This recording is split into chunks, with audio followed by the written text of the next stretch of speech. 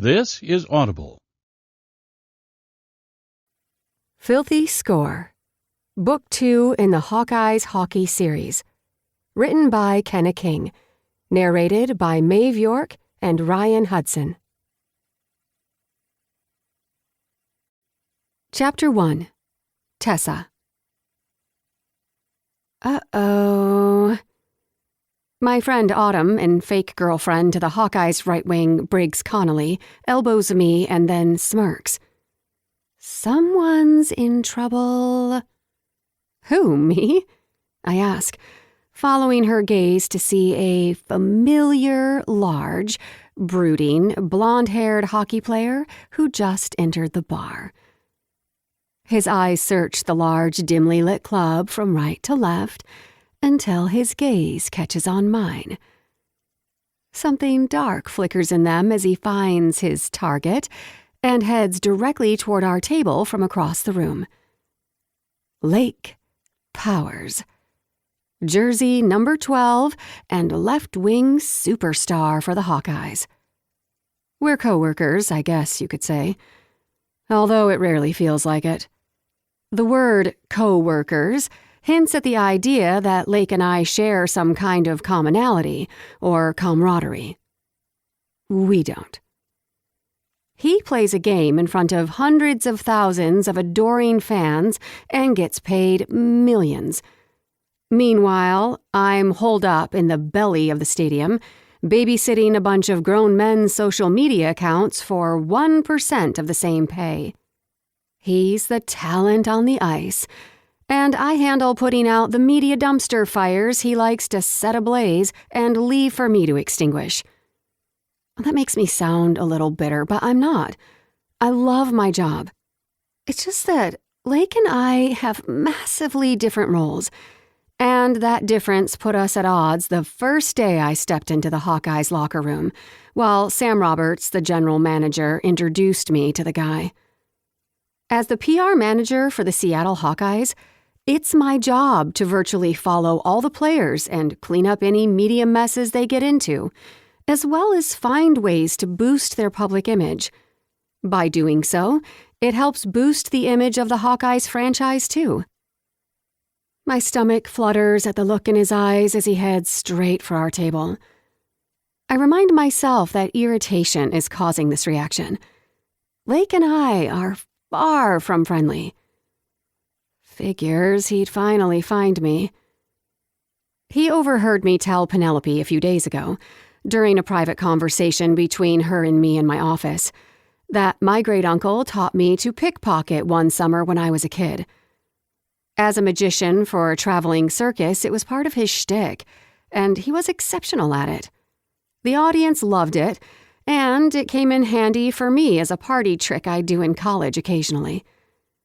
So, when Lake bet me that I couldn't lift his wallet off him because I'm as quiet as a freight train, I knew I couldn't pass up a chance to knock Lake down a peg or two. Besides, I never turn down a bet. So, unbeknownst to him, Lake's unlimited black card is currently holding open a tab that's paid for the past couple of rounds of drinks for our girls' night. He must have finally figured it out and tracked me and his high-limit credit card down. I might have also bought a drink or two for a girl who had been crying after a bad breakup. She needed a little pick-me-up, and Lake was just the man to pay for it, since I'd imagine a girl in every bar across town right now is crying because of him anyway. Karma, baby. I watch as Lake keeps coming closer. Practically every man and woman he passes tries to talk to him, women throwing themselves at him, but he doesn't take his slitted eyes off me. Goosebumps shoot down my arms at his focused and intense stare, and a rogue shiver rolls through my shoulders and down my back as he inches nearer. Unconsciously, I check the distance to the back exit. A small part of me wants to get up and make a run for the back door. I fidget in my seat with every step he takes that eats up the space between us, but I cram that weakness down further in my gut. I'm not that woman anymore. I don't let attractive hockey players intimidate me. Did I just say attractive? I mean, Lake's okay if you like the blonde-haired, icy, blue-eyed California surfer guy vibe, even though he's from Colorado. Still, he looks like he should be on an early 2000s Abercrombie clothing bag. But even if I thought he was attractive in that dominant hockey player way with piercing blue eyes and a smile that could instantly incinerate a pair of panties, we're enemies. Or at the very least, we're not friends. I've done my fair share of dating lying, cheating hockey players in high school, college, and even more recently to know they aren't worth the lay. I have a type. Or rather, I had a type. Never again. I'm done with a whole bunch of them. And even so, we work together. The throng of people dancing in the middle of the room part for him as if he's Moses from the Bible parting the Red Sea. I roll my eyes. He must be eating this up that I get to witness his glory, even though this should be my moment. Gross. Gag me. And I don't mean the good kind. Well, that's my cue to go. Autumn smirks again. This was fun. Another night next week? Penelope and Isla pull their eyes off Lake for a second to nod in agreement at Autumn. And I do my best to focus on them too, and pretend I don't see Lake headed this way, even though he watched me stare back at him for the last few heartbeats. He already knows that I know he's here. And, unfortunately, he's smarter than that pretty boy face makes him seem. A zing of excitement takes me by surprise as Lake walks up to the side of my chair, his smoldering hockey stare beating down on me. If the bar wasn't so loud, he'd be close enough that I'd be able to hear his breathing. Isla and Penelope stare up at him from across the table. "Hi, Lake," Penelope says in her usual sweet voice. "Hi, Penelope," he says quickly, barely offering her a glance. He might be mad at her too, since she played a small part in the bet, mostly just by hearing it. "The card, Tessa," he says, his hand outstretched toward me as if waiting for me to hand over his limitless credit card. Honestly, having a black card in my purse always leaves me a little uneasy, and I'm looking forward to the end of the night when I can give Lake his card back. Whenever my brother Brent, who also plays for the Hawkeyes right behind Lake as a left defenseman, has given me his card to book flights or send our grandmother a birthday gift, I'm always suspicious of any random stranger who walks too close to me. I'm always relieved to give my brother his card back and no longer be responsible for it. So, I'll give Lake his card back. He's learned his lesson. Don't bet me that I can't pickpocket your wallet because I don't back down from a bet. And I don't make a bet I can't win. "I don't have it," I tell him, giving him as little interest as possible. Isla leans forward over the table and closer toward me. "Didn't you just buy our burgers and our drinks with it?" she asks in a whisper, as if Lake might not hear her. "Oh, you're an accessory to theft?" he asks her, leaning on the table. Her eyes dart up to Lake and then go wide.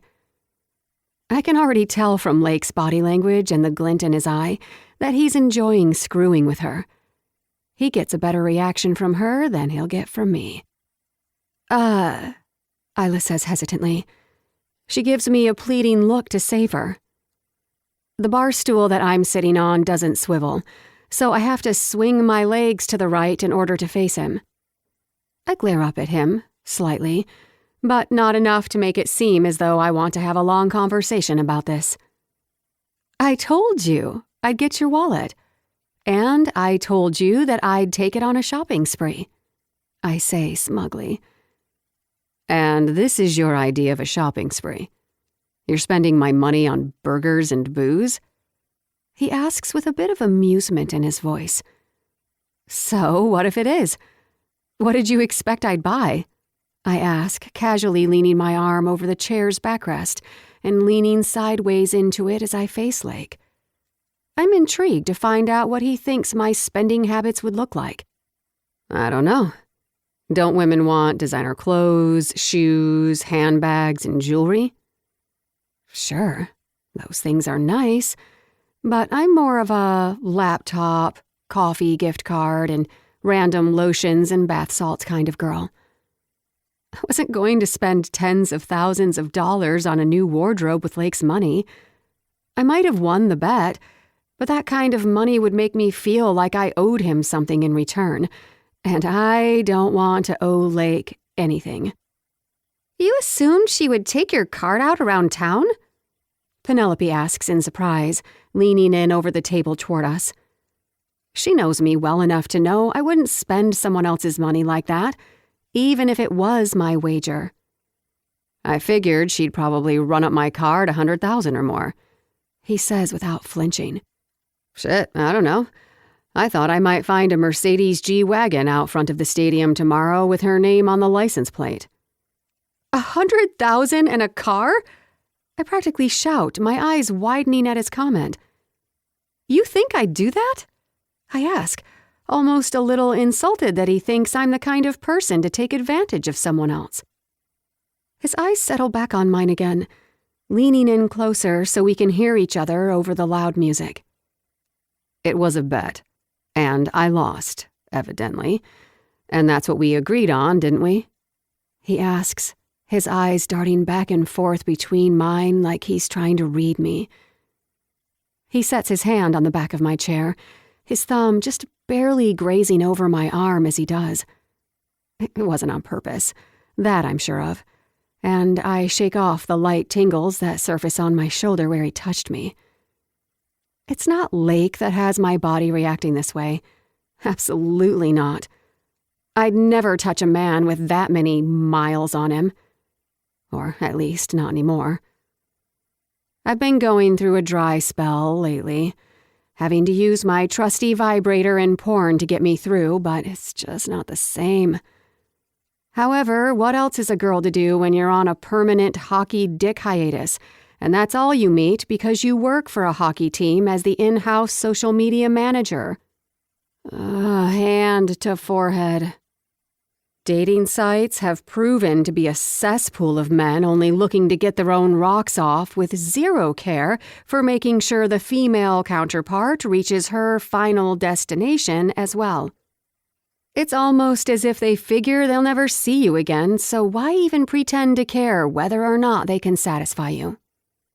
Disappointing on every level. The dating apps need a better rating system that only the women who click on the guy's profile can see, but none of the men are aware of. A hidden referral guide, if you will. 1 star. Be prepared that he'll forget his wallet. 2 star. Don't expect foreplay because you're not getting any. 3 star. It was mediocre, but you might have better luck. 4 star. Worth a second go-around. 5 star. Would refer to a friend.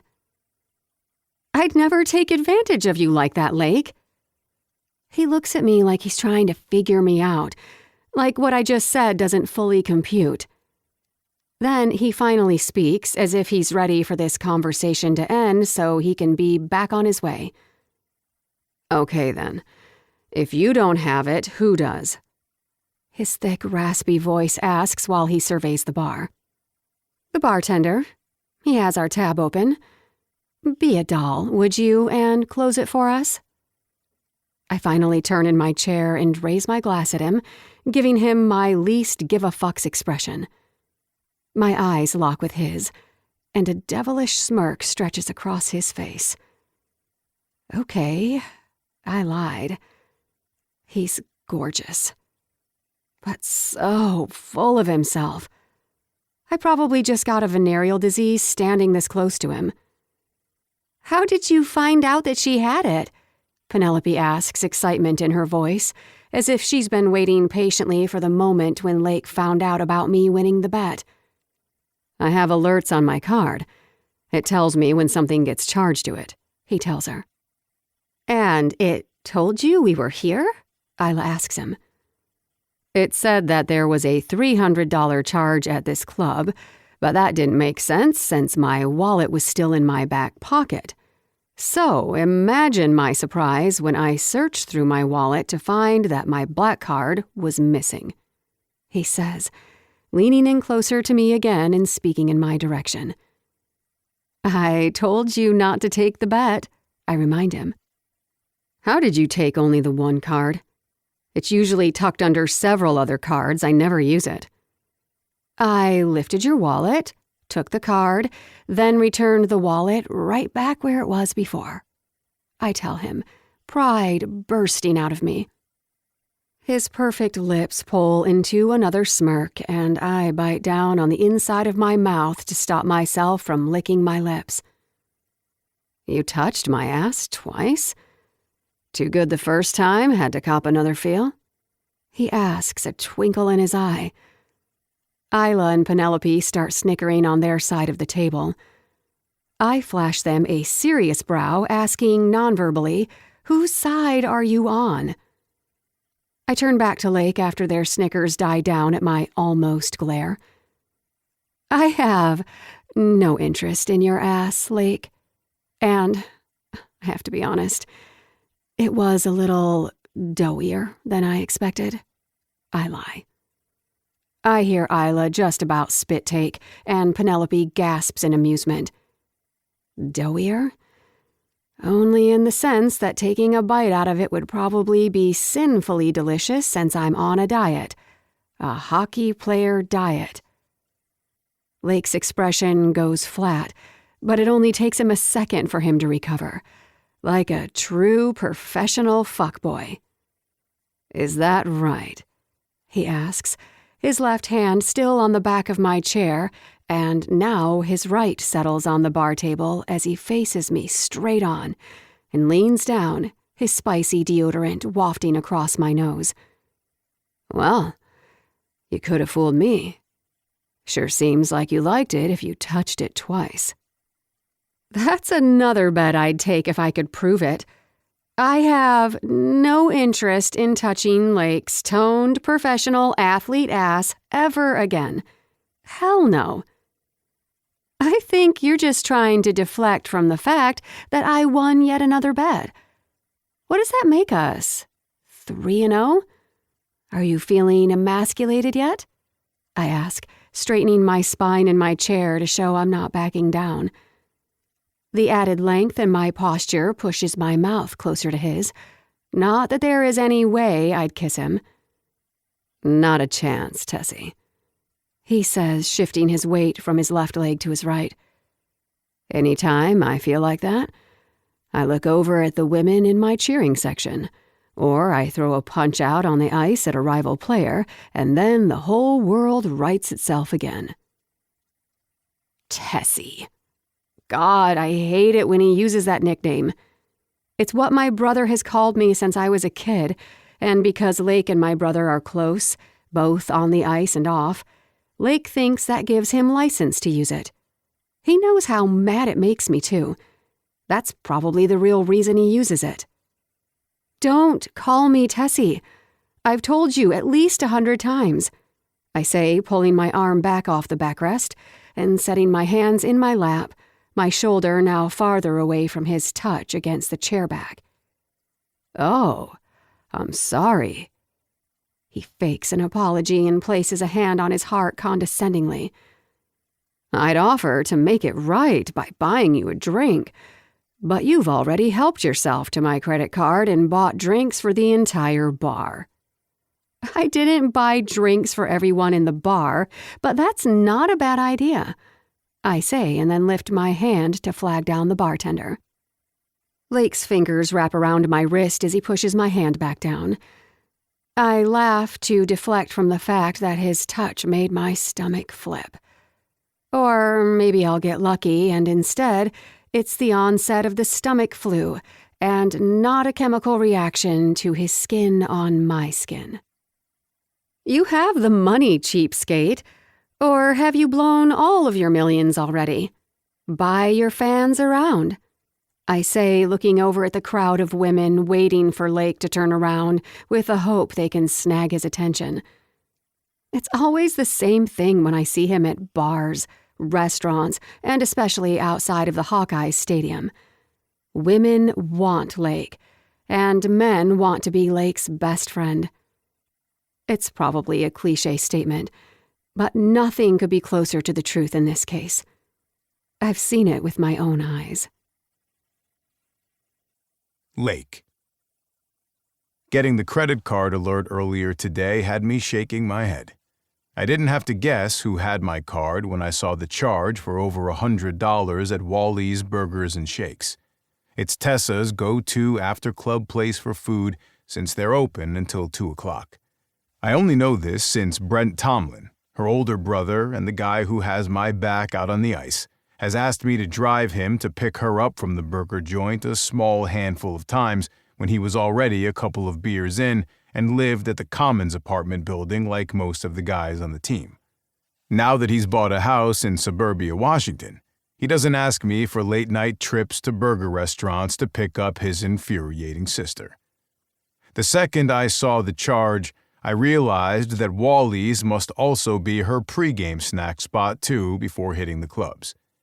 I knew by the time I saw the charge she'd already be gone, so I waited for the credit card company to send me another alert. It was tough to wait another hour for a hit, but I got it. Ground Zero is a club downtown with dancing, overpriced drinks, and rude staff. Something that people come here to experience, which is fucking weird. The second I saw the alert, I already had my keys in my hand. I walked out of my penthouse at the Commons on a mission to find the girl with my high-limit credit card.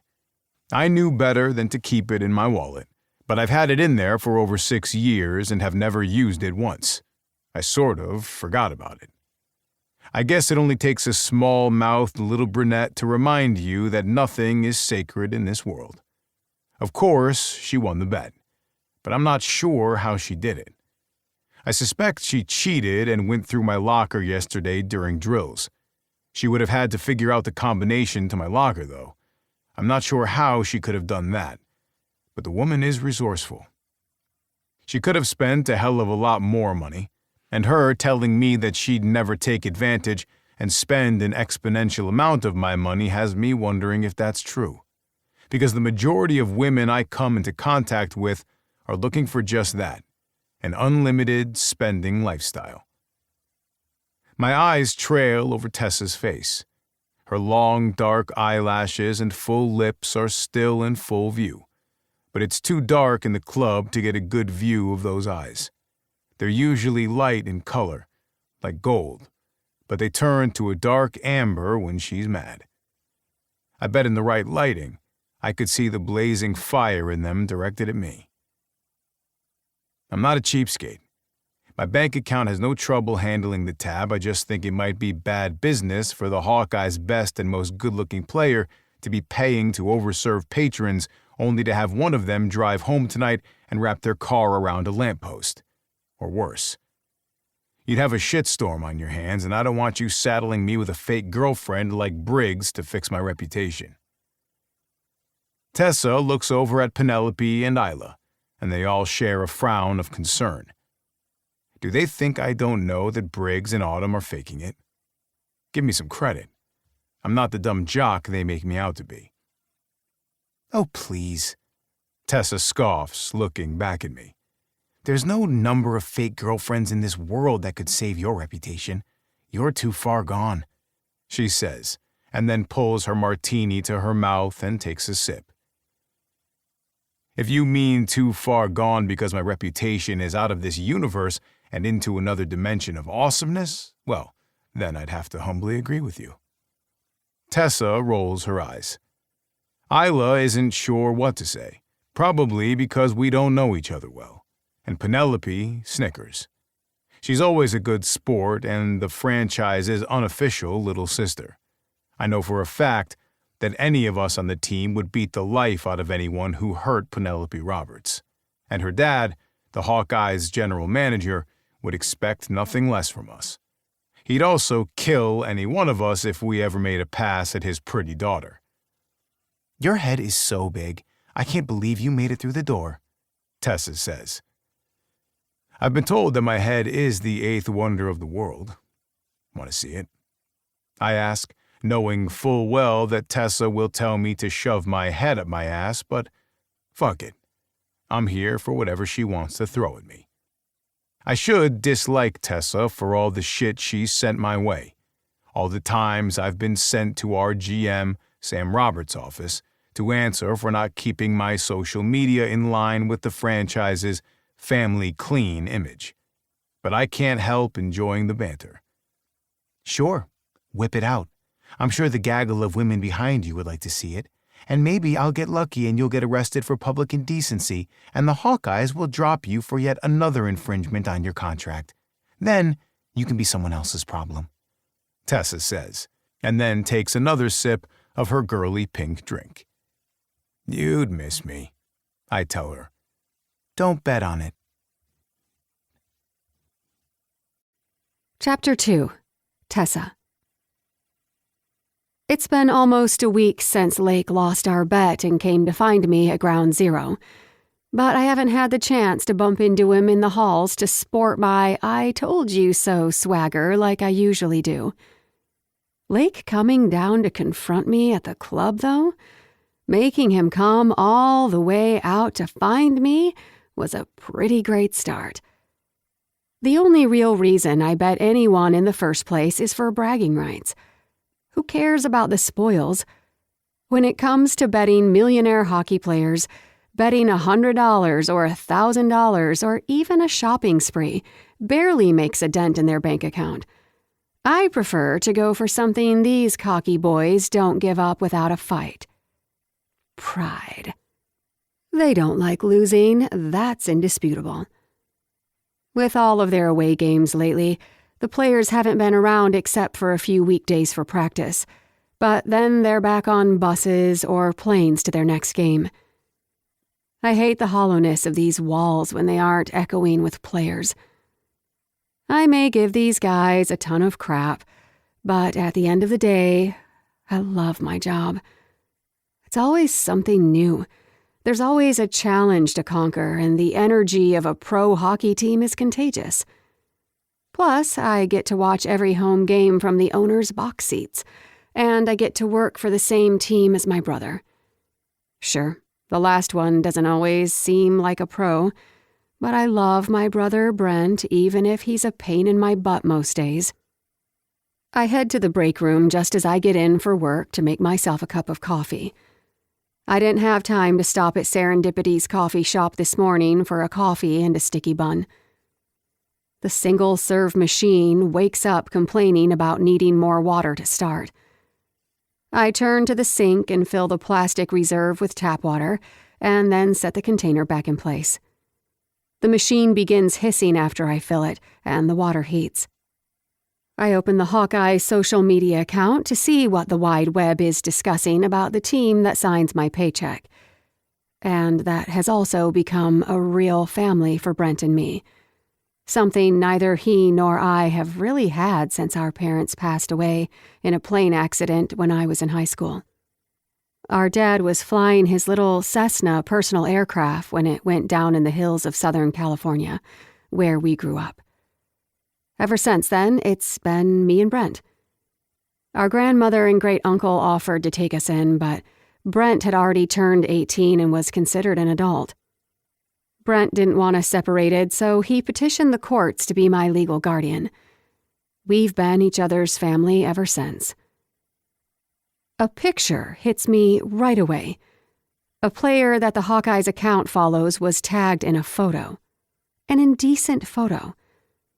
I just about scream out loud, but I hold it together. I know how to handle this, and I'm going to do it as quickly as possible before anyone else sees it.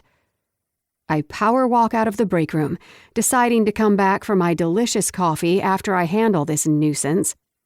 I won't let Lake ruin the best part of my morning, my coffee.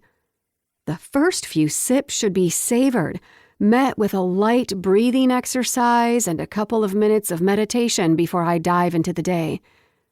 I'm sure Lake would love nothing more than to get my day off track, but I won't let that happen. Tessa, where are you? Lake. At your mom's house. What the hell? Tessa. My mom has been dead for 15 years, asshole. He knows this. He's been Brent's best friend ever since he got traded from the San Diego Blue Devils to the Seattle Hawkeyes 4 years ago. His number lights up on my phone. Lake calling. What? I bark into the receiver. Fuck. Tessa, I'm sorry. It was just a stupid thing that the guys say. Shit. Never mind what stupid stuff they say. I didn't mean. Just forget it, I bite out. It was thoughtless. I forgot.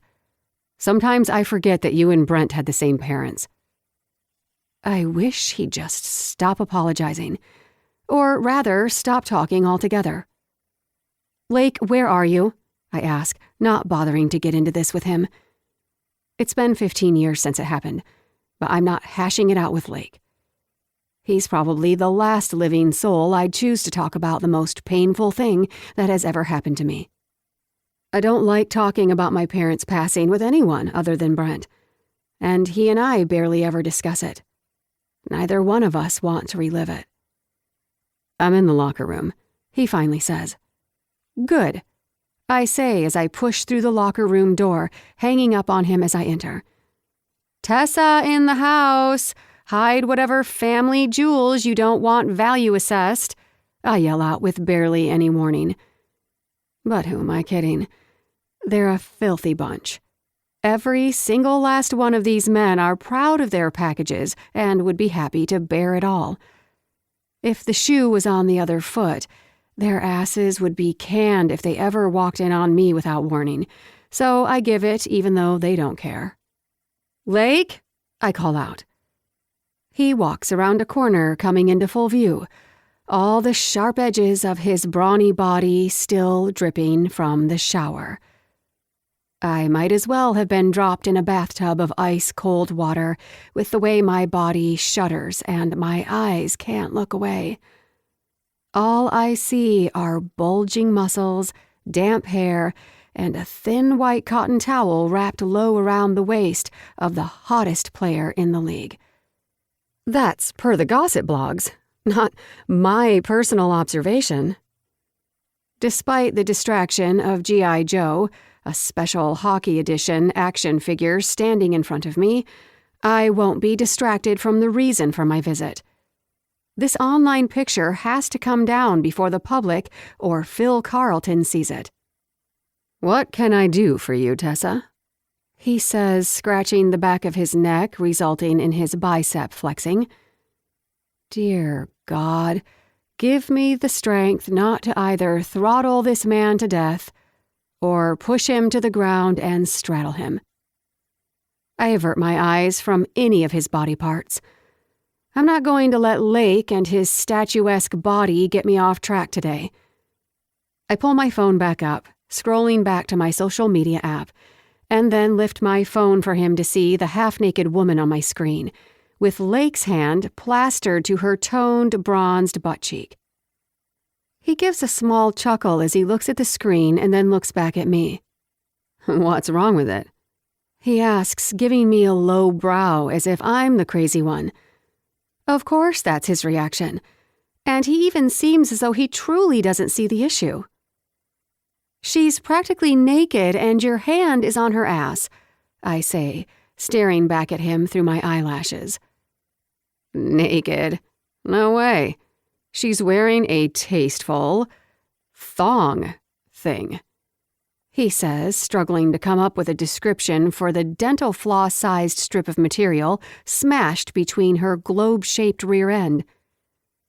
Tasteful and thong don't belong in the same sentence.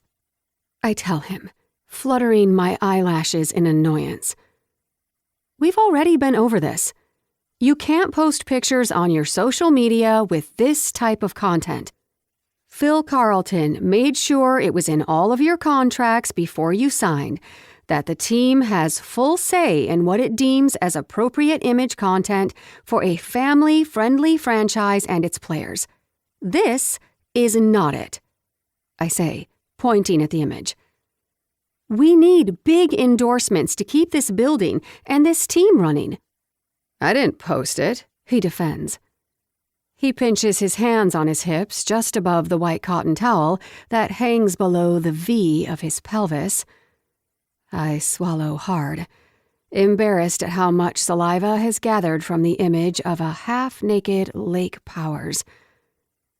He stares down at me like he can't understand why I'm down here, bugging him over a photo.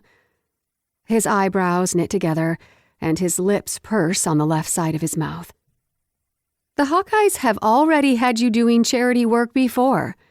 We had to clean up your image from the last picture that got posted to your social media of you taking a body shot off a woman who had to have emojis covering her bare breasts during last off-season. Do you want a repeat?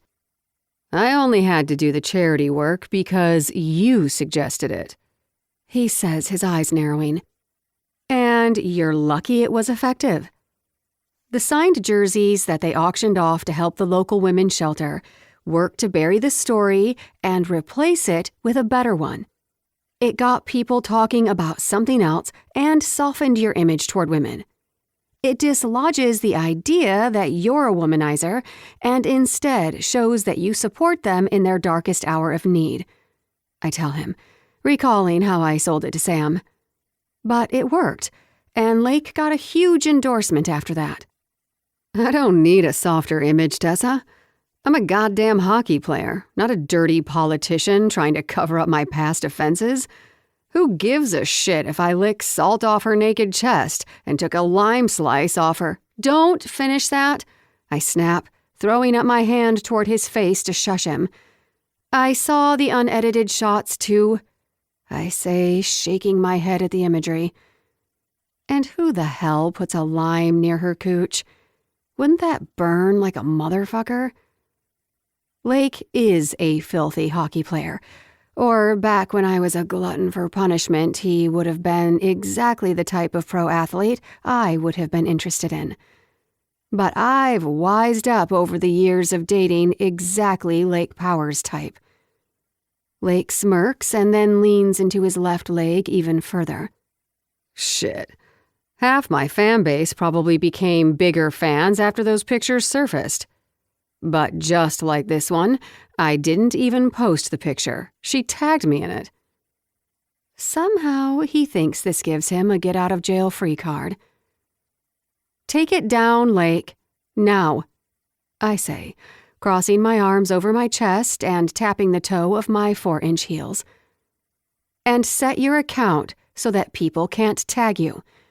This was part of your agreement with Sam Roberts last time. Lake knows better, and he was already asked to make his account untaggable. He must have decided not to listen even after his charity punishment, which turned into an endorsement deal for him by a patron of the event. Somehow, nothing bad ever happens to Lake. He shows up for a charity event and gets a $1 million endorsement from an athletic wear company. It's infuriating, especially because he makes my job the hardest. This argument is dumb. How hard would it be to just take the stupid picture down? He didn't even post it, so why does he care? The answer is, he doesn't. He just likes pushing my buttons and being combative with me, unlike he is with any of the other staff around here. I'm sure as hell not going to do it if you ask like that. He crosses his arms over his chest to match my stance, bringing his biceps and forearms closer to my personal space. His pecs flex at the strain. I don't look down at his arms, but it's impossible to miss in my periphery. I hate how curious I am about how those arms would feel holding me up against him. No, Tessa, bad girl. Are you joking? You're going to be a child about this? My eyes drill into him. Ask nicely, and I'll think about it. I'm the head of public relations.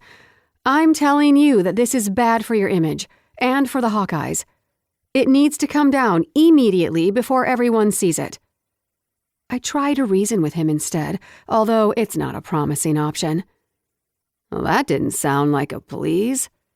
He sing-songs with a bright white toothy grin. Not that I'm impressed. I know a couple of those teeth are fake, knocked out in fights over his long hockey career. Please? Are you kidding me?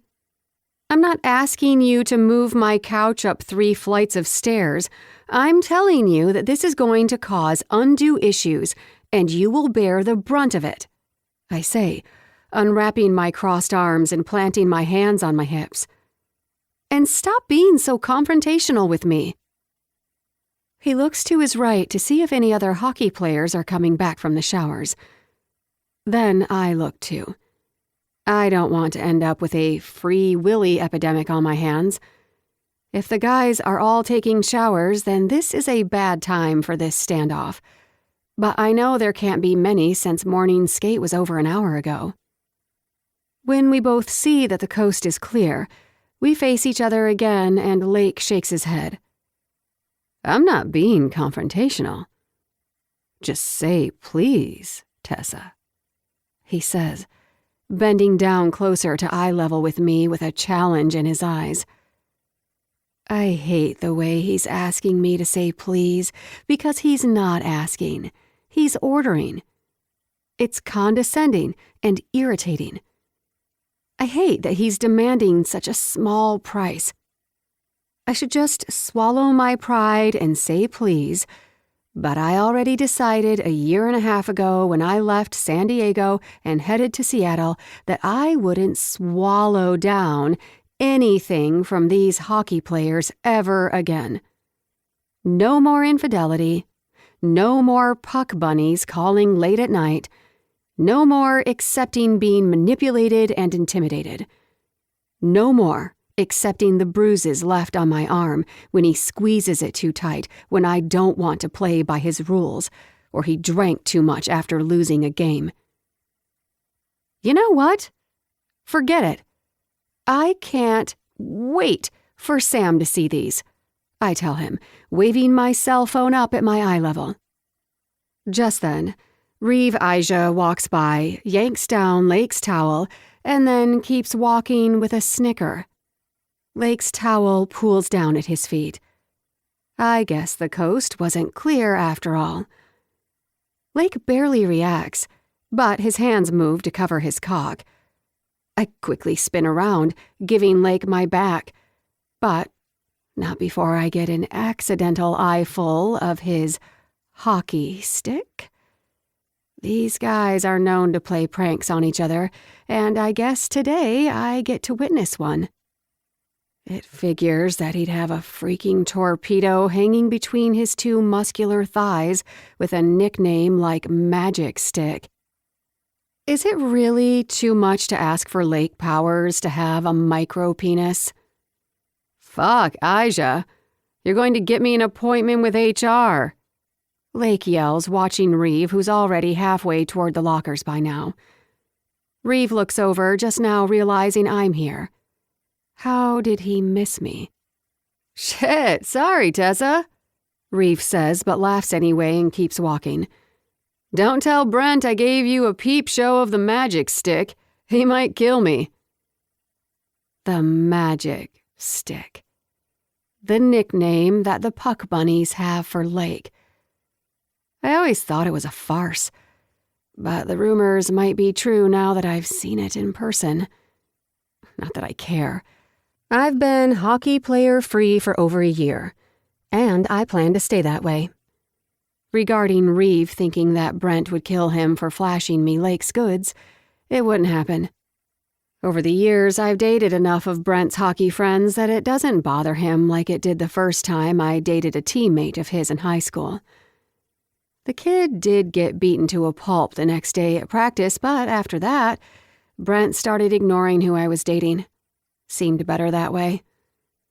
Besides, the only reason he might have a problem with it is if Lake and I started messing around, which will never happen as long as I have any dignity left in my sex-starved body. Lake. Aren't you going to pick up your towel? She asks after she spins back around and looks down at the white cotton towel still on the floor where it fell. Aren't you enjoying the view? I've heard it's spectacular. She gives a dramatic eye roll, and I suck in my lower lip to keep from smiling at her reaction. I can't bring myself to bend down and pick up the towel. It would feel too much like bowing down to her. I don't know why, but it would. And fuck it. I put in the hours on this body, so someone ought to appreciate it. Although if Tessa wasn't always out on a witch hunt for me, worshipping her while on my knees with my head between her thighs could be fun. But sleeping with Tessa wouldn't be a one-night type of thing. Not that I think she's only the relationship type, but because she's Brent's little sister. If you're going to chase a teammate's sister, you'd at least be ready for the whole fucking dating thing. And I don't do serious relationships. Not anymore. Reeve is right about HR. I'm sure they'd at least take an interest in that last comment, Tessa says. I shake off her empty threat. She wouldn't file anything against me. Or at least I don't think she would. Either way, she's the one that came into the men's locker room. Are you going to say please, or am I going to keep the photo up? I ask again, my hands still cradling my cock and balls, but I won't back down. The locker room is heated, but today it was conditioning on the ice. My heart's still pounding from the intense workout, so I'm not cold in the least. The towel can stay on the ground for all I care. Besides, I like the cold. I would have been a pro snowboarder if I could have picked a profession, but I'm a better hockey player. I can't complain. I get to play a game to pay my bills. If only I didn't have the Hawkeyes PR manager out for my head, things around the Hawkeyes stadium would be pretty cush. Tessa started to think she runs my image, but she doesn't. Do I give a flying shit about the picture of me touching that girl's ass? Nope. I was so drunk at that pool party that I barely remember who she was, and touching her ass wasn't intentional. If anything, I think I was trying to get around her and head toward the barbecue to help out my buddy. I don't even remember what happened to warrant my hand on it anyway, nor do I think we even shared more than a word or two that entire day. But someone who was watching at the party got the shot and sent it to her. Probably a friend of hers. I swear these social media climbers are working in pairs like sheepdogs, trying to corral you into doing something to make their post go viral, all clamoring for that coveted blue checkmark. She's getting her 10 minutes of fame, and I'm getting my ass chewed out by the pint-sized media dictator that Sam Roberts hired when he heard that Brent Tomlin's sister moved to Seattle to live with Brent. She used to work for the San Diego Blue Devils hockey team, the same team I got drafted with and where I spent my first 8 years. I was traded to the Hawkeyes 4 years ago and landed myself, thankfully, here instead. San Diego's a great team, but I had a few issues with one of the players, and I'm grateful to be with the Hawkeyes now. This is where I belong, with this team and this group of guys. From what I've heard, Tessa knows her stuff, and Phil Carlton seems to be enamored with her ability to change the public's perspective of his team. It was when Tessa moved here that Brent bought the house and moved out of the Commons, and that's when Captain No Fun got her office next to the locker room and started busting my chops about anything and everything that I say or do that any media outlets get a hold of to boost viewership. Tessa Tomlin is like a tiny little grizzly bear, and when coming face to face with this predator, it's best to stand your ground, stare it directly in the eye, and make yourself look as big as possible so it doesn't fuck with you. But if it attacks, you go straight into the fetal position and cover your head and face until she gets bored with you and moves on. Standing here butt naked with my dick in my hands, I'm not exactly sure which position I'm currently in, standing my ground or cowering in the fetal position. You have until you leave the stadium campus to untag her post from your social media account and block future users from tagging you. Then she spins around to leave in a pair of tall black stilettos and a black pencil skirt that reaches down to her slender legs. Her long, dark locks lightly wave and sway down to her lower back. I'll give her one thing. She has a nice full backside that would look fucking amazing with my red handprint on it. Or else what? I yell after her, but she doesn't respond. I watch her ass sway from side to side as she leaves in that hot as fuck skirt that shows off every curve of her long legs. Damn, that's a nice ass. Or else what, Tessie? I call out one last time before she pushes through the locker room door and exits. I chuckle. I'm glad she didn't say please because leaving the photo up will eat at her all day, and something about that does something for me. But I sure as shit have no intention of digging into those urges. Chapter 3. Lake. You got impeccable timing, I tell Reeve, walking toward the lockers after I've pulled my towel back around my waist. I waited to bend over and reach for my towel until after Tessa walked out of the locker room a little more infuriated than when she walked in. The woman frustrates the fuck out of me, but I couldn't have pulled my eyes off her ass even if they offered me double my contract salary.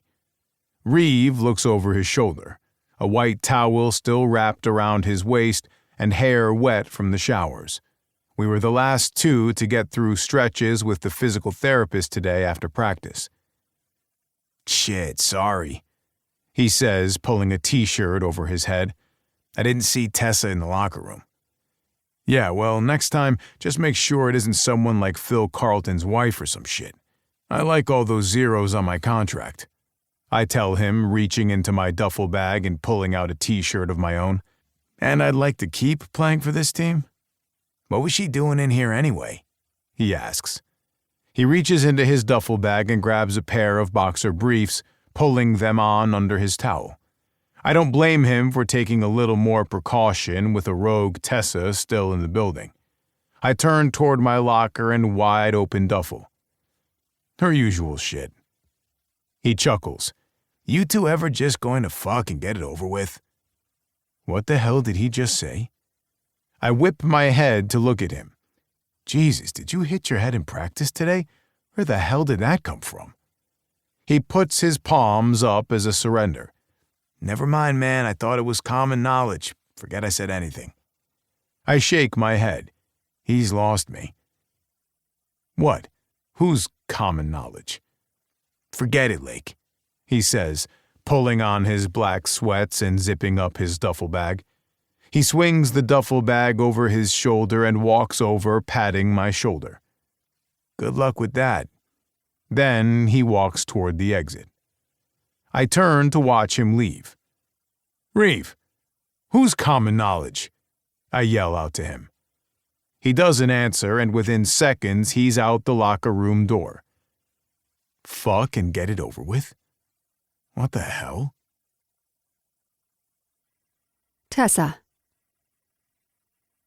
Hours after my confrontation with Lake, where I saw more than I bargained for, he still hasn't untagged himself from the photo.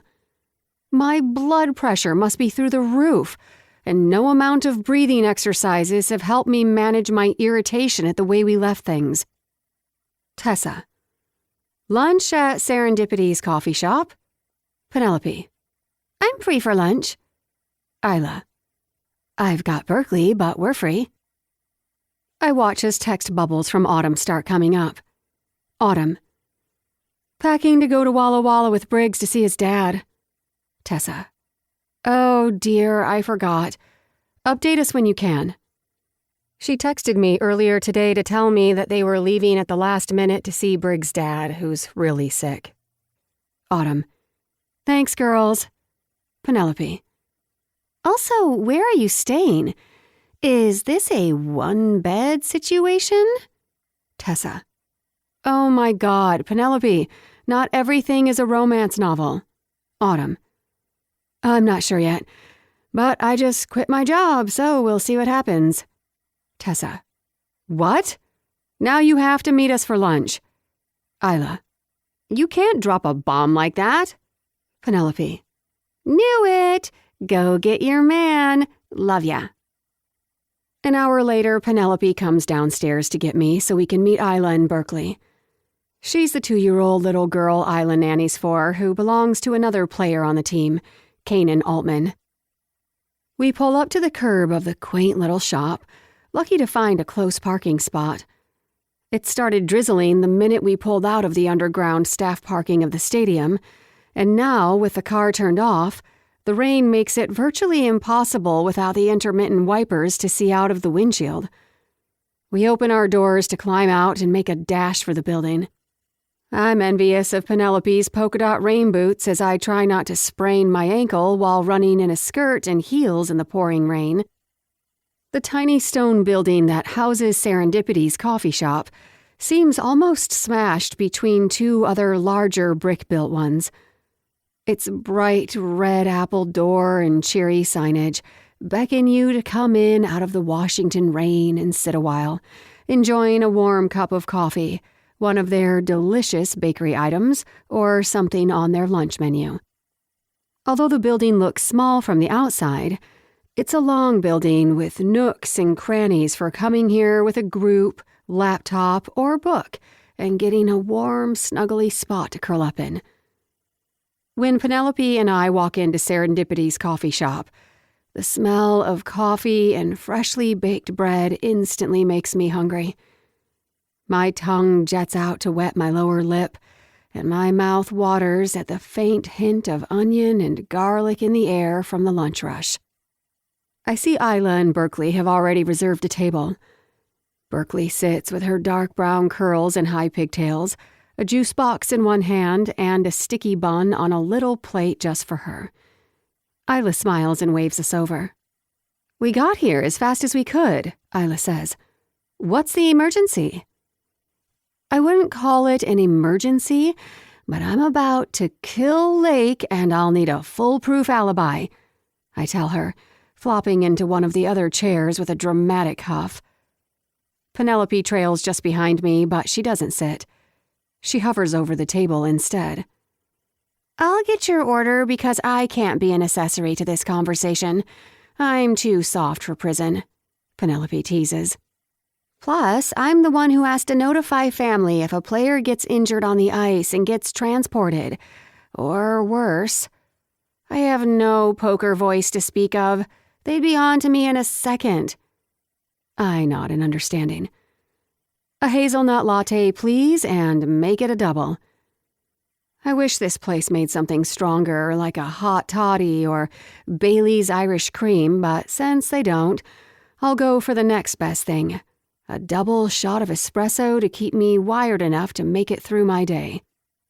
And I can't help you either. I'm too ticklish, Isla adds, lifting her large white porcelain coffee cup to her lips before Penelope turns away to make our order. Penelope swings back around, lightning fast, and we look at each other for a second.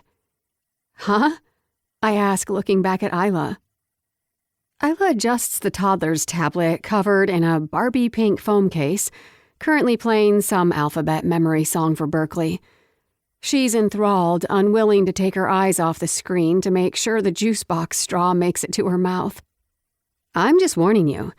If they try to torture the information out of me by way of tickling, I'll give you up before they ever lay a single finger on my feet.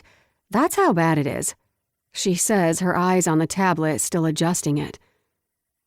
Good to know, Penelope says, pretending to write it down on imaginary stationery for future use. Penelope and I both laugh, and then Isla joins in. Then what in the hell is the point of having best girlfriends? if it's not to kill each other's enemies and then use it as group blackmail to keep us all in a lifelong blood pact that only ends with us all taking the murders to our graves? I ask. Penelope leans in over the table.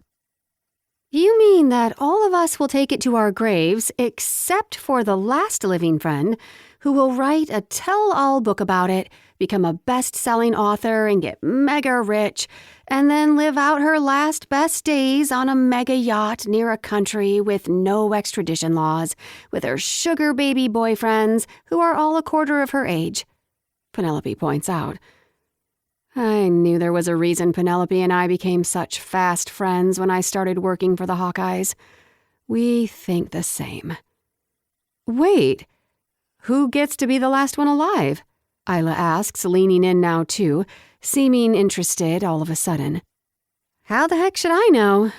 I guess we'd have to draw straws? Penelope suggests.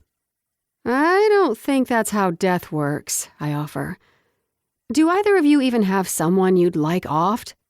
Sure, but mine currently lives in Canada and plays for the Hawkeyes farm team. I haven't seen him since college, and I'll probably never see him again. Penelope says, still standing, waiting to go make our order, but the conversation got too good. Understandable. Mine is my ex-fiancé who's trying to guilt-trip me into coming back to Colorado to run our business while he screws his new girlfriend who used to be our warehouse manager. Isla blurts out.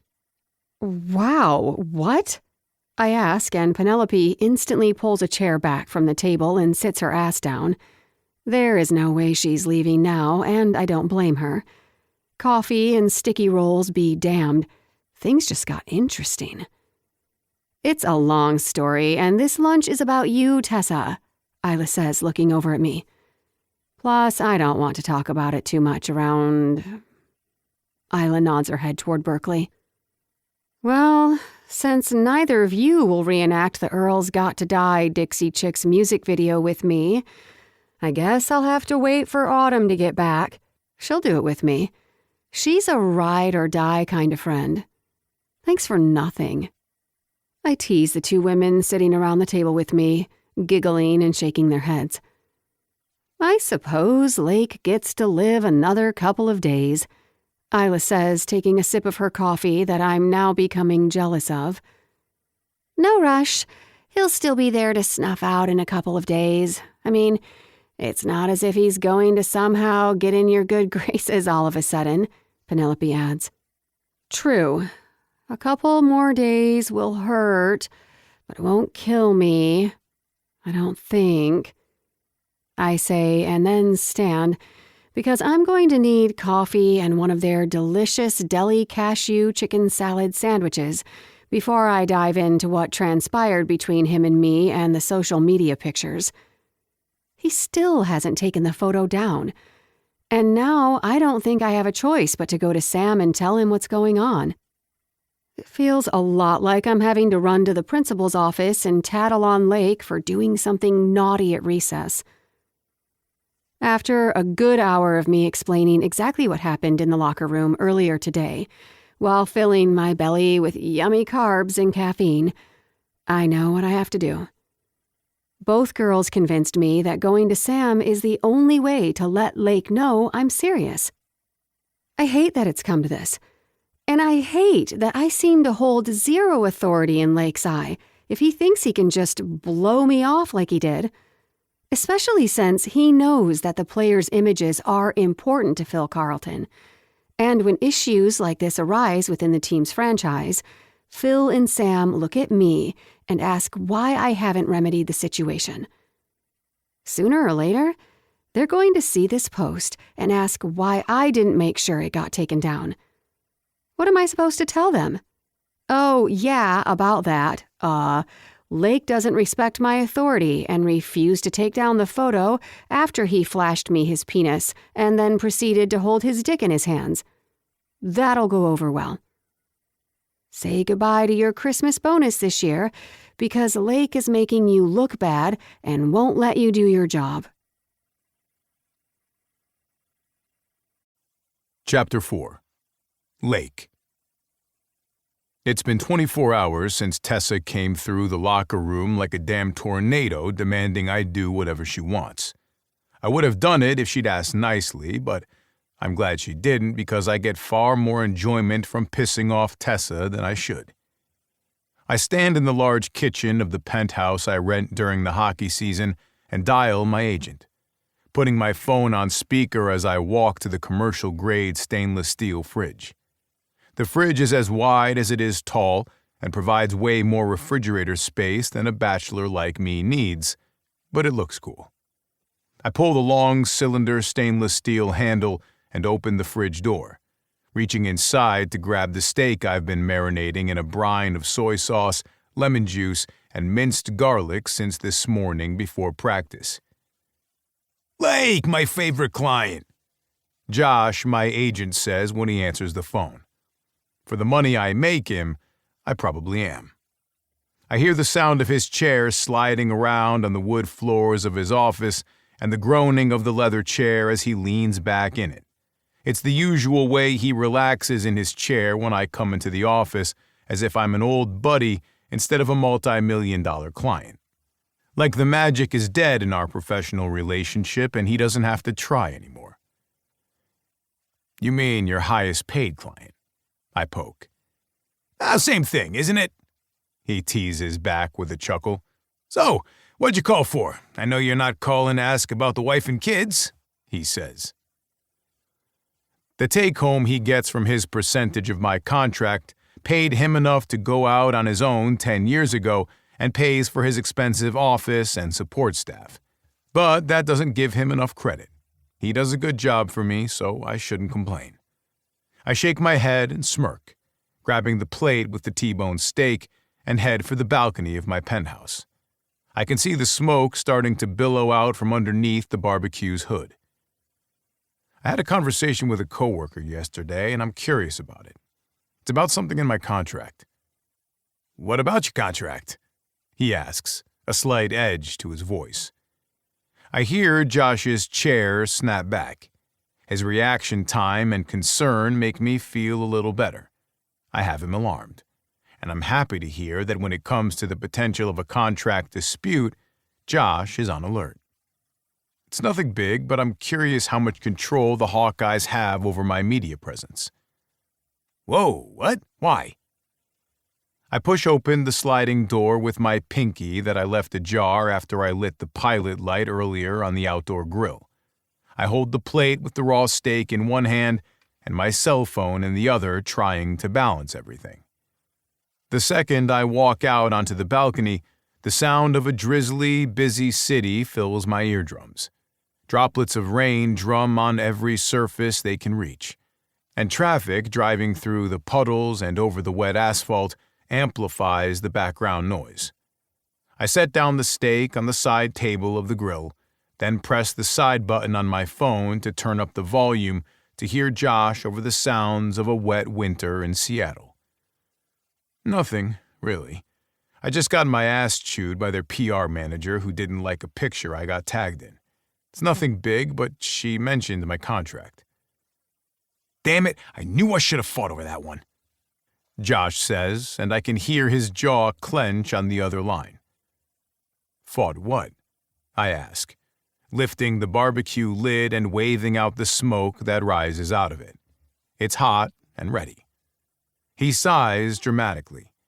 "I fought their control over our image on social media. That's something that the agency should have full control over. I didn't like it when I read it, and it was on my takeoff list in the first round of negotiations, but..." "But what?" I ask. "But then they tacked on another $1 million to your yearly contract I didn't want to make any waves. Seemed like one of the stipulations that companies add to their contracts that they never really flex their control over." "Well, they're flexing, and flexing hard," I tell him, using a set of tongs to grip the steak on the plate and set it on the barbecue. Loud sizzling and popping sounds break out as the steak hits the hot barbecue grill, putting a nice, crispy bark on the steak. My mouth waters at the smell of charred meat. Today was a hard practice, and I burned enough calories to eat 10 of these things, in addition to a good hearty carb load to keep up my energy this week. "What exactly is going on?" he asks. I hear his suit rustle and then a buzz as he hits the intercom on his landline to call his assistant. Yes, sir? I hear his female assistant say over the intercom. She's about my age, early 30s, or maybe she's a few years older than me. She's friendly enough when I come into the office, but not the chatty type. She seems a little too serious for that and always seems to be reading through a contract with a highlighter whenever I come in. Jody, I need you to pull up Lake's current contract on your tablet and come into my office. We're looking for the media clause. You got it, sir, she says, and the line seems to go dead. Not more than 30 seconds later, the large wooden door to Josh's office opens and footsteps approach Josh's desk. I'm going to put you on speaker, Lake, he tells me. The echo through his office says he did it before announcing it to me, but I don't care if I'm on speaker. There isn't any company that I keep that would prompt me to clean up or hold back from saying something if the thought came to me. Well, all except my mom. And my nieces. Other than that, I am who I am, and people have to deal with the vulgarity of that on occasion. I've even heard of some finding my fluid conversation refreshing. Okay, Jody, what you got? He asks, his voice sounding like he's hovering over his desk, likely placing his phone in the middle of his large table so that I can hear him and Jody. I flip my steak over, nodding when I see the perfect grill marks on it. I listen to her over the sound of sizzling from the other side of my steak and the light drizzling of rain on a dreary Seattle evening. I tune out part of the legal jargon until she gets to the meat of the contract rules. Anything deemed inappropriate or off-brand with the Hawkeyes' clean family fun image must be corrected or altered to fit within the parameters set forth and advised by the public relations team. Shit. I have no leg to stand on. But she still could have said please, even though I would hate to have untagged the photo because Tessa would have felt vindicated. I would have honored the deal I made her. She couldn't say something as easy as please. Surely if Sam or Phil get word of this, and I tell them that all she had to do was say please, they'll side with me. The following morning, I go to the fridge to pull out a carton of eggs, cheese, and a few other things for a quick egg scramble. I start guzzling down a protein shake as I start making breakfast. I have practice in about 2 hours, but I need food beforehand, or I'll play like shit. I don't do well on an empty stomach. My phone flashes with a text. Sam GM. I need to see you in my office. Lake. Sure thing, boss. Would she have ratted me out? Sure she would. She's done it before. I consider swiping into my app and untagging the photo now so it's no longer available to see, but that will only make me look more guilty, won't it? Best just to see how this goes. Worst case scenario, Sam makes me sign a few autographed jerseys again like last time and sends me on my way with a slap on the wrist. I head for the stadium as soon as I finish my food, opting to walk the 2 blocks instead of driving. It takes less time to walk than to pull out of our secure underground parking and then check into the stadium parking, which means I have to take an additional elevator to get to Sam's office. Most of the guys who live here walk except for a couple of guys who live elsewhere. Since I'm leaving early, I don't see any of my teammates headed in yet, so I walk by myself in the light mist of the Washington weather. The ocean breeze picks up a little, and the salty smell of it has me taking in a deep inhale. I love the smell of living by the ocean. I grew up in Colorado, and although there's almost nothing as beautiful as the Rocky Mountains I was raised under, living near the ocean certainly holds its appeal. I walk through the stadium doors and wave hello to the usual security guys on in the mornings. Morning, Clint, I say to my favorite security guard, who I bullshit with the most. He's in his 80s and retired from the Seattle police force, but says he's too bored living in the over 55 community center, so he got a job here to get himself out of the house. Did you propose to Rosie yet? I ask him about the 70-year-old girlfriend he said he bought a ring for a few months ago, but he has been too nervous to ask. I finally did. Last weekend. I had her great-granddaughter help me. He smiles proudly. Yeah? Did she turn you down when she realized she and I are a better match? Ha! Nice try, Mr. Powers. She said that you're too inexperienced for the kind of lovemaking she's interested in. My eyebrows shoot to my hairline. Excuse me? I ask with a chuckle. Yep. She wants a man she doesn't have to teach new tricks to. She wants a man with miles on him. I grin as Clint straightens his spine, walking with extra confidence. New tricks, huh? She has a few things she thinks she could teach me? I ask. Sure, Clint and Rosie have lived more life than me, but it's hard to believe she's done things I haven't done yet. I've cleaned off the bucket list. Well, mostly. But that last bucket list item was something I added over 4 years ago, and it was a mistake to add it even though I didn't realize it at the time. Now, there's no way in hell that item's getting checked off. That was back when I saw a woman in the stands during our first home game, and I swore I'd sleep with her. Then I learned her name the second Brent put his arm around her and pulled her in for a kiss on the top of the head after post-game media. Tessa Tomlin. Well, congratulations, Clint. Make her happy, or else I will. I tease and then turn to head for the elevator. I got the doctor prescribed stuff now, Lake. You can't compete. When I look back, Clint has already turned and headed in the opposite direction, whistling as he goes. Funny bastard. Some days he's the highlight of my day, especially today since I know I'm about to get my ass chewed by Sam Roberts while Tessa watches with a gratified smile, knowing she got what she wants, forcing me to bend to her will. But I could bend her will into a much better position that would leave a different kind of gratified smile on her face. God damn it. Someday I'll have to stop thinking about fucking Tessa. It's not healthy, or at least what I deem as healthy, which is to never have an infatuation with a woman, never let a fling go on past a week, and never give her more than your cock, fingers, or mouth. A heart isn't safe outside of your body, and I know that better than anyone. I step off the elevator and onto the 3rd floor of the Hawkeyes corporate offices where our general manager, the owner, and the legal team have their offices. I look to my right where Phil Carlton's assistant Adele sits at her desk. The desk is about bar height, and the dark espresso color matches the wide plank wood flooring throughout the office space. Hi, Adele. Headed to see Sam, I tell her. She nods. Tessa mentioned you'd be coming in. Good to see you, sir. You too, I say, giving her a nod as I walk past and head down the hallway. I've given up trying to get her to call me Lake instead of Sir. I know most of the other players have tried to do the same and failed as well.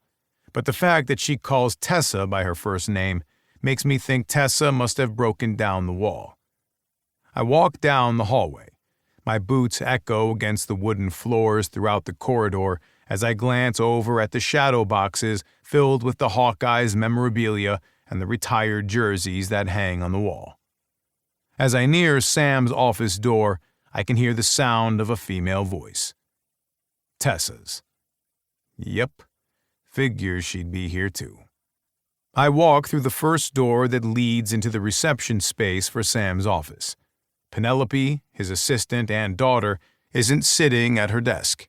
Instead, she's standing in the door frame of Sam's office as the 3 of them, Sam, Tessa, and Penelope, chat about something.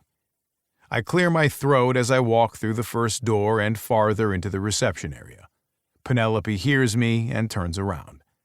I see Sam standing at his desk, but I can't see Tessa, who's probably standing off to the right since Sam's attention seems to be pointed in that direction as he nods to something she says that I can't hear.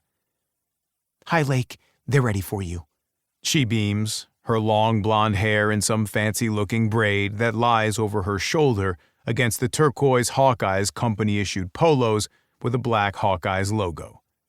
She steps out of the door frame and starts walking toward me, turning to her left and around her desk that sits just past Sam's office door. I take a few more steps until I'm now standing in the door frame of Sam's office. Sam looks over at me. Tessa looks too, but the turning of her head to see me seems as though it took a second longer than it could have.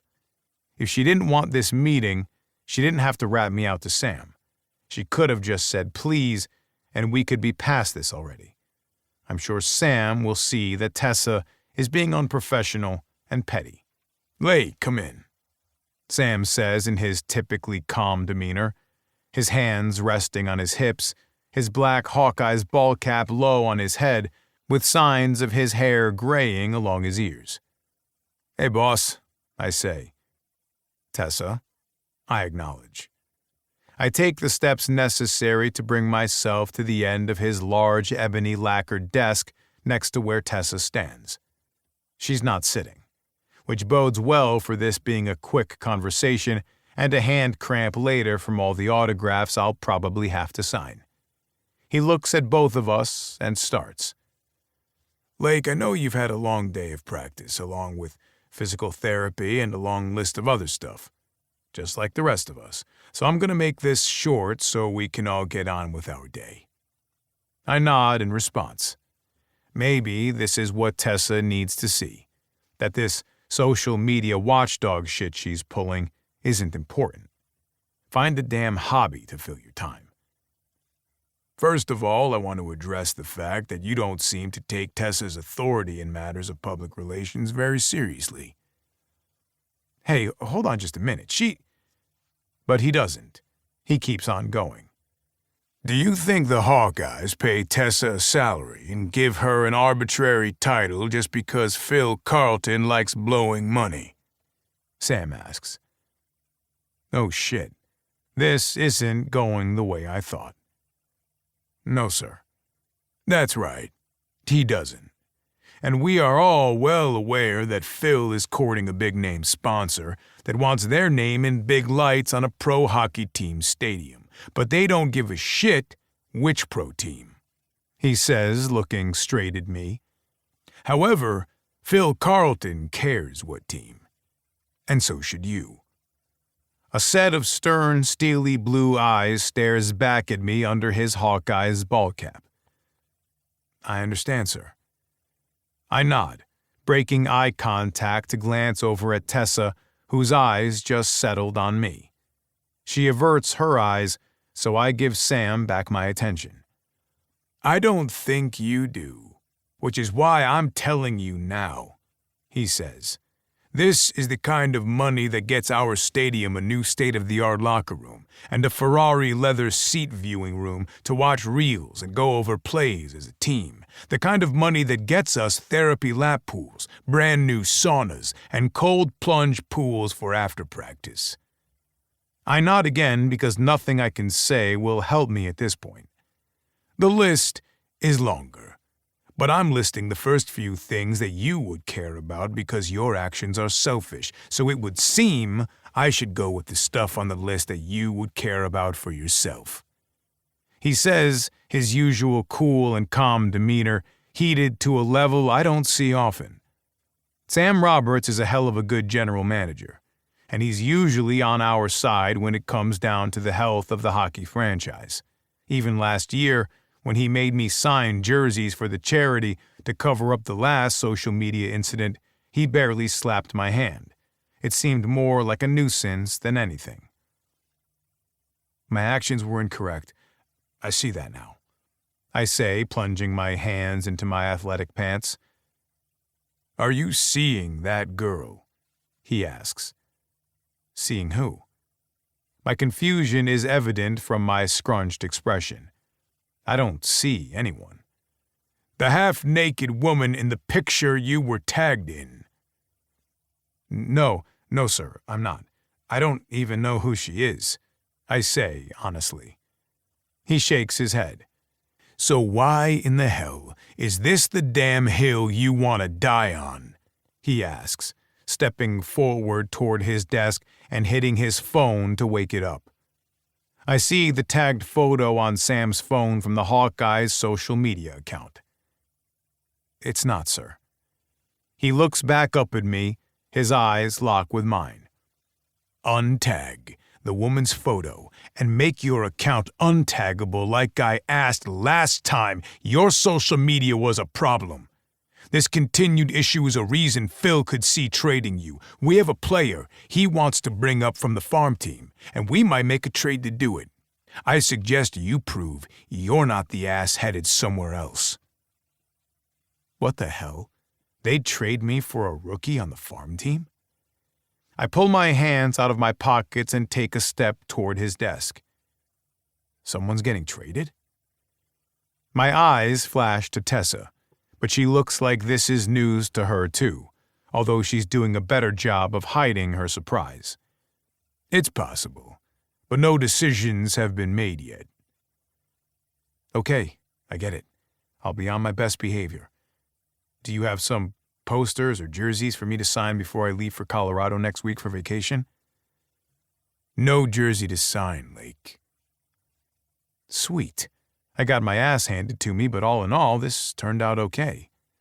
Instead, you're going to stay behind for your bye week, and Tessa has a dog rescue you will volunteer for during adoption week. He's making me stay home? I glance over at Tessa, and ideas to make the rest of her life miserable flash through my mind. Reeves' idea that she and I need to fuck and get it over with was crazy. I settle my eyes back on Sam. I'll do it a different week. I already have plans, I argue. Tessa turns to me and I turn my head toward her. With your schedule for the next couple of weeks after your bye week, you'll be out of town. This is the best week to do it, Tessa says, flashing a sweet-as-pie smile, but I know those devil horns are hiding under that silky dark hair. This is beyond being bossy.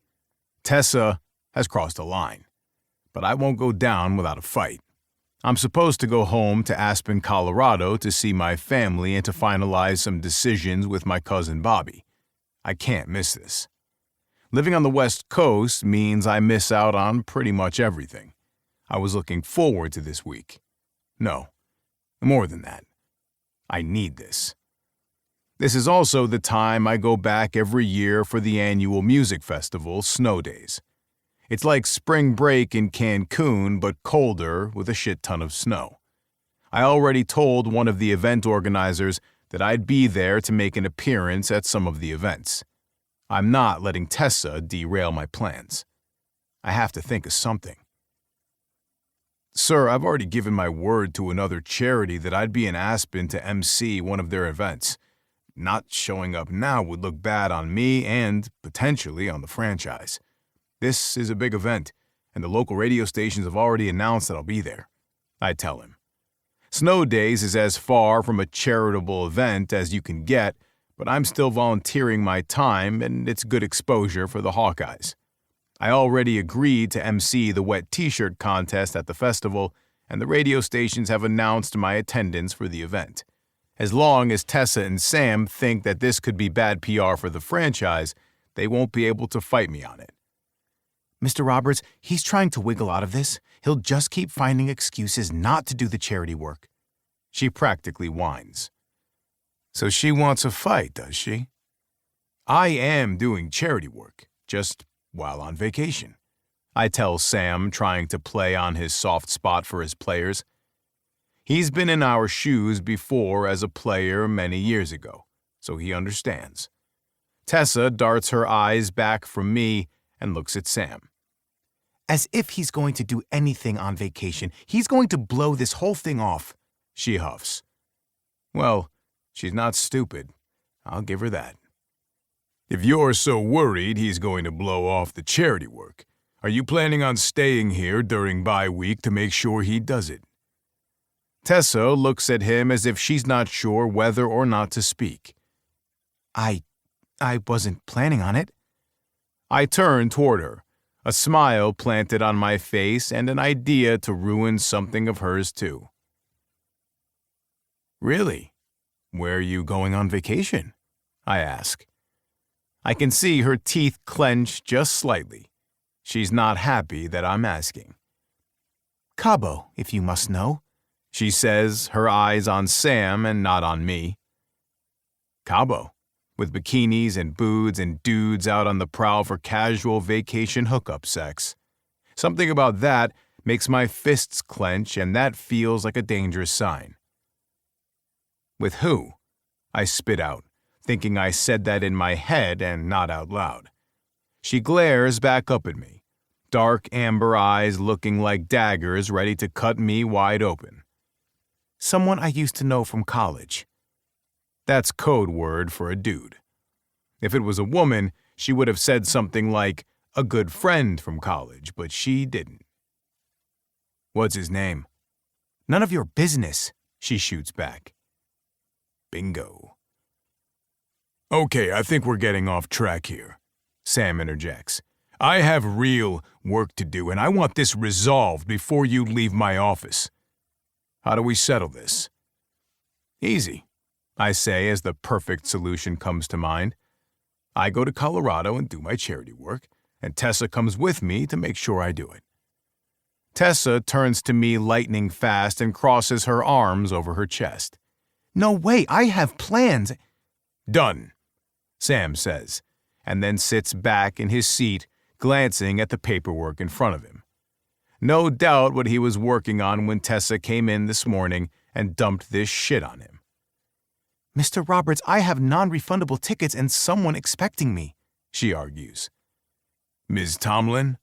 Sam says, looking up from his desk, his face barely visible under his cap. He's already checked out of this issue. I can see it in his eyes that this issue is now resolved. You wanted the dog adoption charity requirement on his 1 week off all season when he should be resting and recouping. You're the one worried he can't self-monitor the charity event on his own, as well as he has told us he has a previous engagement for charity work in Aspen. The dog adoption photos would soften his image. It's a win-win with this big sponsorship coming up. And with Autumn doing so much for Briggs, the top players are looking like altar boys right now. We need this. She takes 2 steps forward, inching closer towards Sam's desk, her arms outstretched at her sides trying to petition her case. Then I think Lake's idea makes the most sense. Lake will have to manage to do both charity events while in Aspen. He looks at me and I nod. I'll agree to doing snow days and her dog adoption thing next week, as long as her trip to Cabo is ruined, and we do the charity work in Aspen. Good. He nods back to me and then turns to Tessa. I'm sure you can find a dog rescue in the Aspen area for Lake to help out. Then you can be sure that the right photos and content are getting put out for the public. And you're right. This sponsorship means a lot to this franchise. We all need to do what we can to reel in this sponsor.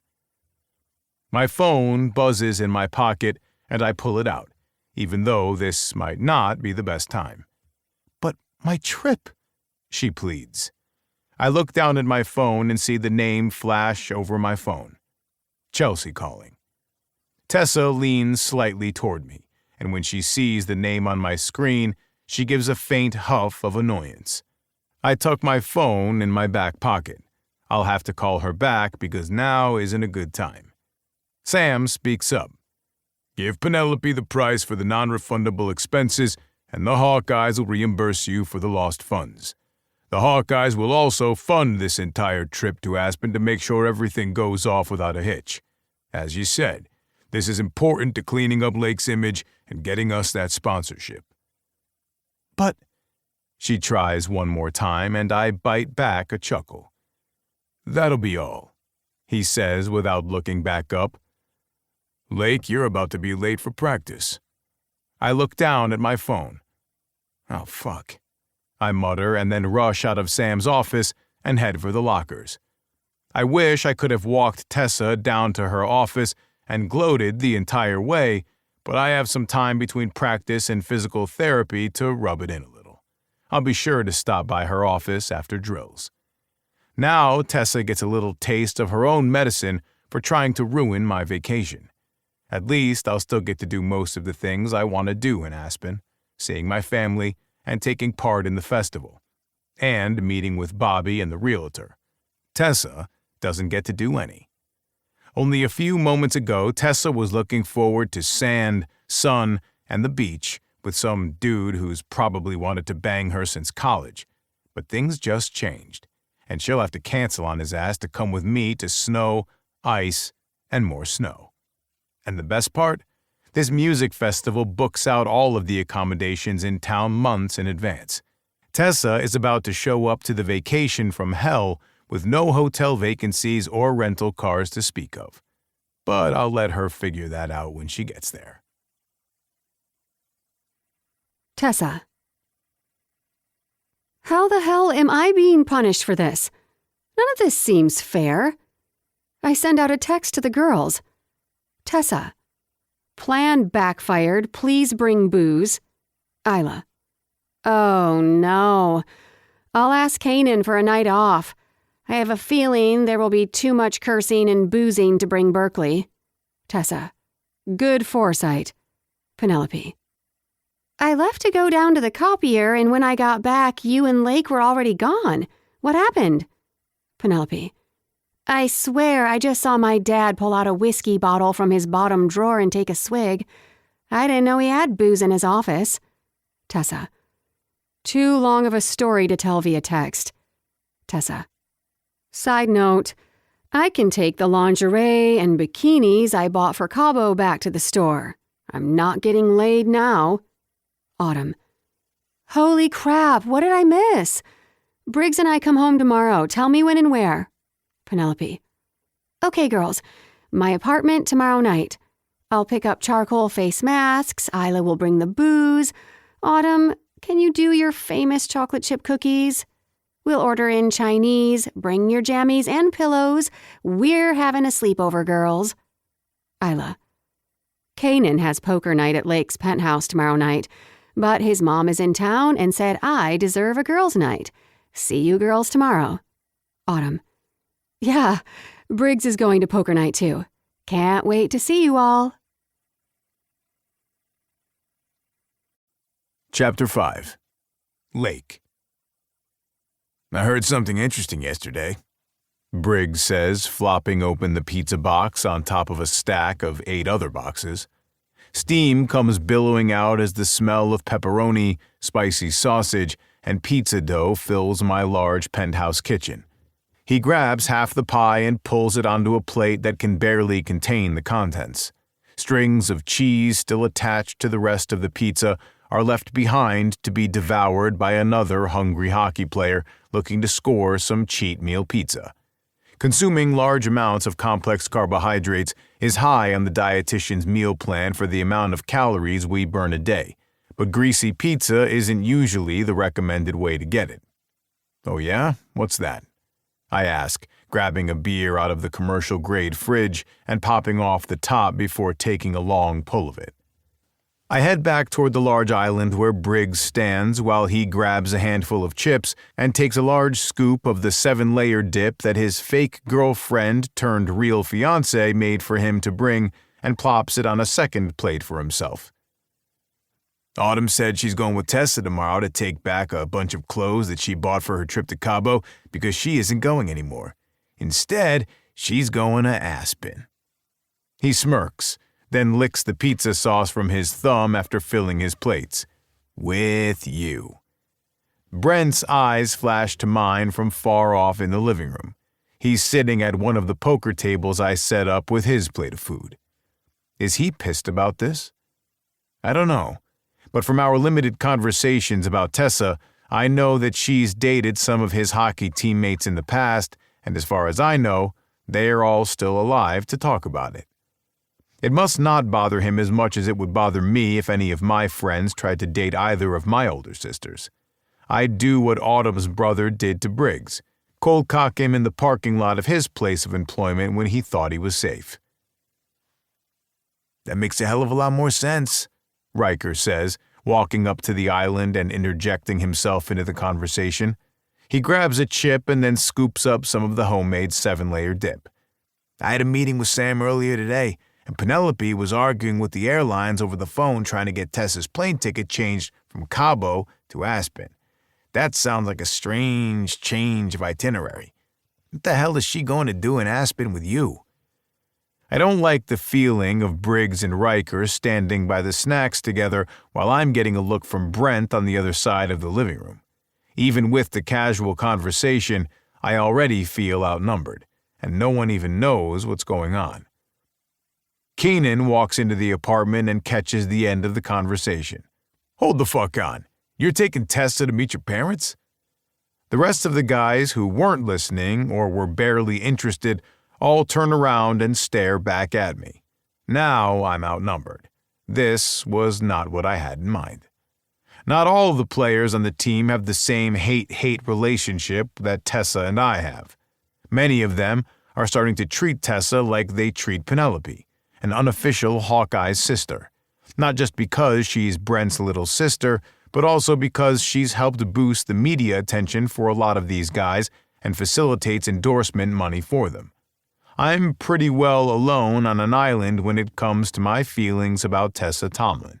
And now that Briggs spilled the beans that Tessa is coming to Aspen with me, and I've got a correctly labeled reputation of never fucking the same girl twice, people are interested to see how this unfolds.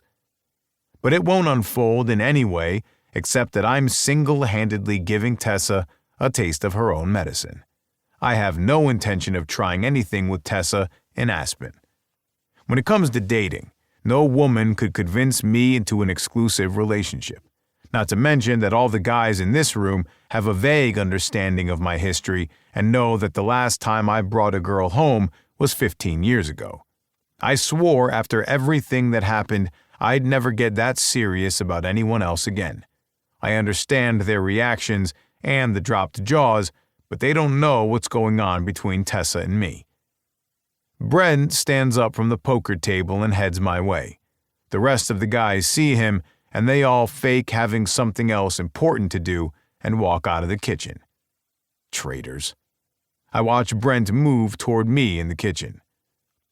It's not what you think, I tell him once he passes through the threshold of the kitchen opening. He's not buying it because when you say, it's not what you think, it's usually exactly what you think. The only problem is, telling him the truth might be worse than where his mind is going. How do I tell my good buddy that I'm basically forcing his little sister to come home with me to Aspen in order to ruin her vacation to Cabo and cockblock her from a week with some dick having hot bikini vacation sex with her? As well as the fact that now that she's being forced to come to Aspen, practically against her will, she'll probably end up sleeping in the airport all week because no fucking way will she find a hotel vacancy this close to our departure tomorrow because of the music festival coming into town. He comes over to my side of the island and stops by the chip bag, right where Riker stood less than a minute ago. He leans a hip against the countertop, all casual, and grabs a chip out of the bag, his eyes fixed on the snacks instead of me. I don't know if the fact that he's not giving me eye contact is more or less unnerving, but he did abandon his dinner to come in here to talk to me. This isn't exactly a social call. My sister's a big girl, and she can make her own decisions. But what's this about her canceling her Cabo trip with Elliot? He asks. His name's Elliot? I ask, and I shouldn't have. That's when his eyes flash back up to mine. My interest got his attention. Damn it. It doesn't sit well with me that Brent knows the asshole's name either. This isn't some random Poindexter dude who couldn't pull Tessa in college and now has some software startup business and a gym membership and all of a sudden has money to entice her with. Not that using men for money seems to be Tessa's game. Otherwise, she could have maxed out my card when she lifted it.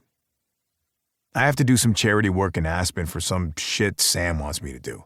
He decided that Tessa needs to go to make sure we get the media right on it.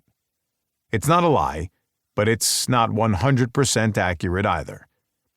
Brent is a solid friend and a hell of a hockey player, but I know he feels responsible for Tessa since becoming her legal guardian after their parents died.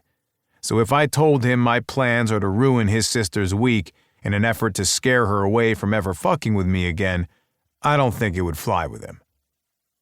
Oh, good, he says, finally scooping a healthy amount of dip on his chip and crunching down on it.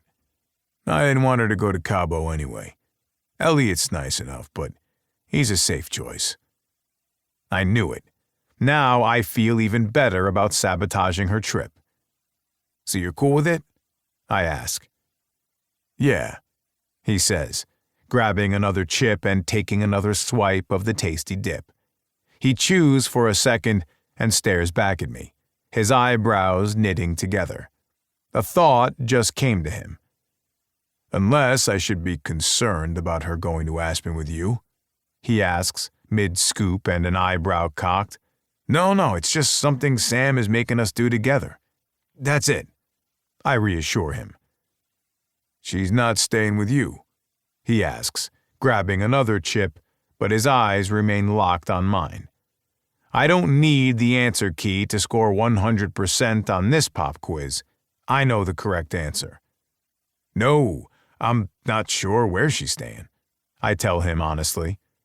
But wherever she finds a spot to stay, it won't be comfortable since I already checked and the hotels and rental cars are booked out for snow days. Hey, are we gonna play or what? Keenan yells from across the large living room where I laid out 3 separate poker tables.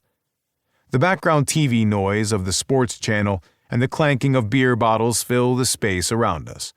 Brent and I both swivel our attention in that direction to see all the guys seated and eating, talking among one another, and waiting for the game to start. Let's get back to it, Brent says, pushing his hip off the countertop and heading for the living room. I follow him.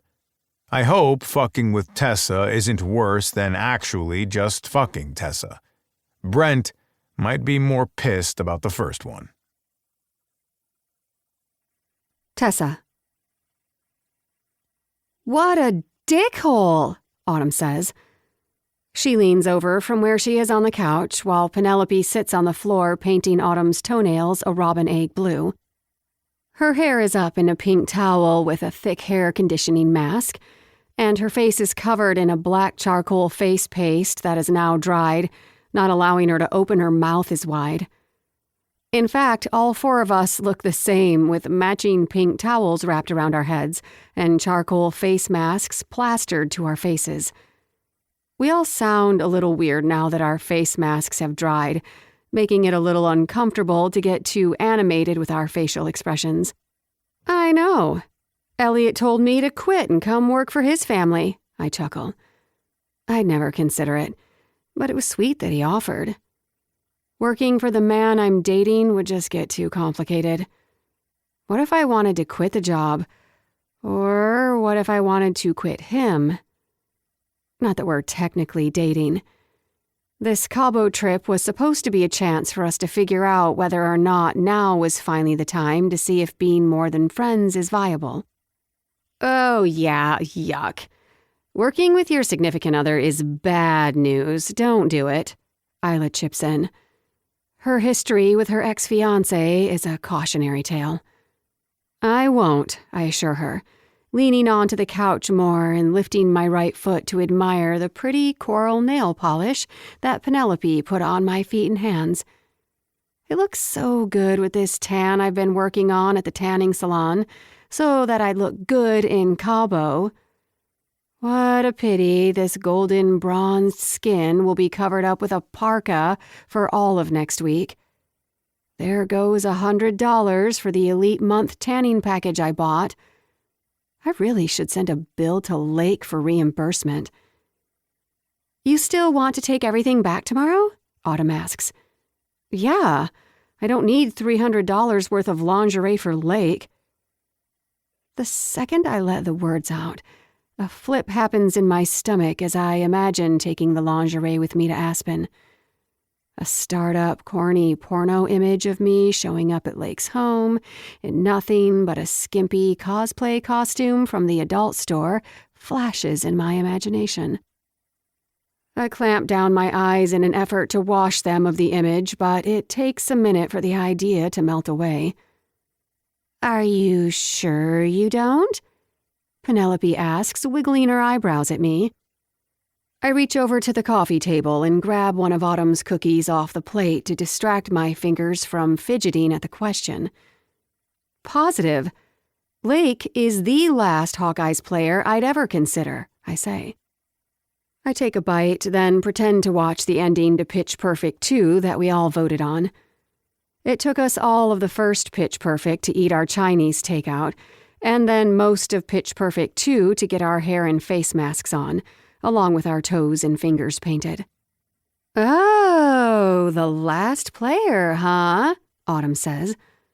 I think it's time for a game of Kiss, Marry, Kill. Yes, Penelope squeals. Ouch, she says and then rubs the side of her mouth where she ripped a little of her face mask. You okay? Autumn bends down closer to her. Yeah, I'm fine. Continue, Penelope says, getting back to painting Autumn's toes. This could be fun, Isla adds. All three of them look back at me. Okay, fine, but Autumn gets to go first since she suggested it, and you can't pick Briggs to marry because you already are, you lucky bee, I tease. We all giggle, as much as we can with these torturous masks plastered on our faces. Wait, I have to go first? Autumn asks. I'll go, Penelope says, lifting her arm with the nail polish paintbrush still in her hand. The floor is yours, Autumn tells her with a little relief. I think we should keep it open to staff, too. The physical therapist we just got is kind of cute, and Bex has that daddy vibe, you know? Daddy vibe? Isla asks. Yeah, you should know. Kanan's got that daddy vibe too, but he's actually a daddy. Hot. I tease, knowing it will get Isla to blush a little. All staff included, duly noted, okay. Penelope, let her rip, tater chip. She hums, indecisive for a second as she starts painting the second coat on Autumn's right foot.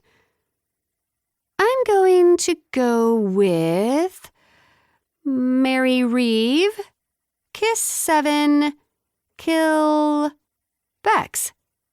We all laugh. Why kill Bex? I ask. Because he scares me a little.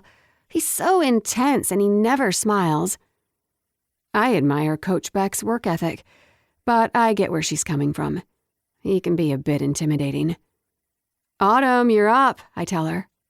I had it before I even suggested it. Here we go. Marry 7, kiss Riker, kill Briggs. Kill Briggs? Why? Isla asks with wide eyes. We all watch Autumn. Penelope even stops her painting to look up at her. Because he drank all the milk in the carton yesterday and, get this, he put it back in the fridge. Empty. We all give a uniform. Oh. Rookie mistake, I say. But must he die for it? I've considered all of the alternative options, and this is the best course of action, she says, her face straight as an arrow. We all shake our heads at her. Isla, it's your turn, Penelope says. Can't I go last? She whines. Nope, I tell her. Fine, okay, I would kill... I don't want to kill anyone, she says, her hand slapping against her thighs like she wants to give up. Come on, fake kill someone. It's liberating, Autumn encourages. I guess I'd kill Lake, because he just killed my friend's vacation. I smile over at her, then give her leg a quick pat. I'd kiss Riker, and I'd marry... We all practically lean forward, waiting for her answer. Kanan. I toss my hands up in victory. It's about damn time she came to the conclusion.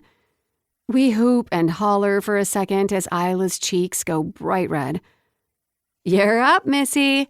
Autumn elbows me in the right arm. "I'm taking Brent off the list for obvious reasons, and that goes for Briggs and Kanan too because they're already taken, and that's just straight up girl code." I wink at Isla, but she pretends not to see it.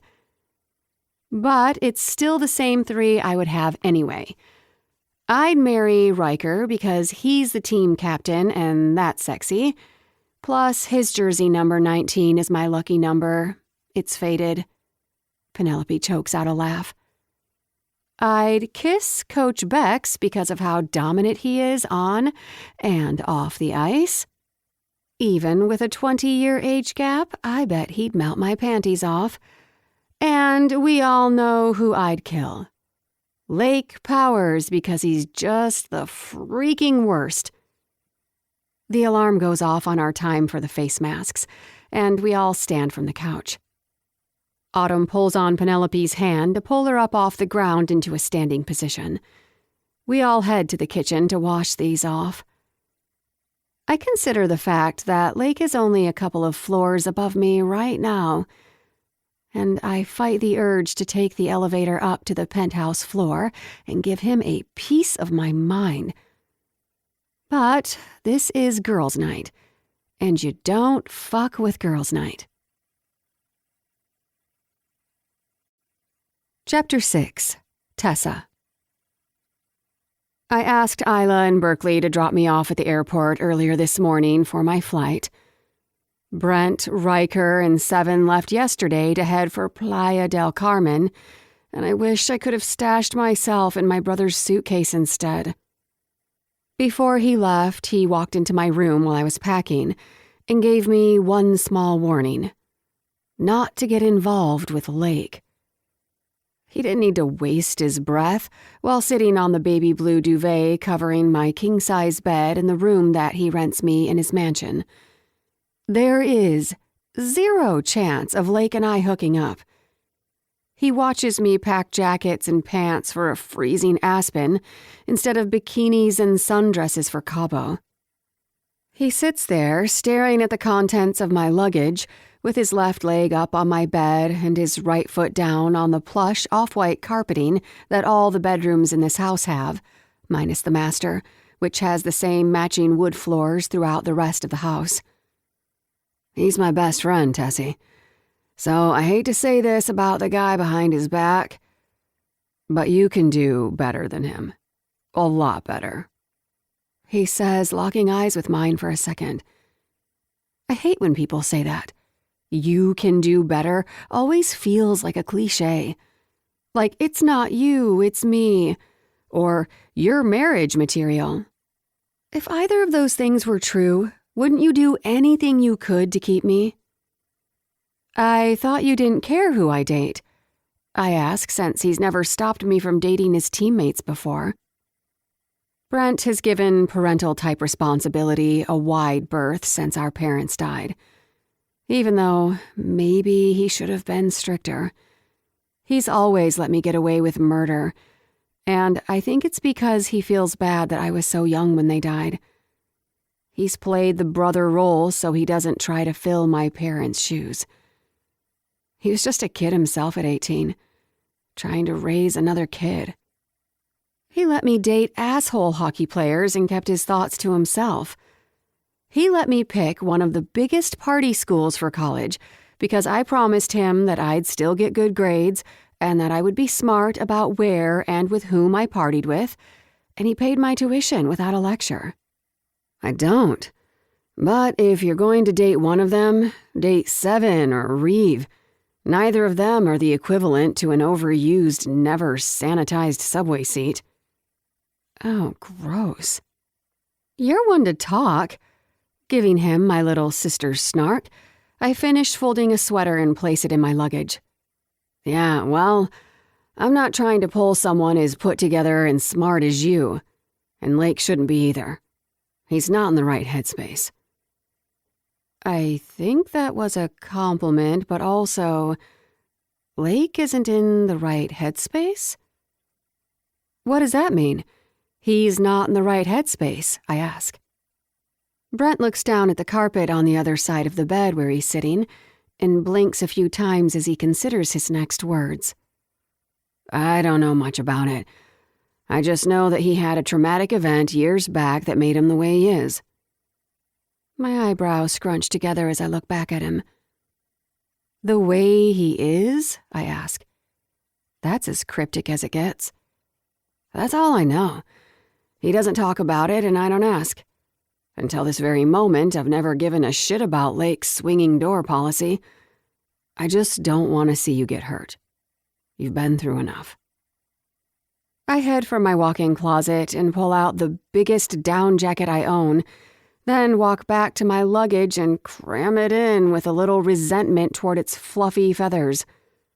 It's not the cute crochet bathing suit cover-up I bought and then promptly returned after my tropical vacation got canceled. He's a job, nothing else. I'm going to get in, get the content I need for media, and then get the hell out of there. I turn toward my dresser, open the top drawer, and grab the first 10 pairs of clean underwear sitting on top. I don't give a crap if they're granny panties, lacy thongs, or my period undies stained from prior use. No man in Aspen will catch me with my pants down on this trip, so I don't care what I wear. I drop the wad of underwear into the large black hard case. Even if he tries to pull something on you while you're in Aspen? He asks with a lifted eyebrow. I turn and look him dead in the eye. Even if Thor himself descends from the heavens and demands that I sleep with Lake to save all of humankind from complete and utter destruction, I'll tell him to let the world sink to the bottom of the ocean. Lake's not worth it. Brent blinks a couple of times. That was dramatic, but okay. I'm glad we're on the same page. He says, his left hand pushing down on my mattress as he lifts himself off my cushy bed. Just be careful, okay? I nod as I pretend to fiddle with the items in my luggage. He walks out of my room and into the hallway of the huge house he bought when I moved from San Diego to Seattle after breaking up with my boyfriend. Yet another hockey player who turned out to be just like all the others. Except worse. Something I've never told my brother about. But he already knows that my luck with pro NHL players has been 0-6.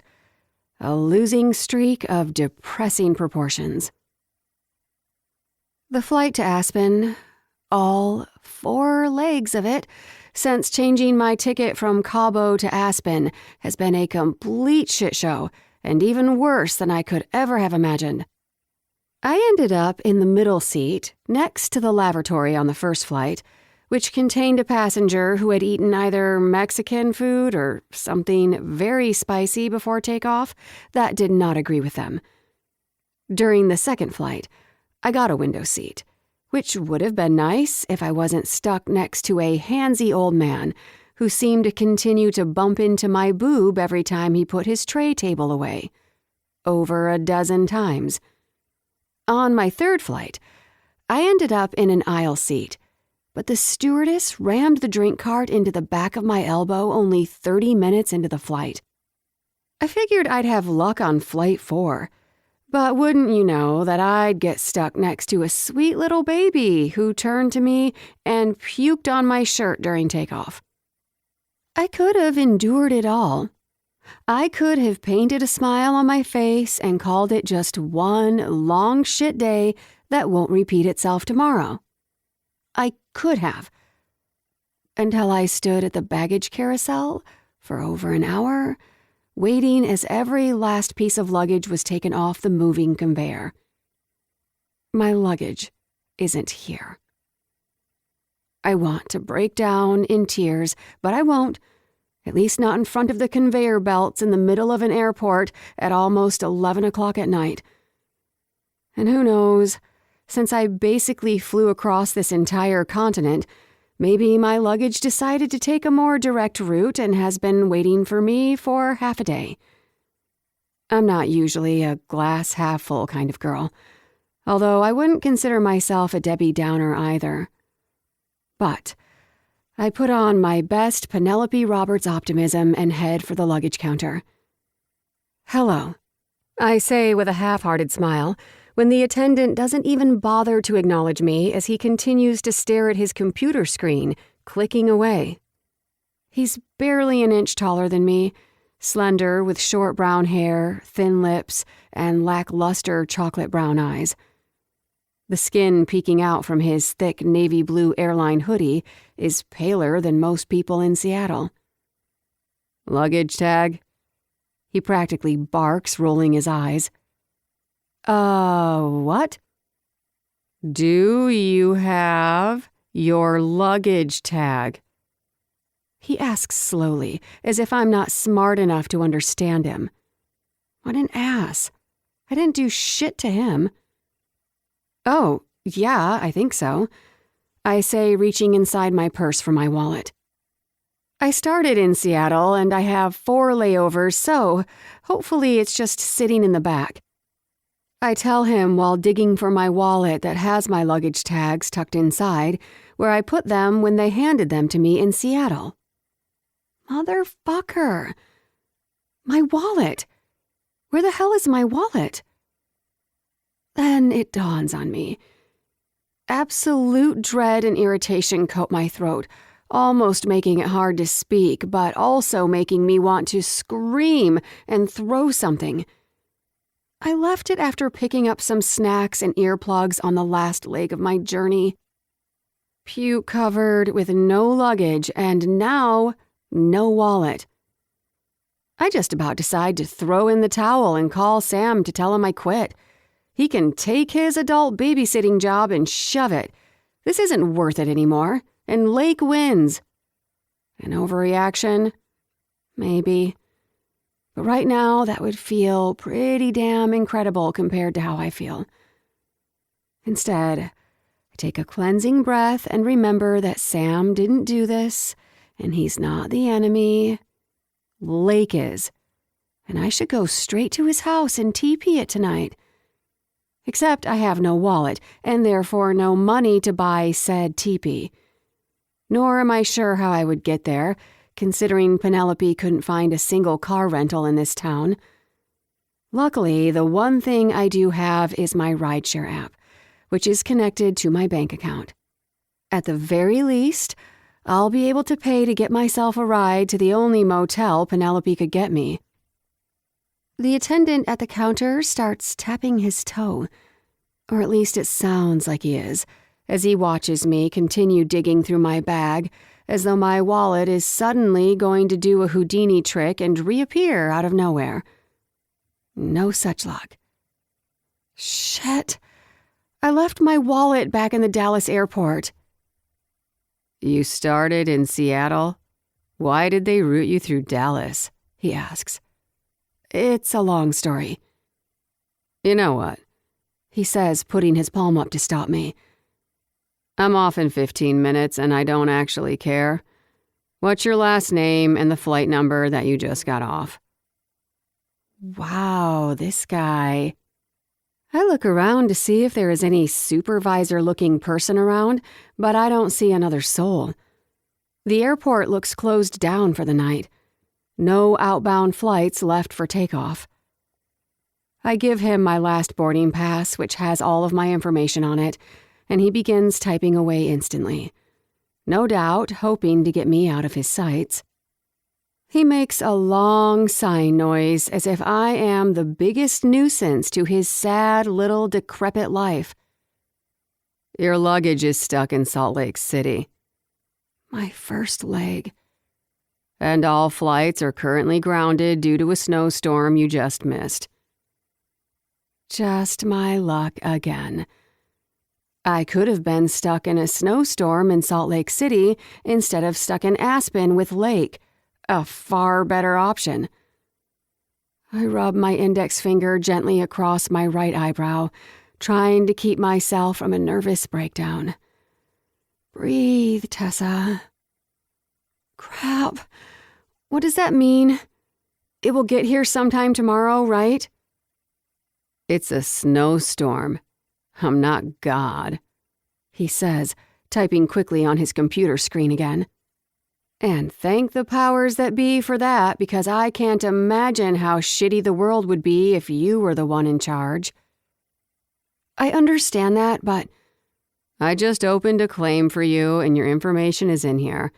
Someone will contact you when your luggage gets here, he says, his voice almost monotone. Okay, but when... I'm off the clock. Wait for someone to call you, he says, stepping back and turning toward the door behind him. You said you have 15 more minutes, I say, but it's too late. He's gone. I blow out a frustrated breath. So much for trying to be nice. That got me nowhere, and with no wallet, now I get to smell like baby vomit all night. I pull up the app on my phone and order a rideshare. With the time difference, I know Penelope is still awake, and I call her after the rideshare shows that someone is on their way, but she doesn't answer on the first ring. I hope she's doing something fun. One of us should be. I debate calling Autumn or Isla next, but I know this is around Berkeley's bedtime, so I don't want to disturb Isla. And Autumn and Briggs went home to Walla Walla for Briggs' bye-week to see how Briggs' dad's treatment went. I don't want to disturb her during this time. Instead of calling anyone else, I head to the bathroom and shoot off a text to Brent. Tessa. Just landed. Brent.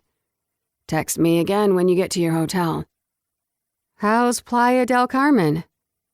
It's a fucking fishing hunt.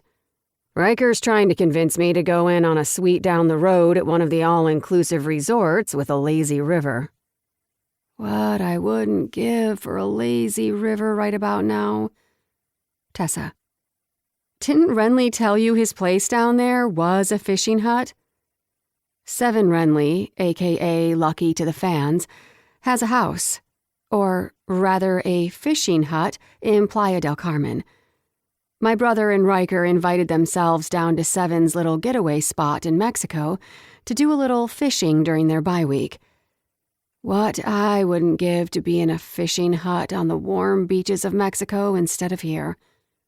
Brent. Yeah, but I thought he was underselling it. Like when I tell people we live in suburbia land. Tessa. But we technically do. Sure, but most suburbia houses aren't over 6,000 square feet with an indoor pool. You're kind of being a prima donna. Shut up. You shut up. Text me, don't forget. 'Kay, love you. Love you. With only a hoodie that I brought on the plane because I didn't want to carry around something large with me on the plane, and all of my warm gear in my bag that's hundreds of miles away from me, I walk into the airport bathroom and pull off the only shirt I have with me. I stuff the soiled shirt into my laptop bag and pull my hoodie over my head, covering the coral pink lace bra with embroidered cherry blossoms on it. It was the one article of clothing I couldn't bring myself to return. The bra was too dang pretty. If this hoodie is the only clean thing I have right now, I certainly don't need to soil it by pulling it over the vomit.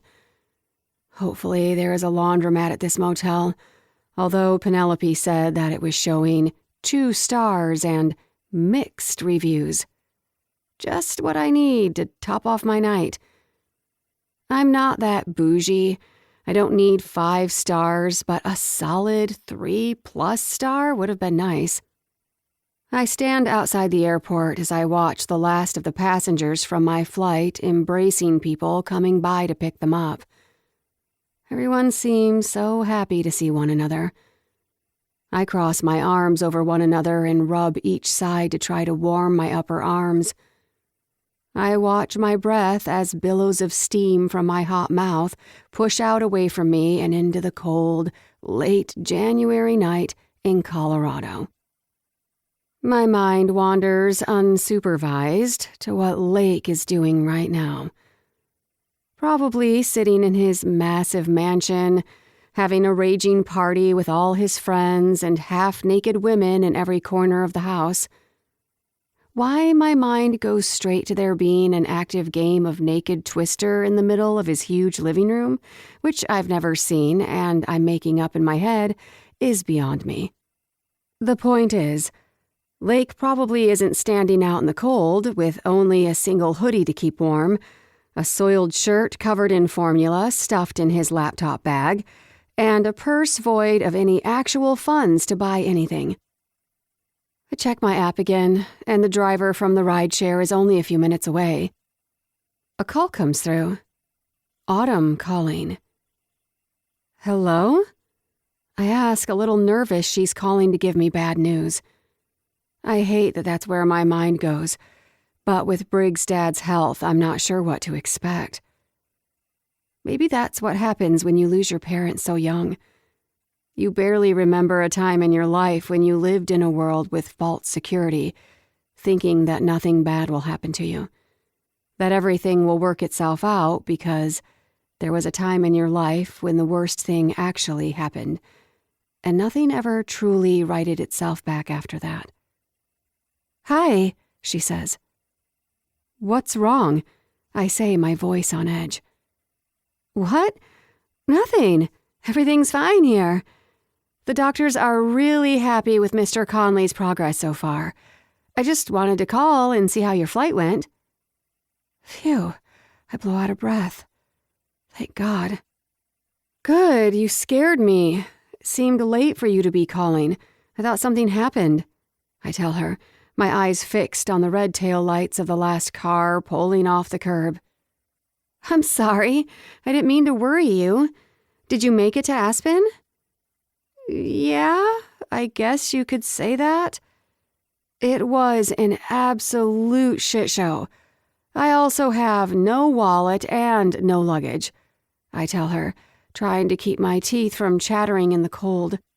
Oh, that's awful. Do you need me to Western Union you some money or send funds through a Cash App? She asks.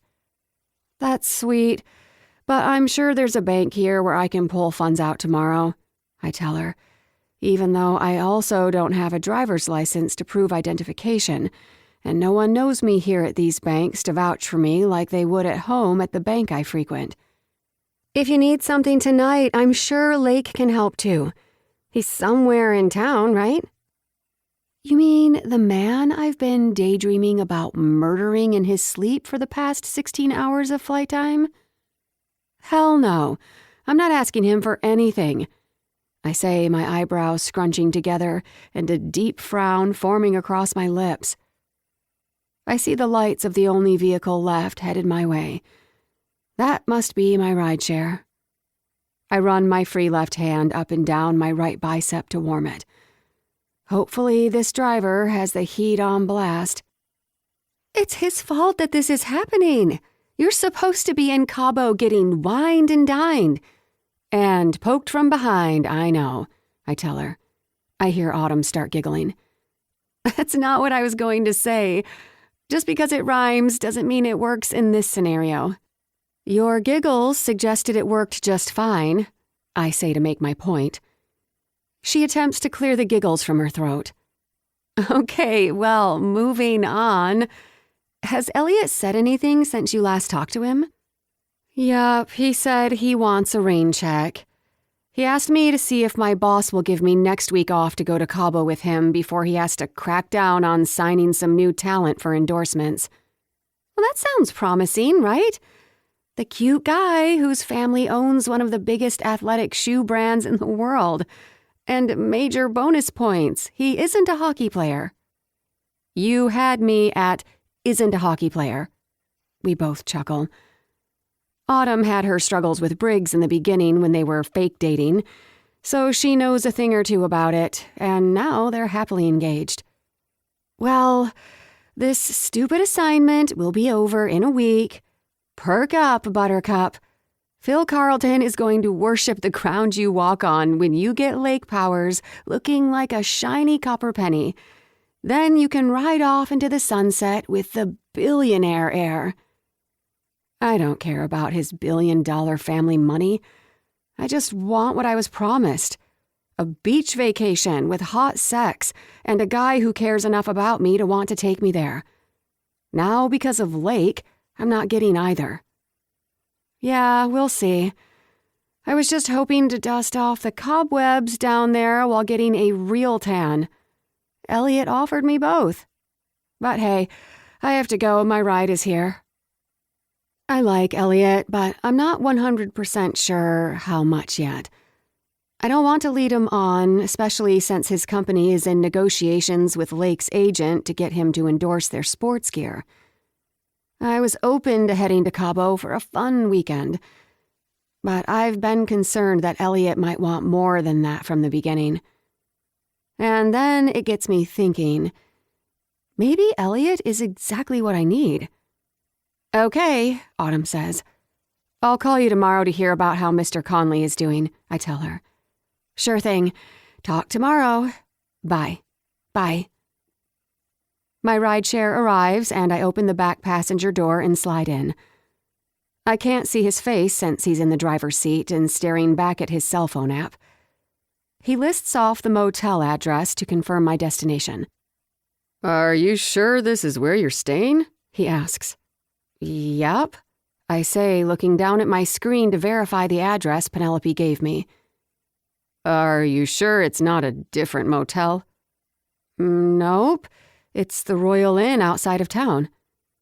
He hesitates for a second. Okay. He says, and then doesn't say another word to me after. When he pulls up to the motel, I see exactly why he asked more than once about the motel. He seems ready to drop me off and leave once he enters the parking lot. I glance up at the lit-up sign and read it as half the sign glitches like a bug zapper every time a mosquito gets electrocuted. Hourly rates, $15. Only one kind of motel offers hourly rates. The kind I have no place staying in. Great, so the day can still get worse.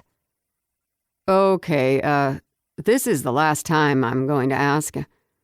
Are you positive this is the right motel? He asks again, looking over his shoulder at me. He's a young guy, not much older than my 29 years. But it's dark and I can't make out much of his features, especially with his big jacket and beanie. Nonetheless, his eyes seem kind, and the squinty look of concern doesn't have me feeling great about getting out of his car. Yep, but if I disappear and people start coming looking for me, please make sure that Lake Powers is held responsible for my demise, I instruct. Lake Powers? Why are you here for him? He turns toward me like something just dawned on him. Are you a reporter doing a story on the accident? Because that happened a really long time ago, and it should just stay in the past where it belongs. He says a little defensively.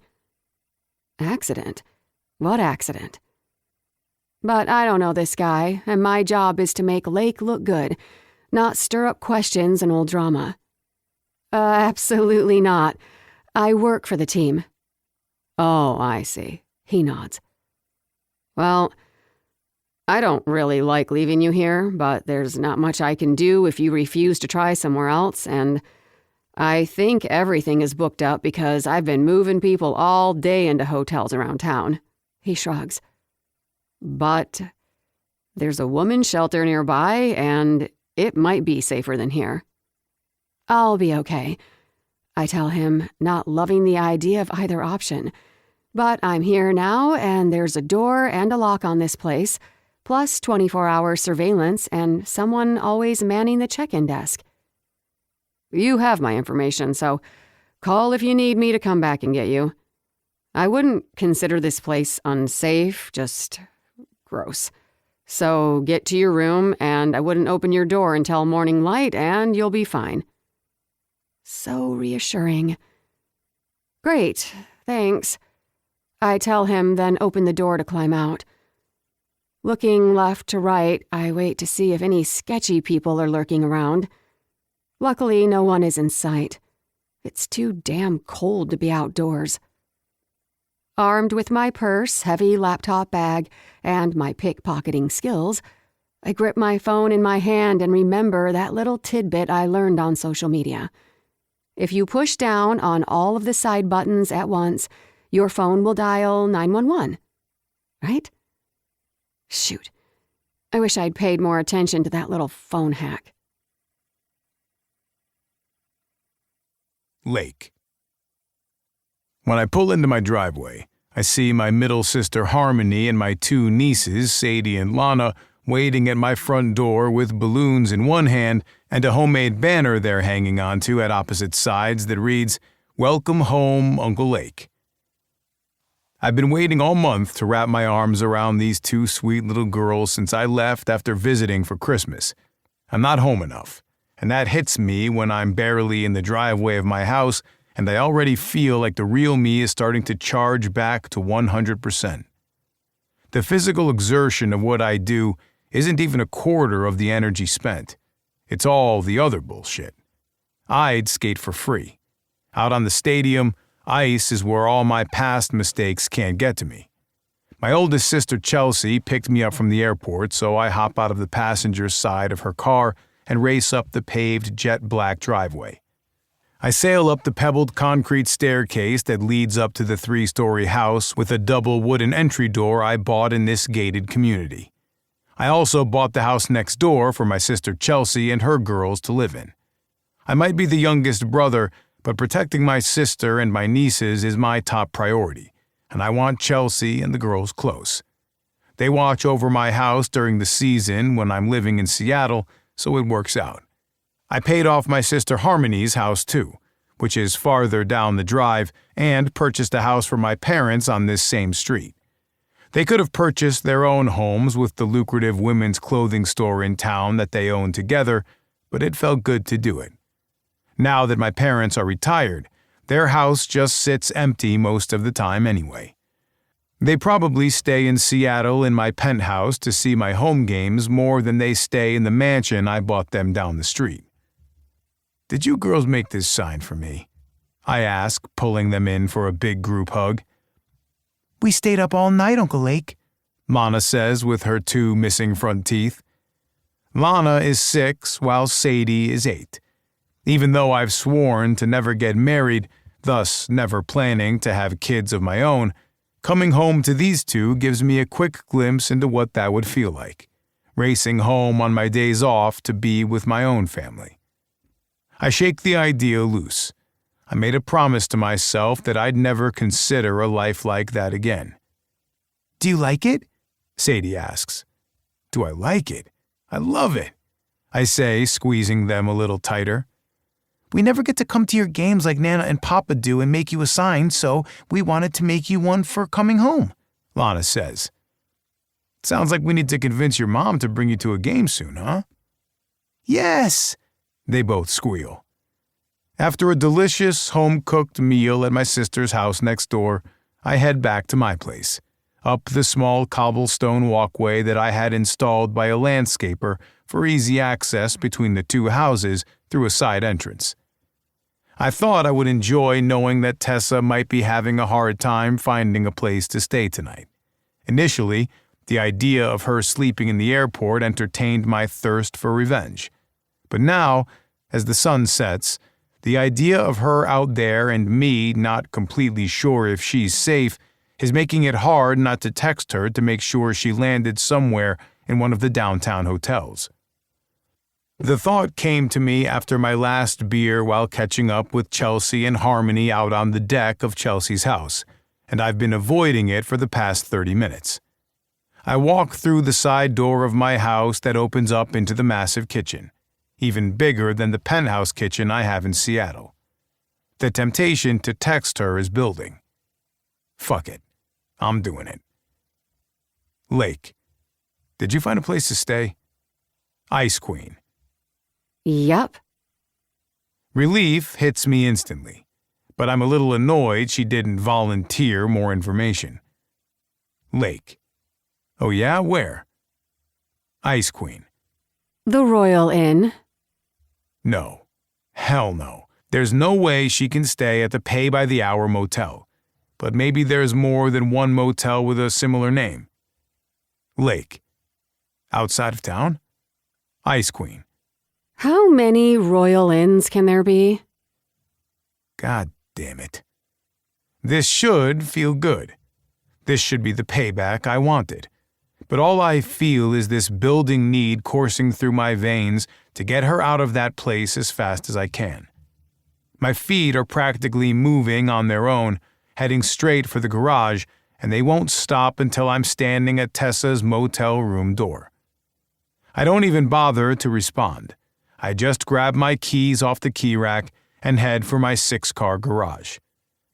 I start one of the 2 cars I keep here year-round, a red Jeep Wrangler, and roll out of the garage without the loud engine waking up my nieces, or my nosy sister, who will ask questions when she looks out the window on my return to find me bringing back a woman. Despite my reputation as Lake Powers, the magic stick in Seattle, and anywhere I'm playing during the season, I'm not that guy here at home. I don't do that in Aspen. This is a small community of people who know me and my family, and know my past. I don't have the same reputation here as I do everywhere else. In Aspen, I don't take women home. I'm protective of this place, and I've done my fair share of causing this place pain. Now all I want to do is make it up to the people who made me who I am in this town. It's a small enough town that I get to the motel in record time.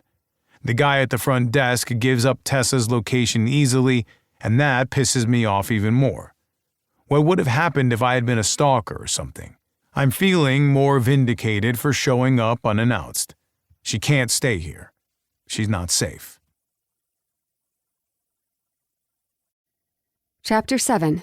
Tessa. Checking in was easier than it should have been. He didn't ask for ID or to verify the credit card put on hold for this reservation. I just told him my name and he gave me a key.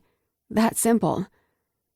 Thank God, considering I have no form of identification or credit card to pay for this room. I walk out of the motel office and down the first story of the 2-story motel. I walk up the flight of stairs to the 2nd story and find my room number 212. Even with the cold weather, a few people are still scattered around the building outside, smoking, and a couple is making out in the parking lot against a car. I get into my room as fast as I can and close the door behind me, locking the deadbolt and securing the chain and the other 2 locks on this door. The extra locks don't make me feel any safer, but I guess I'm glad they're here. After about 30 minutes of looking for hidden peeping Tom cameras, I finally relax and strip the bed of the nasty top cover, leaving only a sheet and a thick, scratchy orange wool blanket. I doubt I'll get great sleep, but right now I'm too wound up to sleep anyway. I turn on the TV and start scrolling after I take a disinfectant wipe from my laptop bag and wipe the remote control down. This chaotic energy from today is hard to wind down from without a good release, but my vibrator is sadly in my checked luggage. My body keeps reminding me that I should be getting railed by Elliot and Cabo right about now. I could kill Lake with my bare hands. Or, better yet, smother him as I sit on his face. That's one man I wouldn't mind suffocating under me. Wow. Where did that come from? I'm so damn horny, I'm coming up with a fantasy starring Lake, and that's exactly why I need to get rid of this toxic energy. My thumb continues to scroll until I hit the pay-per-view screen. An old 70s porno displays on the screen, and my thumb stalls. Wouldn't be my first pick, but with how pent up I am right now, and the fact that I'm going to need some distraction, like a porno, to help me forget for a second what kind of nasty motel I'm stuck in because of Lake, it might be just what I need. It isn't until after I hit play that I realize this charge will probably show up when Penelope gets the bill for this. Oh well, I'll just say that I accidentally sat on the remote and it ordered pay-per-view without my knowledge. A text comes through from Lake and I type off a quick response. The movie is grainier than I'd like and certainly from the 70s as advertised, but the plot of a mailman coming to deliver mail to a woman while her husband is away on business is working for me in a way I wasn't expecting. Another text comes through from Lake, and now I'm annoyed. He's throwing off my game. But I respond without thinking too much about it and quickly get back to the task at hand. The film pulls no punches, and we're quickly into the nitty-gritty of the sex scene. I'm surprised at how quickly I get wet for this. And before I know it, my hand snakes down my torso and dips below my panties. I'm wet as the mailman bends the woman over her mailbox in what appears to be broad daylight. I dip my middle finger between my folds to test out my slickness. Yup, this is working for me. Then, when the female next-door neighbor walks out, seemingly appalled at first, but then joins them, I'm biting down on my lower lip and pressing a finger through my center. Knock, knock. I jump almost completely off the bed. My heart sprints and I feel so lightheaded that I might pass out. I reach for the first thing I see to use as a weapon. A landline telephone, my hand barely steady enough to hold it as I shake like a leaf from the adrenaline kick of having someone pound on the door. "Who is it?" I yell, my voice shaking. "It's me." A gravelly, low voice that sounds oddly familiar. "It's me who?" I yell back. This better not be a damn knock-knock joke. It must be some pimp with the wrong door number. I consider calling 911 with the telephone in my hand, but I swear, I'm not even sure I know how to use a landline anymore. "It's Lake. Now open up." The voice on the other side says with annoyance. "Oh, you're annoyed? Let's compare which one of us is more annoyed with the other." What is Lake doing at my door? Confusion and then instant relief hits me. Lake's here with his strong arms and ability to knock a grown man flat on his ass out on the ice. I let out the breath I was holding. It's the first time since the rideshare pulled into the parking lot that I've felt safe. I hate how it feels like my knight in shining armor just showed up because I hate him. The only reason this day is awful and that I'm even here in Aspen and in this motel is because of this man. I walk up to the door cautiously and look through the peephole. "What do you want?" I grumble. "For you to open the door," he says, taking a step closer and staring back at the peephole. I unlock the many locks that I had engaged before he showed up. I wasn't really scared until he beat down on the door, but now that he has, I realize I must have been suppressing it as a survival tactic. I open the door just a little to poke my head out. "Why are you here?" I demand. "Because." He starts, but then his eyebrows furrow. "Are you not alone?" The TV. Shitballs. Lake takes a step closer and tries to peek his head over me and through the door. "I'm alone," I say, closing the door quickly to block his view so he can't see past me at the TV, even though he's a good foot taller than me. "But you didn't answer my question. Why are you here?" He abandons his mission to find the sound and his eyes meet mine. "I'm here because you can't stay here," he says, licking his lips, probably from the cold, and then takes another step toward me. "Well, that's too bad because I'm already settled in for the night and there are no other vacancies at other hotels tonight, so go home." "Please don't leave me here." "You're coming home with me," he says, and then he must hear the moaning of the two women being taken at the same time by the mailman, because he looks over my head again, trying to find the human he thinks I'm hiding in this room.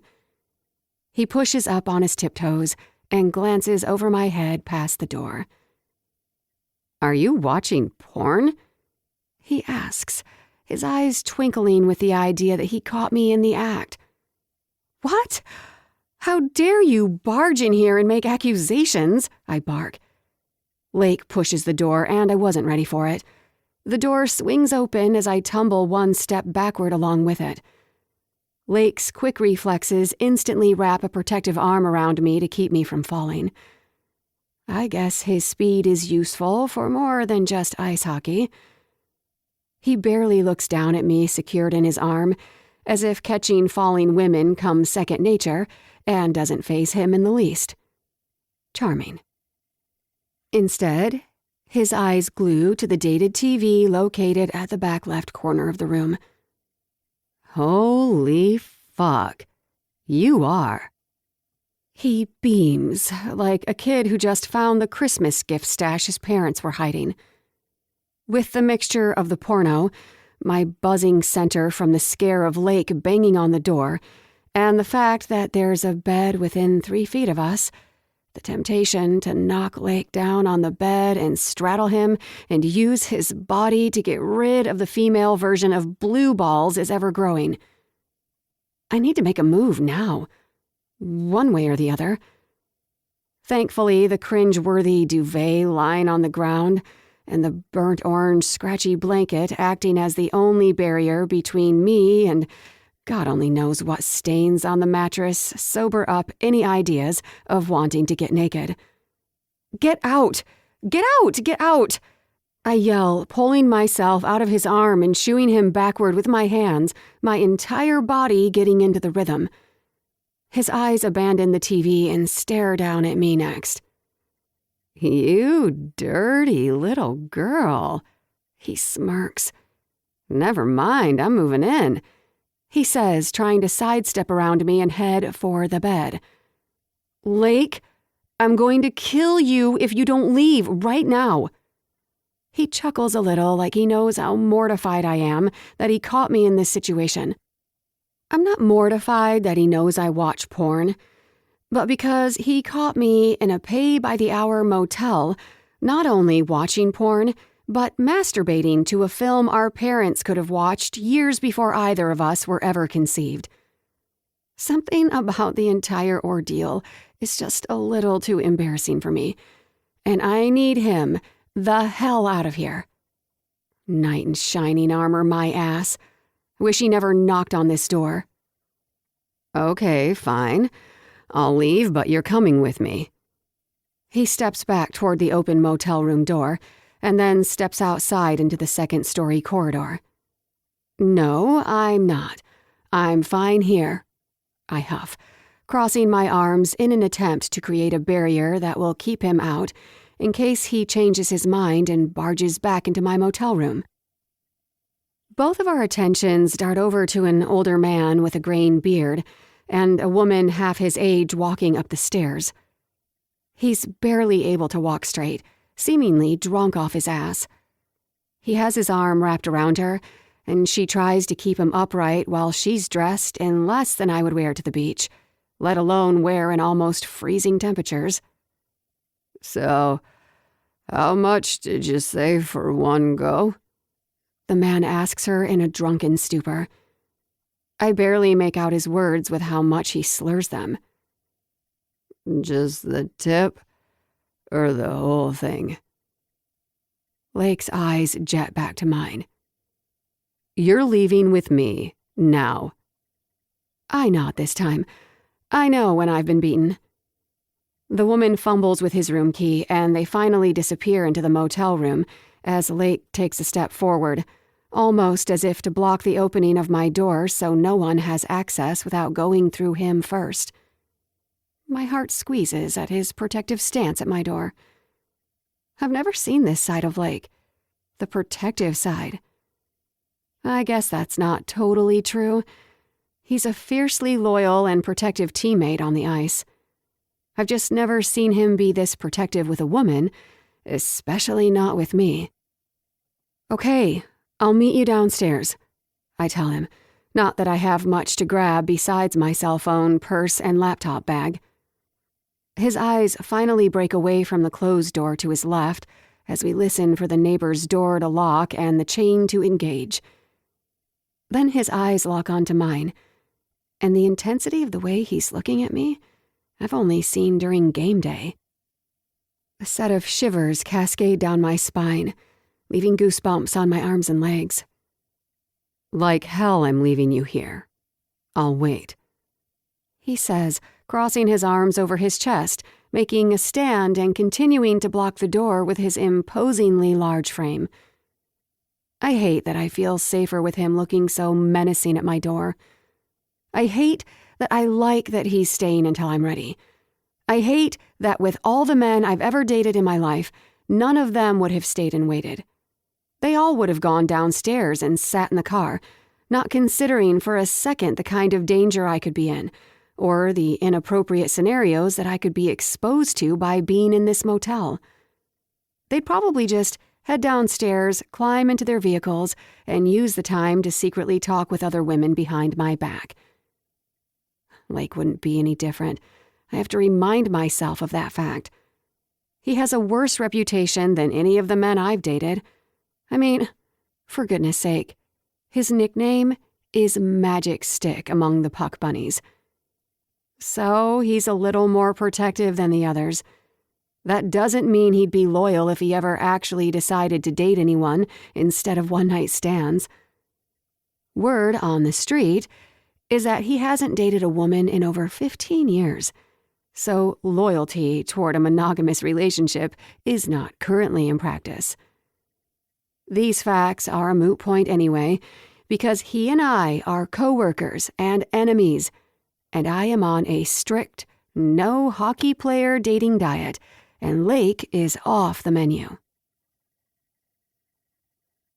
Lake. I feel relief the second Tessa is safely tucked inside my Jeep, and we're off the motel's property. I can't fucking believe she checked into that place. That place makes me want to take a boiling hot shower and scrub myself down with bleach after. The second I heard the conversation between that man and the prostitute, I had to cross my arms over my chest to keep myself from grabbing Tessa and tossing her over my shoulder to haul her out of there kicking and screaming. If she hadn't finally agreed to come with me, I would have done just that too. She could hate me after she was safely sitting in my car for all I care. Now, forcing Tessa to come to Aspen without a place to lay her head is starting to feel like a shitty thing to do to someone, especially a woman in a town she doesn't know who just about stayed the night in a brothel. I'm sure as hell not going to apologize or take any blame for this. Tessa brought this whole ruin her trip and make her spend it with me on herself, but I'll at least make it up to her by putting her up in my house until we can find an opening at another hotel. After a few minutes, I'm feeling back to myself. There's no way in hell I'm letting the fact I caught her watching a porno go. I keep my eyes on the road and both my hands on the steering wheel as I ask a question that will have Tessa squirming in her seat uncomfortably. I said I would make the motel situation up to her, but I have zero plans for letting up and not continuing to punish her for all the shit she's gotten me in with Sam and Phil. So, what's your kink? I ask, unable to hide the devilish smile forming across my lips, but keeping my eyes on the road as I drive. My kink? She says, turning to me quickly. I take my eyes off the road just briefly, trying not to notice how beautiful she looks in a fucking hoodie and messy bun after what I presumed was a long-ass day of flying.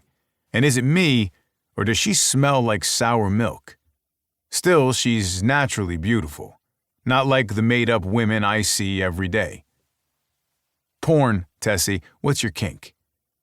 Her jaw drops as if I didn't just catch her diddling off in front of an old porno where the stars are probably in their late 80s by now, if even alive at all. She has some nerve to fake surprise to my question. You're the last person I would ever tell, and I've told you several times you can't call me Tessie. We're not friends. Tessie is what Brent always calls her, but I already know she hates it when I use it. Out with it, Tessa. I hold out the A to annoy her, and it works. She rolls her eyes and growls in her chair, turning away from me and staring out the window as she speaks. We're coworkers, and you are my brother's teammate, so this conversation is highly inappropriate. I'm not telling you what kind of porn I watch, she says, still looking out the window at the pitch darkness. We've got a week together because you couldn't let one picture that I didn't even post not ruffle your feathers. So we might as well use this time to our advantage and learn blackmail-worthy information about one another. I look over at her and her head spins toward me at my suggestions. Her scowl increases, and I know I'm enjoying this too much. You want me to give you information that could humiliate me and let you hold it over my head while I live in fear for the moment when you decide to release the information? She asks, tilting her head at me and blinking a few times as if to say, not in your damn dreams. I grin, putting my sights back on the asphalt in front of us. Now that she puts it that way, it sounds even better. I don't care if she knows what I'm into. There's some unknown energy surrounding this entire conversation that I'm enjoying, and I'm looking forward to answering the question when it comes back to my turn. Do I want Tessa to know what I'm into? It's a new revelation just now seeing the light, but yeah, I think I might like her to know. Would it help if I told you mine first? I glance off the road for a split second to see that she's thinking about it. That's promising. Since she stalls, I decide to go for it. I'm really into... Stop! She squeezes her eyes shut and waves her hands out toward me. I'm not sharing what I watch, and I sure as hell don't want to know what you like either, she blurts out, taking me by surprise. I didn't take her as the timid kind when talking about sex. I've walked by her open-door office when she's talking with Penelope to know that Tessa isn't shy about sharing her preferences with her friends. Although I never thought she and I would be sitting in my car, thousands of miles from Seattle in my hometown, and discussing how we like our porn, but here we are, and I plan to capitalize on the opportunity.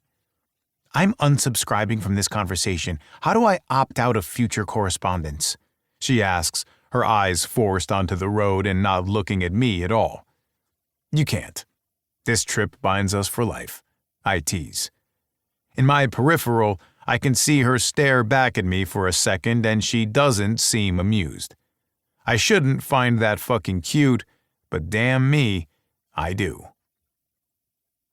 If you try to physically bind our wrists together, I swear to God I'll gnaw off my own hand if that's what it takes to escape you, she says, looking at me dead in the eye when I glance over at her quickly.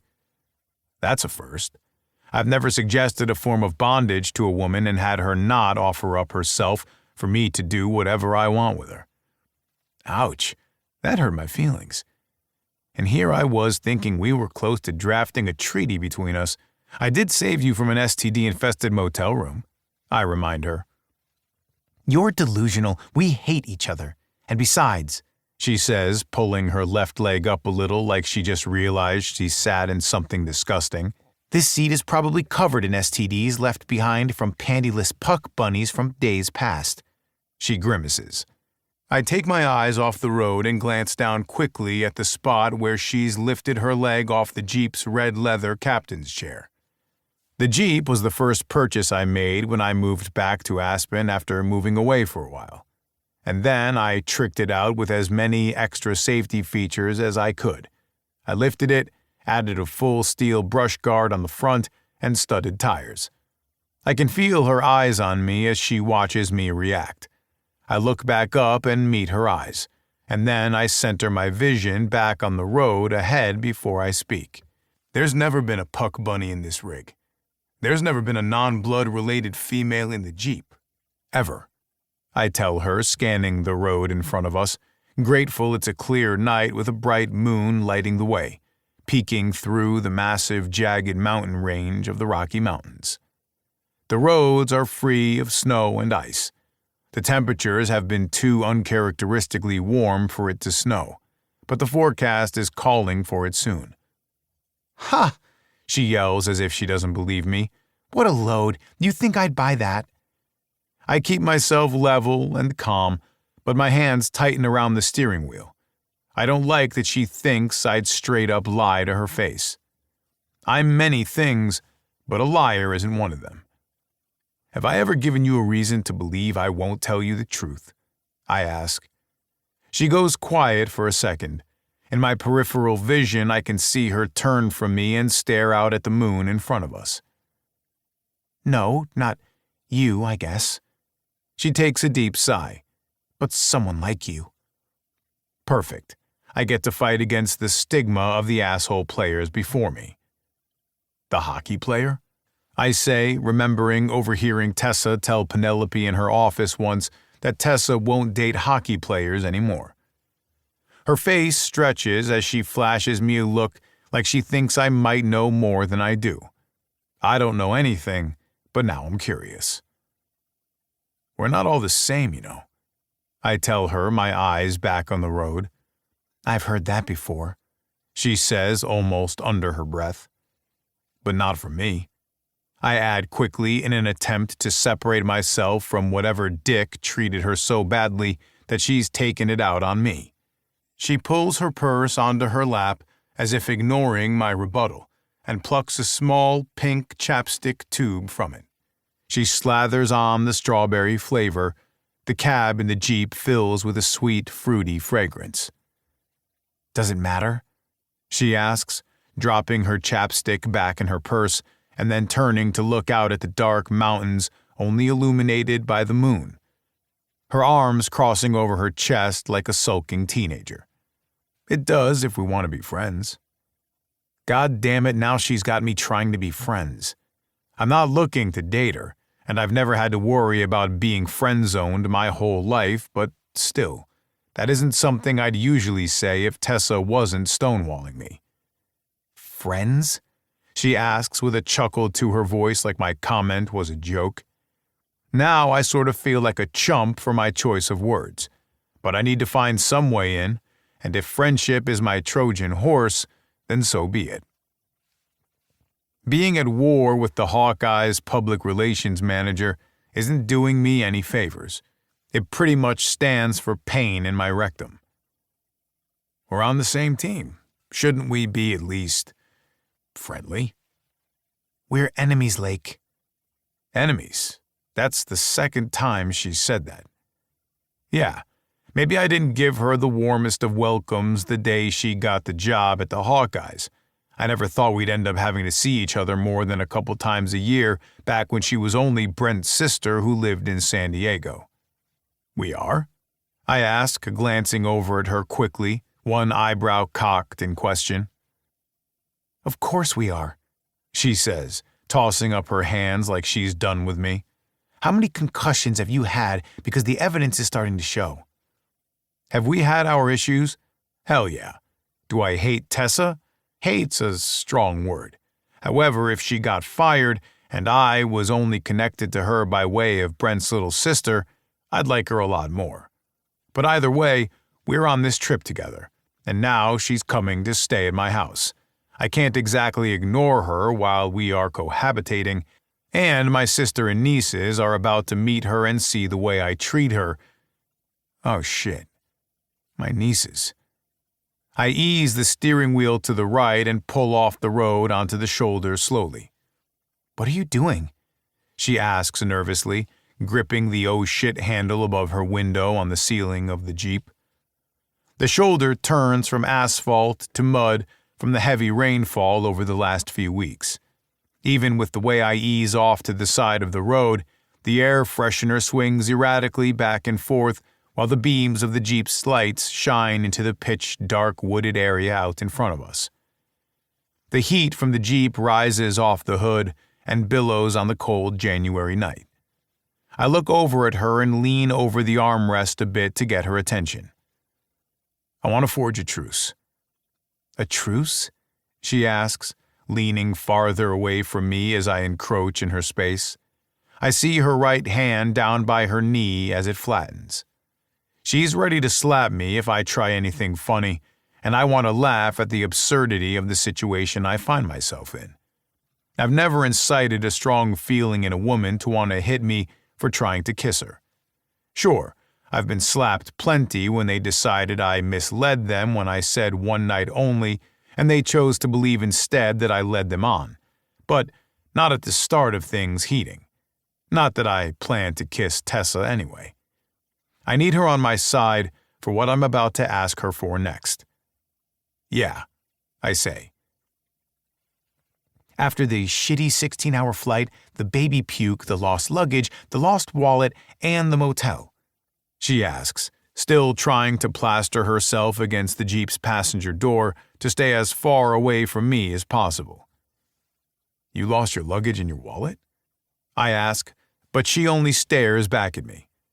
She looks at me like I'm not the same Lake Powers who's duking it out with her in Sam's office. The guy who ruined her vacation plans with some chump from college who finally thinks he can pull a chick who looks like Tessa and intentionally requires her to come on a work trip knowing full well she'd end up without a place to stay.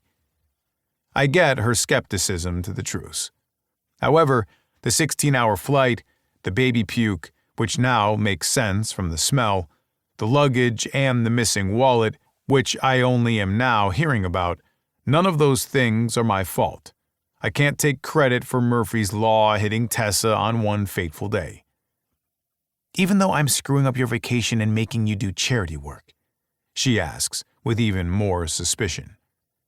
Yep, I tell her, and then I lean back off the armrest, which causes her shoulders to drop a little. She's backed off the defense now that I'm out of her personal space. I don't get it. You seem to have the upper hand here. Why offer me a truce? What's in it for you? She asks, her eyes squinting at me. She thinks something's amiss.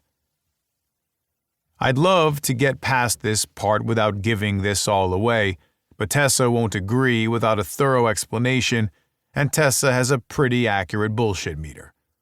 I've seen her call out enough players on the team when they tell a tall tale in the break room or try to embellish a story at any level.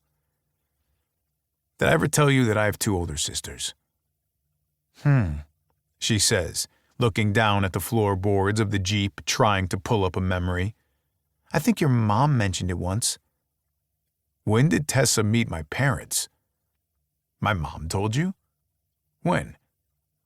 Tessa stares out the window, not matching my surprise about the fact that she's talked to my mom. Where the hell was I during this? Phil Carlton brought your parents up to the owner's box once, and she and I chatted at the bar. She says nonchalantly. Your parents are really sweet. Is it possible the stork dropped you at the wrong house? Funny. She thinks she's a comedian. My parents are nice, though. She has that right. I bypass even commenting on her dig. My eldest sister has 2 daughters. I tell her. What does this have to do with a truce? How do I tell her I don't want my little 6- and 8-year-old nieces seeing me fight with Tessa? They live next door and the girls will be over every day. And I want them to be. I don't see them near enough, but if we're fighting, my sister won't let them come over. Oh. She got divorced a few years ago. She and her ex used to fight a lot. She won't let the girls come over if she thinks we'll fight in front of them.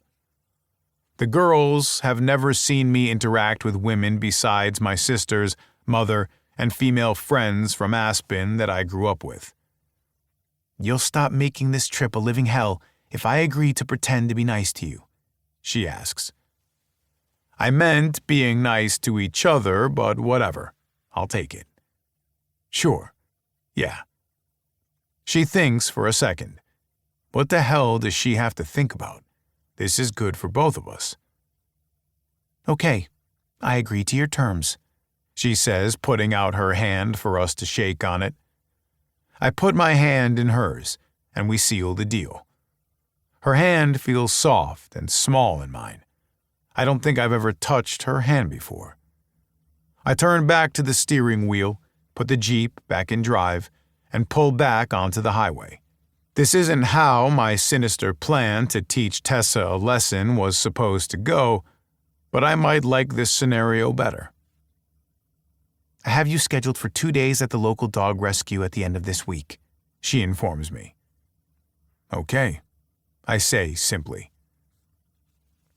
"When is your charity event?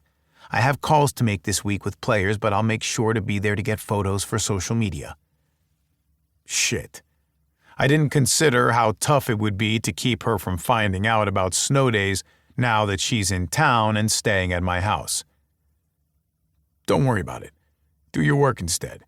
There will be professional photographers there, and I'll ask them to email you the best shots." She seems to shrug it off.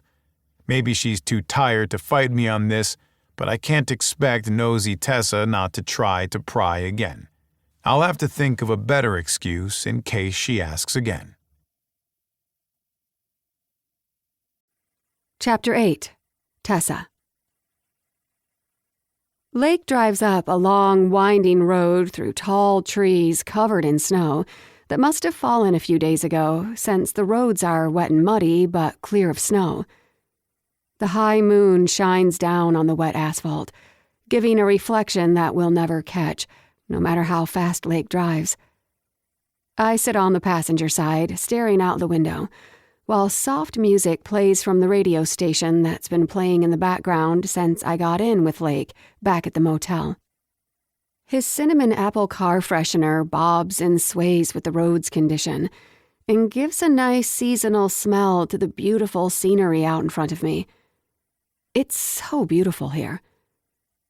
I think about the truce Lake and I just entered into. How long will this last? A day? A week?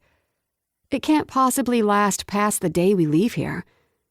Lake doesn't respect what I'm trying to do for this hockey franchise, and I can't force him to want to follow the guidelines that I've outlined for the players in order to keep within the goals that Phil Carlton has given me to turn his team into the family-friendly franchise he wants. His phone buzzes on the console. Harmony. "It was so good to see you tonight. Better fit me in again while you're in town. Miss you." I roll my eyes. Chelsea, and now Harmony. Of course he has a damn fan club here. Why wouldn't he? I readjust in my seat, and Lake doesn't even seem to be in the least bit of a hurry to respond. Probably because he doesn't want me to see the request he'll send for nudes. Ugh, guys. I immediately want to call off the truce. But the fact that I don't like that women are sending booty texts while I'm riding in the passenger seat of Lake's Jeep right now isn't a mature reason. Lake takes a right, and the road turns between two large river rock structures that probably stand taller than me, with two massive bronze elks, almost the size of this Jeep, perched on top. Where are we? I ask, watching in the rearview mirror until the taillights from the Jeep are no longer bright enough to see the bronze statues as we leave them behind us.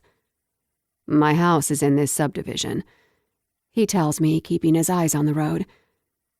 A subdivision? I haven't even seen a single house yet. This certainly isn't like any kind of subdivision I'm familiar with. Soon enough, a large house comes into view on the right, and then farther down the road, another large house shows to my left. Both are huge and built off the roadaways.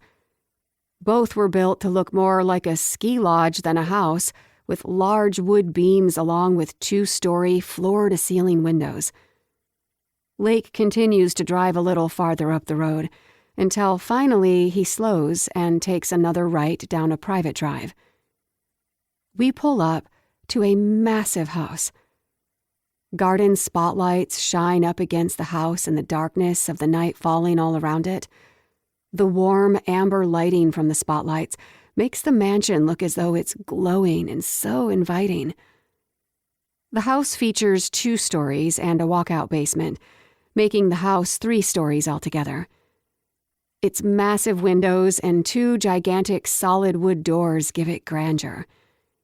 Huge, rough-cut timber and large stacked rocks make up the motif of the house, and a 6-bay garage sits back a little farther from the front of the house.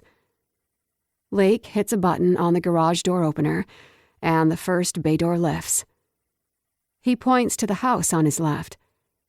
It looks similar, but more of a typical log house, like the homes we passed on the street. It's almost as big as this home, but not quite, and it doesn't have the same grandeur that this one does. "That's my sister's house," Lake says, looking back toward the garage as he pulls in. I lean forward to look over him at the house as he pulls into the garage. I get a good enough look before Lake tucks us and the car slowly and safely into the garage bay. "Seems like your two houses are closer together than most people's in this community," I say, unbuckling myself and reaching for the few things I have in my possession. I notice another car in the garage now as well, parked on the other side of Lake. A shiny, jet-black Porsche sedan that looks new and fast. But I know nothing about cars, so that's all I can make out from here. "It is," he says, unbuckling his seat as well. "I bought this place 7 years ago. It was a double lot with 2 houses approved, but only had 1 house built on it. This one," he says of the house we're currently inside. "When my sister divorced, she needed somewhere to go. I wanted her close, and I wanted the girl safe, so I built her the house next door." Was that my heart skipping a beat? No way. Absolutely not. He opens his door after offering the answer and slides off his seat. I do the same, and we both close our doors. "That was nice of you, building her a home," I tell him. It's something I imagine Brent would do for me. I wait for him to walk in front of the Jeep and lead the way into the house. I have no idea what I'm in for tonight since it's so late. I look down at my phone, and I'm surprised to see the time reads just after 1 in the morning. I think it's safe to assume that the girls are asleep and there will not be an impromptu meeting of Lake's family tonight. My sister needed support when she went through her divorce, and I was in a financial place to help her. I wouldn't want them anywhere else than right here next to me. Who the hell is this guy, and what did he do with Playboy Lake Powers? Did he leave him in Seattle? I doubt it. You wouldn't? This new information doesn't line up with what I knew of Lake. He's known as the charming, one-night stand-only player of the Hawkeyes League. Lake, the family man, just does not compute. Nowhere else. He says over his shoulder as I follow him to the garage door that I assume leads to the inside of the house. The code is 1212 to get into the house from any of the doors. Really? That's easy. It's not a number I'll forget. Your jersey number twice? I ask, my eyebrows furrowed in confusion. Isn't that, like, the first thing someone would try to break into your house? Lake just shrugs. Maybe. And then he pushes the garage door open. He hooks the Jeep key to the key ring hanging to the left side of the door as we walk into a large mudroom. A row of beautifully laid out wooden locker-style cabinets takes up the entire right side. A washer and dryer and a big sink with a countertop to the left with upper cabinets. Dark onyx-colored slate tiles cover the floor. Smart for a mudroom in the winter. The Jeep is yours this week. I'll drive the Porsche, he says, walking through the mudroom and hooking a left. I follow, looking back behind us to see where a right turn would have taken us. Looks like a hallway that wraps around the entry of the front of the house and a powder room tucked in the corner. The door is just a little ajar, but I can see the toilet from here.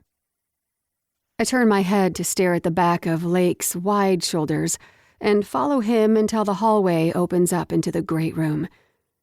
A huge room opens up to the top of the 2-story ceiling.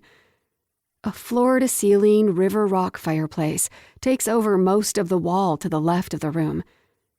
It's the biggest fireplace I've ever seen, and I'm pretty sure if I duck just a little, I could walk inside the damn thing.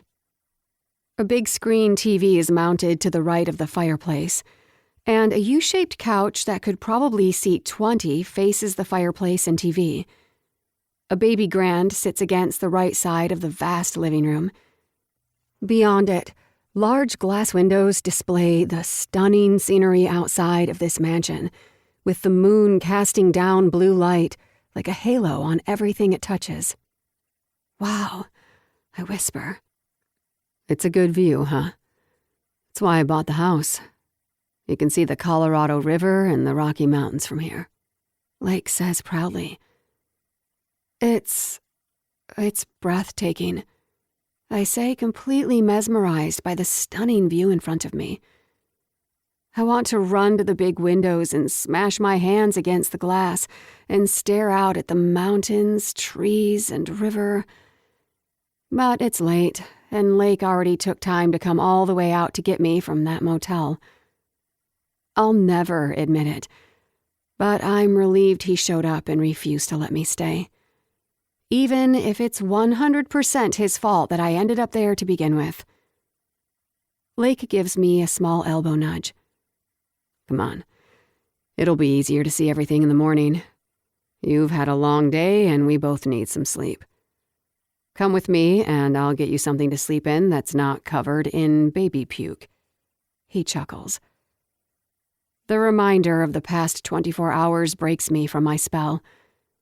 I want to glare at him for taking enjoyment from my pain, but we made a pact to try to be nice to one another for the duration of this trip, or at least for as long as I'm staying in the house.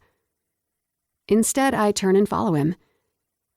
After only a few steps, the large open concept kitchen is now in view, and I swear it's the size of a damn cruise ship's kitchen. It's the biggest kitchen I've ever seen in person.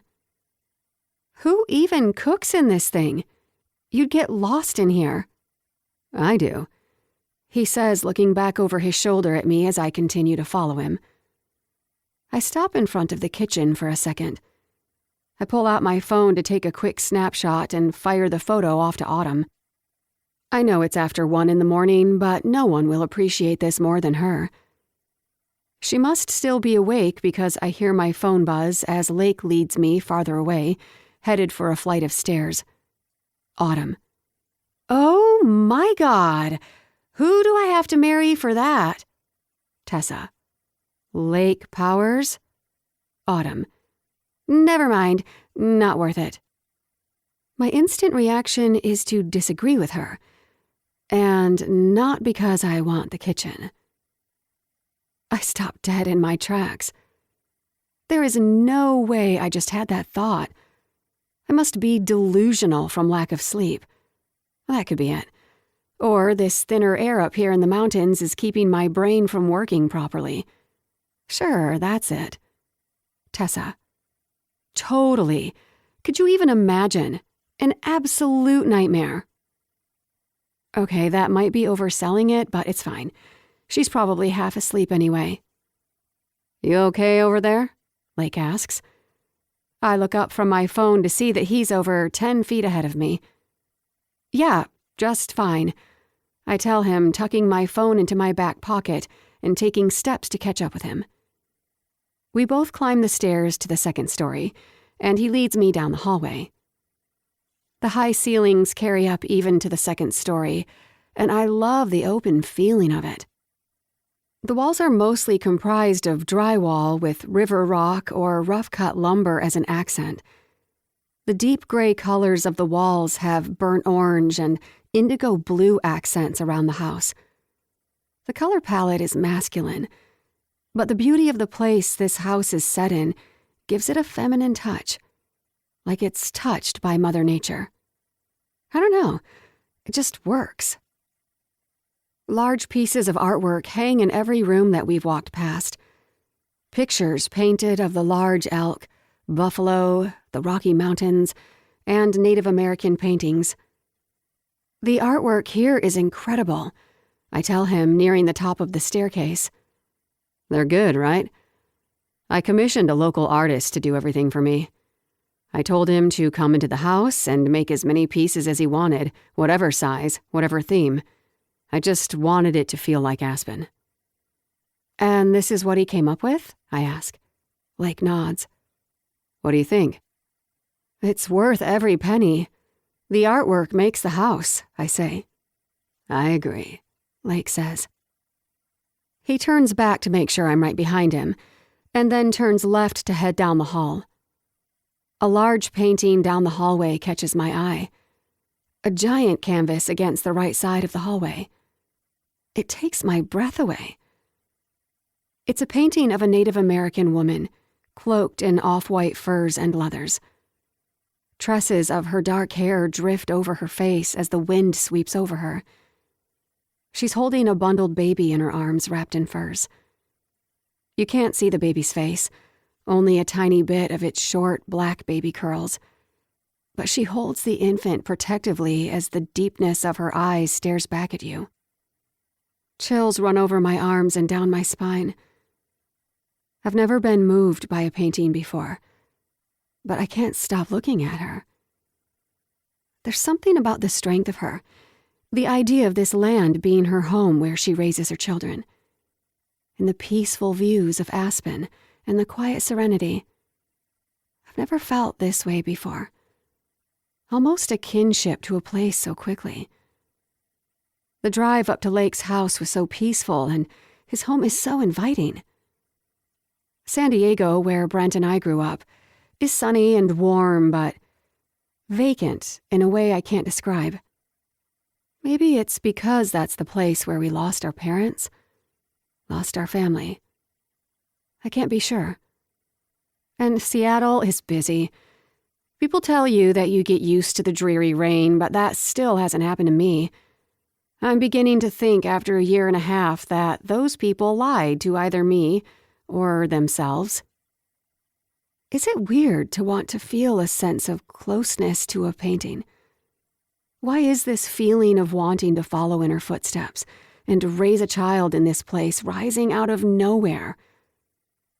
I always assumed I'd want a family someday. But with all of my failed relationships and the fact that my mother and father won't be around to see me become a mother myself, I guess I've pushed down those desires for a long time. So, why are they stirring up now? I turn to follow Lake and see him down the end of the hallway. Double wood doors, the same color as the floors that run throughout the entire house, stand tall and proud at the end of the hall. They look hand-carved and expensive, just like every other door in this house.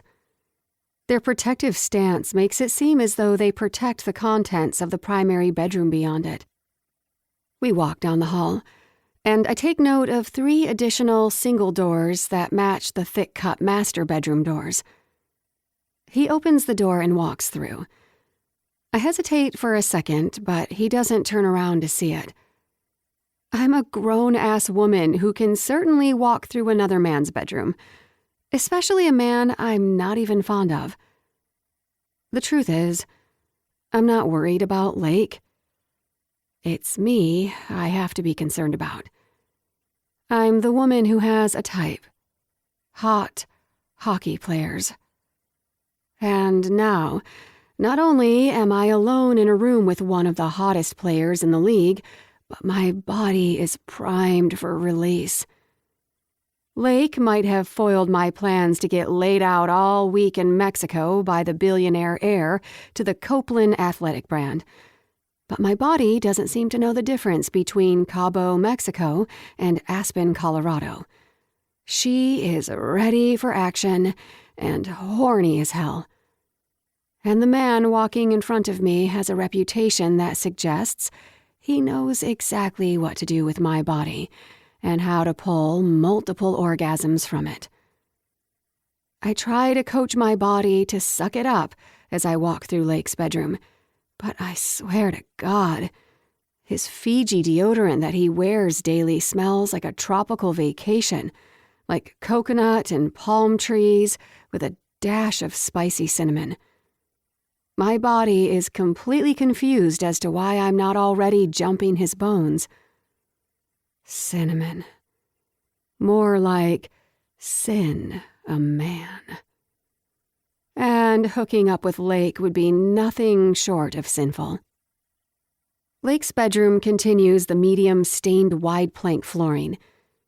His room is painted an even more masculine dark blue color, with a dark espresso wood bed frame and a dark leather padded headboard that has me wondering what it would feel like to have Lake rail me against it over and over again. I shake the idea out and keep my eyes on the back of Lake. I'm trying to ignore the matching side tables, where only one side currently looks as though it's ever been used. The other side looks lonely and forgotten. Why does that make me smile on the inside? That no woman seems to have staked her claim? There's no TV in the bedroom, and I have to say that seems rare for a bachelor. I follow him through his beautiful bathroom, which features a rainfall shower. It looks like it was ripped from a damn forest waterfall. River rocks bulge out from the corner of the shower walls, and I can imagine that the effect of the water trickling down the rocks has got to sound like the rainforest when you're inside. A huge freestanding copper soak-in tub sits along the opposite side of the shower, and the door to what I presume is his walk-in closet is located just beyond. Lake heads for it and opens the door. I have to see the floor-to-ceiling closet, but Lake's things take up less than a fourth of the room. My jaw drops once I finally step inside.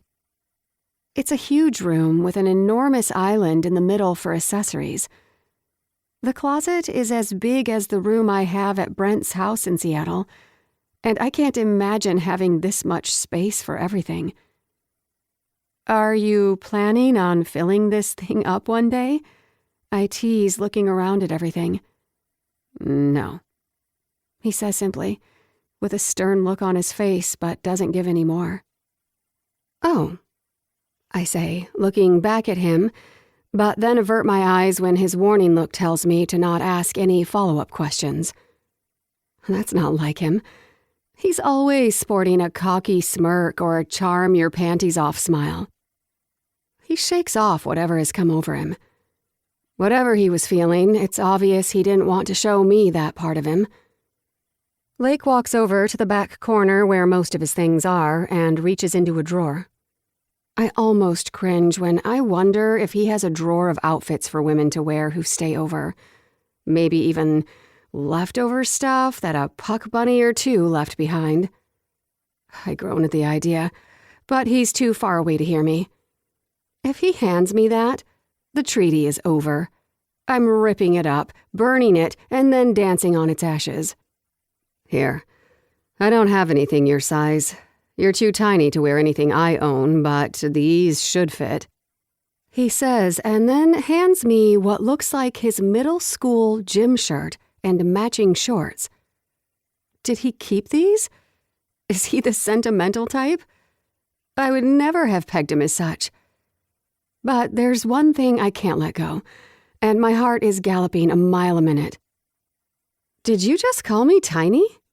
I ask, trying to keep my smile from beaming like the scorching brightness of the sun, sure to melt Lake's face right off. I'm not tiny, not in the slightest. At 5'9" and the weight of a girl who encourages girls' night once a week, I have an excuse for fast food, hard ciders, and autumn's newest culinary confections. I'm not the stick figure puck bunny Lake is used to. Yeah, he says, and then takes a quick scan of me in assessment, but it doesn't stop little goosebumps from raising at his perusal. You're like what, 105, 110 maybe? My jaw drops, and I'm about to claw my way up this man and plant a kiss right on his damn mouth. Yeah, sure. Something like that, I say, sure as hell not about to tell him my real weight. If that's his guess, then that's now cemented for all eternity, just like how I'll never be older than 29. If these don't work, I can, he says, handing them over. No, this is fine. This should be great. I say, taking the 2 articles of clothing from him as my fingers brush against his. I try not to let myself think about the touch as I quickly move on, laying the shirt and shorts he gave me on the walk-in closet island, and then crossing my arms over my hoodie and lifting in an attempt to quickly put on the shirt to prove to him that what he gave me will work. Why am I so excited to wear Lake's middle school gym shirt? I have no freaking idea, but I am. The second the coolness of the closet and the bareness of my skin collide, I know what I've just done, and I freeze in position. Not the best reaction when you're only wearing a blush pink scalloped lace bra that you were supposed to be wearing for Elliot in Cabo. I hear Lake clear his throat. He can see my practically bare tits in my see-through bra. There's no way around it. My sweater works to cover my face from view and my complete and utter embarrassment. My cheeks are probably as red as a tomato. I pull my sweater back down immediately and clear my voice, reaching over and quickly grabbing the clothes that Lake gave me off the closet island.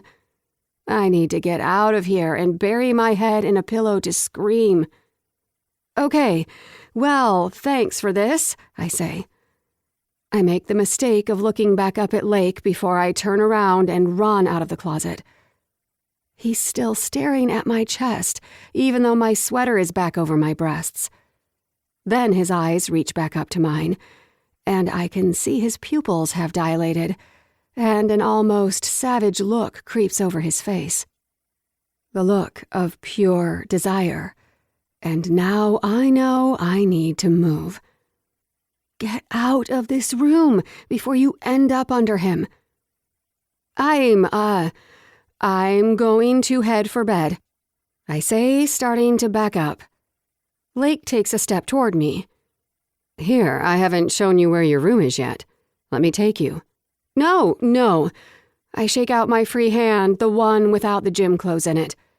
It's fine. I'm sure I can find it, I assure him, backing out quickly. Which room? I say as I'm already freeing clear of the closet and halfway through the bathroom. He starts taking slow steps out of the closet, following me but letting me get farther and farther away from him. He knows I'm mortified. I can see it as his face changes from a man with an instant feral reaction to my practically bare breasts to now a man feeling a little sorry for me. It's the first one on your left, down the hall. It has an ensuite for you, he says. I don't look back, keeping my head down and staying on course. Okay, thanks. Good night. Night. Let me know if you need anything, he says, stepping out of the bathroom and into his bedroom as he watches me hightail it past his master bedroom doors. I pull his door shut behind me with a loud thud, showing him that this night is over by physically closing the door on any more conversation. Chapter 9. Lake. The morning couldn't come soon enough. I walk down to the large kitchen and pull out 2 pans, a carton of eggs, and a package of bacon from the fridge. A few things I asked my sister to pick up for me at the grocery store before I got here yesterday. I like doing my own grocery shopping, so I only asked for the bare minimum. I placed the 2 black pans, one small for eggs and one square in shape for the bacon, on the gas range stove under the big copper hammered range hood that is the centerpiece of the mahogany dark-stained cabinets and black marble countertops. The designer insisted on the copper metal to break up the dark finishes of the rest of the kitchen. She was right. I begin to break open the eggs over the pan, adding a little milk, a dash of salt and pepper, and a handful of cheese. I don't usually add cheese to my eggs. The hockey team's dietitian wouldn't like it, but I don't know how Tessa likes her eggs. By how much milk she pours into her coffee when I've seen her in the break room, she's not lactose intolerant. Speaking of coffee, I walk over quickly and pull down the K-cups and set them next to the single-serve coffee maker along with the sugar. I'd make myself a cup if I liked coffee. A little caffeine hit would help since I never reached REM sleep last night, not knowing that Tessa was sleeping right down the hall from me. Barely more than a wall separated us. I push a K-cup into the machine and lock it down and hit the middle button to brew a cup for her, then walk back over to the eggs. The memory of last night flashes through my mind again. Holy shit, those tits are something else. My cock sprang to full mast the second she lifted her sweater. I wasn't expecting her to be wearing a sexy as fuck bra under that Hawkeye sweatshirt. I wasn't expecting to see Tessa's perfect breasts and mauve-colored nipples saluting me through the see-through lace from across my walk-in closet. If she had waited even another second before pulling down her sweatshirt and covering up those perfect mounds, I would have been on her and bent down, pulling her nipple into my mouth and sucking down on her, tasting her and pulling moans from her lips. We would have never made it out of my closet last night. And to think the nerd she went to college with almost ended up with that imagery instead of me. My jaw tightens, and my hand grips the pan handle a little tighter as I stir the eggs.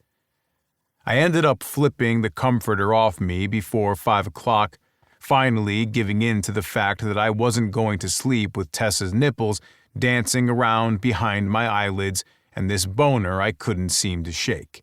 I jumped into the shower and rubbed one out to the fantasy of what I would have done to Tessa if I thought I wouldn't have been greeted with a slap from her and a plexiglass check from her brother when I got home for fucking his sister and keeping to my rules of only one night. Then I went down to my daylight basement gym and worked out until I was too tired to think of Tessa anymore while I looked out over the view that does its job to re-energize me and get me back out on the ice. My workout didn't work to tire out my cock, though.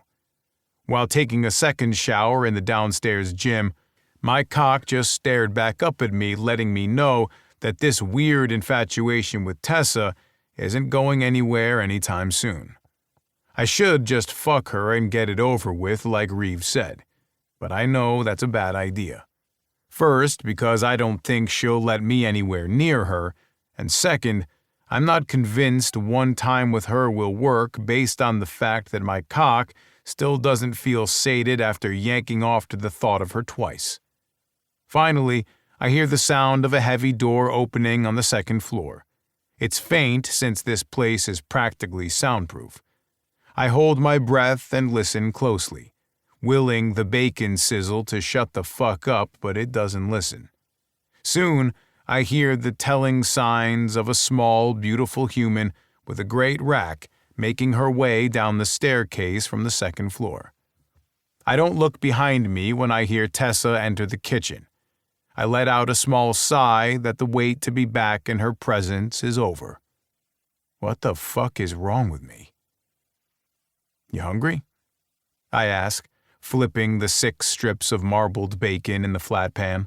I glance over my shoulder. I can't fucking stop myself. I catch her giving my shirtless body a full scan and her tongue darting out to wet her bottom lip as she picks a stool at the large island designed to seat 10 and slides up onto it. Her eyes break away the second she sees that I caught her, and she looks down at the countertop as if she needs to focus on seating herself. Bullshit. I smile to myself. Maybe I'm not the only one affected by last night. Cooking shirtless might be a little reckless with hot pans nearby, but with her reaction to my body, I'm glad I'm taking the risk. Yes, please, she says. Well, now she knows how to say please. It would have been a hell of a lot more convenient if she could have said that a few days ago, and then I wouldn't have forced Sam's hand to make her come with me to Aspen. And then she'd be standing on the beach right now with barely anything on while some tool who doesn't deserve to touch her would be pinning her down every night. I flip a piece of bacon with a little more vigor than I mean to at the thought of her in a hotel room alone with that cock. The bacon grease spits out at me and lands on my stomach and hand. I hiss at the quick pain while jumping back. Are you okay? Tessa asks. I hear her jump off her stool and race over. Her hand pushes on my left arm to push me back farther from the range so she can see. Where did it get you? She asks, her eyes quickly glancing over at my stomach, where my right hand wipes away at the grease with a dish towel that I already had sitting on the countertop in case of a spill. A little hit my thumb and wrist as well, and I put the grease spot to my mouth, sucking it off and soothing the burn with a flick of my tongue. I'm fine. It just got me a little on my stomach and hand, but I'm fine, I assure her. Her eyes assess my abs, and I automatically flex at her notice. Her fingertips reach out for me and brush softly over the area I had just wiped clean of the grease. My cock jolts at her touch, and now I have a goddamn half-chub. It was barely even a touch. What the fuck are you doing to me, Tessie? Looks a little red, she says, looking at the spot where the hot bacon juices hit me. Here, let me get you an ice pack, she says, turning toward the fridge down against the wall to my right and next to the coffee maker. An ice pack. For a little burn. Tessa, it's fine, I promise. I tell her, still stirring the eggs to make sure they don't burn. She ignores me and heads for the commercial-grade stainless steel fridge, looking over at the setup I have for her next to the coffee maker. She smiles, glancing back at me with an inquisitive look on her face. Did you make me coffee? She asks, continuing to the freezer. What if the coffee's for me? I shoot the question back. You don't drink coffee, she says simply, giving the heavy commercial freezer door a good yank to open it. She just unconsciously let out a little secret. She's been watching me, and just now admitted to it, and I too just proved to her that I've been watching her the same. I know she can't start her day without coffee, and she knows I won't drink that shit. Okay, you caught me, I admit. She sends out a little giggle and my ears perk up. Tessa Tomlin has never giggled at anything I have ever said. She usually just scowls at me. How do I know that she likes coffee? Because I've seen her make a new coffee or reheat an old one over 100 times in the break room at the Hawkeye Stadium. But with how many times I've been in the break room, could I tell you how many other Hawkeye's employees drink coffee? Fuck no. But plenty of the times I've seen her drinking coffee, I've thought about spiking it with a laxative, especially after the last charity event she made me do for the last social media post she got me in trouble for. She plucks an ice pack from the freezer and then shuts the door. I haven't seen an ice pack since my off-season when I spent my days in Aspen, soaking up a normal life in the town I grew up in with my nieces running around my house and Chelsea nagging at me about one thing or the other as sisters do. Most people don't get it, but to me, it's fucking heaven after spending months keeping the Lake Powers brand going. It's exhausting work to always be on, but that's exactly what it feels like these days. Work. I watch her every move, trying like hell to make sure she doesn't catch me, but she seems a little in her own world as she saunters back over. She looks up at my shoulder, and now I know what's coming. I'm surprised she didn't ask in the locker room back when this whole thing about the tagged photo came up, but I think she was so pissed off at me that she didn't give a shit about it.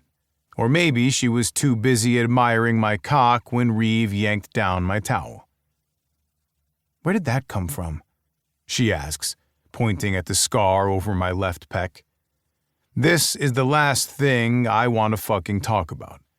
This is a part of my life I don't want anyone to see, especially not her.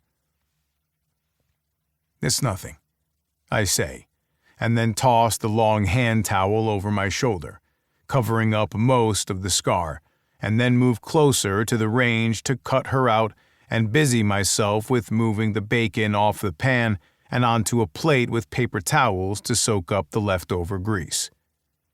I got a tattoo a year after the accident in an attempt to cover most of it up.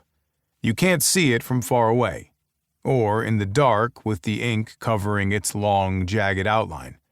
And I do my best not to walk around without a shirt on in large groups, although pool parties and boating at the lake make it tough. Luckily, most people are too drunk at that point to notice a covered-up scar. Unfortunately, it's daylight. She's standing close, and Tessa is too aware of everything around her not to notice it. Was it from a fight on the ice? She asks. Nosy woman. I turn to her with a sharp brow lifted. I don't want to talk about it. Do you understand? I try to ask as softly as I can. I don't want to scare her away, but I need her to know that she is the very last person on this planet I'm going to tell my story to. She'll never look at me the same way, and that shouldn't bother me, but it does. It's the reason I'm incapable of giving her a future. Okay. She nods somberly, and then I turn back and offload the eggs onto an awaiting plate with a spatula. Here. She presses the ice pack to my stomach, which catches me off guard. The cold burst travels down to my balls and they tighten and make a run for the warmth of the insides of my stomach. Shit! I yell and drop the spatula on the ground. I swear to God my balls lodged into my throat as I try to take an inhale but can't.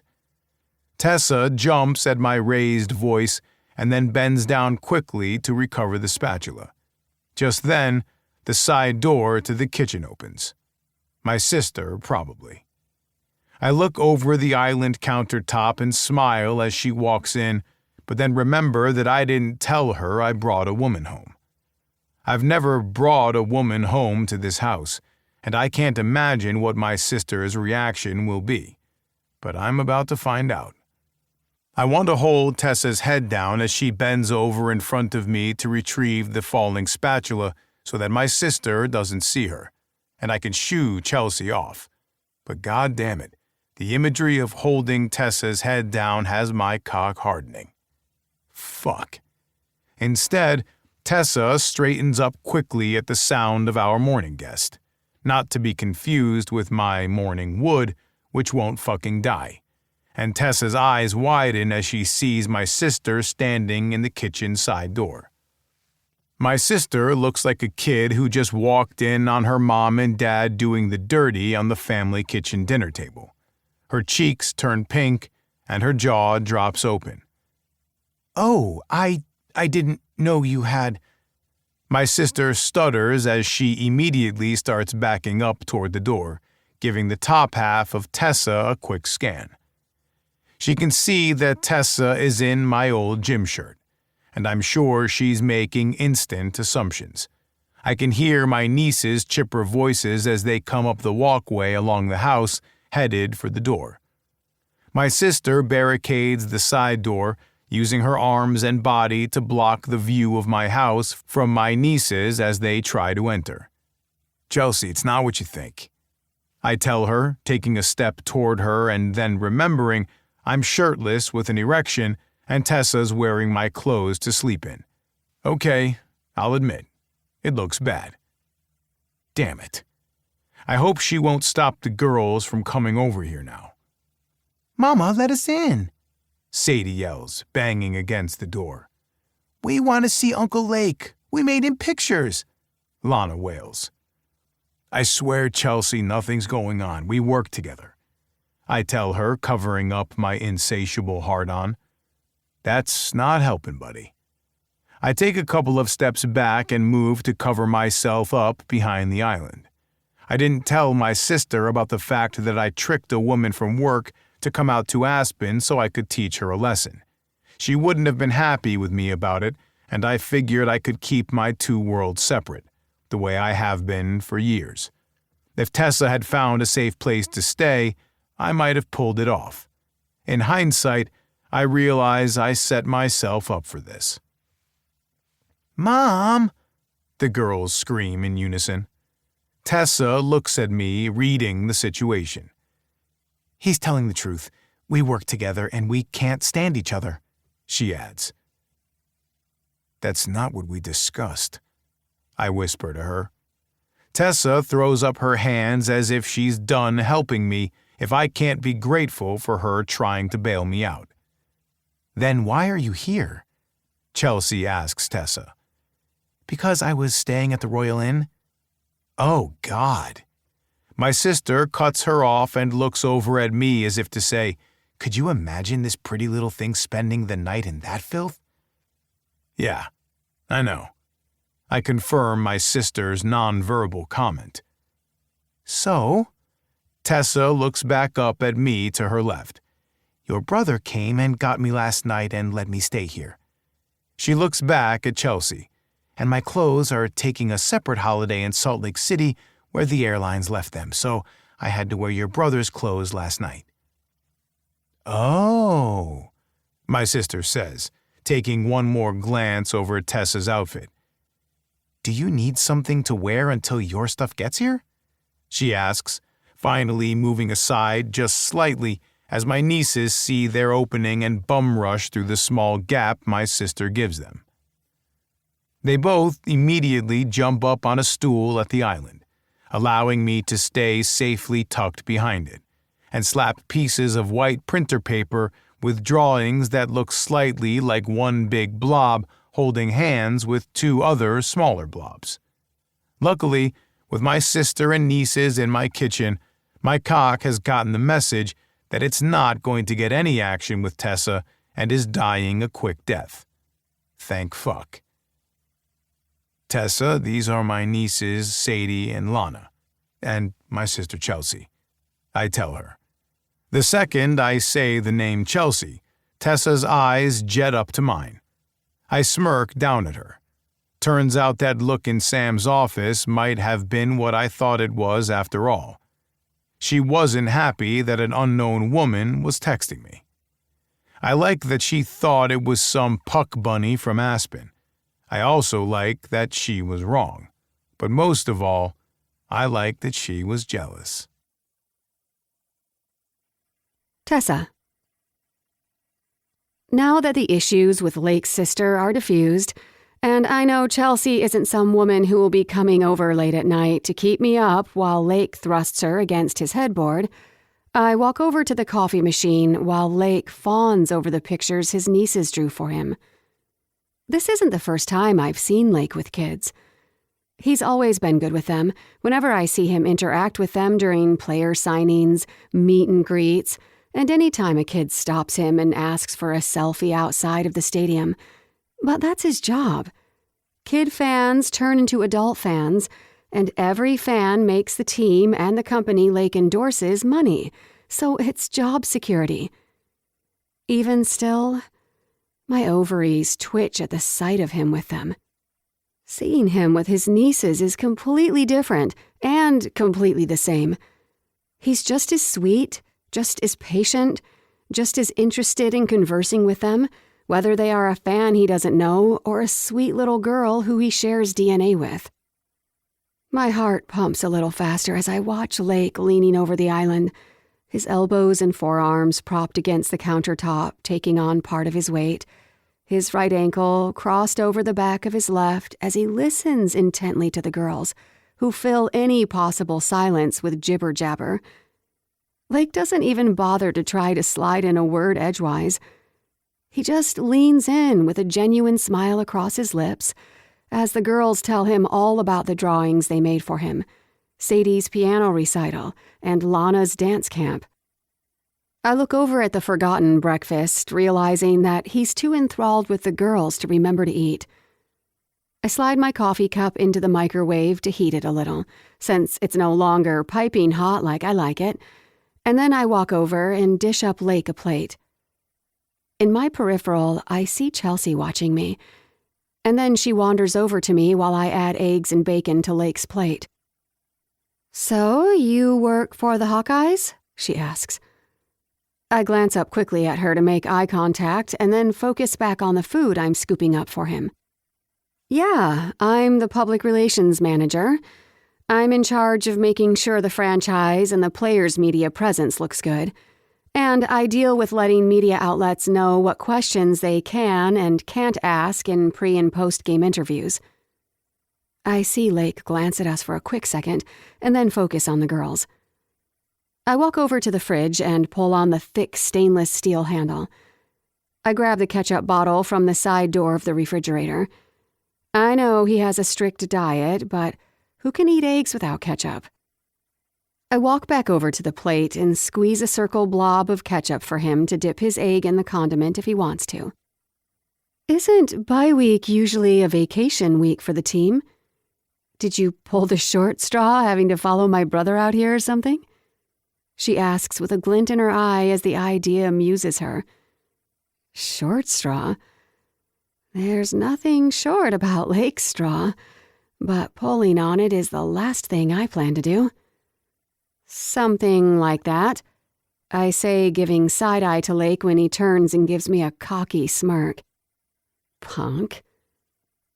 I pull open 3 drawers in search of a fork but come up empty until Chelsea opens the drawer next to her and hands it to me. Thanks, I tell her, and then set the plate of food that Lake made and I assembled in front of him. Chelsea looks at me with her lip pulling up on one side, like she's trying to hide her smile. Lake looks down at the food and then up at me from his hunched-over position, talking to the girls. You didn't have to do that, he says softly, with the girls' chatter continuing without his observation. I just shrug in response. I didn't know if you like ketchup, but I say, pointing at the pile of red goop on his plate. I do, thanks. He says, then glances back at the range with all the food sitting next to it on plates from where he set it all. Have you gotten any? He asks, his eyes searching mine. Not yet, but I'm getting some now. I turn away from him and walk back over to the range, and I hear his fork clink with the plate. He's eating. I smile to myself that he didn't refuse it, not that he would. We agreed to a truce for now, but old habits die hard. Lake, Chelsea says, looking down at her phone. Don't you have a meeting with... Shit. Lake looks down at his watch like Chelsea reminded him of something he was about to miss. I mean, shoot, sorry girls, he says, apologizing to Sadie and Lana for his language. Neither girl seems to notice as they compare their pictures while sitting side by side on the bar stools. He turns to Chelsea. I need to be there in 30 minutes. What meeting? I walk over to the microwave and pull out my coffee and then begin to add the contents to make it delicious. He's meeting with no one important, Lake says, quickly cutting off Chelsea. Her eyebrows furrow and she stares at the back of his head in confusion. If she's the one who helps you with charity stuff to boost your image, leave it, Chelsea. He warns, giving her a long stare to make sure she doesn't plan to say any more. What the hell is that look for? She looks at me and then back at him and gives a knowing nod like a puzzle piece finally fit into place for her. What the hell does she know? And what did she just realize? Lake turns and looks back at me. I'll be back in a couple of hours, but you'll have the Jeep if you want to go anywhere. I have work to do here anyway. I won't likely leave, I tell him. Okay. He nods. My cousin Bobby is getting some people I know together tonight at a pizza parlor. If you want to go, he asks. Is that hope twinkling in his eye? Sounds interesting. I'm in, I say, taking a sip of my coffee to check that it's yummy enough to consume. Good. I'll see you later, Lake says. He walks over to the sink, rinses off his plate quickly, and sets it in the deep copper basin. Then he walks over to Sadie and Lana on the island and kisses the tops of their heads. On his way out of the kitchen, he bends down and kisses the top of Chelsea's head while she stays seated at the kitchen table, and then he's gone. The warmness of this man, who seems so considerate and sweet, without the cocky swagger he carries around whenever I see him in Seattle. But here in Aspen with his family, he's a different man. I hear him take 2 steps at a time as he ascends the stairs. Chelsea finally stands from the chair she was sitting in. "Tessa, come over later if you want and borrow some clothes. I think we're about the same size, and a perk of owning a clothing store is that I have a ton of cute stuff for you to pick from," she offers. "Thanks, that would be great," I say, taking another sip after stirring my coffee a little more to get the granulated sugar to dissolve. It needs cream.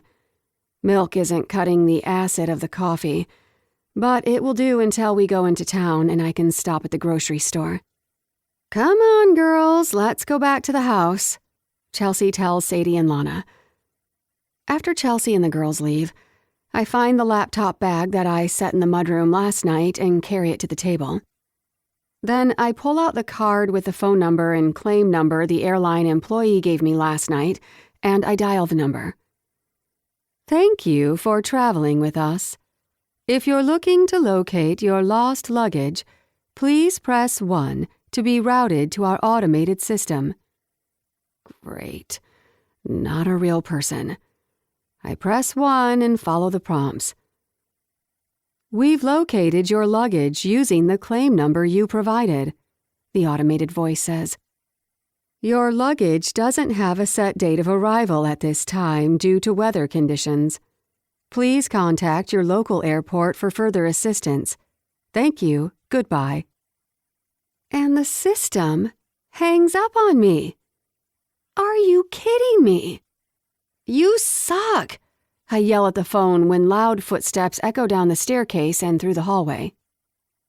A gorgeous lake comes into view in a long-sleeved dark Henley and a pair of intentionally distressed jeans that hug his ass and glutes in all the right places. I try not to stare, but it's a tough feat to accomplish. "What happened?" he asks, twisting a watch he wasn't wearing earlier. The airline still has no idea when I'm going to get my stuff. I flop my phone on the table with a bang. Frustration is getting the best of me. And where exactly is he going looking like a freaking snack? Somewhere he doesn't want me to know about, and now my curiosity builds. Chelsea's reaction to him not wanting me to know has me wanting to go over and get the information from her while I peruse her closet. A covert mission. Maybe it was the other woman who texted him last night while I was in his Jeep. Harmony, I think it was. "Shit, really? What about your wallet?" he asks. "Penelope already texted me this morning before I got out of bed." The poor thing sat on hold with the airport while someone rummaged through the lost and found while on her vacation. She didn't need to do that, but I appreciate her for helping out. She knew I was up until after 2 a.m. with all the chaos last night. They found it, but the airline policy is that they have to send it back to the address on the driver's license inside the wallet. So it's headed to my brother's in Seattle. At least they found it. Trying to get all that shit reissued is a pain, he says, double-checking the time. He walks over to the fridge and pulls out a couple of bottled waters. "I'm out of here, but I'll see you later." He walks over to me as my head is down, typing in the code to my password on my laptop, and kisses the top of my head. My fingers freeze on the keypad, and he doesn't make a single movement after that kiss either. We're both holding our breath. I can feel it. I finally look up at him, not sure what to say. He looks flabbergasted, too, his eyes wider than usual, and that sharp brow has turned down as he looks at me. "Sorry, I don't know why I just did that," he admits. "Force of habit," I offer as a suggestion. "Yeah, I think so," he says, not taking his eyes off mine. My phone dings at a text. Autumn. What's this about a nip slip? Did you flash Lake? What the hell is going on in Aspen? Tell me everything. Lake sees the text. I know he does. And I could die of mortification that he knows I told the girls about our incident last night. I guess we're even for embarrassing moments at the present. You're going to be late, I tell him, looking forward to the moment that Lake leaves and we no longer have this weirdness between us. Right, okay. See you in a few hours. And then he's out of the kitchen and headed down the hallway toward the mudroom and then the garage. I listen for the Porsche's engine to come to life and the garage door to open. The second the garage door closes after he pulls out of it, I breathe a sigh of relief. Chapter 10. Lake. I like the layout of this building more. I think we can fit twice as many cots than in the other 2 buildings that the real estate agent sent, my cousin Bobby says. We're both leaning over the light oak conference table set to seat 12 at least inside the real estate agent's office. Bobby places his left hand down on the conference table to steady himself as he stretches his right arm over the blueprints to point out a feature. And a bonus, it already has plumbing for the showers we'll need the contractor to install. Bobby points at the bathroom area on the building's blueprints, splayed out for us to look over. Have you shown the contractor these yet? I ask, leaning further over the blueprints. The bathrooms aren't in place yet, but having the plumbing already in position will save money and time to get this shelter up and running. Are you sure this is the best of the 3 options? I ask Bobby, and then glance over at the real estate agent who's standing opposite us around the conference table. I can still keep my eyes open, she says, her green eyes shifting between us. Something else might come up. I have my feelers out there in Denver. Emma, Bobby's ex-girlfriend from high school, is now our real estate agent. She knows her shit, and she's made a big name for herself in the commercial space of Denver. She flew in to have this meeting with us as a courtesy and to finalize the building and get signatures. The real estate firm she's with has offices all over the country and opened their Aspen doors for us to use their conference room to go over the 3 sets of blueprints. What does your gut say? You've seen all 3 in person. I ask, turning to Bobby. This one. It has a commercial-grade kitchen, an easy way to divide spaces as we need for men's and women's shelters respectively, and the location is easy to access for anyone needing help. I nodded him.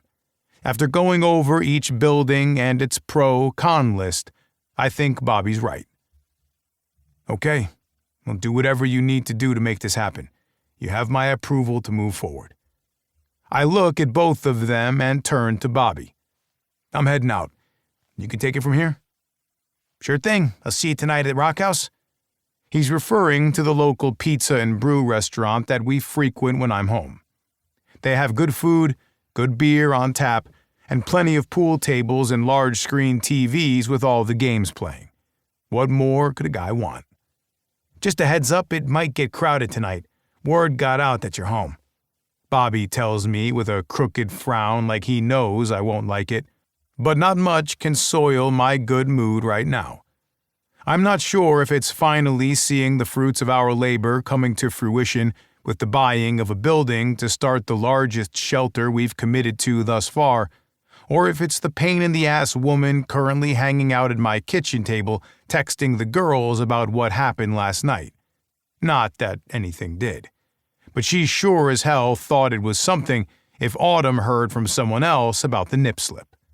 Either Isla or Penelope got the information first, which means it's circulating. I don't know if that's good news for me or not, but I'm about to find out. It'll all be fine. I'll see you tonight, I tell him, taking one more glance at the building that's about to cost me the biggest chunk of money I've ever spent, and that includes the houses I bought for myself and the houses for my family, combined. A dream is finally coming true, and I wish the person who first dreamed it was here to witness it. Tessa. The garage door opens a few minutes after I get back from Chelsea's house, dressed and ready for tonight, although the woman is a freaking fortress and wouldn't give up a single inch of information as to where Lake went or who he was meeting with.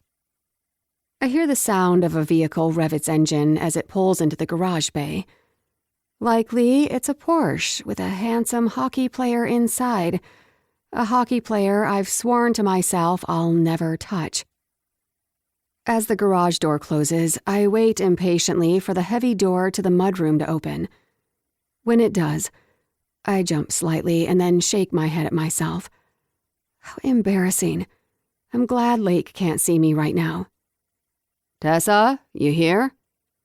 Lake's deep voice echoes through the mudroom and reaches me in the kitchen, where I'm loading the dishwasher from today's breakfast.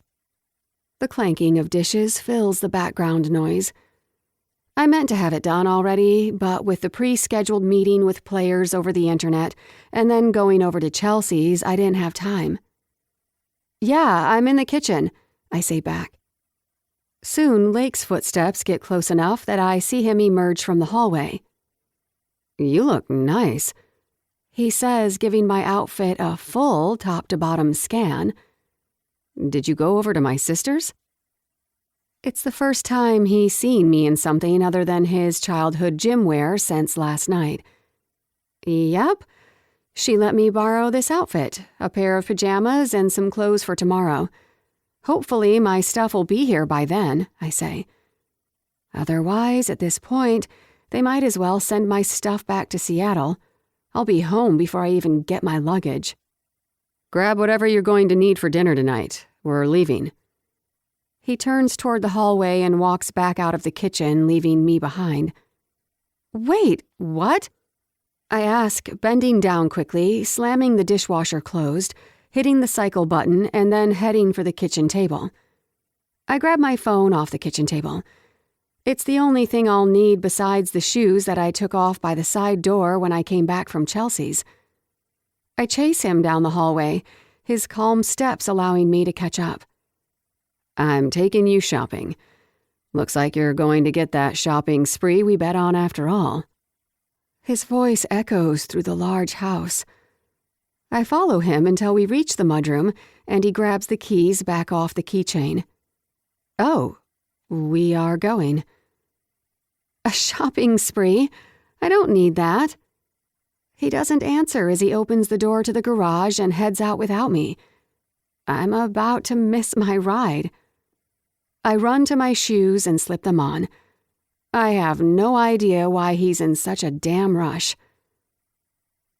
20 minutes later, Lake pulls up to a beautiful boutique with a sparkling chandelier in the entryway and a big, pretty sign with the name Juniper on the front. This seems a bit too fancy for a few outfits to get me by. I'm sure your sister will let me borrow whatever I need, and I washed my shirt and pants from the flight. I'm fine. I don't need this. I tell him, looking in at the clothes that scream, "Your entire paycheck for one Burberry jacket." It's not like I don't make enough money to afford a store like this. The Hawkeyes pay me well for what I do, but when I say well, I mean more like I could afford to shop here once in a while and pick up one wardrobe staple piece, like a nice jacket to go out to the bar with the girls for my birthday, or a killer dress I'd wear to a charity event that one of my exes was attending to make them eat their heart out for not appreciating what they had. I sure as hell wouldn't be walking into a store like this to buy a week's worth of outfits and dropping the money like I'm buying a candy bar at the Quickie Stop, like Lake's acting. "You're here because of me. So the least I can do is make good on the bet I lost," he says, killing the engine and then pulling his keys from the ignition. I hear his side of the Jeep door open as the car shifts from his weight leaving the vehicle. "Come on, Tomlin. Don't make me pull you out of this Jeep and toss you over my shoulder, kicking and screaming." Why does the idea of Lake flinging me over his shoulder sound so appealing? Because he's strong and being picked up and carried like I weigh nothing by an attractive hockey player has my panties dampening? Or is it because the idea of having Lake's hands on me has shivers cascading down my spine? I debate pretending to refuse his command, just to see what he'll do. But then I remember, putting myself in a position to fall for Lake Powers is a really, really bad idea. I turn to the Jeep door and open it, obeying his orders to keep my libido from flaring up, but I slam the door once I exit to remind him that I don't like being told what to do. I'm nothing if not consistent. Chapter 11. Lake. "Hello, welcome." My sister Harmony says, not looking up yet to see who's in her and Chelsea's shop. Juniper's Boutique. We take a few steps further into the store, and then Harmony's eyes flash up to mine. "Lake, you're here?" She beams, her smile bright and her smile wide with full red painted lips. She jogs around the front desk in a pair of heels, long trouser pants, and a peach blouse. Her strawberry blonde hair is up in a professional-looking bun, her makeup thick, and her blue eyes that match mine staring back at me through black-rimmed glasses that I assume she uses to make herself look older and more serious than she is, because she's never worn glasses in the 32 years I've known her. Finally, her eyes drift over to Tessa. "Oh, hi." Harmony says, greeting Tessa. I'm not surprised that Harmony is taken off guard by Tessa. Harmony hasn't seen me with anyone since high school, minus the women who want selfies with me and tag me in their posts. Not that anyone can do that now, thanks for nothing, Tessa. Or the one-night stands I get photographed with leaving the bar or restaurant. Tessa, this is my sister, Harmony. I introduce. "You're Harmony? His sister?" Tessa's eyebrows furrow together. "Oh, I thought you were... Never mind." Tessa says quickly, casting her eyes away. Oh yeah, I almost forgot the side eye she made in the car when she saw Harmony's text. Now, it's confirmed. First Chelsea, and now Harmony. Tessa isn't fond of females that aren't blood-related texting me. How do I want to use this information to my advantage? "I don't like owning up to it, but yes, we share DNA, believe it or not. But I got all the good looks, and Chelsea got the brain. Lake got..." She gives me a once-over and a longer than necessary pause. "Good hair." She gives me a teasing sister wink. Nice, sis.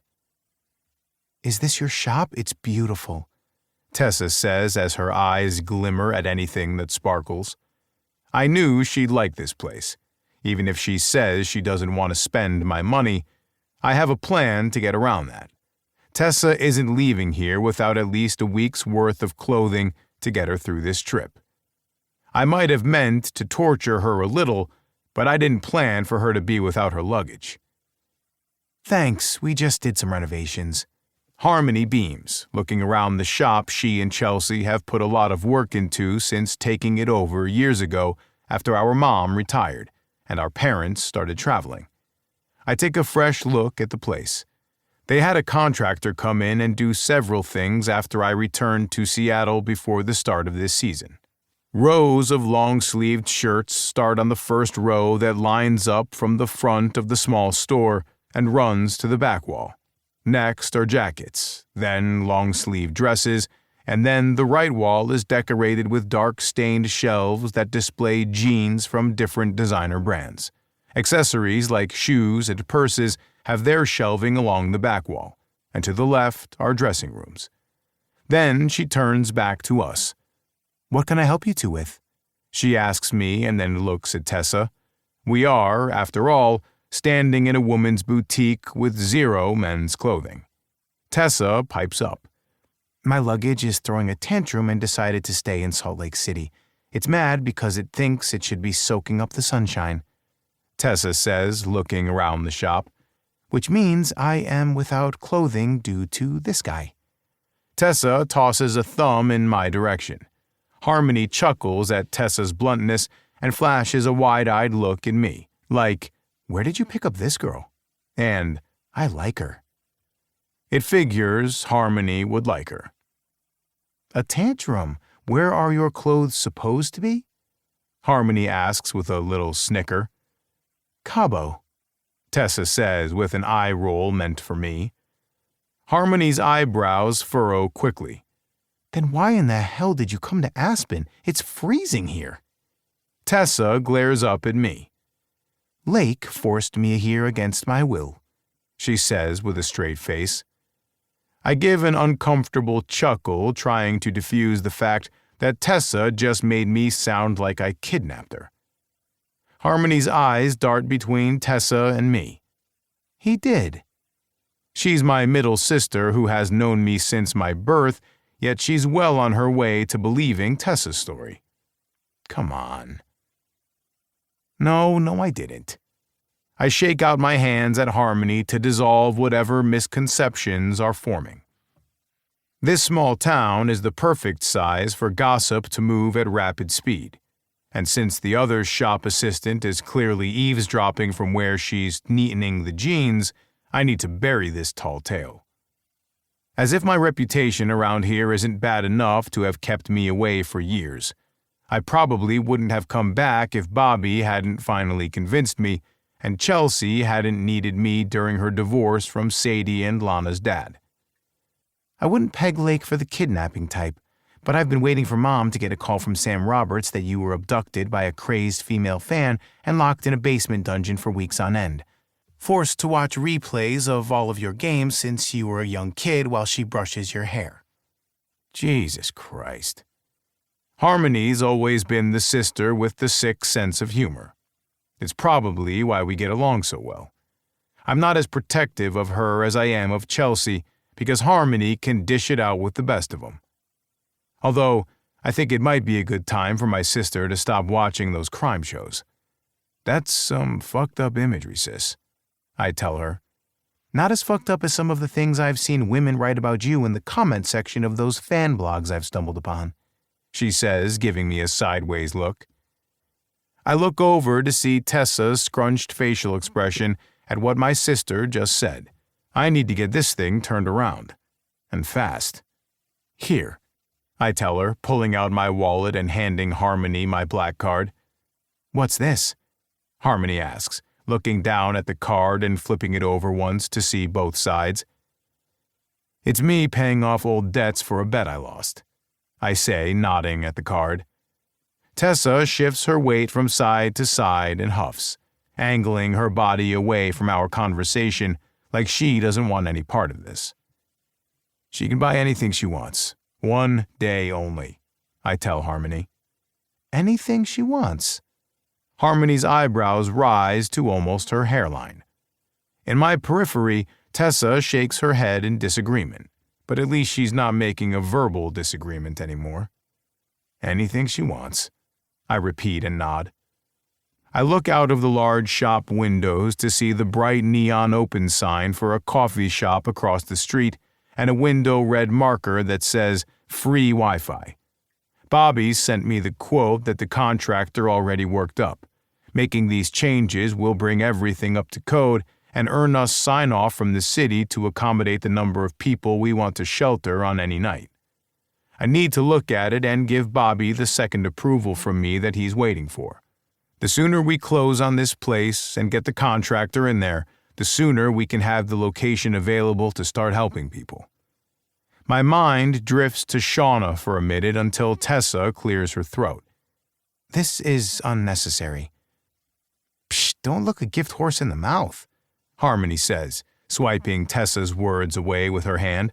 "Lake Powers wants to spoil you with his gobs of money? Then that's what we're going to do. I have no problem with spending my brother's millions." Harmony links her arm with Tessa's and pulls a hesitant Tessa toward the rows of tops. Soon enough, I see Tessa soften to my sister's more aggressive relationship-building skills. I'm not sure exactly how close I want these two to get, but knowing Chelsea and Harmony, I might not have a choice. I wouldn't be surprised if they try to turn Tessa into an honorary power sister and invite her to family holidays. I'm going to head across the street. I tell both of them, or whichever one is listening to me anymore, which feels like neither. Harmony, can I have a minute? I ask softly. Tessa doesn't bother to look up, but Harmony does and nods in response. She turns to Tessa first.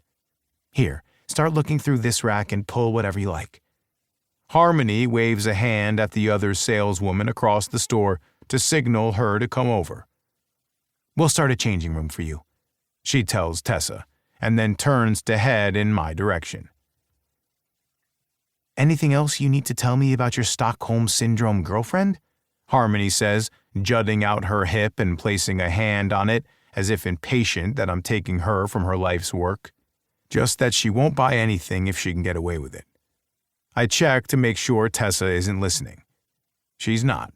She's standing at the rack flipping through the clothes, seeming to like something, and then discreetly looking at the price tag and pretending she's not interested in it. I know this place isn't cheap.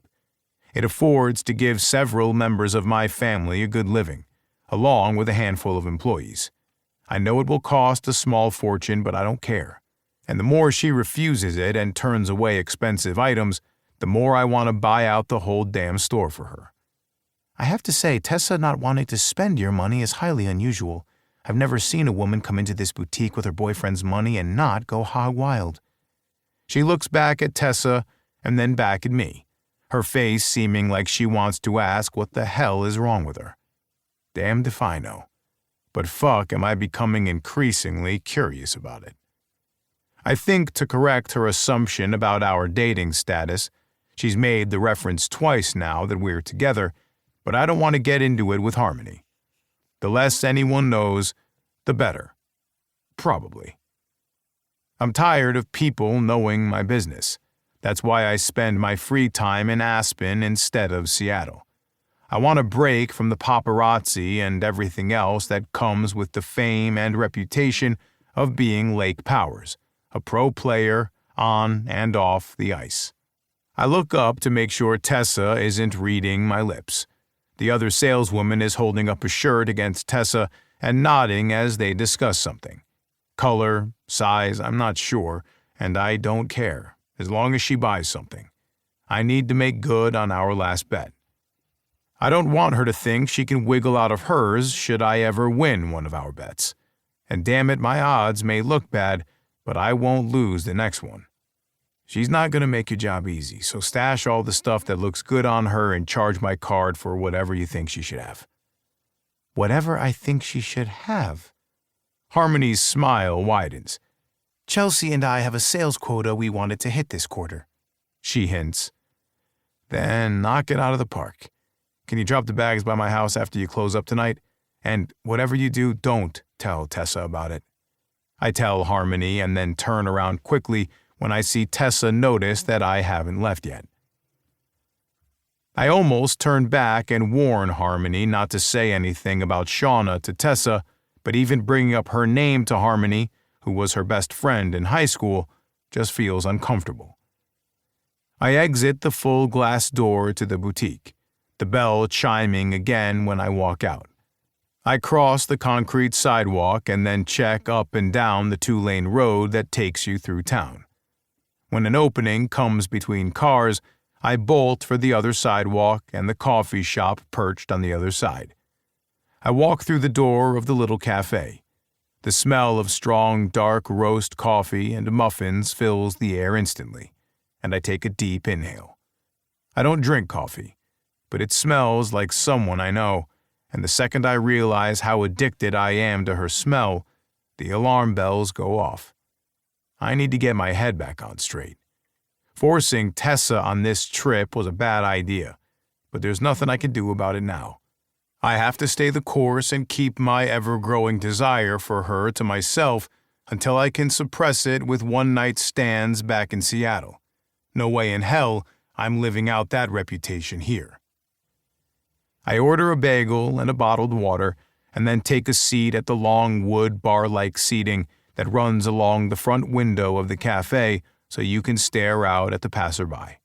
I'll do a little people-watching once I agree to the cost that the contractor proposed and electronically sign the docs.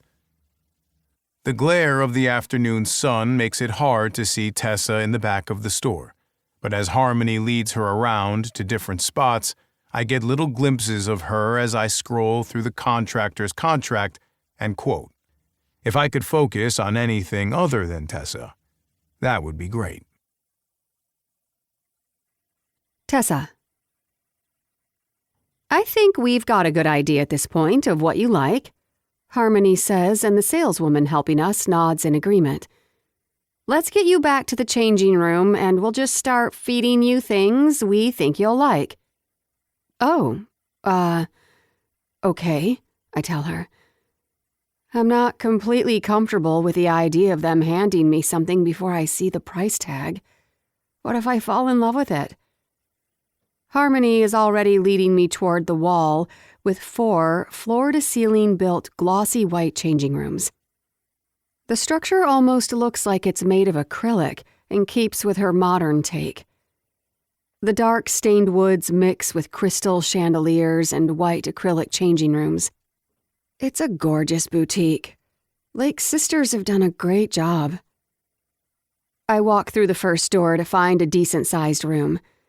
A small bench sits in the corner with a faux fur pink pillow on top of it, and a long mirror secured to the wall in front of me. On the left wall, 3 silver hooks are screwed in at even distances, a plaque above each one. Keep, toss, burn. I chuckle for a second at the uniqueness. I have to give it to the girls. They put a lot of thought into this place. Okay, here come the first few things, the other saleswoman says, opening the door slightly, and then pushing more like 20 things into my arms. I struggle to get a grip on everything, but she doesn't let go until I nod that I have it under control. I try on the first few shirts, and I love them, but they seem a little too nice for casual day use. "What's taking so long?" Harmony asks. "The ones I tried on didn't work." "You're supposed to show us," she hollers. "Try them back on and come out here." I do as she demands, and for the next 45 minutes, Harmony dresses me like her personal Barbie. Harmony has incredible taste, and I struggle to find a single thing I don't like. She also knows my body better than I do, and everything I try on is flattering. As I start getting dressed back in the clothing that Chelsea let me borrow, I can hear Harmony on the other side talking to me. "It's great to see Lake happy again after so long. We've been worried about him." Huh? Worried about him? "Oh, well, we're not..." I attempt to correct her, thinking that Lake and I are an item, even though Lake didn't bother to correct her when she said it while he was still in the store. The accident really changed him, and I thought he might never come home after he got signed on as a walk-on rookie. It wasn't even his fault, and he took all the blame on himself. The accident.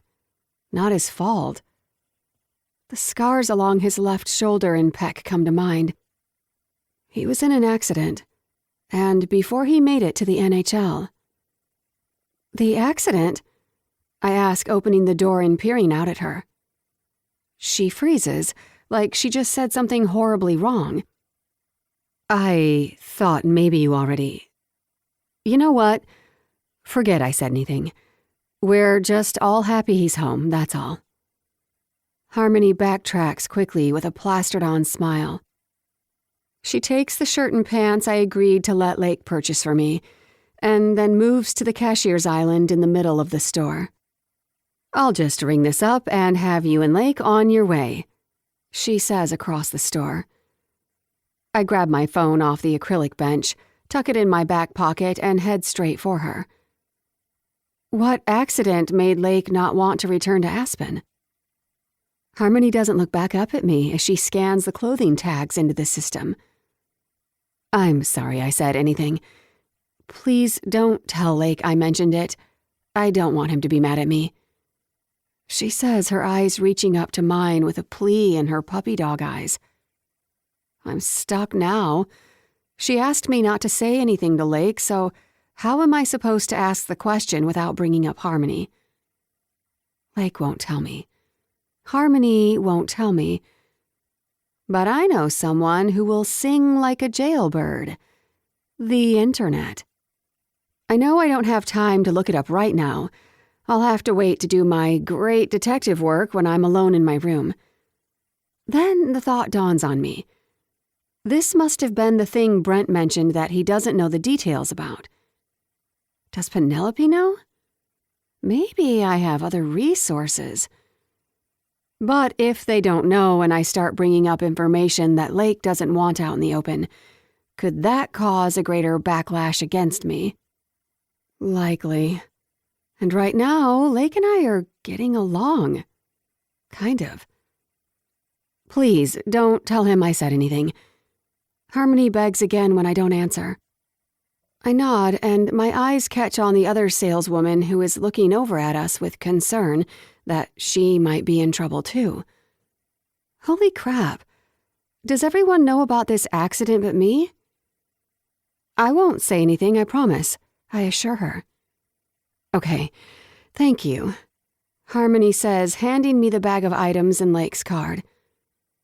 I hope to see you around more.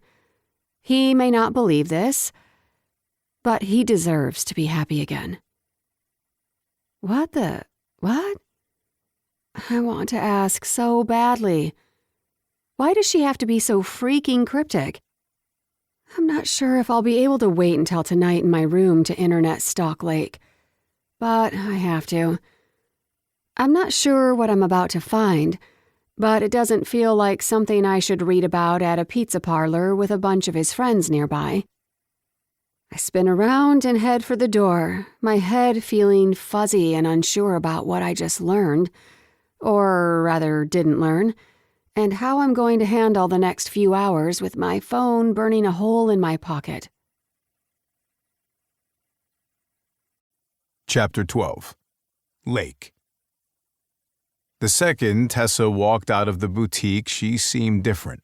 I don't know if Harmony ratted me out about buying Tessa an entire wardrobe behind her back, or if something else is going on. With Tessa, it could be anything. But I haven't had time to dig into it with her since we loaded up into the Jeep and headed down to the pizza parlor to meet the friends that Bobby invited to hang out tonight. Bobby has his own fame in a small town, too. He races for his family's Formula One race team, but he's been home for the past 4 months recouping before he hits the road again. Bobby and I both command large crowds wherever we go, but tonight, with both of us in one bar, it's sure to be a packed house of old friends. The second Tessa and I walk through the doors, the scent of pizza and IPA beer wafts past my nose. I love this place, and its smell.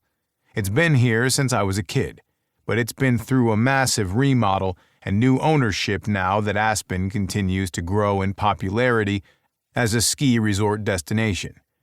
The wide-open floor plan and the exposed A-line roof with its thick original beams, several pool tables, and booming music make this a cool place to hang out. A mob of friends from high school and a group of locals all make a beeline for me and form a circle engulfing me. Tessa steps away from me, only allowing for more people to add more space between us. Something in me wants to reach out and clothesline a half-dozen people to get to her and pull her closer. But then I see something catch Tessa's eye, and she waves toward the bar with a smile. My vision follows her line of sight to find Chelsea and Bobby sitting at the bar. Chelsea smiles and waves her over. Tessa makes her way over, and I watch every step she takes, barely listening to the people around me, asking questions and introducing themselves to me as if I forgot who they are since last summer when I was living here off-season. The questions come too fast to answer, as my vision jets back and forth between people hurtling them at me. How does it feel to be back in town? It would be better if I could spend it with my friends at the bar. Do you like living in Seattle? Most days, but I could do with less rain. Is the ice rink really cold? What? Can you get me a date with Riker Haynes? I glance over to see a high school girl in a Riker jersey. So much for this being my town. Besides, Riker has to be at least twice her age. I can't be rude and blow past them all. I need to spend a socially acceptable amount of time mingling.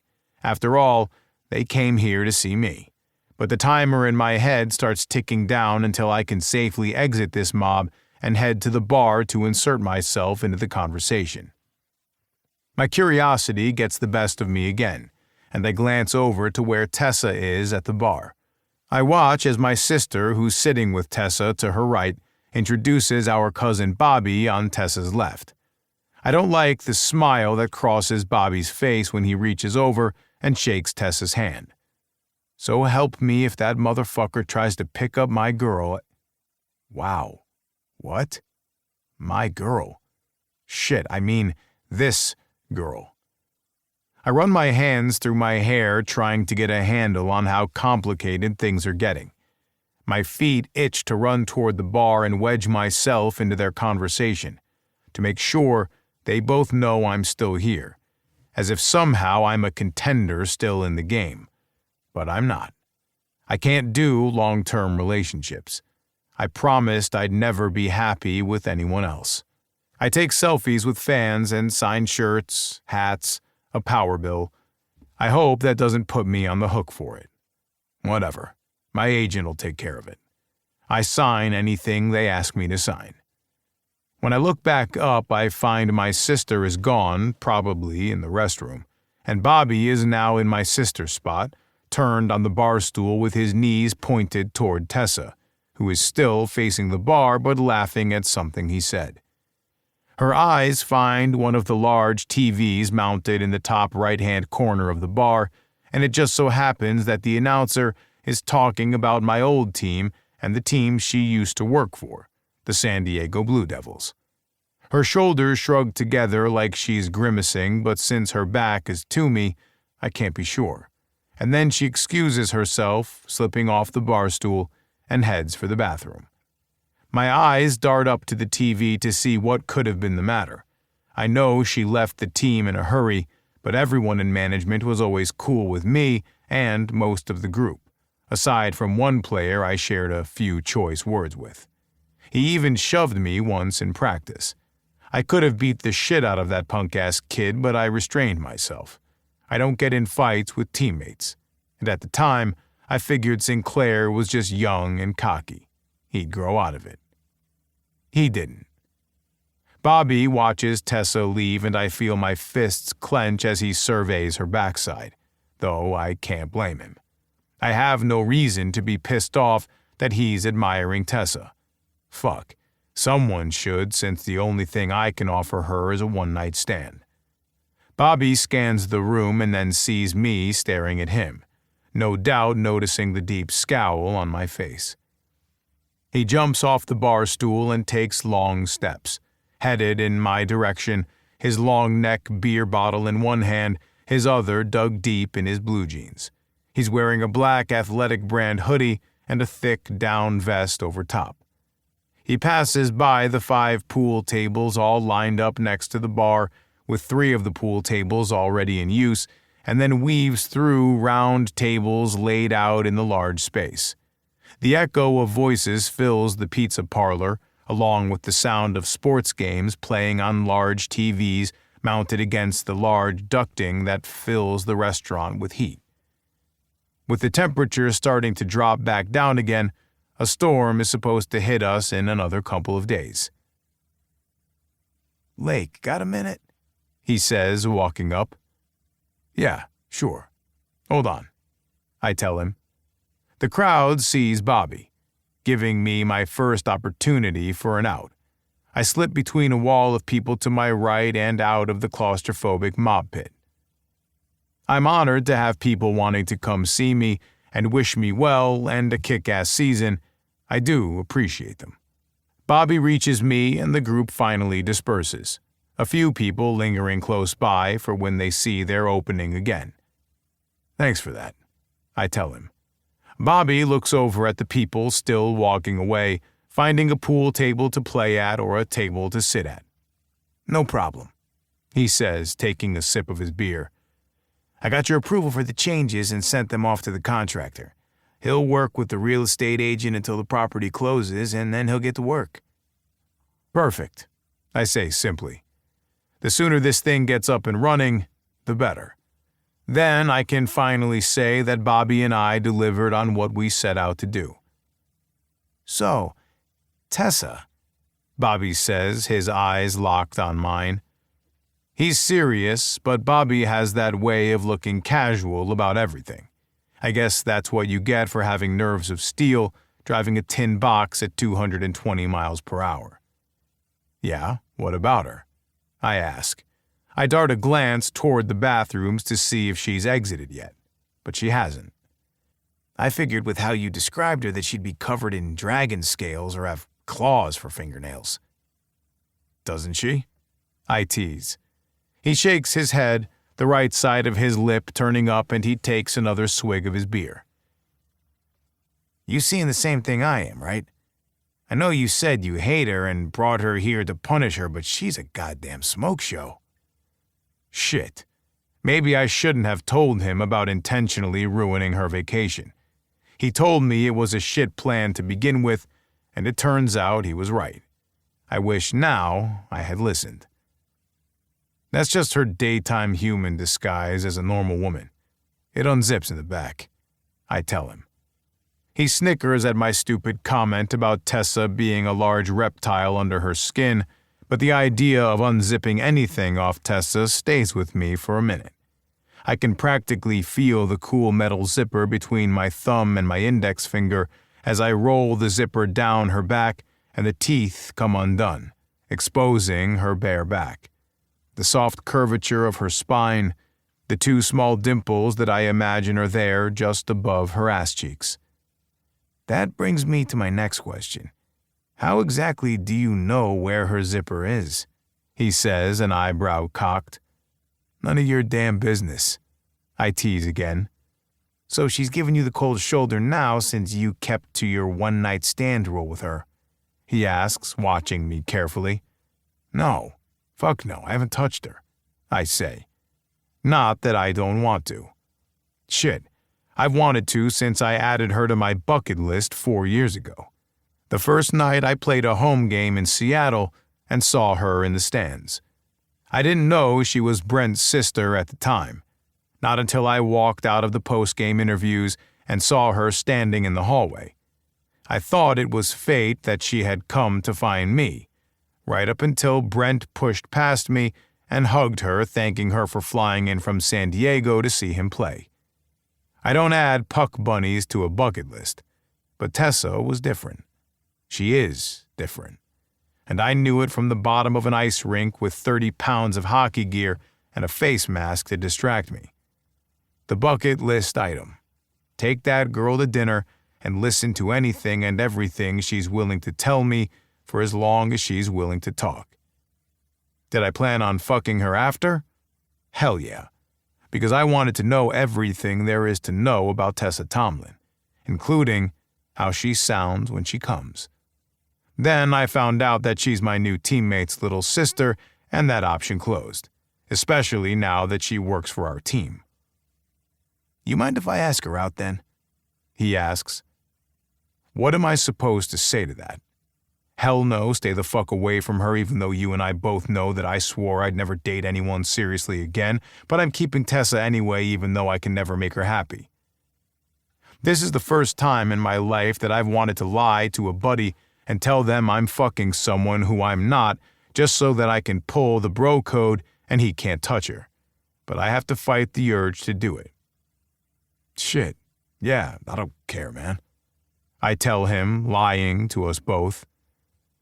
A hand touches the middle of my back, and I look quickly behind me to find 3 women, 2 brunettes and a blonde, all with overflowing cleavage and fuck-me grins.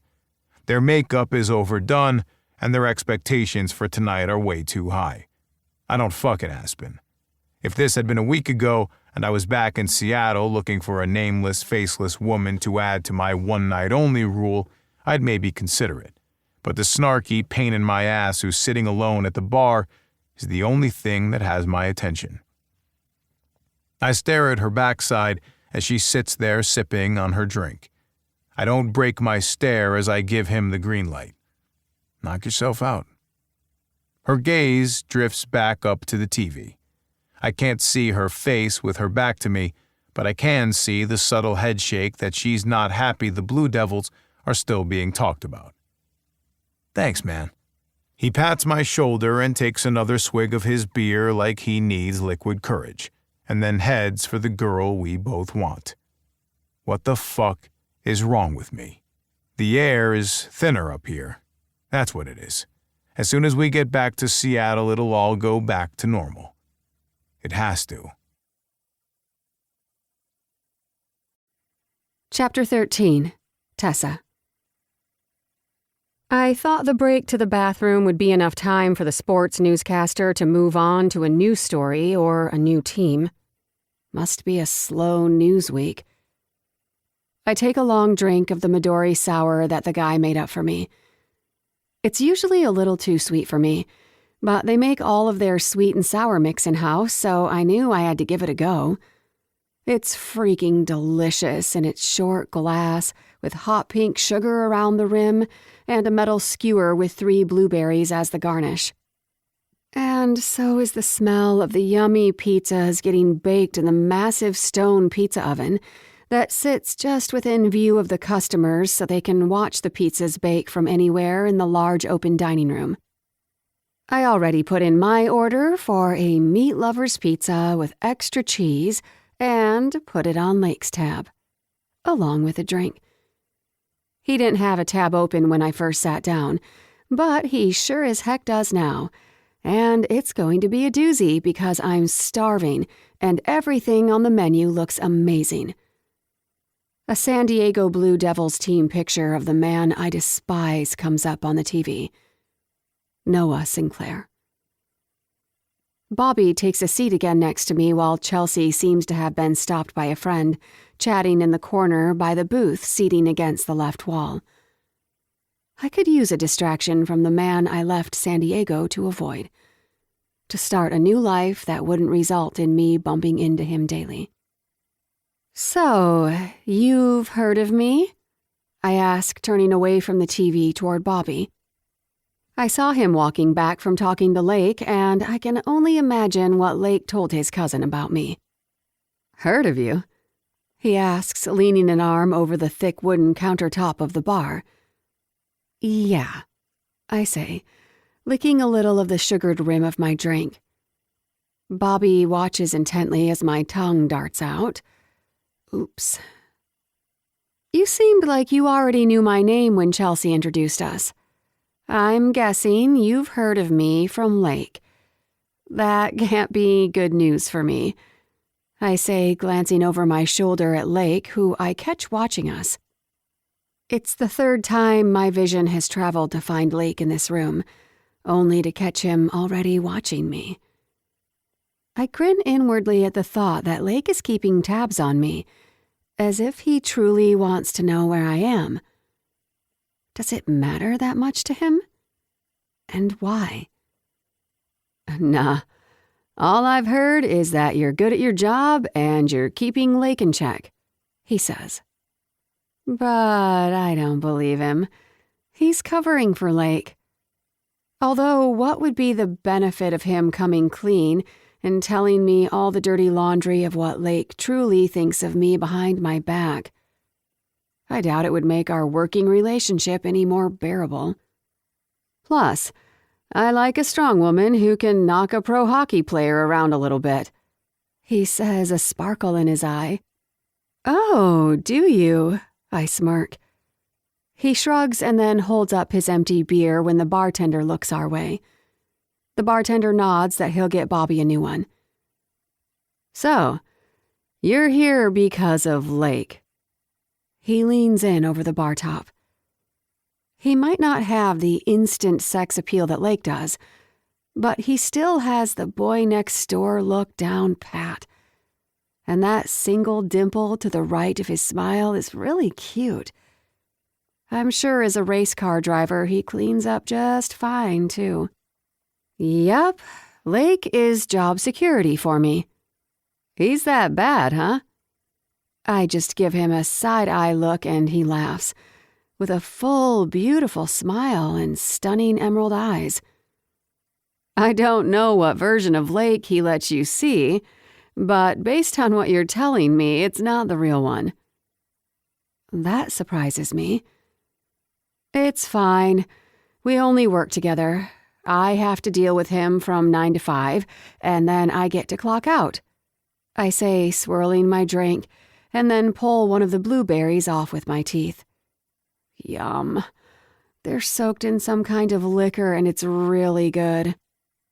You've had a much harder job than mine. You've had to be friends with him since birth. He smiles and looks at the empty beer bottle, his thumb picking at the corner of the label. He almost seems nervous all of a sudden. He rubs the back of his neck next. Yeah, I think he is. It's such a breath of fresh air after dealing with cocky player after cocky player in the NHL. As a Formula One driver, he probably pulls as many women as Lake, but he just seems so down to earth that it's hard to imagine him like that. So, is it safe to say that you two aren't? My head shoots over to him. Is he asking what I think he is? One of his eyebrows raises as if to say, do I need to say the rest? I really wish you wouldn't. He's either referring to dating or sleeping together, but because I have more self-respect than the women currently throwing themselves at Lake right now around the pool tables, neither is on the horizon. I'm about to answer when I feel the nearness of an intrusive presence, one I know all too well. I glance back quickly to see Lake watching me again, barely a few feet away and within earshot even in a loud pizza parlor, as if he's waiting for my answer. How long has he been standing there? I look back at Bobby. God, no. I don't date hockey players, I say, emptying the rest of my drink down my throat and practically slamming my drink on the countertop.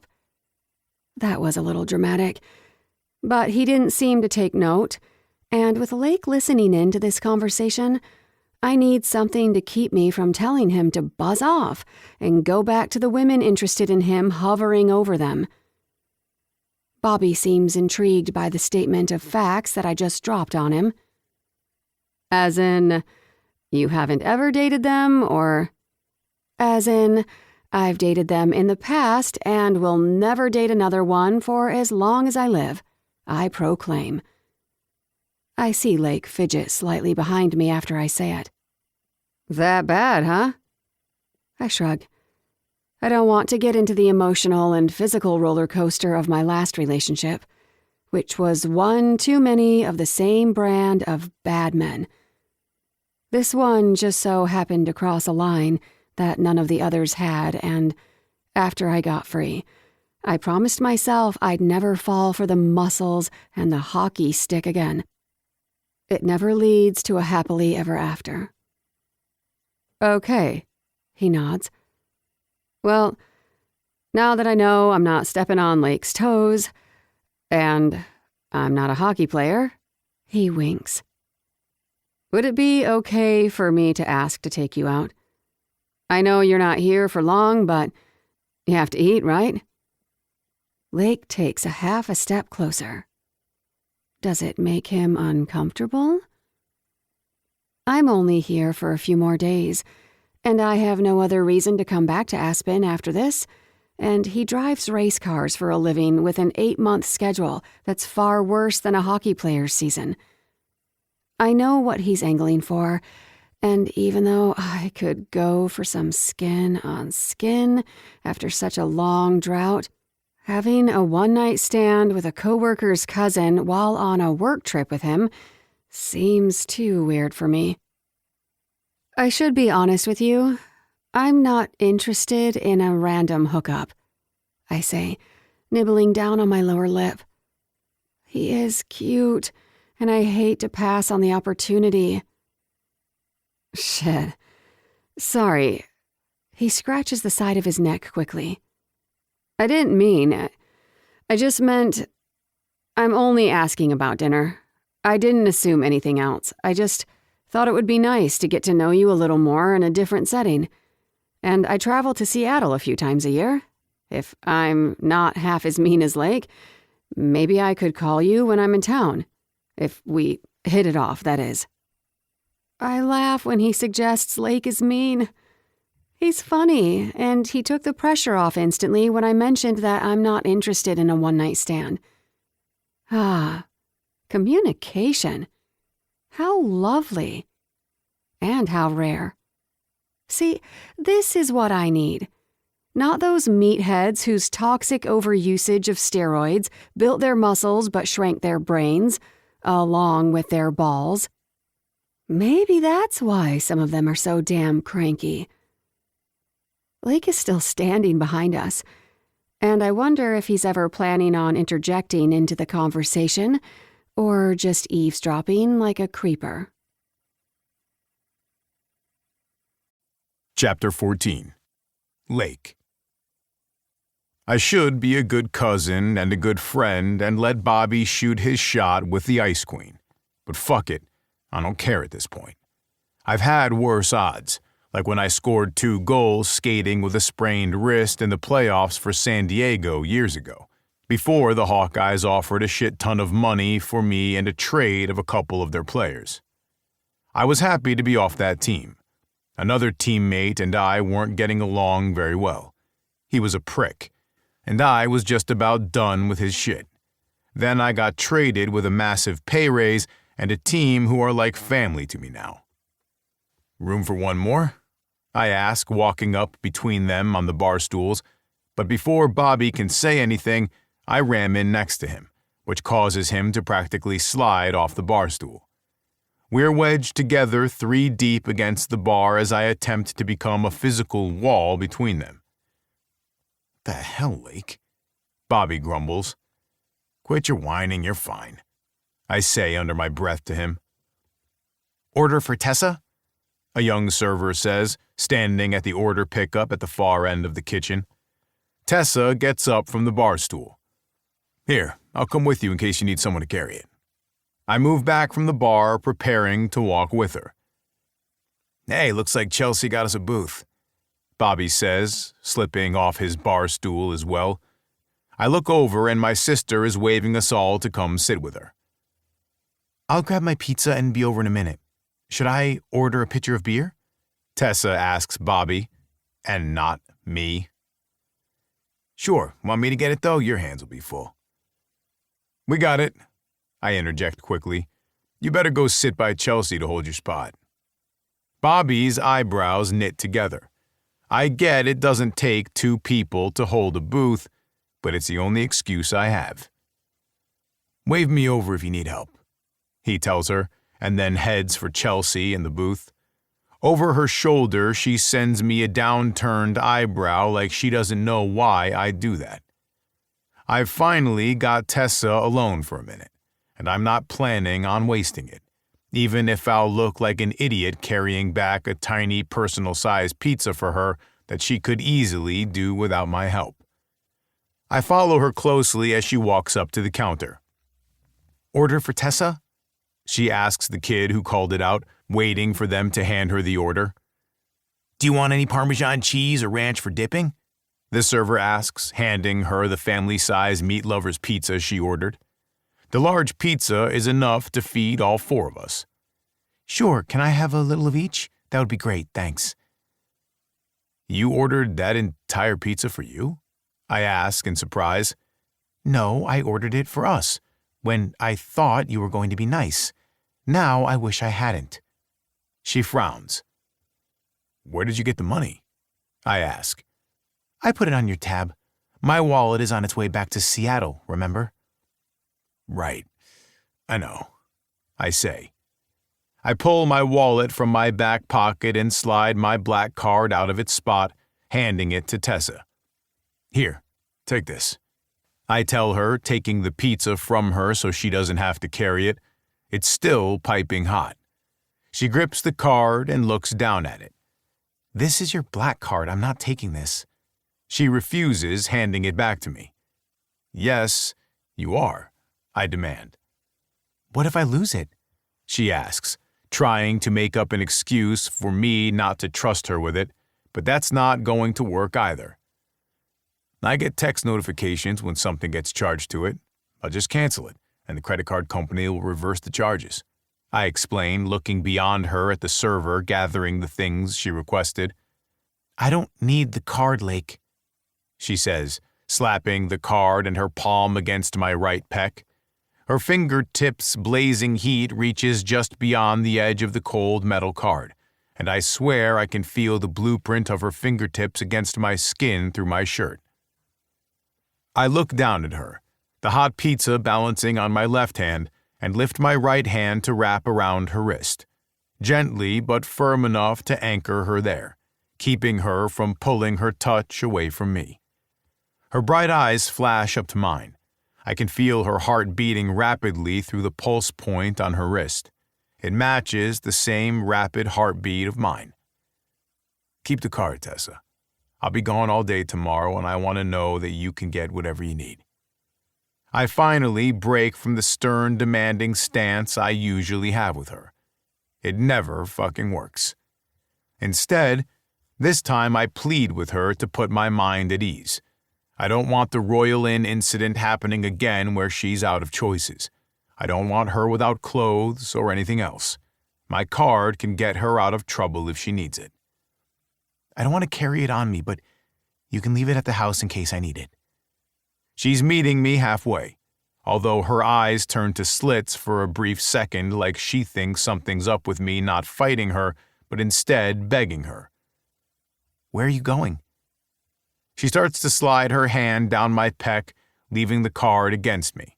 I take it reluctantly and slide it into my back pocket. I'll leave it at the house for her as she requested if that's the only option she's leaving me with. I have that charity event at the ski lodge I told you about. I told Bobby I'd help out all day. He knows one of the people putting it on and they want me to MC an event tomorrow night. I tell her, trying not to give any more away than I have to.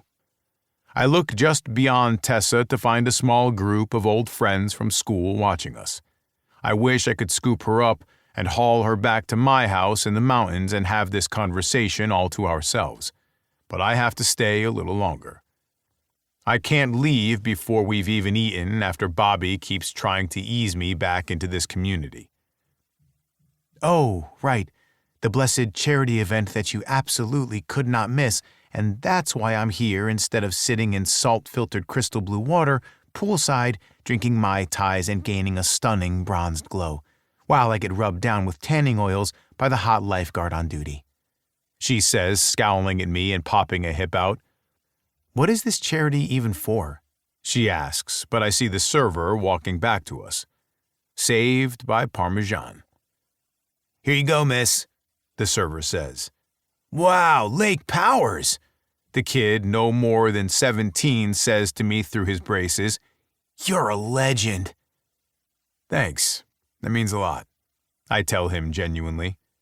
Then I notice that Tessa used the distraction to move past me and head farther down the counter to settle in front of the bar. She's waiting for the bartender to come, and I'm guessing she's planning to order a pitcher of beer for the table.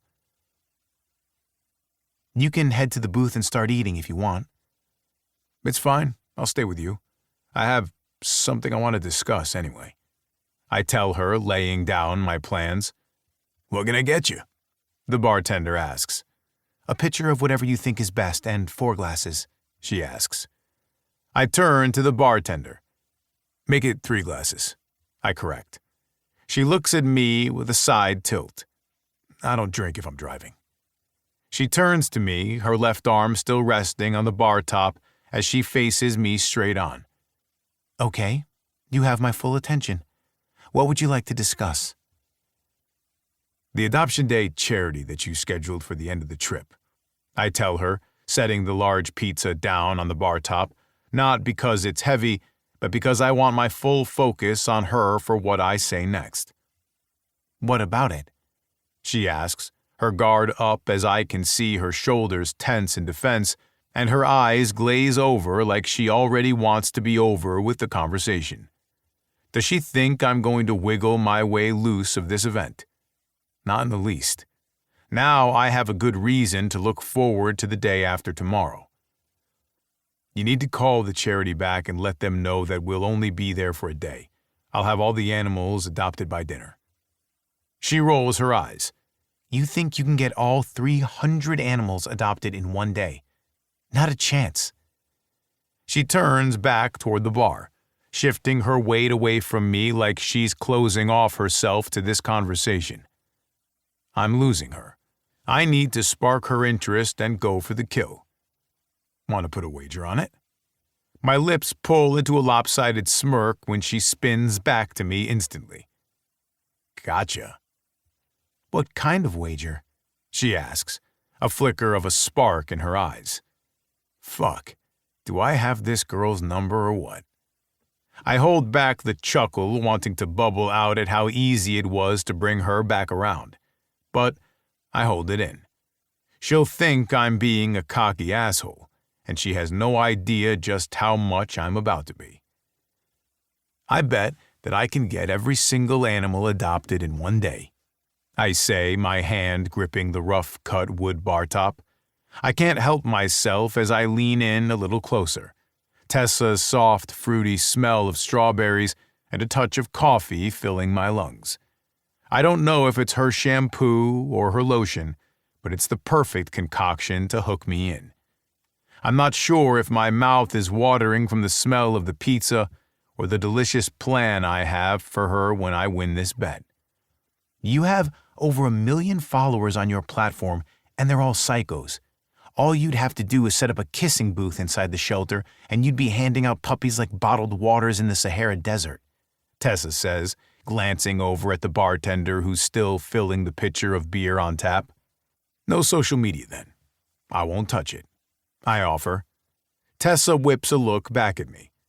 She has no idea how much I'd give up for her to agree to this bet. Let me get this straight. You're betting that you can get every one of the 300 animals adopted in one day without using your social media accounts. Yep. And if you win, I'll give you full access to all of my social media accounts for 3 months. I won't touch them. You can post pictures of butterflies landing on puppies' noses and baby seals giving Eskimo kisses to orphans for all I care. I see her bite down on her lip, trying to stop the smile from spreading across her face. She wants this win. We both know Phil Carlton, the owner of the Hawkeyes, would shit a brick knowing that Tessa could turn my social image into the perfect player on his family-friendly team if given the chance. And here I am offering it on a silver platter. This screams pay raise for Tessa and complete adoration by upper management. What do you want if you win? Tessa asks, but there's no way I'm giving it up that easy. What? You think you'll lose? I ask, playing on her overconfidence since she and I are currently 3-0 on our bets. Although I attest to the first two not being real bets. Even so, she's been wiping the floor with me, but that stops today. She hesitates for a second. A small, unsure growl from her throat tells me that her gut is telling her not to do it, but it turns out I'm not the only cocky one standing here. She's going to do it. I can see it in her eyes, and her body language as she unconsciously moves closer to me. I put out my hand for her to shake on it. This deal goes away in 30 seconds. Are you going to take it? I ask, my hand outstretched toward her, tingling in anticipation of feeling her soft palm slide against mine and locking this in without me having to reveal to her what I want if I win. She stares down at my hand. Then I see in my peripheral the bartender walking over with the pitcher and glasses.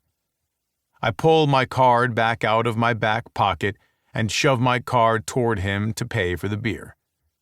Here, thanks. I tell him quickly and then look down at Tessa, who's watching the bartender walk back toward the cash register. If I walk away, the deal's gone. I repeat. 3, 2, 1. I start counting down. Okay, she yells and pushes her hand out towards mine. But right before she does, I pull back. Damn my sense of decency. I need her to agree to the wager before we shake. Don't you want to know what you have to do if I win? I ask. Okay. What? You have to show me what your kink is. She pulls back instantly and looks at me like I've lost my mind. Maybe I have. Excuse me? She asks, but she heard me loud and clear. We're going to watch porn if I win, and you have to show me how you use it. Her jaw drops to the floor, her eyes widen, and her cheeks flush. Have you lost your damn mind? She says in an angry whisper, bending in closer to me once the initial shock wears down a little, her eyes burning with fire. She doesn't want anyone to hear us, but I can't stop grinning because Tessa, on the verge of nuclear eruption, is fucking cute as hell. You can pick the movie. In fact, that's part of the deal. It has to be whatever you usually watch to get yourself off. I tell her, taking another step closer, but she takes a step back and away from me. She stares back at me for a second, and I have no idea what she's thinking. Finally, she speaks. Fine, she says, and then slips her hand into mine. I almost can't believe she just did. It's not as if you've won any bets anyway. You won't win this one either. Her confidence is peaking. Her hand is even softer than I thought and so much smaller than mine. I want to lean in and seal this bet with a kiss, but I'm sure she'd slap me. Before she can pull her hand out of mine, I make sure to cement the wager. You're agreeing to the terms that I will get every animal adopted in one day, not using my social media accounts, correct? That's right, and I'll be monitoring your accounts to keep you honest, she says, lifting an eyebrow in challenge, as if I hadn't considered the fact she would check it. I don't cheat, Tessa. I tell her, pulling her just slightly closer when I say it. I meant that I don't cheat on bets or hockey games, but really, I want her to know that's a blanket statement, even though it shouldn't matter to me if she thinks I'm the loyal kind. I know Tessa checks every player's social media like a damn fiend and scours the internet for any blog entries or posts for the media that might mention a player to ensure our images are kept clean to the public eye. I guess it's her job or some shit, but still. So we're on. You get 3 months to do whatever you want with my social media accounts if I lose. And what will you do without your precious DMs? She asks, wiggling her eyebrows at me. I don't use that shit anyway. I tell her honestly. Bullshit, she chokes out in a humorless chuckle. What the hell did her exes do to her? She seems as untrusting as anyone I've ever met when it comes to hockey players and cheating. I swear to God, I tell her, my gaze pinning her with a look to make sure she sees the sincerity in my eyes. My fingers still grip hers, not letting her pull away, but she's not trying to either. Okay, I'll pretend to believe you because I don't care what you do with your DMs anyway, she tells me, not making eye contact. Instead, she studies the droplets of perspiration forming on the pitcher of beer she ordered. A beer sounds good right about now, a little something to take the edge off between us. And I'd do it if this party was being held in my house in the hills of Aspen or up in my penthouse in Seattle. But since it's not, and I won't drink and drive, I'll skip the alcohol.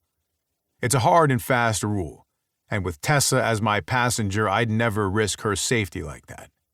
I smirk and then pull her closer. She comes willingly, to my surprise, taking a step forward toward me. I dip down close to her ear. The smell of her sweet breath from her Jolly Rancher-like drink has my mouth watering. I won't need those DMs with you naked on my couch. I prepare for the possibility of a slap, but it doesn't come. Instead, Tessa's pupils flare for a split second and she goes quiet, her breath shallow. If I hadn't been standing as close as I am now, or watching her every movement, I would have missed it. She's turned on. And fuck. Now so am I. My cock hardens at the thought that Tessa's turned on thinking about touching herself to porn in front of me. Everything all right over here? Bobby asks, surprising us both. I don't know how I didn't see him coming to check on us from the booth. I guess I'm mesmerized by Tessa's reaction. Yeah, Tessa says, breaking eye contact with me and then clearing her throat. We're all good here. She turns away from me and spins toward Bobby. Can I take the picture for you? He offers. That would be great. She nods and follows him back to the booth after he picks up the pitcher and she grabs the glasses. I pull the pizza box back into my hand, take the card and receipt that the bartender dropped off, then we head for the booth. Chapter 15. Tessa. I head for my room with Lake trailing behind me. When I open the door to the guest bedroom, I stop in my tracks. Just inside my room sit 10 large, expensive-looking, rectangular heather gray shopping bags with shimmery tissue paper darting out from the tops. I know those bags and the store name because I hold a smaller version of it in my hand with a pair of designer jeans and a shirt that Lake bought me. Junipers reads along all 10 bags as I recount each one. Where did all this come from? I ask, my eyebrows stitching together. I don't have to bother to look behind me. I know that Lake is standing there. Now I know why he was whistling to himself on the way up and was walking uncharacteristically slow. He was waiting for me to open the door and see what was inside. I asked Harmony to add a few things to my tab. He says, looking over my shoulder at the contents of my room. His closeness after everything tonight has my body on alert to every movement he makes now. A few things? I ask dramatically, scrunching my nose. This is not a few things. This is a completely new wardrobe. How am I supposed to get all of this home? I'll pay for the extra baggage fees, he says over my shoulder, still looking in at all of this stuff. I can make do with what I have, and for all we know, my luggage is probably on its way here now. Lake's eyes slant down at me as if to say, we both know you're never getting your luggage. I can't even convince myself with the lame excuse. My clothes are never going to get here. But I really could make do for the next few days that were still in Aspen. Chelsea would have let me borrow more items out of her closet if I asked. She tried to get me to take more before I left earlier today. I owed you the shopping spree that we agreed on for our last bet anyway. And I asked her to only send me the things that looked good on you. I guess a lot of shit looks good on you, he says close behind me. Why would you do this for me? Maybe I feel bad that you lost your wallet, your luggage, and you almost stayed the night in a brothel. Good point. Well, when you put it like that, I say. Just wear the clothes and let me worry about getting them home for you. Or leave them here. I have a feeling you'll be back. I turn to see him gleaming, and his hands stuffed in his pockets. I can feel my forehead creasing in confusion at his words. I'll be back? To Aspen? I doubt it. And why would I ever stay here, even if I did? I'm not so sure I wouldn't come back, just next time, without Lake. You don't hate it here like you pretend to. I can see it. You're enjoying yourself, admit it. And you don't hate me as much as you say you do either, but hell would have to freeze over before you'd acknowledge that too. I don't say anything back because I have no idea what to say. Yes, I like it here, more than I thought I would. Something about this place feels more like home than San Diego did, or Seattle, or my own brother's house. I haven't felt this sense of home since before my parents passed away. I love Aspen's mountains and the scenery. I love the small town feel and the idea of a close-knit community that showed up to see Lake. I love his sisters and his nieces. He walks further down to the end of the hall that leads to his bedroom, one door down from mine. He stands with his hand on the door to the master. "Good night, Tessie," he says. I'm about to correct him, but he escapes into his bedroom and closes the door before I can object to the use of that nickname. I guess that's a fight for another day. Chapter 16. Lake. It's a little after 6 in the morning, and I've already gotten in my full 45-minute workout. 15 minutes on the treadmill that sits against the back wall facing the TV mounted to the ceiling. Just enough time to get my heart rate up. Then it's 30 minutes on the all-in-one power rack. The gym isn't as big as the one in the Hawkeyes stadium, but it's big enough for 4 or 5 people to work out in here without an issue. And since I'm the only person who uses it, it's plenty big enough for me. I begin my stretching routine that I've been working on with the Hawkeyes sports physical therapist when a text comes in from Bobby. "Let me know when you get here this morning for setup. We need a few bigger guys to help put up the stage for the wet t-shirt contest that you'll be judging later today." "No problem. I'll be there in an hour." "You know this shit is going to get on social, right? Everyone's got a cell phone these days." "Yeah, I know."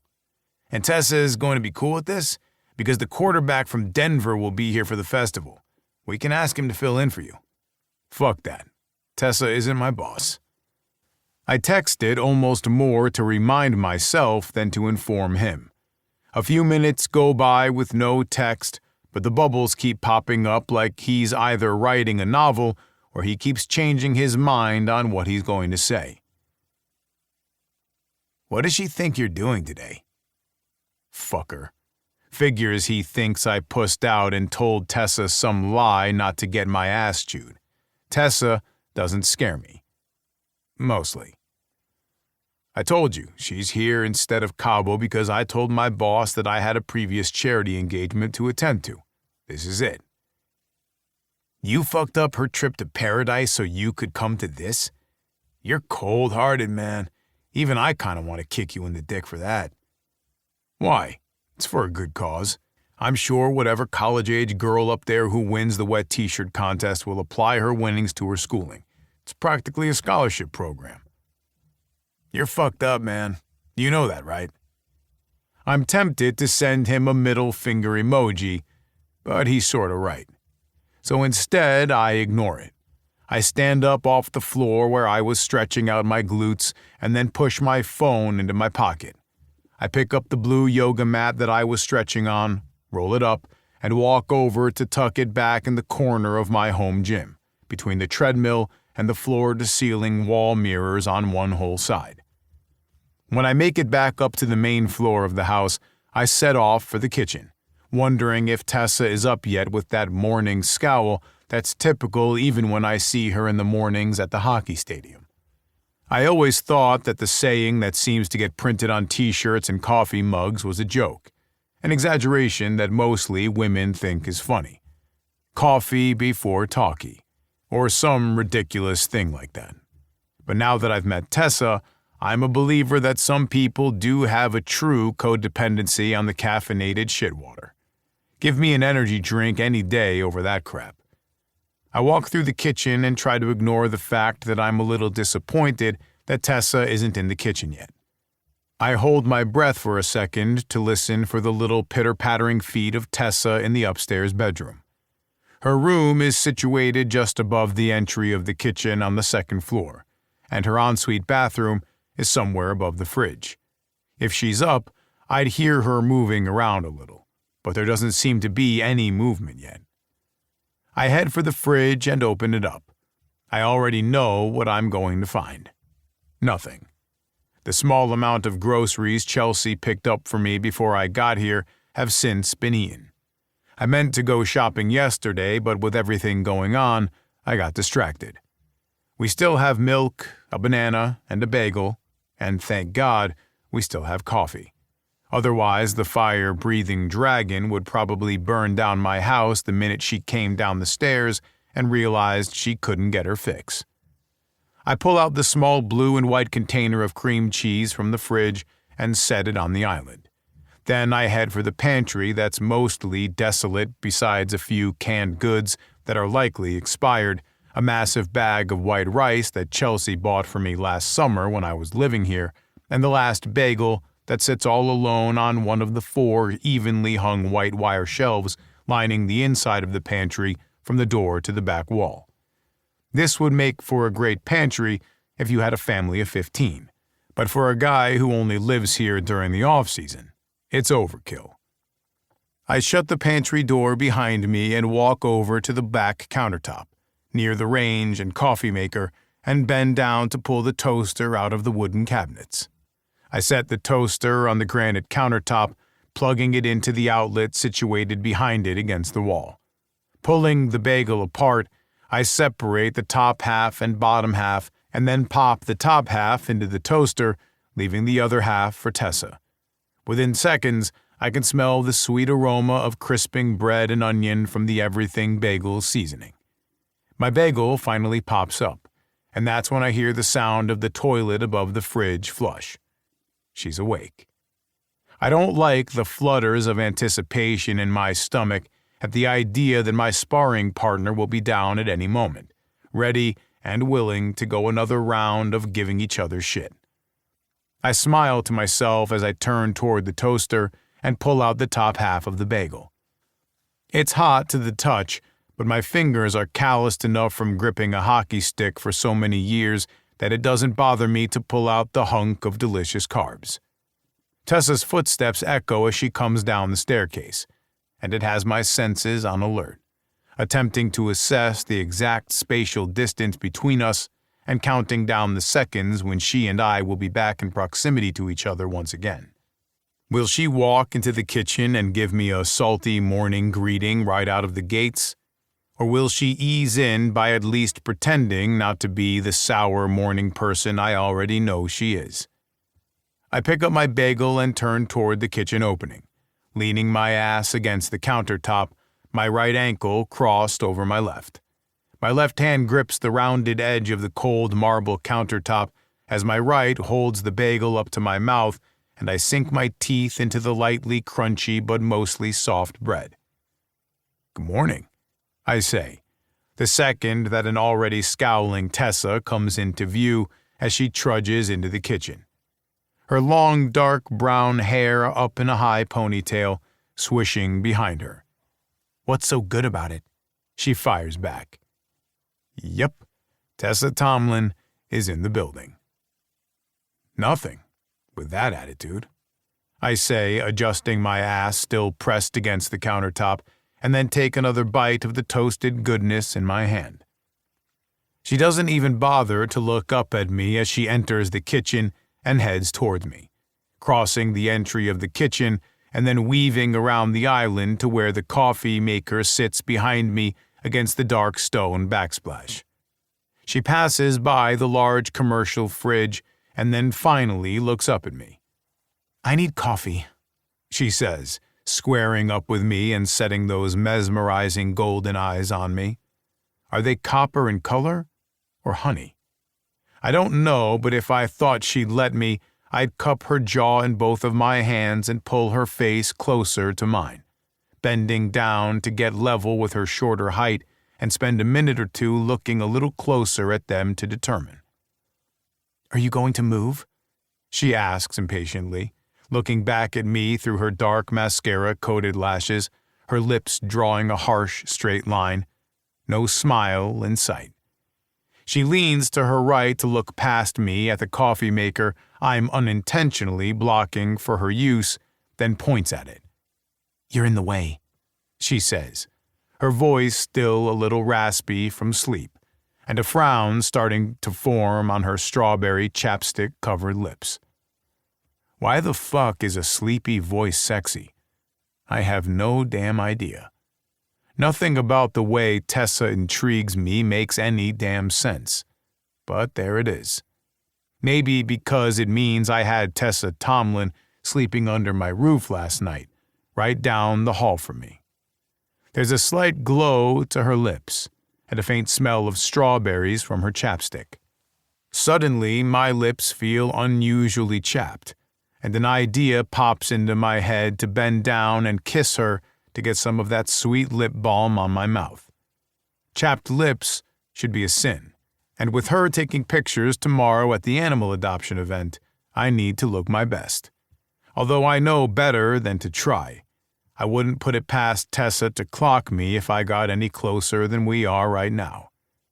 I take another bite of my half-eaten bagel and then take a large step to my right to get out of her way, my eyes still locked on hers as I do. There. How's that? I ask. I stare back at her, chewing. It's only marginally better, but I suppose I can't banish you from your own kitchen, she says, stepping forward and opening up the cabinet above the coffee maker to grab a coffee pod out of the box they come in. I thought you would be gone already. She loads the pod into the coffee maker and then reaches up on the tips of her toes to grab a coffee mug that's just a little out of reach. At my height, I put everything where it feels natural to me. I've never had to consider putting anything where a woman shorter than me could access it easily because I've never had plans for a woman to share this space. I pop the last bite of bagel into my mouth, and then my ass pushes off the stone countertop as I turn over toward her, chewing my last bite. I come up directly behind her. Here, let me help you, I say, reaching out for a mug on the third shelf. It's okay, I can reach it. But before she can finish her sentence, I'm already reaching past her. My chest brushes against her shoulder blades as I lean into her slightly to reach the mug above her head. Her head turns back to look up at me over her shoulder, the swishing of her ponytail sending her usual smell of vanilla and strawberry in my direction. It's void of the smell of coffee, but I realize now that it's only because she hadn't had her fix yet. That makes me smile when I think about it. Tessa has a vice. Too bad it's not me. Wait, what the fuck? I shake the thought and then set the mug down on the marble countertop, all under her watchful eye. There you go, I say, and then take half a step back. She looks down at the mug I placed in front of her, and now I can't see her face anymore.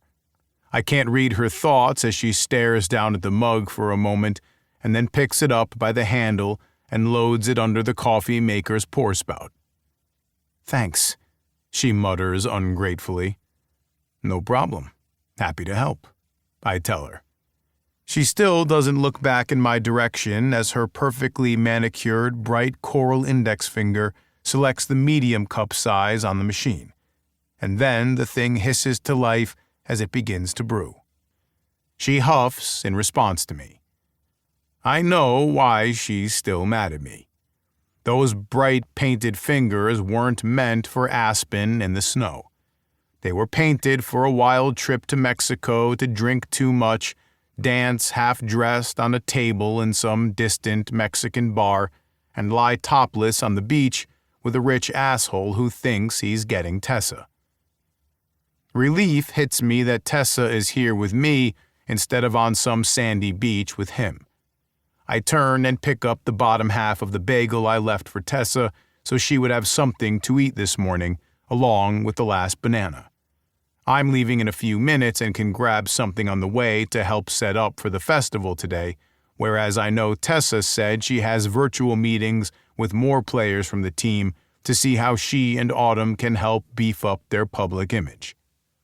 I skewer the bagel on my index finger, the bagel hole fitting tightly around my pointer finger. I lift it right next to Tessa's face as she works diligently to concoct her version of a decent cup of coffee with milk and sugar. I left you the bagel's asshole. Tessa's head spins lightning fast to look at me, a disgusted look on her face. Bon appetit. I gleam at her and joust the bagel at her again. Did you just call that the bagel's asshole? She asks, her whole face practically squinting at the bagel and then back up at me. It's the bottom of the bagel, isn't it? What do you think the hole's for? I ask. But I'm still hungry, so if you don't want it, I'll eat it. I just about make a comment about enjoying every bite, but I think I've hit my limit based on the way her eyebrows are drawn together and the scowl across her face. I'm one more dirty joke away from getting that lava-hot coffee poured on me. Yum, how appetizing, she says, glaring through a sideways look. She looks down at the bagel perched on my finger again, and then reluctantly pulls the bagel off my finger. She has to give it a good tug to get it off. I've got rather large fingers. And then she sets the bagel down on the countertop next to her coffee, not bothering to look up at me again after that. I chuckle and then walk over to my wallet sitting on the counter on the island. I'm headed to the ski resort this morning for the charity event. I don't look up from my wallet as I say it. I usually have a good poker face, but with Tessa, I find it a lot tougher to keep the guilt off my face. Bobby says they need help with setup. I'll probably be there all day. You're staying home and working from the house, right? I ask, wanting to make sure I can account that her whereabouts won't be anywhere near the festival. The last thing I need is for Tessa to find out what's going on today. I have meetings all afternoon. Then she stops and turns to me, my pulse quickening at her abruptness. Do you think I should come down and get a few photos? Seems like a missed opportunity now that I think of it, she says, her hip resting against the countertop and her foot resting atop her other foot, like a cute-ass flamingo as she takes the first sip of her coffee, sipping it slow as not to burn her mouth. She pulls back from the mug quickly with a scowl like something bit her. Turns out, it's still too hot to sip even with the large amounts of milk she added to it. No, it'll be fine. Bobby said there will be professional photographers there. I'll just ask them to get a few good shots and send them to you. Like a few shots without crazed festival people in the photos or half-naked women. Luckily, the media for this festival always downplays the shenanigans of this 21 or older festival held on the ski resort grounds once a year. If Tessa ever Googled it, it would seem like a tame music festival from the perspective of anyone who's never attended. This music festival could rival any Cancun spring break in crazy antics, if not in crowd size. The women are all dressed the same, in bikinis and thongs, or sometimes only pasties over their nipples. I've seen full body paint instead of a bikini. The only difference between the two events is that the half-dressed patrons of the event usually wear boots lined with fur along with whatever costumes, bathing suits, or other creative get-ups they choose to wear. And instead of sandy beaches, there are 10-person hot tubs in every corner of the festival space, which are usually the epicenter of some all-day orgies. It gets wild, to say the least. And if Tessa finds out that my attending this festival is why she missed out on her tropical vacation with her friend, shit will hit the fan. Oh, good. Have them email the pictures as soon as they can, will you? I have a ton of calls today, so that will save me time not having to reschedule everyone. I nod and then pick up my wallet and flip it open, pulling out my black card and flopping it onto the marble. The heavy card makes a loud slap noise when it connects with the stone top. I'm leaving you my credit card for gas or whatever you need. I told you last night you don't need to do that, she says, looking up at me from her coffee that she's been blowing on to cool down, and then over at the card lying on the counter. I know, but I don't know how easy I'll be to get a hold of today. I'll feel better knowing you have something to buy your way out of trouble. I admit not meaning to seem so protective of her, but I know she has nothing since she lost her wallet and luggage all in the same day. buy my way out of trouble? Like, pay off a drug dealer? She asks, pulling the coffee mug farther away from her mouth and cocks one eyebrow up almost to her hairline as if I'm the weird one. I'm not the one whose mind goes straight to paying dangerous drug lords, but no, like if you need a tow truck or something. God, you go dark, don't you? I ask with a chuckle. It just seemed like an odd thing to say, buy your way out of trouble. And it's not like I know this rich-ass neighborhood. Maybe it's all built on blood money, she says, dramatically wiggling her eyebrow at me with a slight smirk that she tries to hide as she pulls the coffee mug up to her mouth again to test out the temperature. The coffee has cooled enough this time, and she takes a larger sip than before. She moans out her approval, and the sound makes a direct shot to my cock. He gets confused and stirs for a second in my workout shorts. That wasn't for you, buddy. Well, I hadn't considered it until this very moment, but I guess if a gang member approaches you and they take American Express, by all means, pay off whatever it takes to make them go away. I tease. She pulls the mug from her lips, and a small smile stretches across her lips. That is oddly sweet of you, Lake. Thanks. Anytime. Now, eat your bagel whole and be good while I'm gone, I say, giving her a devilish grin. She gives me a quick, bratty, scrunched nose look that I've seen her give Brent 1,000,000 times. The sound of the bagel popping up has her turning away from me sooner than I'd like. She sets her coffee mug down and picks the hot bagel out of the toaster, dropping it onto the marble the minute she pulls it out and burning her fingers a little. Ouch, she mutters to herself, and then plops her index finger into her mouth quickly as if her hot mouth is going to soothe the burn. I know something that mouth could soothe. Shit. You okay? I ask, sort of wishing she'd say no and let me come closer to investigate.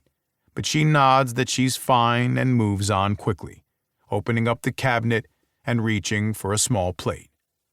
I'm slightly disappointed when she reaches the plate quickly and doesn't need my help. She grabs the knife I left on the tub of cream cheese and starts spreading the thick white dairy product on the bagel, just using the bare minimum of her fingertips to keep the bagel in place as she spreads the creamy topping. I will. I have an exciting day of cleanup to do, and all the guys are being cool to set aside a few minutes to talk with me on their vacations, she says as she works to cover the bagel. The excited cadence to her voice makes it seem like she's looking forward to it, which doesn't surprise me since I've always gotten the impression that Tessa likes her job. I guess it makes sense, and it's not as if she's on vacation, she's technically working this week. I'm gonna head upstairs and shower. I'll be out of here in a few minutes and you can get to work without distractions. I told the girls not to bother you today while you work. You didn't need to tell them that. I like when Chelsea and the girls come over to visit, she says, lifting the plate with the bagel and her coffee cup off the marble countertop and heading for the kitchen table. Are they going to the festival today? She asks, turning back to me and taking another sip of her coffee.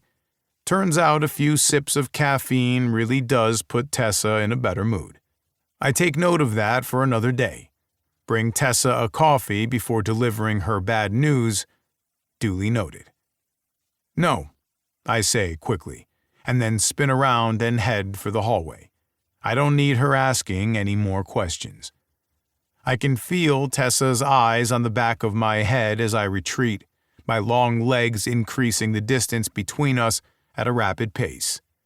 I climb the staircase 2 steps at a time, out of her watchful eye, and before I know it, I'm in the master bathroom rinsing off the sweat from my workout and hoping I can get out of here without raising any suspicions. Chapter 17. Tessa. After trying to internet search Lake after he left for the charity event this morning, I came up empty-handed. There isn't any accident on the wide web regarding Lake Powers and Aspen. I'm a little disappointed, but also relieved. Maybe it wasn't as big of a deal as everyone makes it out to be. I can't believe you ended up in a makeshift brothel and they lost your luggage, Autumn says. Her eyes flash wider over our virtual call, and she leans in a little, her face taking up most of the video on my laptop. She's wearing her hair in a short braid that's laying just slightly over her shoulder, and a huge turquoise Hawkeyes hoodie that's about 2 sizes too big for her. She could have bought it from the gift shop in the stadium or online, but I bet it's one of Briggs. I've had better bye weeks, let me just say that. I huff, looking back over at the space in front of the coffee maker, where Lake had pressed me against the counter with his body as he reached above me to help get a mug down for my coffee. I hate the way my body reacted to him. A zing of excitement raced up my spine when his solid pecs brushed against my back. I swear I could feel the heat of his crotch radiate over my butt as he stood so close. I know. She frowns and breaks me from my trance, bringing my attention back to her and away from the memory of Lake. I'm sorry this happened to you. But on the bright side, I overheard Phil telling legal to rewrite your contract with a raise on it for you to sign when you get back, she says, wiggling her eyebrows at me. Whatever you're doing with Lake out there is working. I can see her mom and Briggs working behind Autumn in her childhood kitchen in Walla Walla.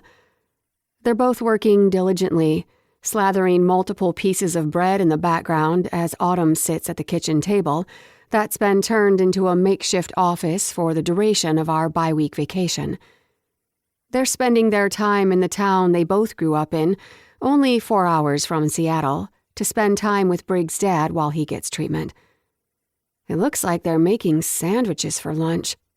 My stomach rumbles at the idea of eating a ham and cheese sandwich right about now. I'd take anything at this point.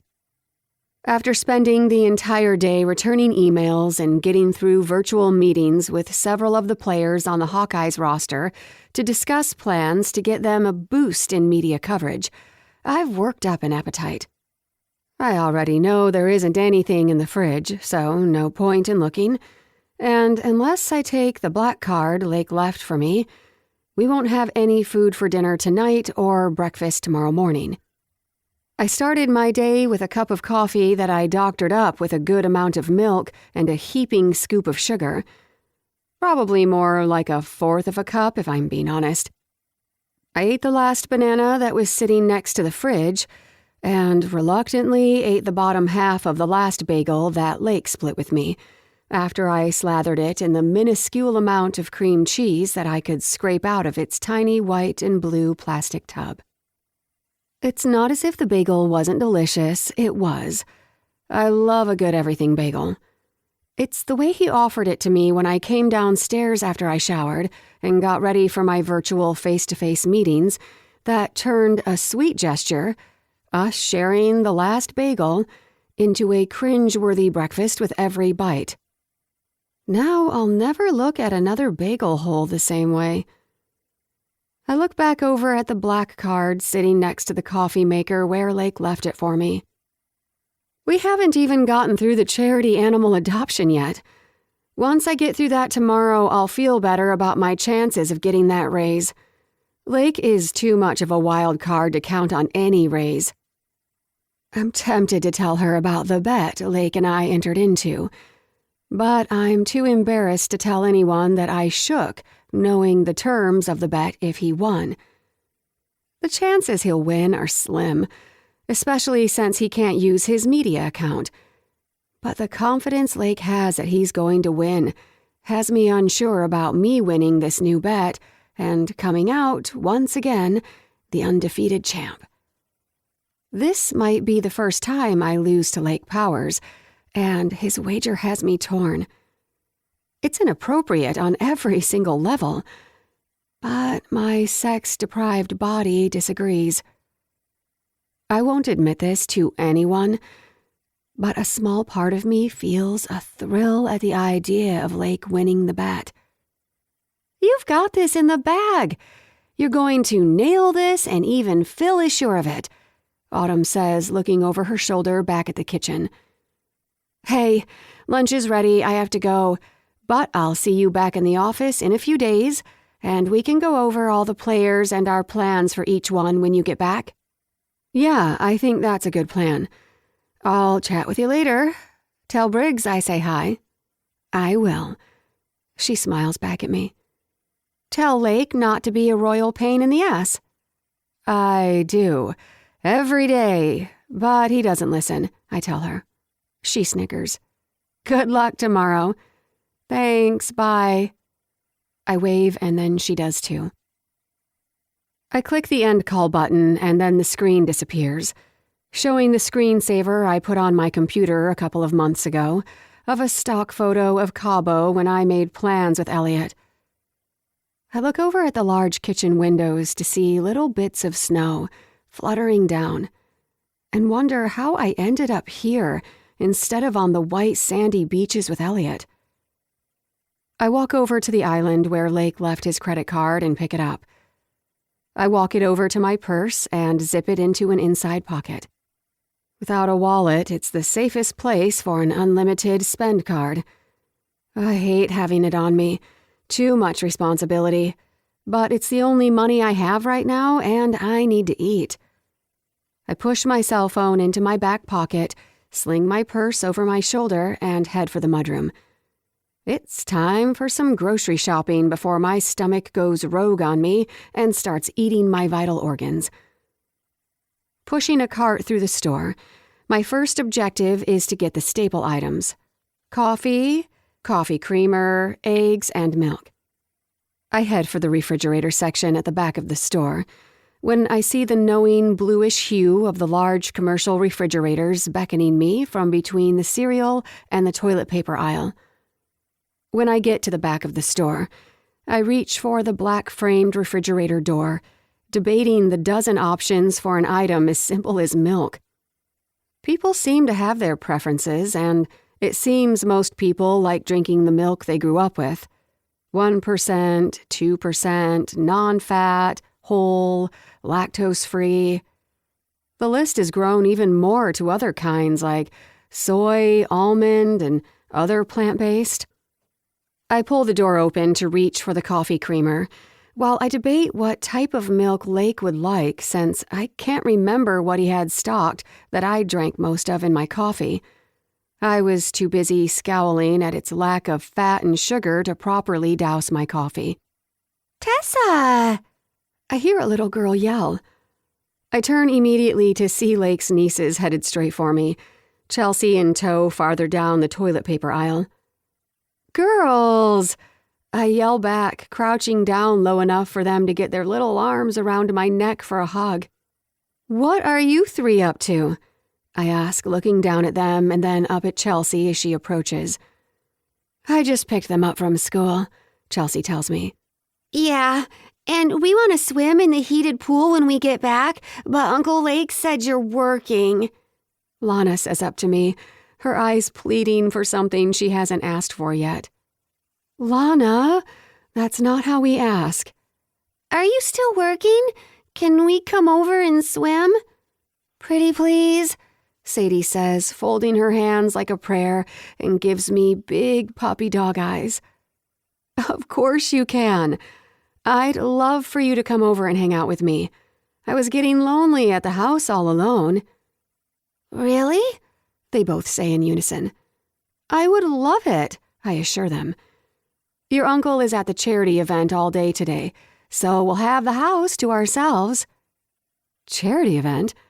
Chelsea says, but I'm too engrossed with the excitement of the girls to catch on. Both of the girls screech with joy at the prospect, and I couldn't be more excited to spend some time with Lake's sister and nieces. There's something about the connection with his family, between the girls, Chelsea, and Harmony. And even the few times I've spent chatting with his parents when they've come up to the owner's box over the time I've worked for the Hawkeyes. There's a family dynamic here that I haven't felt in so long. Not that my brother doesn't feel like family to me. He does, and he's the only family I have. But maybe because of the loss we suffered so young, sometimes it feels like we're hanging on to each other so tight that it doesn't feel like family. It feels more like survival, necessity, like oxygen. I don't know how to explain it any other way. But Lake's family, they don't feel like oxygen. They feel like a warm, snuggly blanket, all cuddled up on a comfy couch with a rom-com all queued up on the TV, while a fireplace crackles nearby and bright, fluffy snow flutters by the windows outside. Maybe it's not just his family. Something about this place. Its beauty and the calm of a small town that I've never had living in San Diego or Seattle. It feels like home. A home I haven't known since my parents passed when I was 14. Yeah, the charity event at the ski lodge. What charity event? The one that has every hotel room booked out for a week. She looks at me with confusion, her eyebrows drawn together and her nose scrunched a little. Do you mean the Snow Days Music Festival? She asks as if the idea that they are one and the same is preposterous. I'm not sure if I should answer yes or no at this point. The severe scowl on her face says I don't think yes is the right answer. I think so.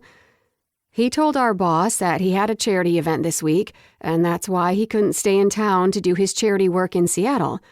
It's the whole reason I'm here. So I'm pretty sure. Oh my God. I thought you knew, she says. What? I ask, my heart beginning to pick up speed. I don't like the way she's looking at me. Her eyes stare at me with severity, but I can't understand what it means. Then she looks down at the girls. Why don't you girls go pick out some fruit for a snack to take to Uncle Lake's? Chelsea suggests.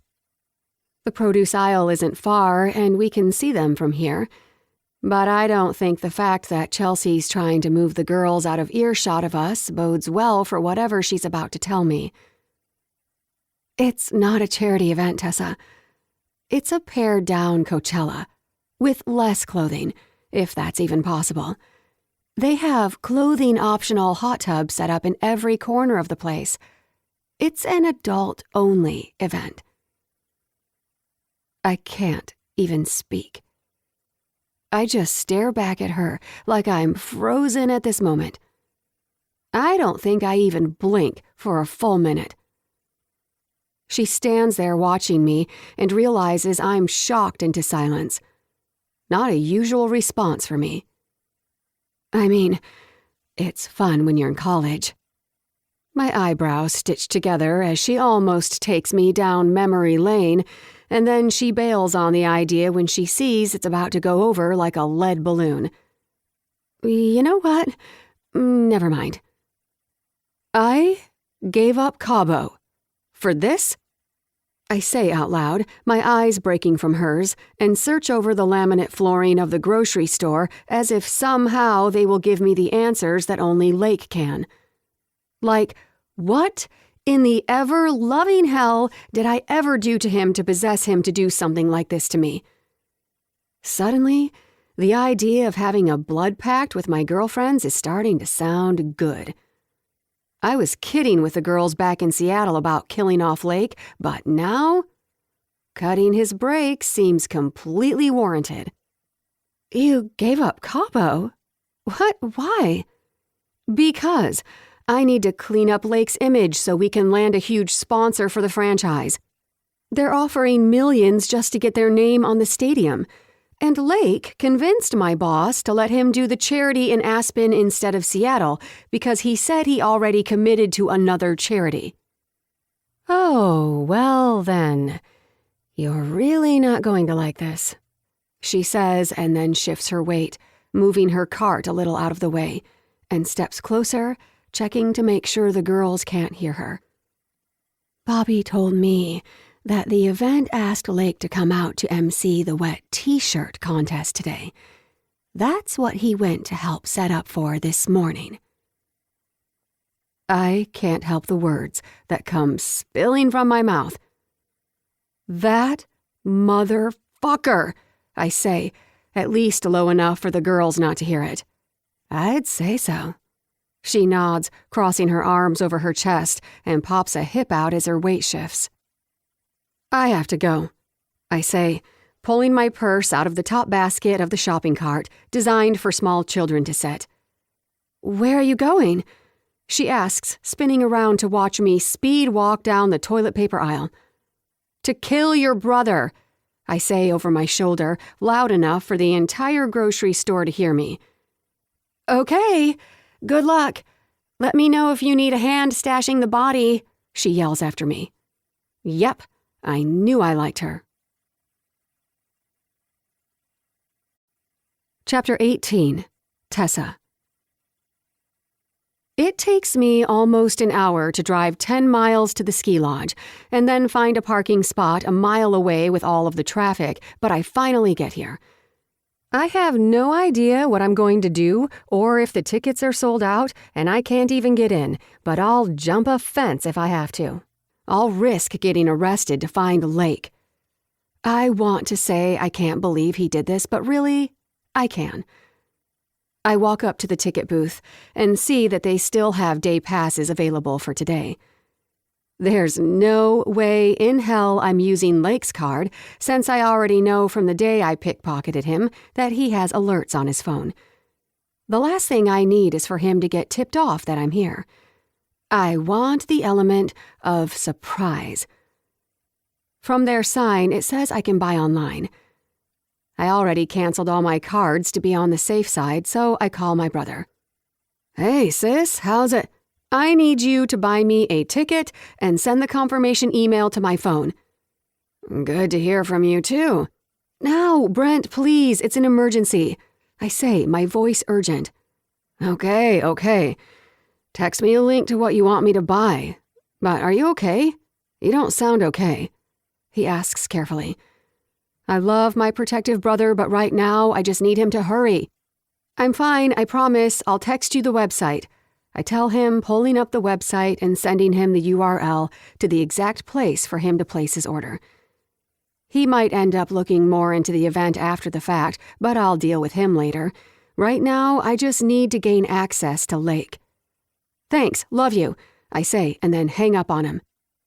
I have no idea when the wet t-shirt contest happens, but I want to be there front and center when he walks out on stage, so I can see the look on his face when he realizes that I know. I also plan on getting a few blackmail photos of my own to show Sam and Phil if this entire trip goes haywire and his whole plan was just to drag me out here. For all I know, he's going to no-show me tomorrow. But then I would win the bet and get his social media account for 3 months. And not have to touch myself while he watches. That actually might not be the worst-case scenario. Except my raise is based on this trip going well, not me getting Lake's social media account. Not even a minute later, a confirmation email comes up on my phone and a barcode pulls up to be scanned at entry. I haven't been under 21 in 8 years, but I have no idea how strict this place is about carding people before entry, and without a driver's license, I may still not make it in. I walk up to one of the women layered in a huge black canvas jacket and matching pants, that look wholly uncomfortable but probably warm, and a vest over the top with the word event staff on it. She looks to be about as happy to be here as I am. "Do you have your ticket?"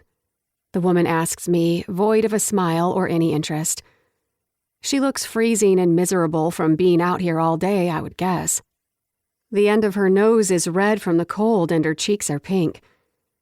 The snow let up about an hour ago when I left the grocery store, but it's still under 30 degrees outside right now. I show her my barcode and she scans it.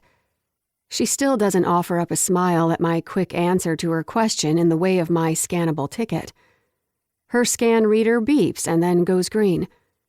"Go ahead," she says, and tosses a glove-covered thumb over her shoulder to tell me I have gained entry. I blow out a breath of relief that she didn't end up asking about my ID. "Do you know where the wet t-shirt contest is taking place?" She looks me up and down in a judgmental fashion.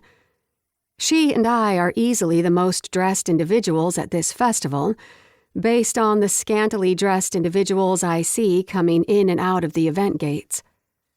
She finally looks back at my face, her eyes squinting slightly. "Through the gates, take a right, keep going until you see the stage next to the lodge," she says, not even looking at me any longer as she finishes. Instead, she's turning toward another couple, in what can only be best described as sexy Yeti matching costumes and face paint, and asks for their tickets. "Starts in 20 minutes, she adds, not looking back at me as she scans the Yeti's tickets on their phone. I shake my head and move on. I'm not going to yuck anyone's yum. I have my own that I'd prefer not to be judged for, although you wouldn't likely see me out parading it around for everyone to see. I weave through the makeshift walkway created by vendor tents selling beer, food, and henna tattoos, along with many other things. It's littered with lazily discarded red Solo cups and sprinkled with pieces of kettle corn all over the place. You know your stomach has now begun to eat its own reserves when you look down longingly at a piece of popcorn on a snowy dirt floor and wonder if the 10-second rule still applies. I keep walking, looking for a stage as I make my way through this giant place, hoping I haven't missed it yet.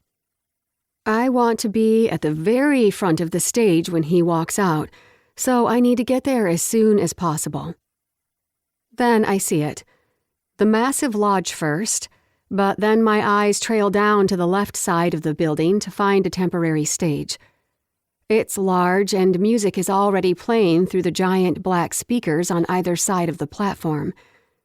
Event goers have already started forming around the stage, red Solo cups in hand, and less than a full outfit among a few dozen people who got here early to get a front row spot. I look to the right of the stage. The kiosk for sign-ups.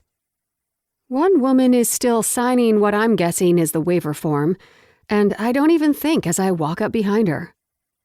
I can't see her face, but considering how distracting her bright red bikini is, matching with fuzzy Uggs and an odd-looking penguin hat on the top of her head, I don't imagine she was aiming for people to look at her face anyway when she got ready this morning. The dude waiting for her to fill it all out looks over at me and then looks me up and down. Taking in my huge puffy jacket, jeans, and calf-high snow boots that Chelsea let me borrow. I have 10 times the amount of clothing on as the woman signing the waiver in front of me. The man standing behind the kiosk wears an identical ensemble to the woman who scanned my ticket earlier at the entry gates. The same vest with event staff writing on it. I want to scold him and demand he gives this poor girl his jacket, but she doesn't even look cold. She looks plastered by the way she's swaying back and forth while trying to sign her name. A relatively easy task when you're sober. Who's letting her do this right now? That stage looks too dangerous for a woman who soon enough will have a large bout of dizzy spells and vertigo. My stomach turns just thinking about it. I've had my own experiences with it during my college years. I know the feeling all too well. Are you here to sign up? He asks politely but hesitantly. I break my eyes off the woman and then look at him. Yes, I say firmly without even thinking about it. If I want to get Lake's attention, this will do it. The woman in front of me finishes signing her waiver, and then he hands her a white t-shirt with the words "Snow Days" on the front of it. Cute. Not. I guess it's a festival-issued t-shirt for the contest. Good advertising only.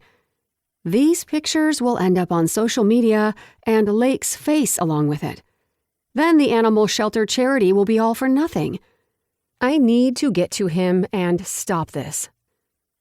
She steps back and wobbles a little like she's about to fall over.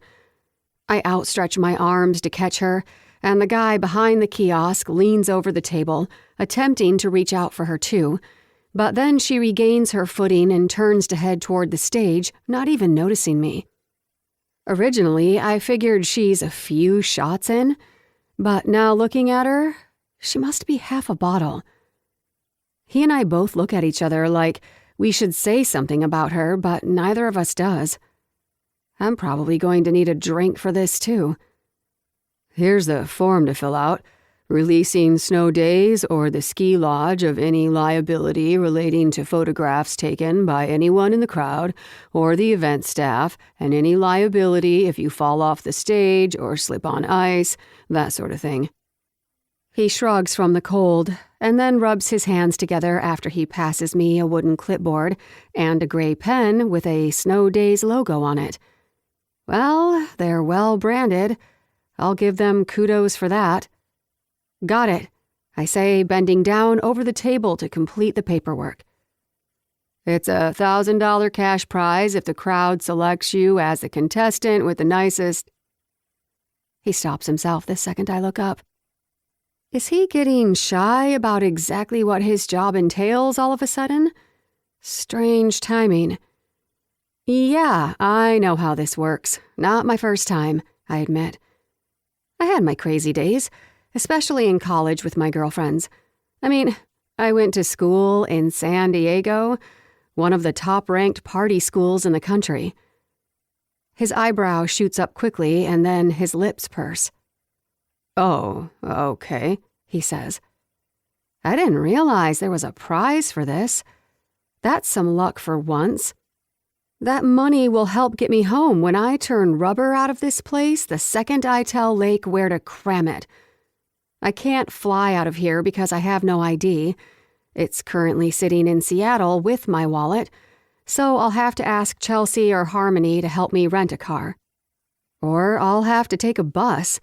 But at this point, I jump in the back of a semi-truck hauling cow manure to get as far away from Lake as possible. I guess this idea isn't so bad anyway.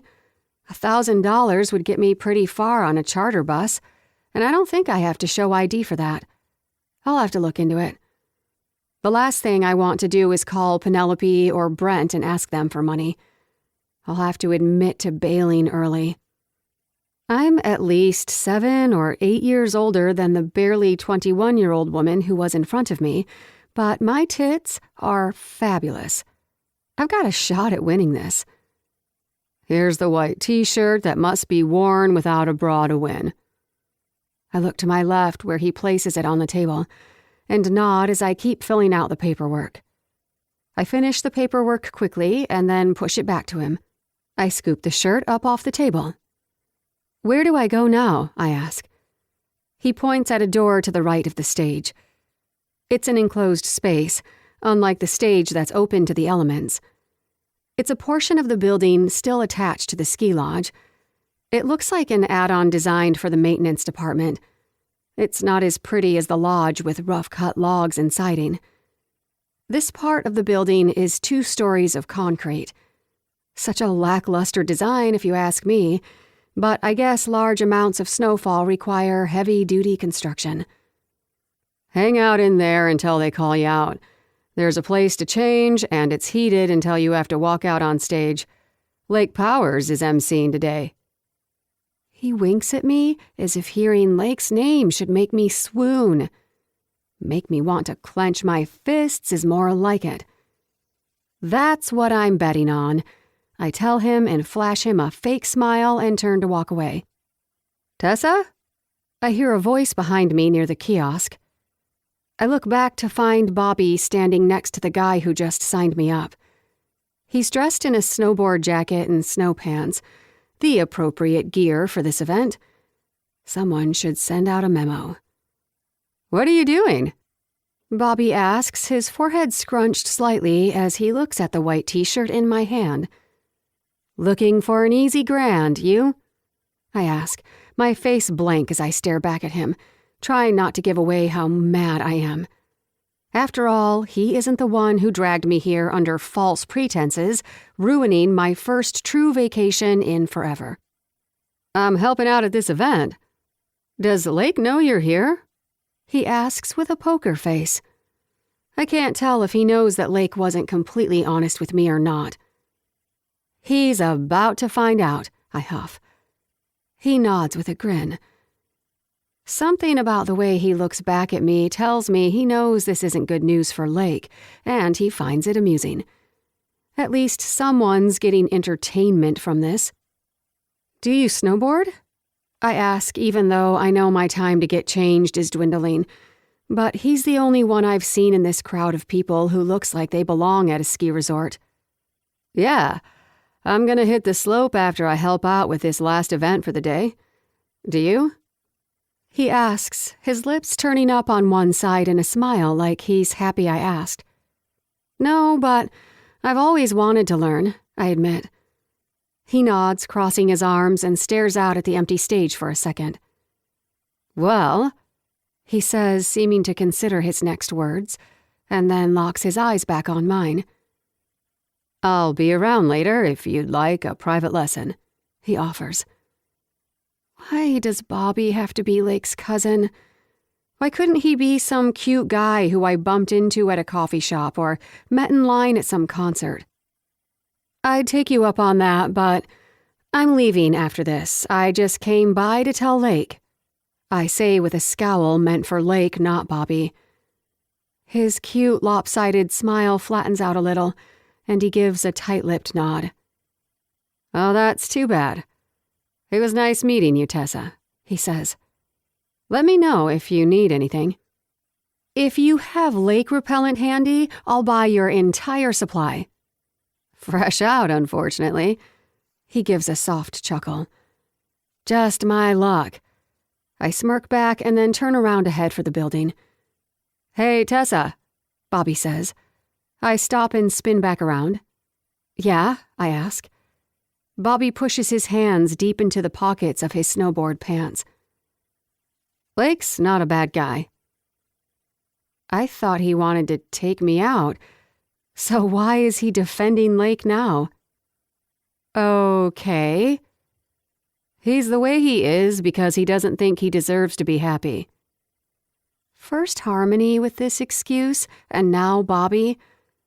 I try not to roll my eyes because, well, I like Bobby. I think we'd be friends in another life, another world. But did he come up with that junk? Or is he just regurgitating the excuse he hears Lake make to the hundreds of women he leaves in his wake? Wow, I've never heard that one. I'll give it to you, Bobby. I've heard a lot of lines in my life for why men are nasty manholes, but I'm going to give you a 10 out of 10 for originality. I spin around, not waiting for a rebuttal from Lake's too loyal cousin, and see that the girls are already filing out onto the stage. He calls out, "It's not a line," softly to himself, but I'm too busy to worry about it. I have to hurry and get dressed, or I'll miss the whole thing. Chapter 19. Tessa. When I trot up to the tall concrete building and swing open the door, a wave of heat hits me.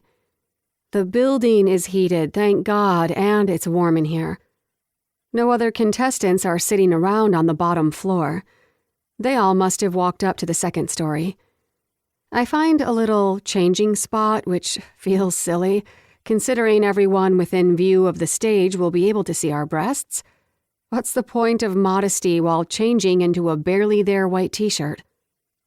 I pull off my many layers of jackets and long sleeves as I hear a male announcer's voice come over the microphone. It's not Lake, it's someone else. I try to listen, but the delay and echo from inside the bland gray concrete walls of this attached building to the main portion of the large ski lodge makes it tough.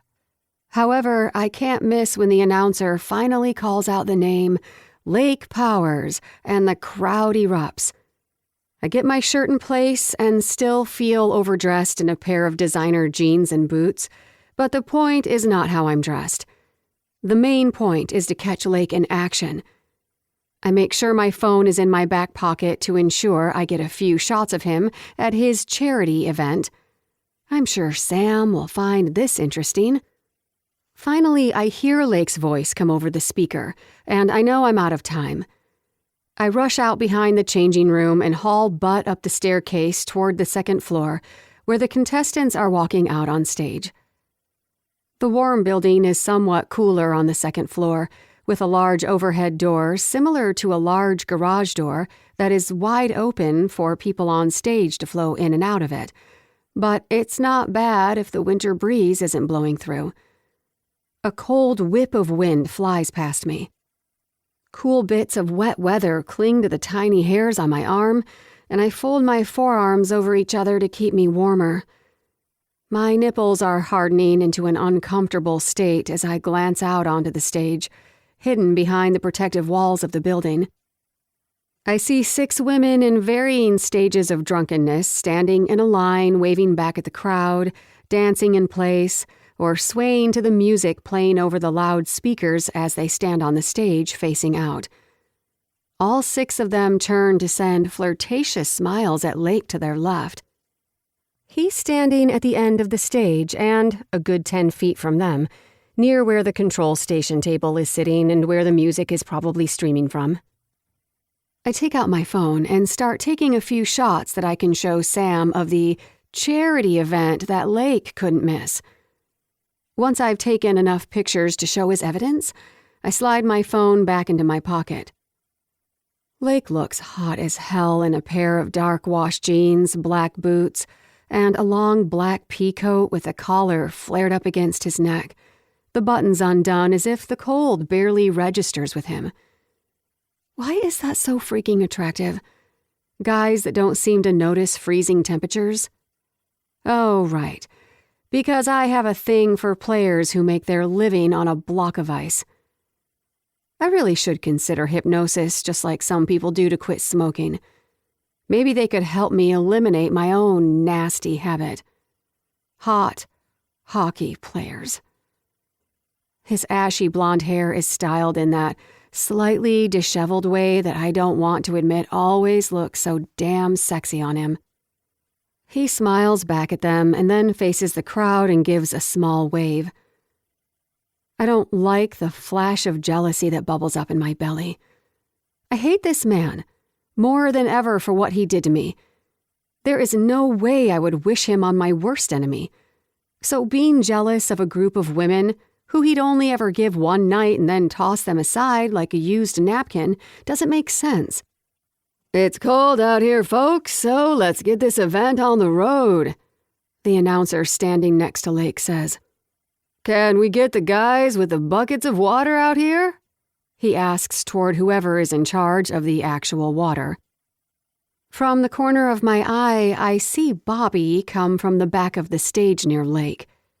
There must be a staircase that also comes from behind the stage for the announcer, Lake, and anyone else who needs to adjust the music or lighting on stage. He walks over to Lake and whispers something close to his ear. Lake's eyebrows furrow, and his jaw tightens as he looks out to the crowd before him while he listens to what Bobby has to say. Within seconds, Lake's head whips over in my direction. I hear loud, multiple sets of footsteps behind me walking up the stairs of the building. I turn my head to find 7 guys, each not much older than 21, cresting over the staircase one by one, carrying a 5-gallon bucket of water with steam billowing from the top. At least the water will be warm. I watch as they pass by me and head out to the stage with their buckets toward the contestants. If I don't make a move now, I'll miss my shot. The announcer gives Lake the mic. He's now on as the MC. That's my cue to walk out on stage, and the second I take my first step out from behind the building, Lake sees me and shoves the mic against Bobby's chest, abandoning his post to take long, forceful steps toward me. He shakes his head, as if to warn me not to take another step, but he isn't going to deter me. He's moving quickly across the stage like a missile headed for destruction. The look on his face, his eyes squinting, his eyebrows downturned, and a deep frown on his face. He's not happy. Good. That makes the two of us. Serves him right. I take several more steps out onto the stage, trying my best to ignore the freezing temperatures and not let it show on my face. The second Lake reaches me, I expect we're about to have an argument in front of this entire crowd of people. I clench my fists in preparation, but he doesn't say a word. Instead, he grips around my waist and hoists me up over his shoulder without breaking his stride. "Oh," I mutter. His quick motion knocks a little wind out of me as he slings me over his shoulder. He doesn't even falter with the additional weight of me bound up over the left side of his shoulder, carrying me off like some archaic caveman. "Put me down!" I squeak out my demand. "No," he growls. His left hand holds me in place by the back of my right thigh, and his touch has me thinking how easy it would be for him to spank me. For God's sake, Tessa, don't think of that now. His forceful steps bounce me against him as my ponytail smacks involuntarily against his back, and I lay upside down, my right hand holding me off his back a little so that I don't face-plant into a wall of muscle and spine. I can't even imagine how this must look to the crowd of people. Hopefully, they're all too drunk to notice. "Lake!" I yell louder this time. I try to squirm out of his hold, but there is always the possibility that if I'm successful, he'll end up dropping me. Maybe head first. "Stop squirming. I'm not putting you down until we're inside. They can see you," he says gruffly, and then slaps my left butt cheek that's practically resting against his face. My center squeezes at the sharp, radiating sting caused by my butt cheeks already being cold, and the fact that Lake just slapped my ass. "Ouch, Lake!" I say, kicking back and forth. I know I'm going to have a Lake-sized handprint on my butt when I get home. "You earned it, Tessa. Keep it up and I'll give you more," he threatens, and I hate how much I hope he's a man of his word. But why does he care if anyone notices me in the line of other women on stage? "So what if they can see me?" I demand. "Your shirt is see-through," he seethes. We pass back through the entrance of the gray concrete second story that I had exited not more than a minute ago, me still hanging over his left shoulder. "That's the idea, genius," I fire back. "I don't like it." "Oh, so you can do it, but I can't? Nice double standard," I retort, speaking to his back. I start to feel the blood rushing to my face at this point, so I push up against his back a little more aggressively, and it gives me a chance to look back. "More like none of those dicks out there deserve to see your wet tits," he mutters to himself. I'm about to ask him to clarify exactly who gets to see them then, when I hear a tapping on the microphone and push myself up against Lake to find the announcer watching Lake as he retreats into the building with me slung over him. "It seems as though Lake is helping a festival patron who is in distress. Let's give Lake Powers a round of applause for being a decent guy, and then also give a warm welcome to the quarterback for the Denver Heroes, Branson Huckley, who will be taking over the emceeing of this event." The crowd erupts and I watch. my vision shaking while Lake continues to walk us farther into the building as Branson takes to the stage. A good-looking guy for all intents and purposes, but he doesn't have anything on Lake. He finally sets me down directly in front of a load-bearing wall in the middle of the room. He blocks my view of the crowd and my ability to get past him much at all. My butt brushes up against the wall that he sets me in front of as he blocks me from heading back for the stage.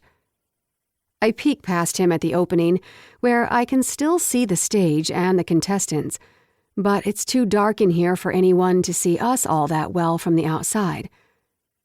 His eyes bear down on me, standing at arm's length. "What are you doing here?" he growls. His voice is deep and raspy, probably from working all morning in the dry, cold climate. Although, was he working to help set up anything? Or was that all a lie too? I glower at him and my lips purse. I'm trying to keep in the profanity I'd like to yell at him. I don't want to lose control. Lake isn't worth it, and we still have to find a way to work together after this trip from hell is over. I like my job, and there is no way I'm going to put in my notice. And Lake just renewed with the Hawkeyes for a record-breaking contract amount for the next 3 years. Just thought I should get a few photos of your charitable giving. I think Sam would be interested in learning about the charity you're so passionate about, don't you think? I say sarcastically. You can't be up here. Go home, he demands. He takes another step closer to me, and I'm starting to feel slightly caged in. A door to a storage closet to my left, and the staircase down to the first floor to my right are my options to flee. Not that I'm scared of him, but the intensity of his stare feels like he might actually decide to carry me all the way out of the event and set me back outside the event gates. I won't let him win. He's a big guy, and he's used to getting his way, but not today. I'm done being corralled by hockey player assholes that think they can push me around, intimidate me, cheat on me, hit me. San Diego was the last time. I made a promise to myself when I told my brother I wanted out of Southern California.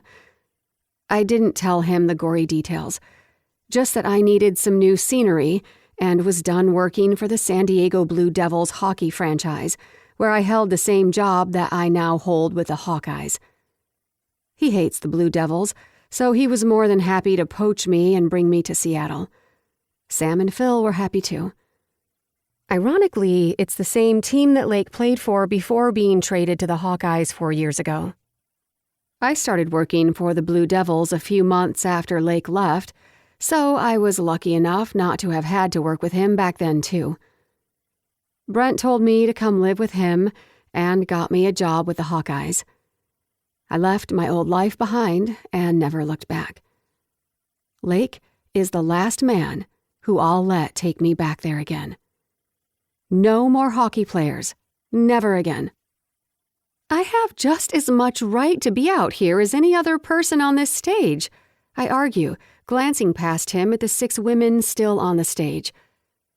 I see Bobby shoot a look toward the building and in our direction, as he gently pulls the woman who was standing in front of me at the sign-up kiosk off the stage and hands her over to 2 people at the top of the staircase. They look like paramedics. Good. I'm glad someone has some sense around here to get that girl off the stage before she hurts herself or falls off the platform and hits someone else. I don't want you here.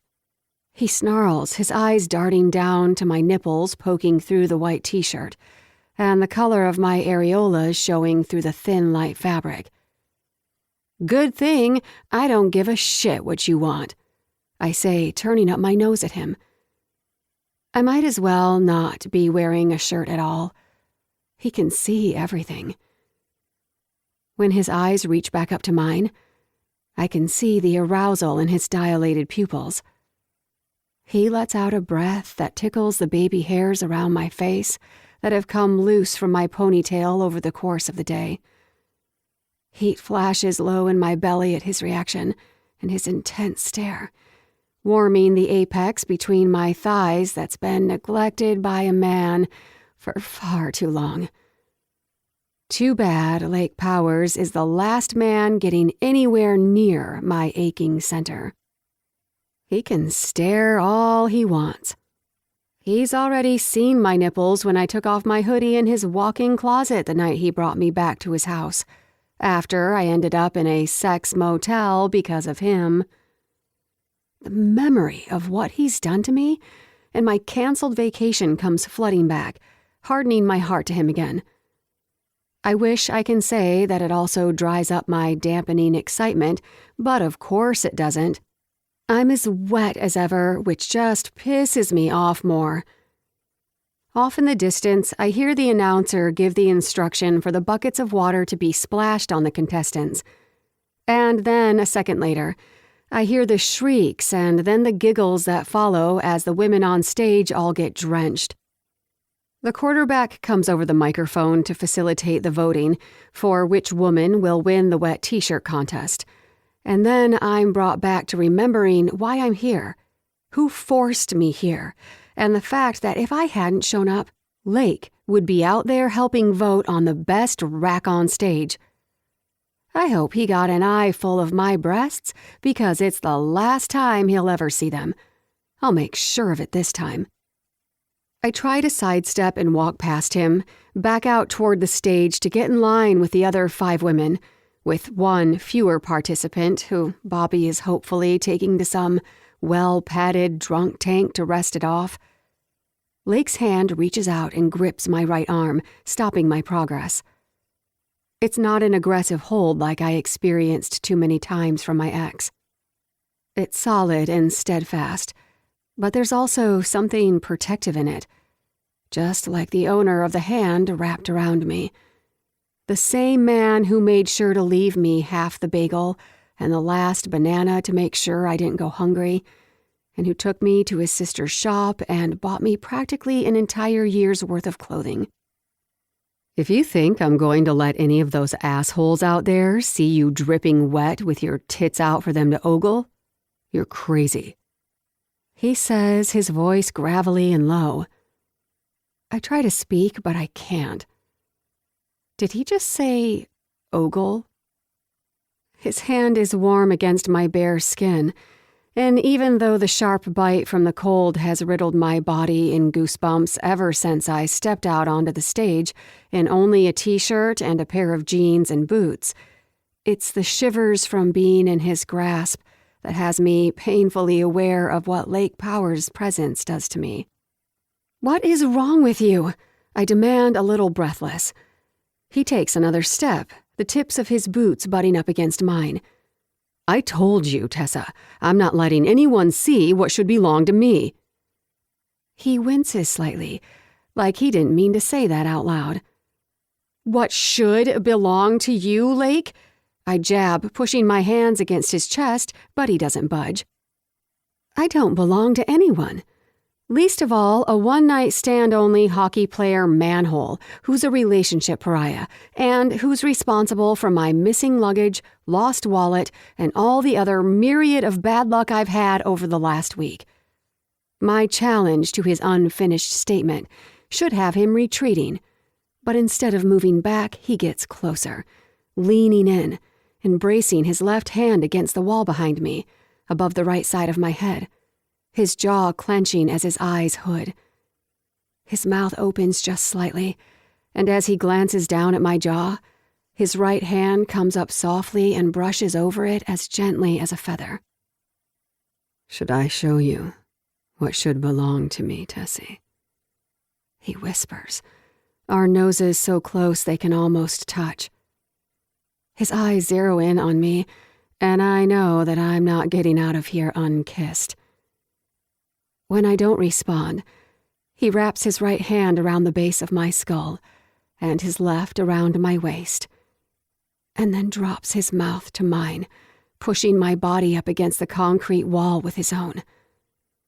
My hands cling to the open lapels of his peacoat. I'm not pulling him closer, but I'm not pushing him away either. I'm just trying to keep my head above water because this kiss could take me under, gasping for breath and wanting to drown in him when I know I shouldn't. His mouth is so warm, his body against me like a heating blanket. Any coldness I felt before evaporates, and in its place are tingles of excitement and anticipation. I should tell him off for the way he makes assumptions about what I want and who I want. I should squeeze past him and run down the staircase, escaping this situation altogether. I don't like the way my body wants him. It's all so wrong.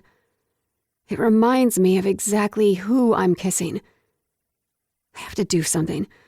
I have to stop this, even though there's nothing I want more at this moment than him. But that's the old me, the weaker me, whose knees go weak for a man in skates. I pull my hands off his peacoat and flatten my hands against his chest, giving him a shove. He pulls off my mouth, his lips red from our kiss, his pupils wide with lust. My senses tune out all other noise besides the sound of our breathing. I stare back into his eyes. There's an offer in them, but one I can't take him up on. Suddenly, the bucket brigade of empty buckets of water passes by us as the guys wielding them chatter about which practically naked woman should have won, and the excitement around Branson Huckley being here for the festival. In my periphery, I see only 5 guys pass by. Where did the 6th and 7th one go without me and the drunk girl to dump their water on? Oh, there you are. A kid, no more than 21 years old, stops to the left of us.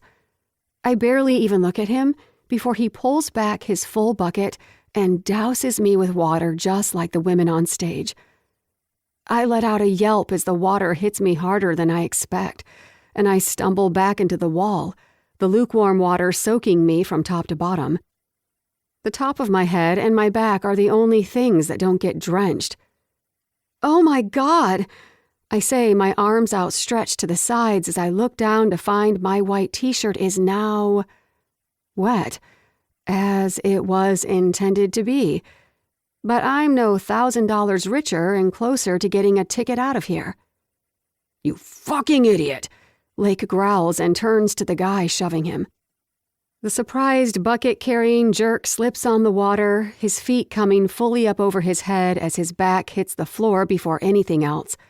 A loud thud from the kid and his bucket echo through the building.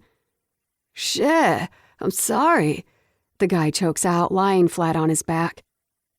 Lake looks down at me just long enough to see that I'm soaked, and then slides his left arm around me protectively and pulls my wet body against him to cover me from anyone seeing.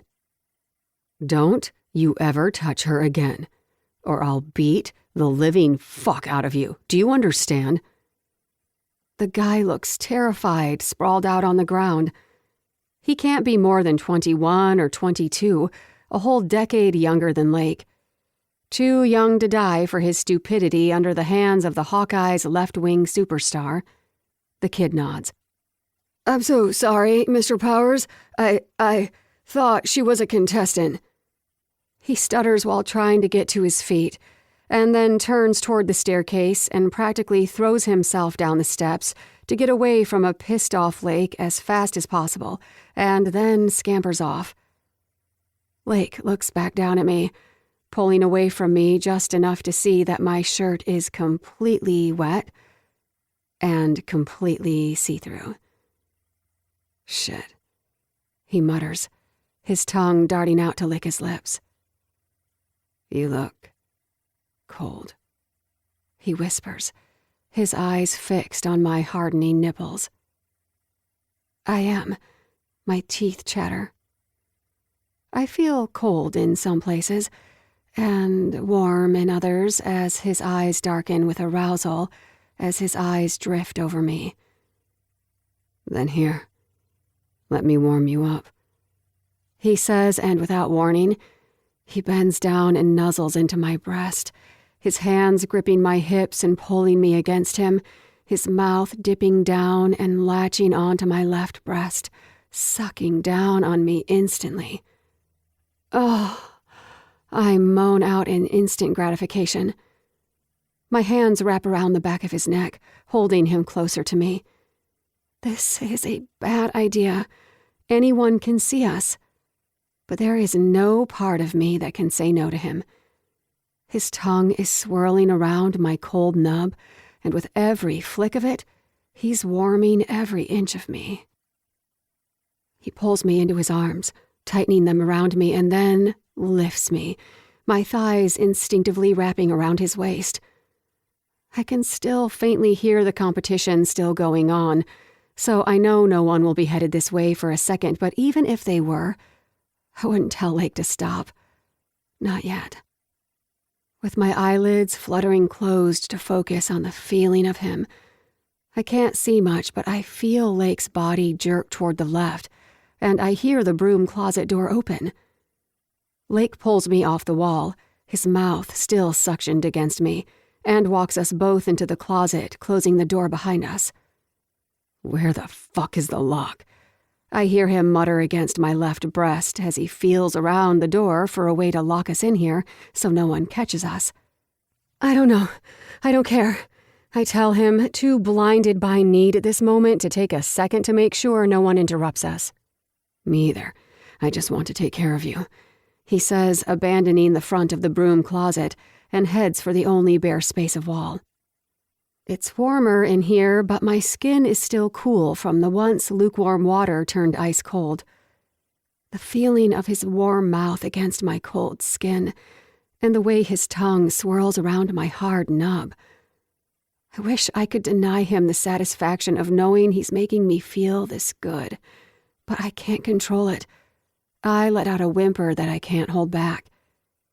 His hands slide over my hips and trail up my back, pulling me closer as he nuzzles his face against my breast even harder. Lake, I whisper in a breathy voice. He lets out a groan. He's enjoying this too. His lips tighten around my nipple as he applies more pressure. Then I feel the slight sharp pain of Lake's teeth as they gently slide against the fabric around my nipple and create a zing of tingles that shoot down to my clit, making it pulsate with need. I whimper at the pleasure and pain as my hands trail over his strong shoulders and up his long neck until my fingers find his hair and run through it, gripping and holding him in place, right where I need him. This is the only thing I've been able to think about since the second I saw you standing out on that stage, he admits. This is why you pulled me off the platform? I ask. He nods and then shifts his mouth from my left breast and slides his face to my right, bearing down the second he gets it in his mouth. My fingers stay clenched in his hair. This is what I've been thinking about doing since I pulled you out of that motel, he admits. Since the motel? Another moan breaks through my lips at the sensation of his mouth taking care of both needing nipples and his confession, knowing he's wanted me this whole time. I can feel his excitement through his jeans, too. The hard rod in his pants tells me that I'm not the only one getting worked up over his sucking and nibbling as he slides his hard length between us. He begins to rock into me slowly. He's testing out the waters to make sure I want it. And how could I possibly say no even though I should? It feels too good to stop him now. His thrusts increase, and he presses me into the dry wall a little more aggressively than the time before as he dry humps me into submission. He lets me slide down his body just a little as his mouth moves up my chest and then over my neck.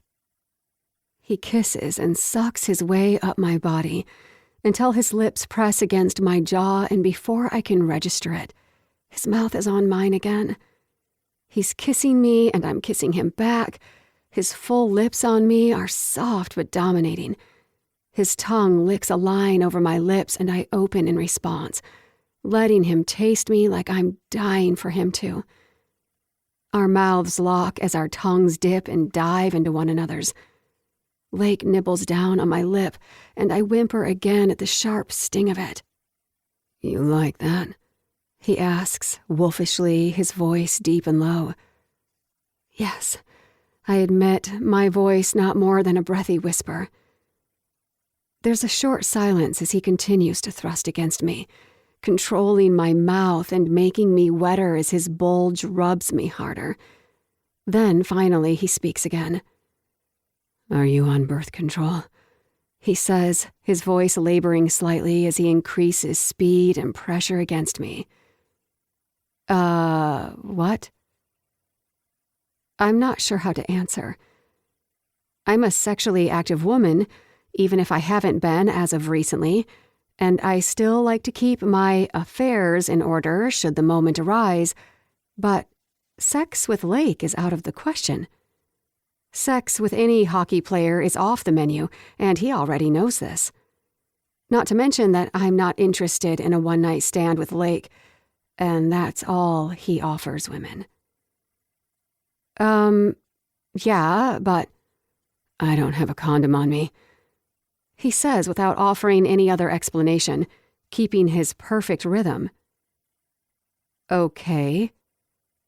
"I don't fuck in Aspen, so I don't bother carrying any in my wallet, but I'm clean, I swear. I haven't been with anyone since before my last checkup over 3 weeks ago." Pump the brakes. What?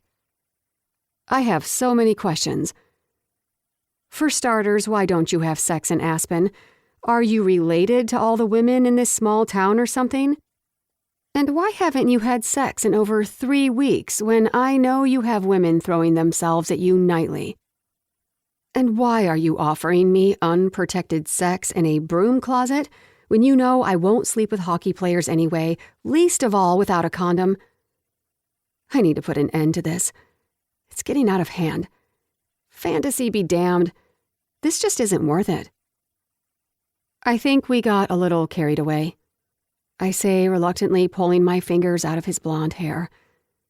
I unlock my legs from around his waist and attempt to pull them under me to safely dismount his body, but Lake senses I'm pulling away and grips both of his hands around the outside of my thighs and stops me from dismounting. "Wait, hold on. What did I do?" he asks. His eyebrows knit together like he's truly confused about why I'm pulling away. "I told you, I don't get involved with hockey players anymore. This was a moment of clouded judgment," I say plainly. He shakes his head, not agreeing with me. "I know you feel the tension between us. We both need this," he says, searching my eyes. "We both need this?" That's quite the assumption. "Need what?" I ask. "To get this out of our system, one time." Figures. One time. One time? That seems to be your motto, doesn't it? At least you're consistent, I suppose, I say, pushing my legs back down again. This time he releases me, but slowly, like he doesn't really want to, his hands gliding along my outer thighs as I slip down farther from his body, his hands securing around my hips to make sure I'm stable as my feet hit the floor. "What are you talking about?" he asks, an edge to his voice, his eyes locked onto me. "Your one-night-only rule. It's a well-known fact, and something that I've even heard you mention before." He makes a scoffing noise and stares up at the stack of paper towels on the shelf above my head for a moment. Then he rests his hands low on his hips. His intense stare comes back down on me. "Are you seriously mad that I'm not interested in a relationship with anyone? You just said that you don't date hockey players." "Exactly," I say firmly. "Exactly what?" he asks, shifting his weight from the left to the right leg. "That having sex together is a bad idea. I say, crossing my arms over my chest to close myself off even more. Tessa, I know you can feel this sexual friction between us, and it's fucking maddening. We need to let out a little steam or this thing is going to blow up. A bomb. His analogy is spot on. That's exactly what this is. A ticking time bomb that will take out everything in its wake once detonated.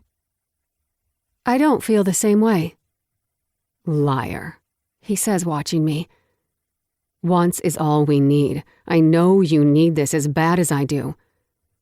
I look toward the exit, considering sliding out past him and exiting this conversation. The more he talks about how we both need to screw each other silly to get past this growing tension, the more I'm starting to want it too. But it will only bring him relief. I can be sure that for me, it will be the opposite. In theory, I'm okay with one night. But what happens when the very next night, I see the gossip blogs post a photo of him taking a new girl home after a game, or after we all leave the bar after a win? I can't allow myself to break my oath to myself or do something when I'm not sure if I can live with the regret. I can't risk it. You're wrong about what I need. What I need is for you to finish the charity event tomorrow so I can go home and forget this trip ever happened. He stares down at me, searching my face for authenticity. His poker face doesn't tell me what he's thinking, but the lack of smile tells me that this isn't going the way he wants it to. Then he takes a step back and I lose his body heat.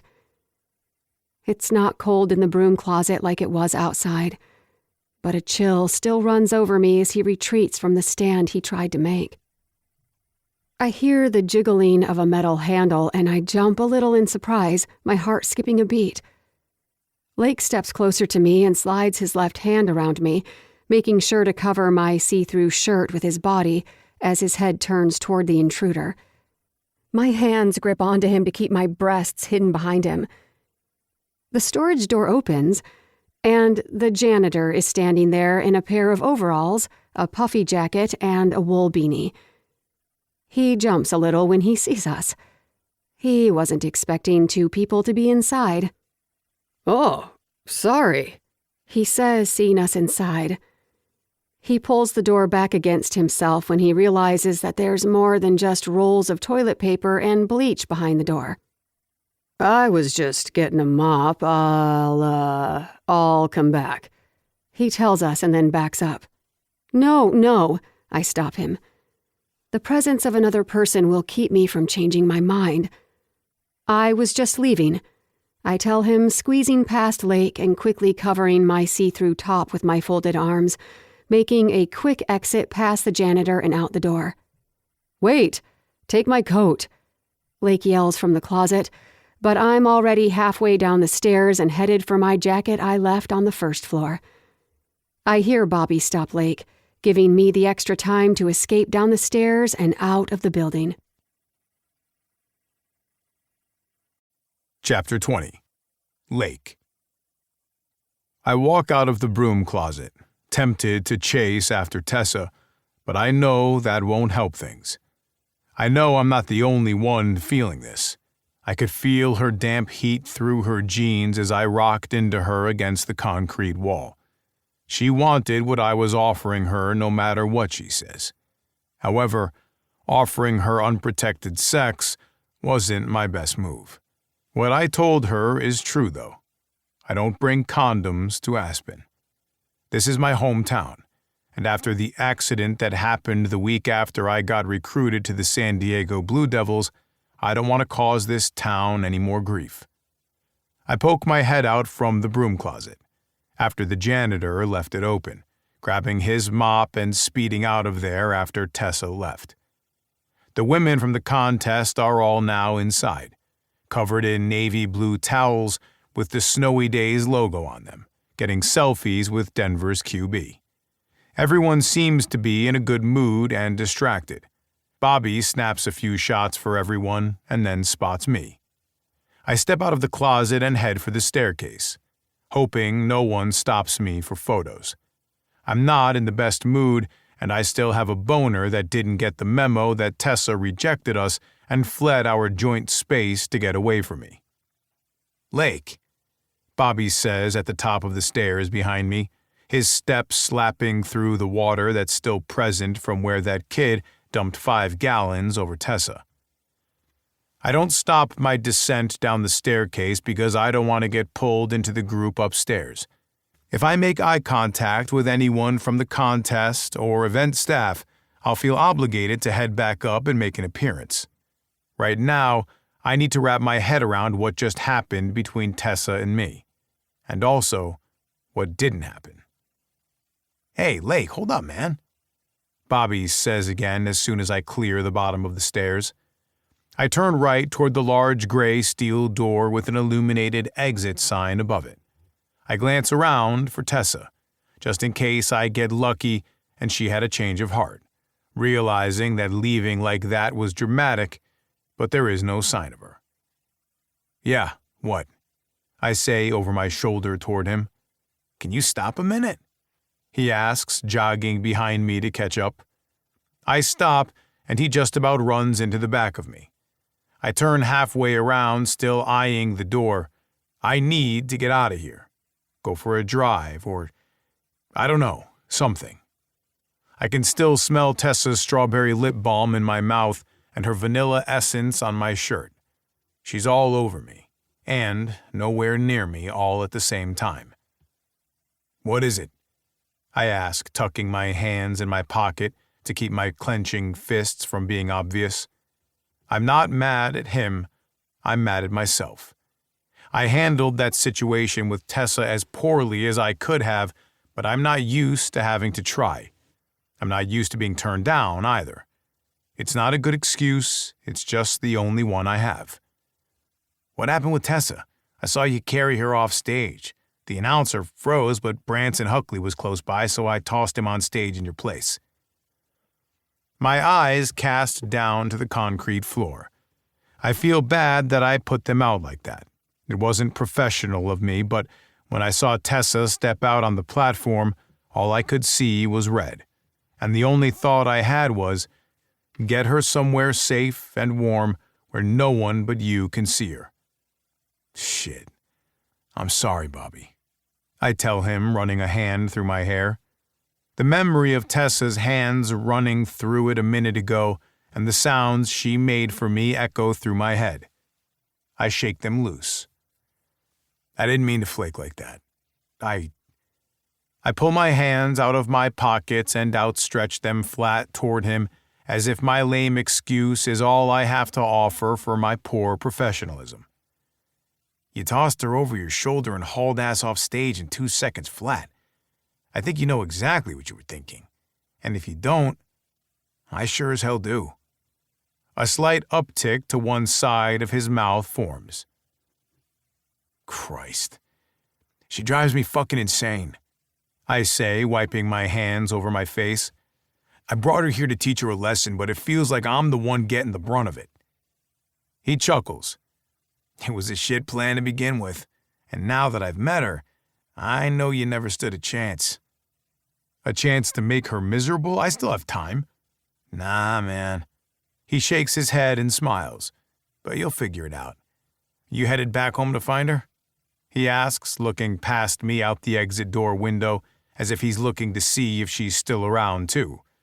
The thought that he asked her out still eats at me, but she's not mine to claim, and he can offer her things I can't, like a real relationship and a future. I promised Shauna that I'd never be happy with anyone else, that I'd never build a life since she no longer can. No, there's nothing in that house waiting for me. I resolve myself to the idea that there isn't. Tessa doesn't want me, and I can't have her. It's that simple. I need to clear my head and get back on track. He looks down at his shoes and shakes his head with a sigh. What is it with you, and always having to do things the hard way? I don't know. It's just hardwired. I joke with a lopsided grin. Okay, so what are you going to do? He asks. I look at the snow gear he has on and I get an idea. Bobby always comes prepared. You got any backup gear? I could use some fresh powder snowboarding right about now. He grins. Yeah, I have a second pair of gear I keep in my duffel. Come on, let's get you out on the slopes, he says, pulling me with him toward the exit and patting my shoulder.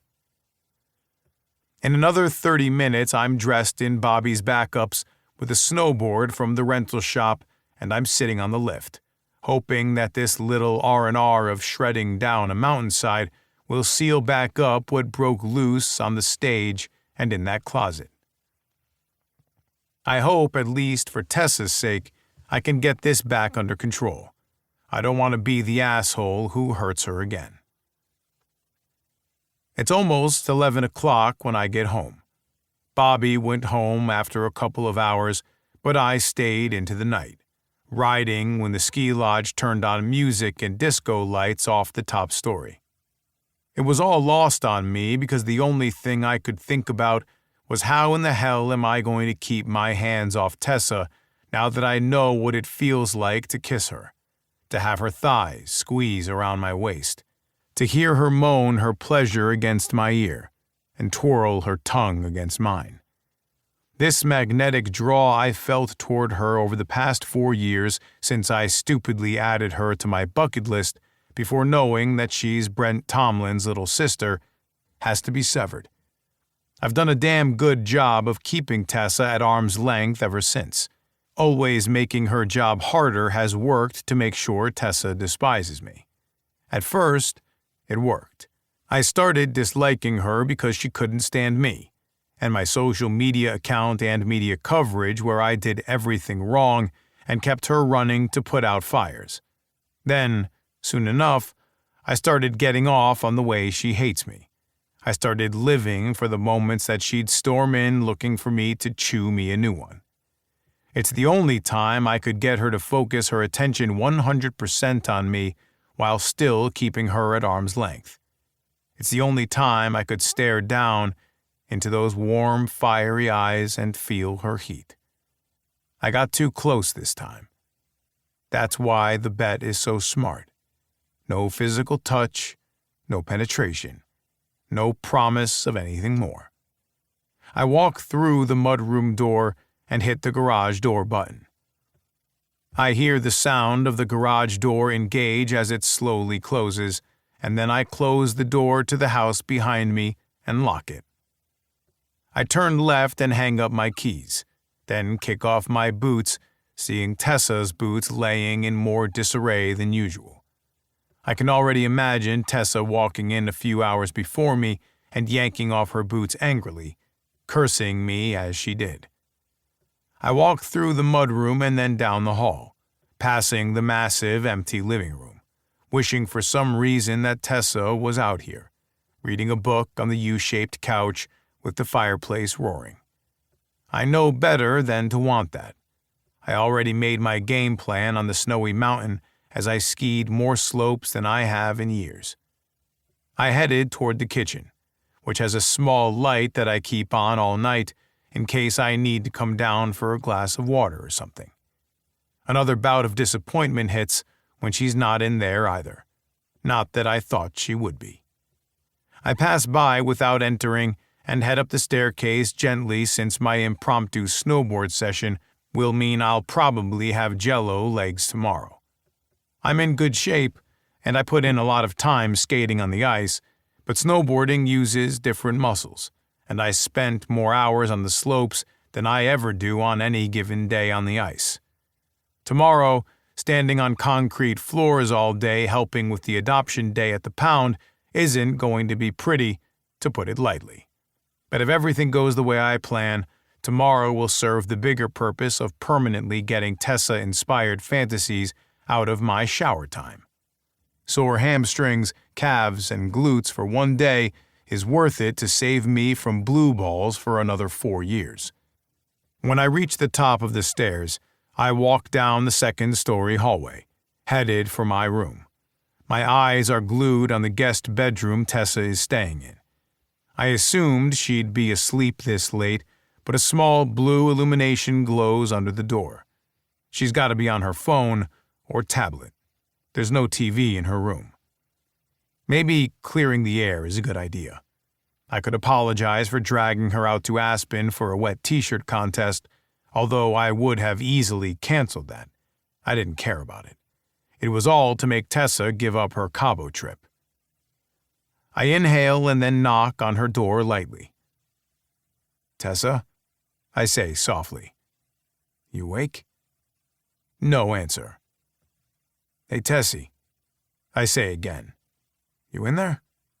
But no answer. I hear a click, and then the blue glow goes dark. She's heard me, but she's choosing to ignore me. That's fair, I suppose. "I'm heading to bed, but if you decide you want to talk, just come in. Anytime, okay?" She can ignore me now, but she can't ignore me tomorrow. And tomorrow night, she's mine. For the first time and the last. Chapter 21. Tessa. I wake up to the sound of my alarm. I'm too exhausted to get up, but it's after 7 in the morning, far later than I usually do. I slept like crap last night after not being able to turn off my brain to what Lake offered me. And I feel so wrong for enjoying every second of it. He's the enemy, and the last thing he should be responsible for is bringing me pleasure. It was still light out when I stormed out of that festival, but as the night grew on and Lake didn't come home, I couldn't stop imagining that Lake found someone else. Maybe one of the other wet t-shirt contest girls took him up on his offer for sex after I left. Maybe it was a damn orgy. I have no idea, and my mind went wild with it. When he knocked on my door sometime after 11 o'clock, it took all of my self-control not to jump up off the bed and run to the guest bedroom door and fling it open. I have so many questions about what we both gave into at that moment and what we almost did. Having unprotected sex in a broom closet in a ski lodge when neither of us can stand the other. I couldn't bring myself to do it. Instead, I stayed perfectly still when he knocked all 3 times. Now I haul myself out of bed. I shower and brush my teeth. My original plan was to do my usual light makeup for casual days around the house or running errands. I bite down on my lip as I debate doing a full face since I know I'll see Lake today at the animal shelter. I shouldn't want to look pretty for Lake today. It's an animal shelter where no photos will even be taken of me. Instead, I should be looking for ways to spike his bottled water and make his death look like an accident. After my makeup is complete and I'm dressed, I slip down to the kitchen. I had plans to make myself a coffee and breakfast before this long day starts. But since I left the grocery store yesterday with no food, nothing is in the fridge. The coffee shop that I met Lake at after he dropped me off at Chelsea's shop looked like it had some amazing breakfast sandwiches and yummy coffee specials. Today is going to be a long day, and with the impending results of the bet hours from now, I need some liquid courage in the form of a double shot of espresso.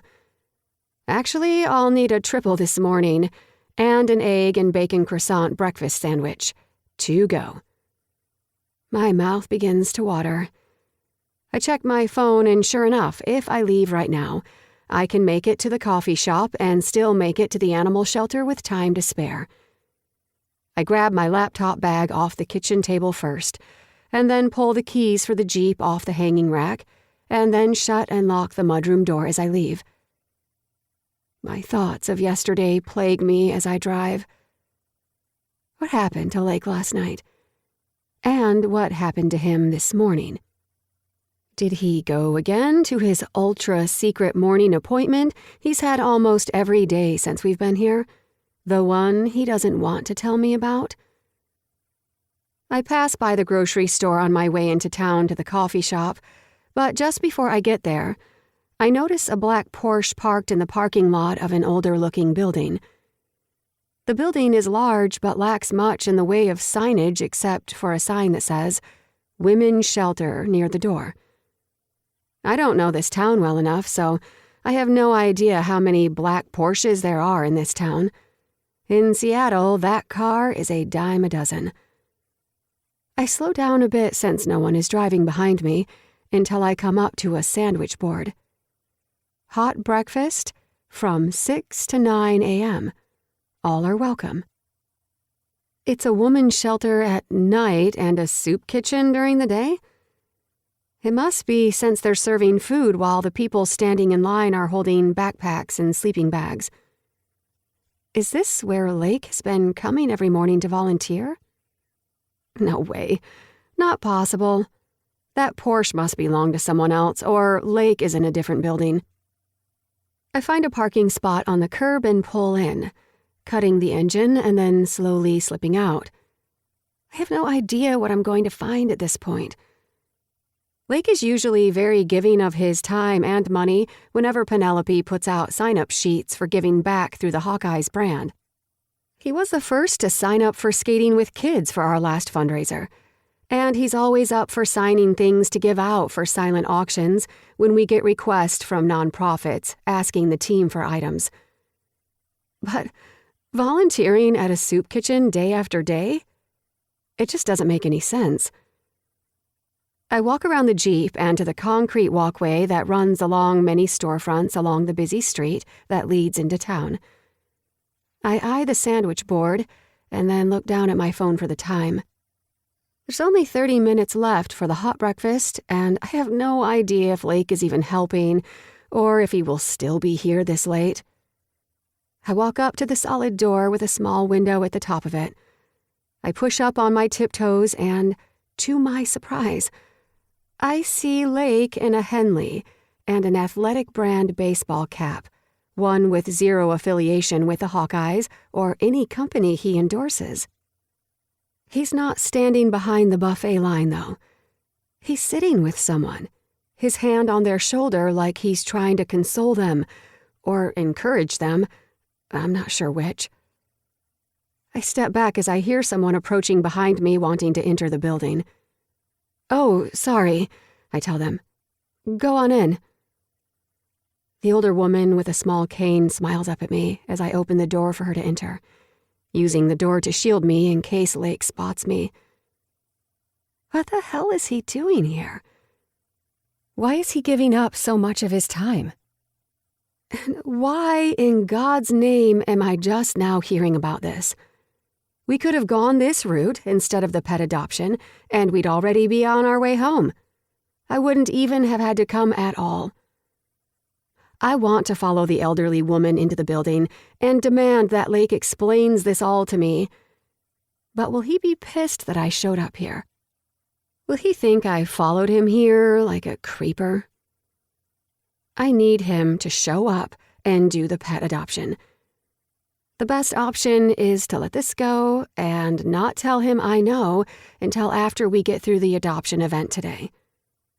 And if I lose this bet, who knows what tonight will look like.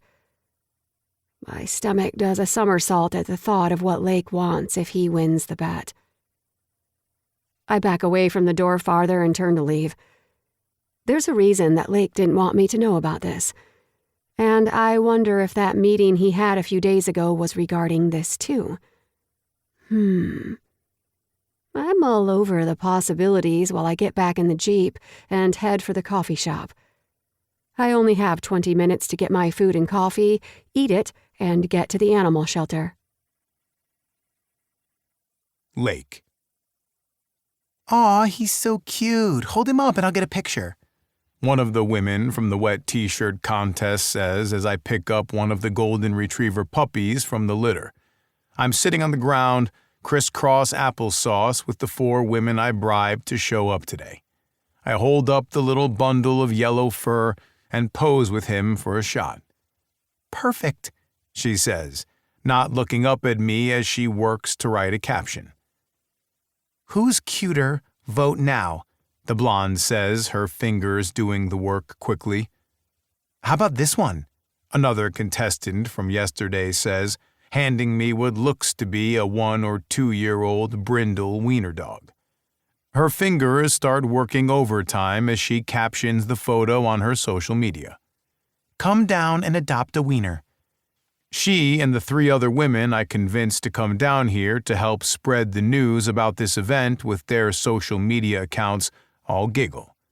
All 4 of them have their heads down as they seem to be answering comments from people asking where to find us or what kind of animals are available when I see Tessa walk in and bypass the long line of people who were waiting at the door this morning before the shelter opened. I asked all 4 women to send out a notification that I would be here this morning. I thought they were too drunk to have heard me after I went looking for them after the R&R I got snowboarding. I came up with a plan to make sure that I win this thing. I can't lose. Tonight is the night that after 4 years, since the first time I saw her in the stands not knowing who she was, I'll finally get Tessa off my mind. I swear I can still taste her on my tongue from last night, and God damn it, I need another hit like a fucking addict. My offer was simple. Show up today, and I'll guarantee 2 things if they help me reach 300 adoptions. 1, viral posts of a hockey player kissing puppies, and 2, free tickets to the Hawkeyes game next month in Denver.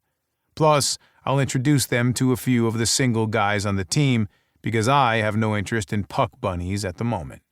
My taste has become singular, and until I get my fill, I don't see that changing. She smiles and stops at the front desk, not seeing me and the 4 women who met me here tucked in the back of the animal shelter. The deal was that I couldn't use my social media, but nothing was said about using someone else's. With the number of people waiting in line to adopt, the shelter's manager, Becky, only lets 2 to 3 people come to the back at a time to meet the animals. I watch as Tessa makes an introduction with Becky, an older woman with kind eyes and a graying ponytail under a baseball cap. I could tell from the moment I met her this morning that she cares about this place and is grateful for us coming in to help these animals find new homes. Then the manager tells Tessa to follow her to the back where I'm waiting. I try to wipe the smirk off my face. I can't wait to see her reaction when she sees my workaround for social media. The second Tessa walks around to the back portion of the room, our eyes meet, and then, within seconds, her attention gets taken up by the 4 women surrounding me, covered in puppies. Tessa scowls but tries to recover the look and cover it up. This is our back room where all the animals are for people to view them. Once a person has been cleared to adopt, we'll let them come back and see if any of these wonderful animals feel like a good connection. Then we handle all the paperwork up front.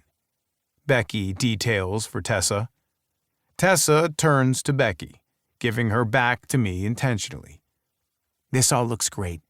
It would seem that there is going to be a good turnout, Tessa tells her, looking back in the direction they came in at the line of people out the door, most with clipboards in their hands filling out the applications.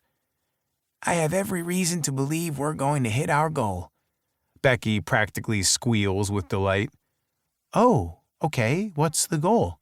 Tessa asks. Becky looks over at me with a smile. Mr. Powers over here told me 300 animals by the end of today. She turns back to Tessa. We don't even have 300 adoptions a year, so that is a huge number for us.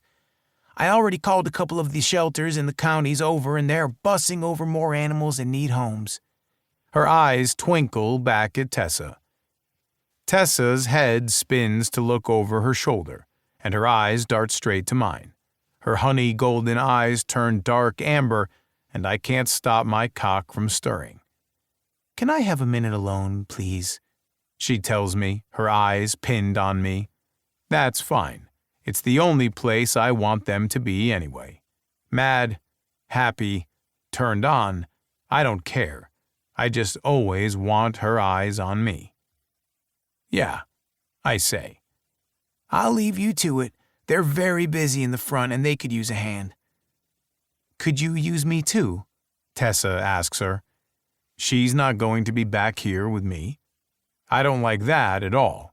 I expected to work closely with Tessa today. We could use you, but wouldn't you rather be back here to get photos of Lake and the shelter animals? Tessa looks over at the wet t-shirt contestants that are now dressed more appropriately for January in Aspen and shakes her head. No, that won't be necessary. Lake brought in a few extra hands. She says the word extra, as if those hands are meant to do something more than make social media posts and play with puppies. My instinct is to correct her, but the slight look of jealousy on her face is something I keep seeing on repeat and works toward my goal for tonight. As I look over her beautiful features, I realize she's wearing more makeup than usual, and her hair is down in that long, waving way I like it instead of in a ponytail or messy bun, the way she's worn it every day since we got here. Did she do that for me? Perfect. I'll put you to work whenever you're done, Becky tells Tessa. I get up off the floor where I'm sitting in a sea of dogs and carefully step out of the pen, leaving the other 4 women to take care of the puppies. They barely seem to even notice me going. Women and puppies. I don't get it. I follow Tessa as she just about stomps off, her hips swaying side to side with irritation. Damn, I like watching her walk away when she's pissed. Instead of leading me back out to the lobby where I'll undoubtedly get mobbed by fans, she hangs a quick right and into a quiet hallway where no one can see us. What the hell is that? Tessa says, spinning around and pointing out toward my extra hands. It's good publicity for the shelter. I thought we were supposed to get animals adopted. Now we have a line out the door. How can you be upset about this? I ask, leaning down to see if I can smell her coffee and strawberry essence. Her lips look soft like she just applied her chapstick, and I'm tempted to adopt all 300 animals for myself if it means I could bend down and run my tongue over her full bottom lip again.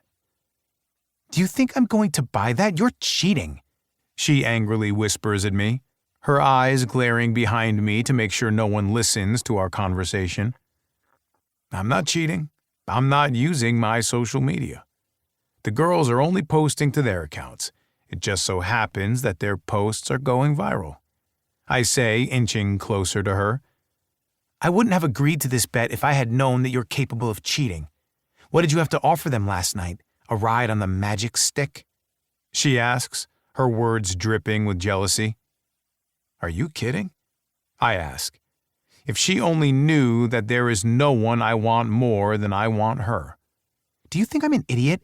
You didn't come home until late last night, she says, and I can hear the disappointment in her voice.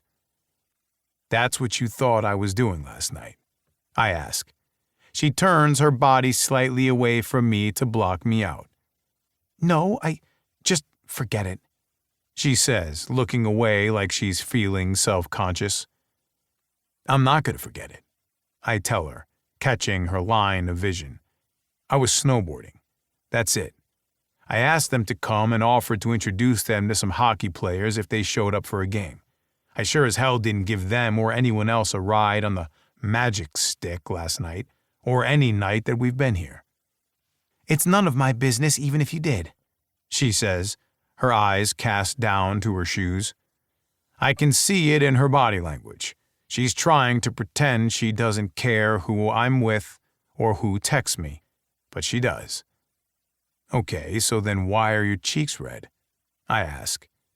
She doesn't step back to create more space between us. She's letting me inch closer and isn't stopping me. The instinct to wrap my arms around her and pull her close tingles through my fingers. But even though she's letting me close, I've pissed her off too much for her to let me get away with that. It's been a long time since I've ever wanted that type of physical connection, and it has me questioning what I'm doing with Tessa. I should back away now, but I can't bring myself to do it. Well, She's got nothing to argue at this point. I didn't do anything wrong except outplay her. She's not happy about it, but there's nothing she can do about it. A bet is a bet. Chapter 22. Tessa. I can't believe the nerve of this guy. Tessa, I have you all set up at the desk to take applications when you're ready, Becky says, not noticing the body language of our heated standoff. Instead, she leans to her left at the end of the hall to see past Lake and smiles at me. She does seem like a sweet soul, and what she's doing here should be applauded. Taking care of animals who need love and care until they can find safe homes. She's just not exactly catching me at the best time to receive a smile in return. But I plaster on one anyway, happy to at least be getting away from Lake.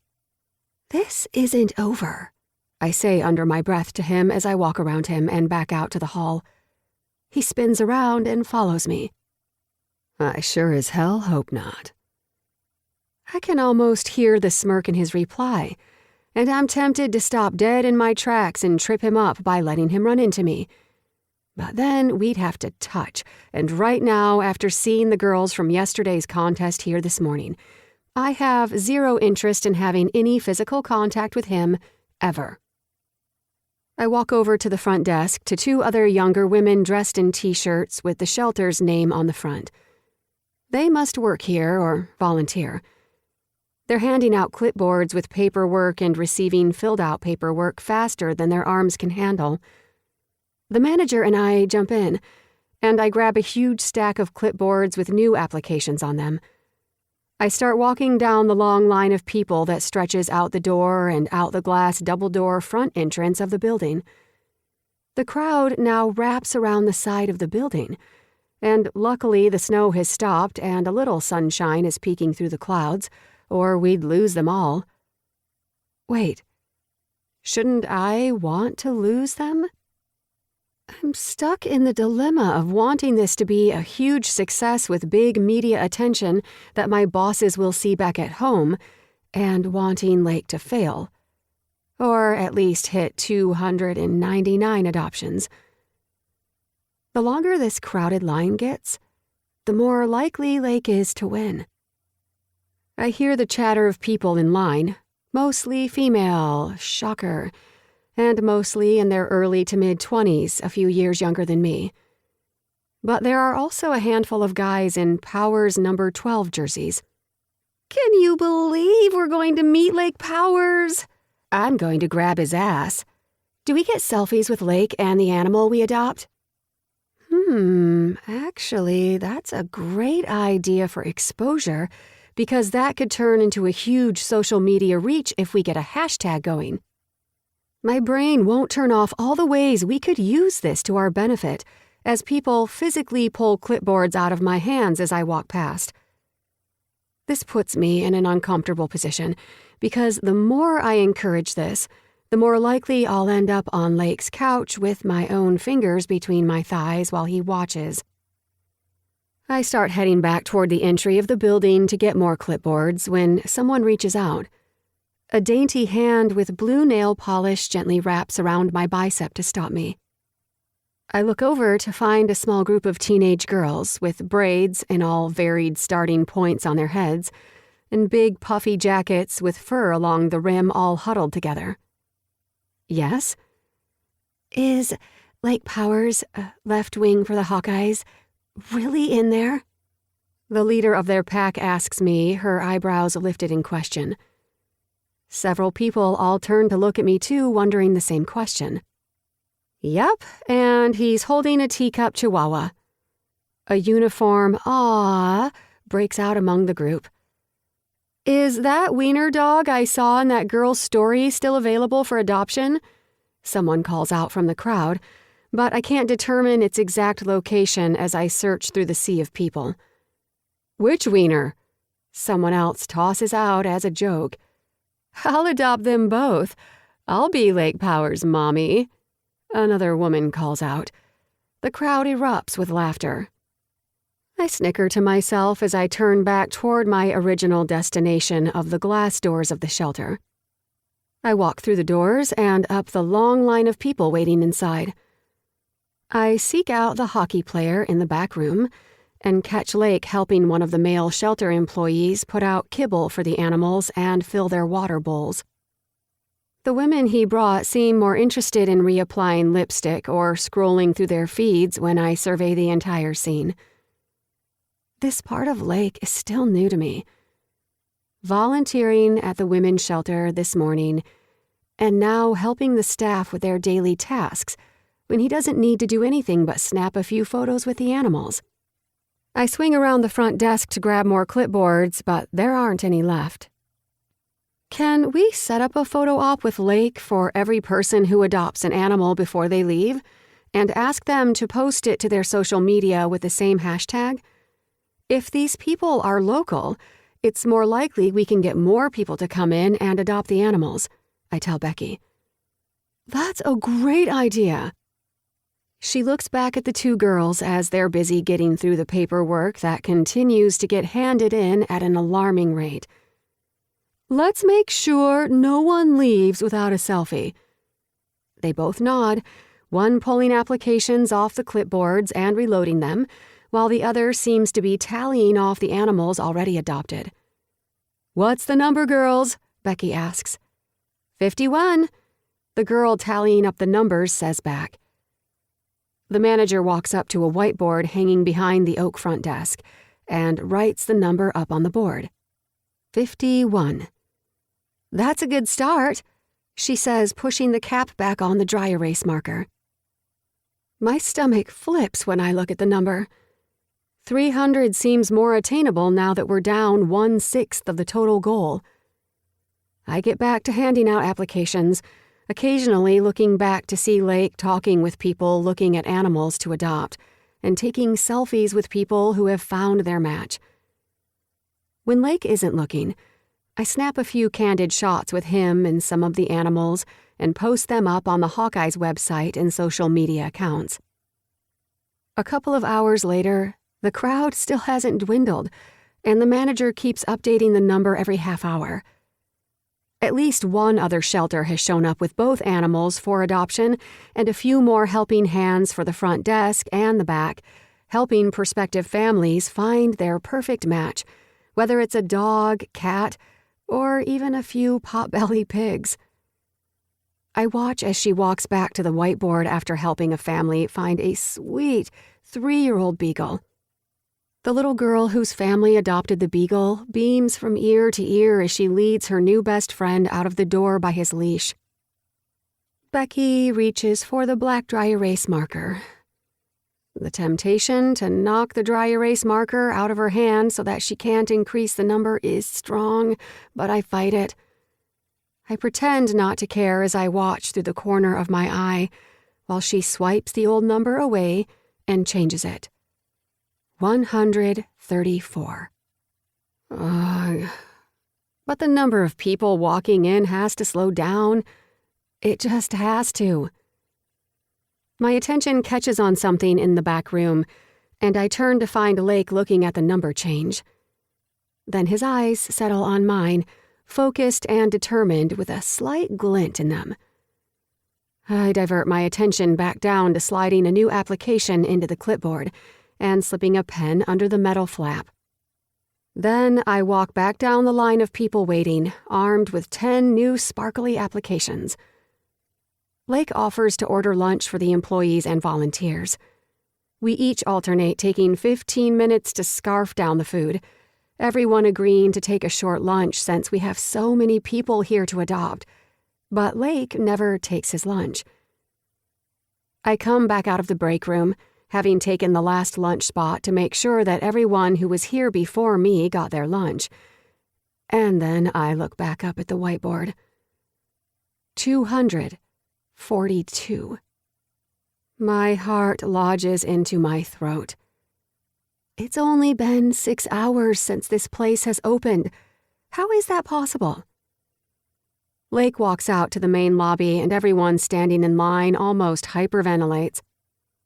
It's the first time I've seen him leave the back room. He turns to one of the girls standing at the front desk. "How many more people do we have in line?" He asks, his fingers drumming on the desk with a hint of nervous energy. I'm not sure," she says, attempting to count all the applications that people have been turning in, but have not yet left with an animal. Lake flashes a look at me, and then trudges to the double glass doors. He pushes one of the glass doors open and pops his head out to see how many people are still wrapped around the building. "There are still a lot out there," he says with a satisfied smile. "If you have to leave early, we understand, Mr. Powers. We're just grateful for what you've done here. So many animals are going to have their very own homes tonight," Becky says. "Oh, no. I'm staying till the very end. We have to make that goal," he says, sending a wink my way. A flutter of nerves hits me. Where did that come from? There's no way the idea of losing is exciting, is it? That the idea of being alone in Lake's living room with him while we do something a little dirty together is the real reason I'm checking the numbers. I'm torn. That's what it is. "Well, in that case, I'll adjust the number after every adoption so we keep you up to date. How about that?" she asks with a smile. "Well, that would be great. I think Tessa would like to be in the know at all times as well. Right, Tessie?" he asks, using my nickname. My lip twists to the side as I bite down on it to keep myself from saying something I shouldn't. He sees it in my eyes and grins.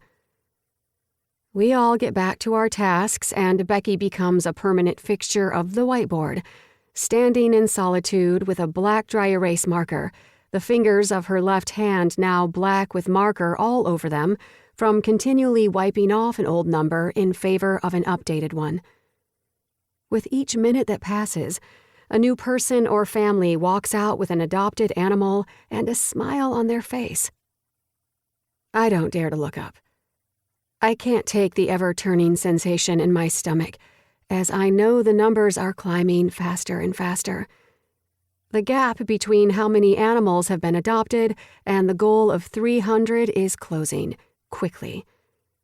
We only have an hour until the shelter closes for the night, and still have a line wrapped around the outside of the store. Losing the bet would be a hit to my pride, but the wager I'll have to pay up tonight has my belly filling with butterflies or bumblebees. I wish I knew which one. I can't help the nagging part of my brain that begs me to look up. It's like a car accident. Too tempting not to rubberneck at the carnage of my poor decision that allowed me to fall into Lake's trap. I was being cocky. I'm woman enough to admit it. And he played on it, lured me in, and I took the bait. Loud cheering rings out near the whiteboard. In my periphery, I see the 3 volunteers behind the desk and the manager jumping up and down. My stomach turns, and I seek out the black marker to find my fate. 311. The numbers practically scream out at me. It's not close enough to ask for a recall, and with people still in the back, a crowd still waiting their turn, and another 20 minutes left on the clock, I'm done for. But I can't decide if I'm relieved or not. Maybe I want this too. I turn to find Lake already staring at me, something feral glimmering in his eyes. I walk over to the desk, putting down the last clipboards that I needed to hand out. I force a smile when the manager sends me an air high five. I return it because I can't be rude to her. This is a big day for the shelter and these animals. I need a minute to process how I feel about this. I turn slowly, not wanting anyone to know that my feelings are mixed. I head for the long, lonely hallway again, seeking a moment alone and out of sight of anyone. Once I know no one is following me and I'm farther down the hallway, tucked out of view, I lean my back against the wall, my head falling back and my eyes fluttering closed as I take a cleansing breath. Within seconds, I hear the sound of someone approaching. No, please go away. I can only imagine that it must be Becky following me to discuss the momentous feat of giving over 300 animals new homes today. Some kind of record, I'm sure, but I can't discuss that now. I just need a minute to wrap my mind around losing this bet and the payoff to Lake later tonight. Now that the results are in and the bet is over, the worst part of the whole thing is that I'm not dreading it like I should be. Maybe a part of me agrees with Lake that this thing between us is building like a volcano, and the longer we let it fester, the bigger it will blow. Maybe it is time to let off a little steam. Are you planning on running? A deep timbre echoes through the walls. It's not the manager, it's Lake. Shivers shoot down my arms at the sound of his voice, and my eyelids pop open to find him inching ever so closely to me. He doesn't stop until we're toe to toe. His attention flashes back down the hallway from where he came to make sure the coast is clear while my eyes stay focused on him. Why would I run? I always make good on my bets, I tell him. Are you ready to make good on your bet tonight? He asks, but he doesn't have the cocky smile I expect. His expression is unreadable as he searches my face for something. He's asking a question, and he wants the actual answer. Unfortunately, I don't have it. If that's what you still want, I tell him, giving him the opportunity to give us an out. You'll let me change it? He says curiously. Maybe. Now it's my turn to check down the hall to make sure no one is coming. Lake leans in closer. My head whips back toward him. Then I want something else. When I don't speak, he continues. Why won't you date hockey players? I want to know who hurt you. What? No, I won't tell him that. He'll tell my brother, and then my brother will do something stupid that could cost Brent too much. And I don't trust Lake not to retaliate either. How protective Lake is. He might do something if he knows who it was. No, I don't accept the change. Why not? This should be music to your ears to get out of our original bet. Why won't you tell me? Because you play them next week. He's a blue devil? Lake asks, his eyebrows raised and his eyes widen. Now you have to tell me who he is. No. Why? He says, inching closer, his hand smoothing over my hips with a soft grip to anchor me to him. I shouldn't like the way his touch calms me. I shouldn't like this intimate moment between us. He feels more like a protective boyfriend than the mortal enemy I've had for the past year and a half. A part of me wants to curl into him and let him protect me from everything. The loss of my parents, and the ex who has me running toward Elliot, a man I know is safe, but isn't the man I want. Lake's pleading to know. But now I'm even more sure that he'll do something stupid when he plays them in 2 weeks. I can't tell him. But the longer we stand here and he looks at me like that, like he'd light the whole world on fire for me. I need to break from this moment before I confess it all. Let it go, Lake. I have, I say. Pardon the interruption, Becky says. Lake, we'd like to get a group photo with the staff before you go, if you don't mind. Becky gives me the distraction I need, and I slip out behind Lake. Whoa, Tessa, hold on. He tries to reach for my wrist, but I narrowly escape into the main lobby as a mob of fans crowd Lake. He tries to follow me out, but gets stuck with people asking for selfies and autographs. I turn around quickly when I realize he can't chase after me now with fans needing his attention.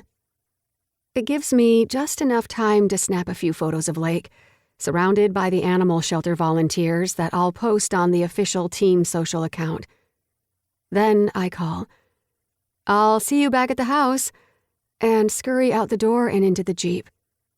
I twist the key in the ignition and the Jeep revs to life.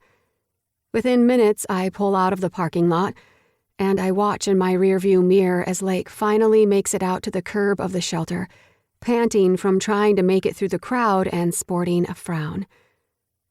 He won't chase after me. He still has a building full of fans and 10 more minutes left on his charity work. Turns out, he's the true professional here since I just ran with my tail between my legs. Chapter 23. Lake. Lake, can I get a picture? Will you sign my jersey? People crowd around me the second I chase Tessa out to the lobby. I watch as more people block my exit toward her, and I can't push past them, even though physically I could. But these are my fans, people who have traveled great distances to come to see me, the kind of people who buy my jerseys and pay steep ticket prices to watch me play. I can't disregard them and leave them in the lurch to chase after a woman who doesn't want to be chased. I tell the manager that I won't be returning to the back room anymore since I already exceeded the adoption number that I set out for. I excuse the 4 women who came to my aid today and let them know that I'll have tickets waiting for them at Will Call next month in Denver, and then I take the next hour to sign everything that my fans push at me. From taking selfies with 80-year-old grandmothers to kissing the foreheads of a half a dozen babies. I get through the line and then thank the manager for opening her shelter up to us and take a group picture with all the volunteers and staff at the shelter. I pull into the garage 15 minutes later and close the garage door behind me. Tessa? I call out as I step through the mudroom after discarding my keys and shoes. You here? I ask, but I already saw the Jeep, so I know she's here. I take several steps into the house, heading toward the kitchen.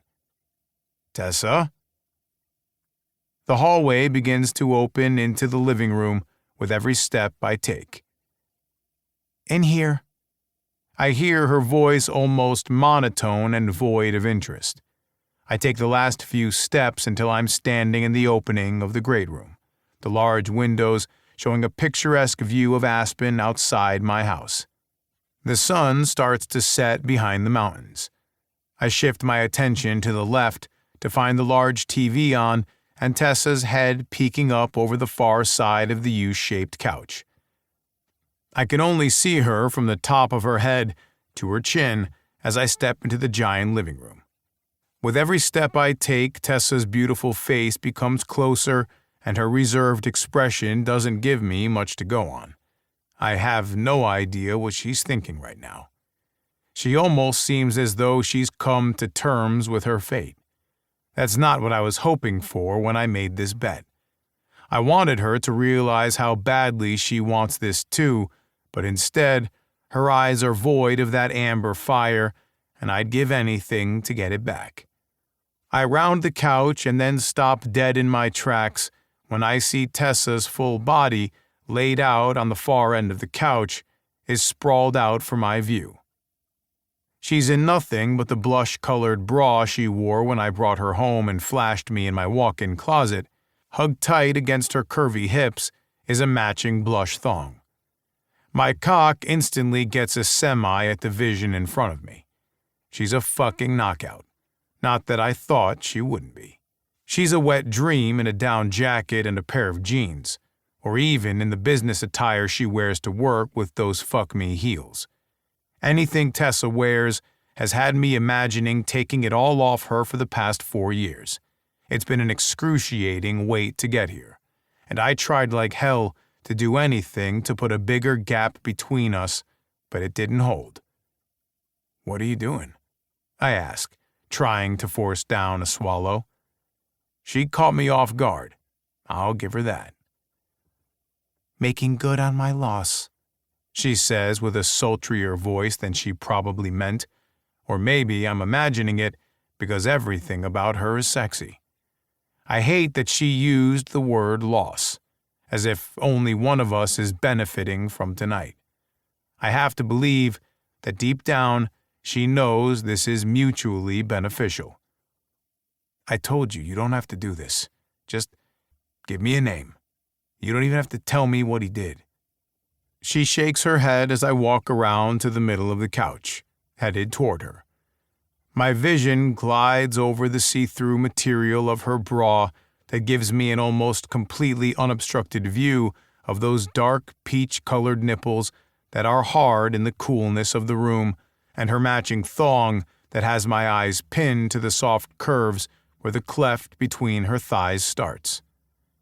My fingers itch to trail over the lacy, scalloped edges of her thong where the soft lace meets her buttery tan skin, and my mouth waters at the thought of sucking her pussy clean of all the arousal her body can make for me.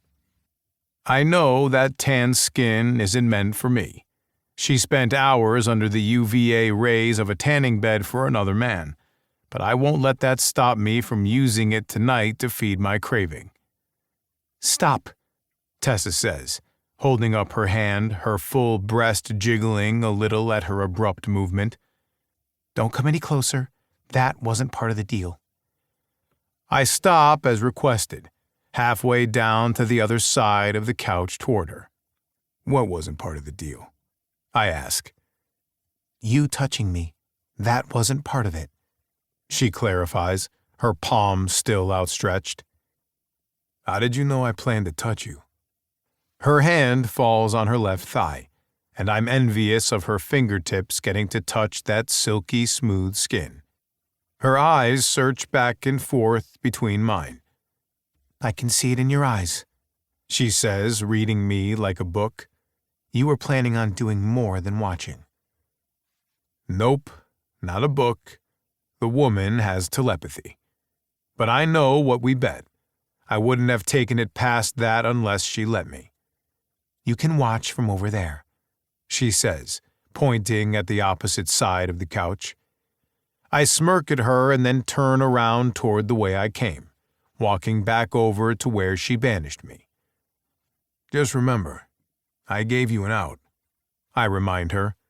"It wasn't a real option." "Why not?"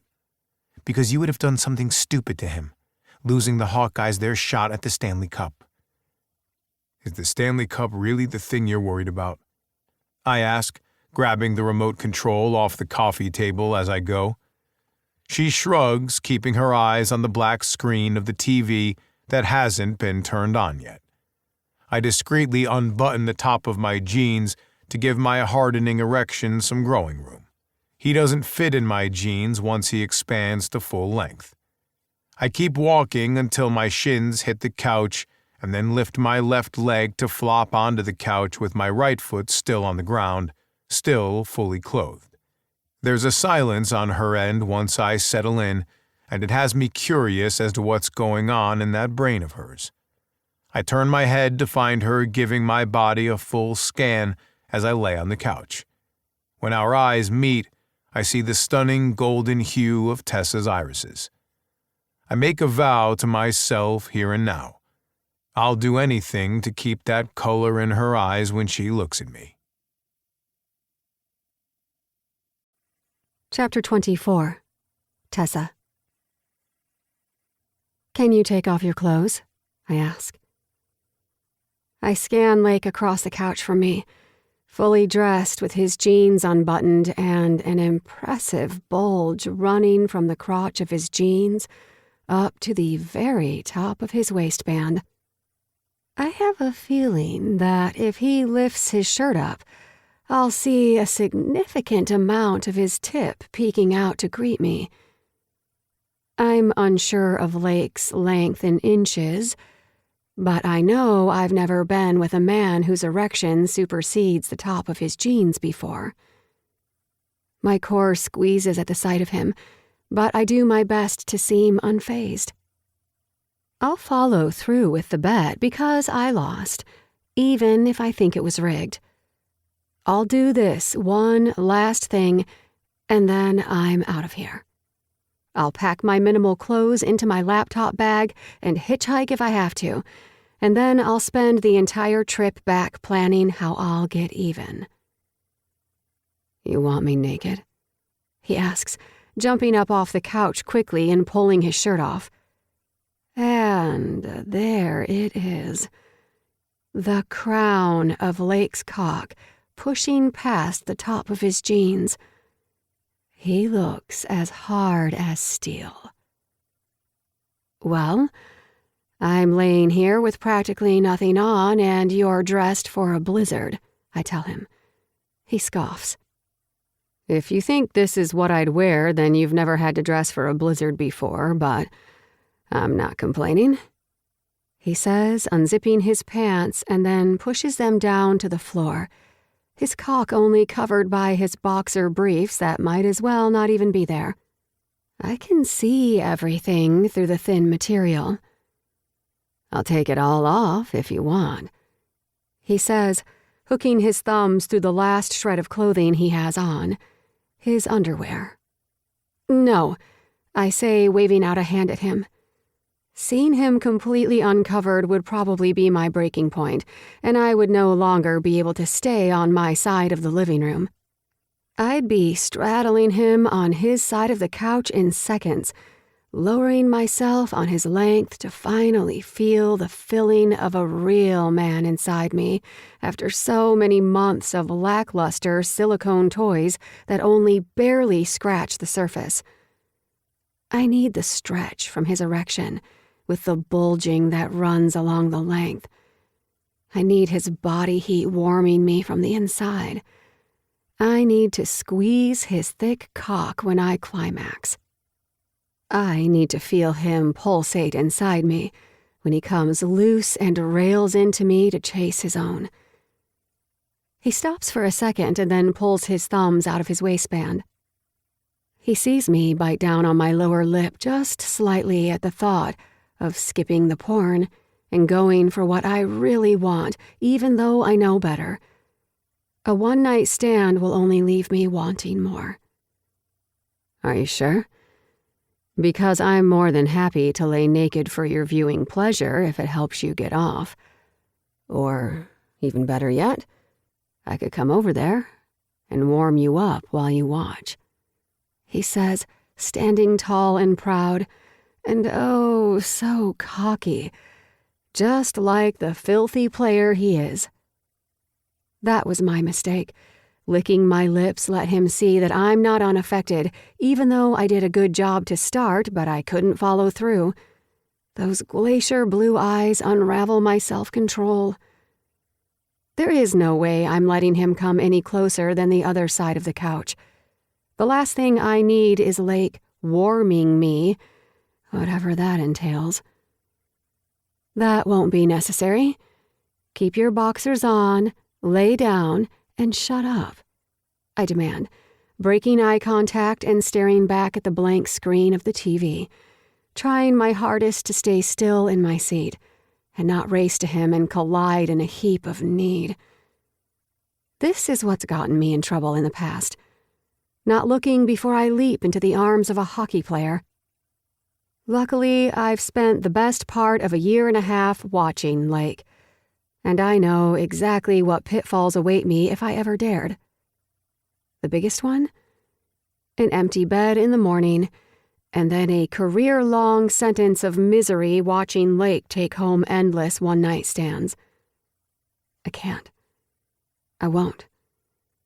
Yet still, My clit radiates with need at the idea of it, and my panties increase in dampness the longer Lake stands facing me with that monster in his shorts. All right, fine, he says, turning toward the TV and pointing the remote at the receiver to turn it on. Just remember, my offer still stands if you change your mind. He winks. I roll my eyes for good measure, and he snickers as he pulls up the search engine for his smart TV. So, what's it going to be? He asks. I don't care, just pick something. I tell him, adjusting the waistband of my thong. He looks back over to me, his eyes taking turns between my face, my breasts, and my panties as he speaks. That wasn't the deal. The deal was that you tell me your kink and I watch you enjoy it. Damn it. Couldn't I at least bypass this one thing? He stands there, his thumb on the ready to start typing in anything my heart desires. Come on. If you want this over so badly, just call it out. Tell me yours first, I ask. Nice try. You're just going to ditto it and not give me the real answer, he says. I want the dirty, honest truth, Tessie. What do you like? He asks. I shake the thought. I can't go there. I like watching Surprise Menage. Lake's eyebrows shoot to his forehead. What? He chokes out. What? I echo back, as if what I said isn't that unheard of. You like watching couples have a threesome? He asks, his jaw going slack at my confession. Not couples. I just like when 3 people end up in the same place at the same time without knowing one another, and then, randomly, they all join in. Nothing's planned, and there's no infidelity at play. He lets out a chuckle. Lake, I just told you a very vulnerable thing that I've never told another soul, and you're laughing at me, I scold. No, shit, no. He tries to wipe the dumb smile off his face. I'm not laughing, I swear. I just wasn't expecting you to like threesomes since you claim hockey players are all cheaters. Seems like you wouldn't be into sharing. Sharing? Hey, now, who said anything about me being into sharing? I'm not into sharing. I could never do it with someone I'm dating. I just like the fantasy of 3 people getting stuck in a hotel and somehow all getting the same key to the same room with no other vacancies, or a weird castaway situation where 3 people get stuck on a remote island and have to use each other for body heat. Lake sucks in his lower lip to wet it and then smirks. I've said too much. You know what? Never mind. I like missionary-style married couples, I say, crossing my arms over my breasts and slightly crossing my right leg over my left to cover myself a little under his watchful eye. I feel more exposed now than I ever have in my life. Why do I let him do this to me? Whoa, hold on, he says, taking 2 sideways steps toward me, still pointing the remote at the TV. I'm sorry. I didn't mean to make you feel weird about it. That's fucking hot, and I'm down for watching that. It's just not what I thought you'd say, considering the reason you say you won't date hockey players anymore. I don't watch porn that much, only when I'm single and need a little inspiration. Why the hell am I telling him this? But I like the plot of it. Like the one about the mailman I caught you watching? He says over his shoulder as his fingers work to search for a movie to fit my preferences. What do you like about it, then? I don't know. Guys can be so cocky at times. I sort of like the idea of them becoming overwhelmed with 2 women to satisfy at the same time. Lake's still listening as he nods, but he's engrossed in finding a film. It doesn't take long because soon enough he cues up a film. How about this one? he says. It's right up your alley. A rideshare driver's app goes haywire and double books 2 separate bookings at the same time. Now he'll have to make sure he delivers 2 fully satisfied customers. He won't settle for anything less than a 5-star review. Lake reads the movie's plot to me. That will work, I tell him, a little self-conscious. But I'll have to shake that loose because there's no turning back now. The movie starts up, and Lake walks back over to his side of the couch. He takes a seat and leans back. We share a look. And then I decide that for me to get through this, I'm going to have to avoid eye contact from here on out. The film doesn't mess around, and within minutes, the driver is pulled over in his car waiting for both of his riders to show up. It's a new film and must have had a decent budget, because the cinematography is actually really good, and I already find myself wanting to bite down on my fingernails in anticipation for when things really get down. I don't have to wait long because before I know it, one of the women in the back seat reaches around the driver's waist and slides her hands into his pants as he's driving, while the other woman climbs into the passenger seat in the front and unzips his pants, bending over the armrest.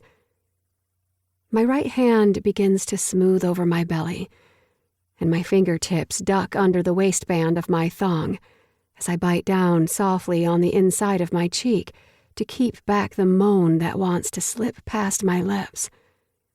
I won't give Lake the satisfaction of hearing my sounds. He doesn't deserve them. "What kind of ride are you looking for down there, Princess?" the driver says gruffly to the woman sitting in the passenger seat. "From the looks of it, a thick one," she says back. "Well then, you'd better climb on because you're about to arrive at your final destination," he tells her. The dialogue is cheesy, but the visual is doing its job. I reach down farther into my panties and slide a finger through my folds. I'm dripping wet. But it's not just from this film. Seeing Lake's hard cock react to my mostly naked body did most of the groundwork to get me here, and the fact that he's still watching me from his spot across the couch and not watching a second of the TV has me wishing it could be his fingers between my thighs instead of mine. I watch as the scene continues to build, the driver pulling over and all 3 of the actors climbing into the back of the car, limbs and clothing flailing everywhere. The noises all of them are making egg me on as I dip a finger inside my aching center. But it needs something so much bigger than my finger. My body craves a Lake. I try to shake the feeling by adding a second finger, my 2 fingers softly hooking and stroking toward the spot I know will give me the result I need, an orgasm. But 2 fingers aren't going to get me there, not with how much my body wants Lake's girth. I add a 3rd finger, the added stretch causing me to arch into my own hand, my eyelids fluttering closed as I tune out the film. It's not what I want anymore. It's not what I need. I need him. I see him behind my eyelids. The moment in the club, the look on his face heated and headed straight for me. The time in the locker room when Briggs made him drop his towel, and I got my first glimpse of Lake completely naked. And the time he sucked on my nipples in the broom closet and offered to put me out of my misery against the wall next to the commercial-grade bleach and the mountain of toilet paper rolls. Through every single moment, the thing that has me coming back is the look in his eyes. He has a panty-dropping smile that's tried and true, thoroughly tested in the field. But the way he looks at me, as if he's trying to study the color of my irises when he doesn't think I'll notice, has my heart thumping an extra beat for him. It shouldn't. Of all the organs in my body, it's my heart that has the most scars, the most damage from men like Lake. When will it learn? When will I? My fingers gain speed, but still stay at a steady pace, the tips of my toes beginning to curl as I chase after my climax. It's so close now. It's about to break, and I can feel the knowing signs of a self-induced orgasm. I can still hear the background sounds of the actors panting on the screen, and I can hear Lake's breathing become heavier as he watches me. I let out a moan that I can't force back. It's a desperate plea that echoes into the grandeur of Lake's vaulted ceilings. My body pulsates, and I free fall off the cliff. Lake, I whimper out as I come. My eyelids dart open, and I think I'm going to pass out from the name I called out as I came. Maybe he didn't hear me. My neck swivels to see if somehow, miraculously, maybe he got bored and left. But after I blink a few times to clear the blur from having them closed, I find Lake staring right back at me. "Did you just say my name?" he asks, his eyes wide and his nostrils flared. He's already pushing off the couch and headed for me. He doesn't really need me to answer that, does he? No. I try in vain to convince him. His long legs eat up the distance between us anyway, and before I can stop him, he's standing a few feet from me. I pull my hand out from beneath my thong and between my thighs to slow him, but the second he reaches me, his long fingers slide around my much daintier wrist and pull my fingers up to his mouth. My shoulder blade comes off the couch since his much taller height is further than my short arm can reach. "You got off thinking about me, Tessie. So in that case, the least you can do is give me a taste," he says, and then slowly guides my 3 fingers into his mouth. He bears down on them, licking and sucking them clean, his tongue swirling around each finger to get every drop of arousal left for him to consume. I watch him above me, all 6 feet plus of hard muscle, as more hot need drips out of me. Even after that orgasm, I'm not the least bit sated with him hovering over me as he sucks on my fingers, his heavy cock bobbing against his boxer shorts, a mere 2 feet from my face as I lay on the couch. The thin material can't seem to contain his full God-given gift that's pressing against his stomach, almost to his belly button. He hums his approval at the taste of me on his tongue. A visceral sound passes through my lips as his Adam's apple bobs with each swallow he takes of his saliva mixed with my arousal. He's enjoying every minute of it, and I don't think I can take another second more before I beg him to take me. I have to keep strong, keep from giving in when I know I'll only regret it later when our one night is over. Finally, he pulls my fingers from his mouth. "You taste as good as I thought you would." His eyes cast down and survey my entire body with hooded eyes. "I've waited 4 years for this," he says under his breath. 4 years? I ask, sitting on my elbows. His eyes reach back up to mine. "I've wanted you since the first time I saw you on opening day 4 years ago." All this time, and he's never said anything. Chapter 25. Lake. I kneel on the couch cushion, getting closer to her. She watches my every move as I bend over her, my hands planting above both of her shoulders and my knees straddling either side of her thighs. I hover above her, our eyes not shifting away from one another. This is how I want her, under me. "Lake, this is a mistake," she says, her hands flat against my chest, bracing herself against me to get some space between us. I won't force myself on her. If she tells me to back off, I will, right now. But unless she utters the words, I need her to tell me that I'm making this all up in my head, that I'm reading her all wrong because everything up to this moment tells me that Tessa wants me as bad as I want her. No, that's not true. I tell her, shaking my head. Nothing about you, me, us, will ever be a mistake. Can't you see that? I ask, begging her to see what is clear as day to me now. Her hands soften against my chest.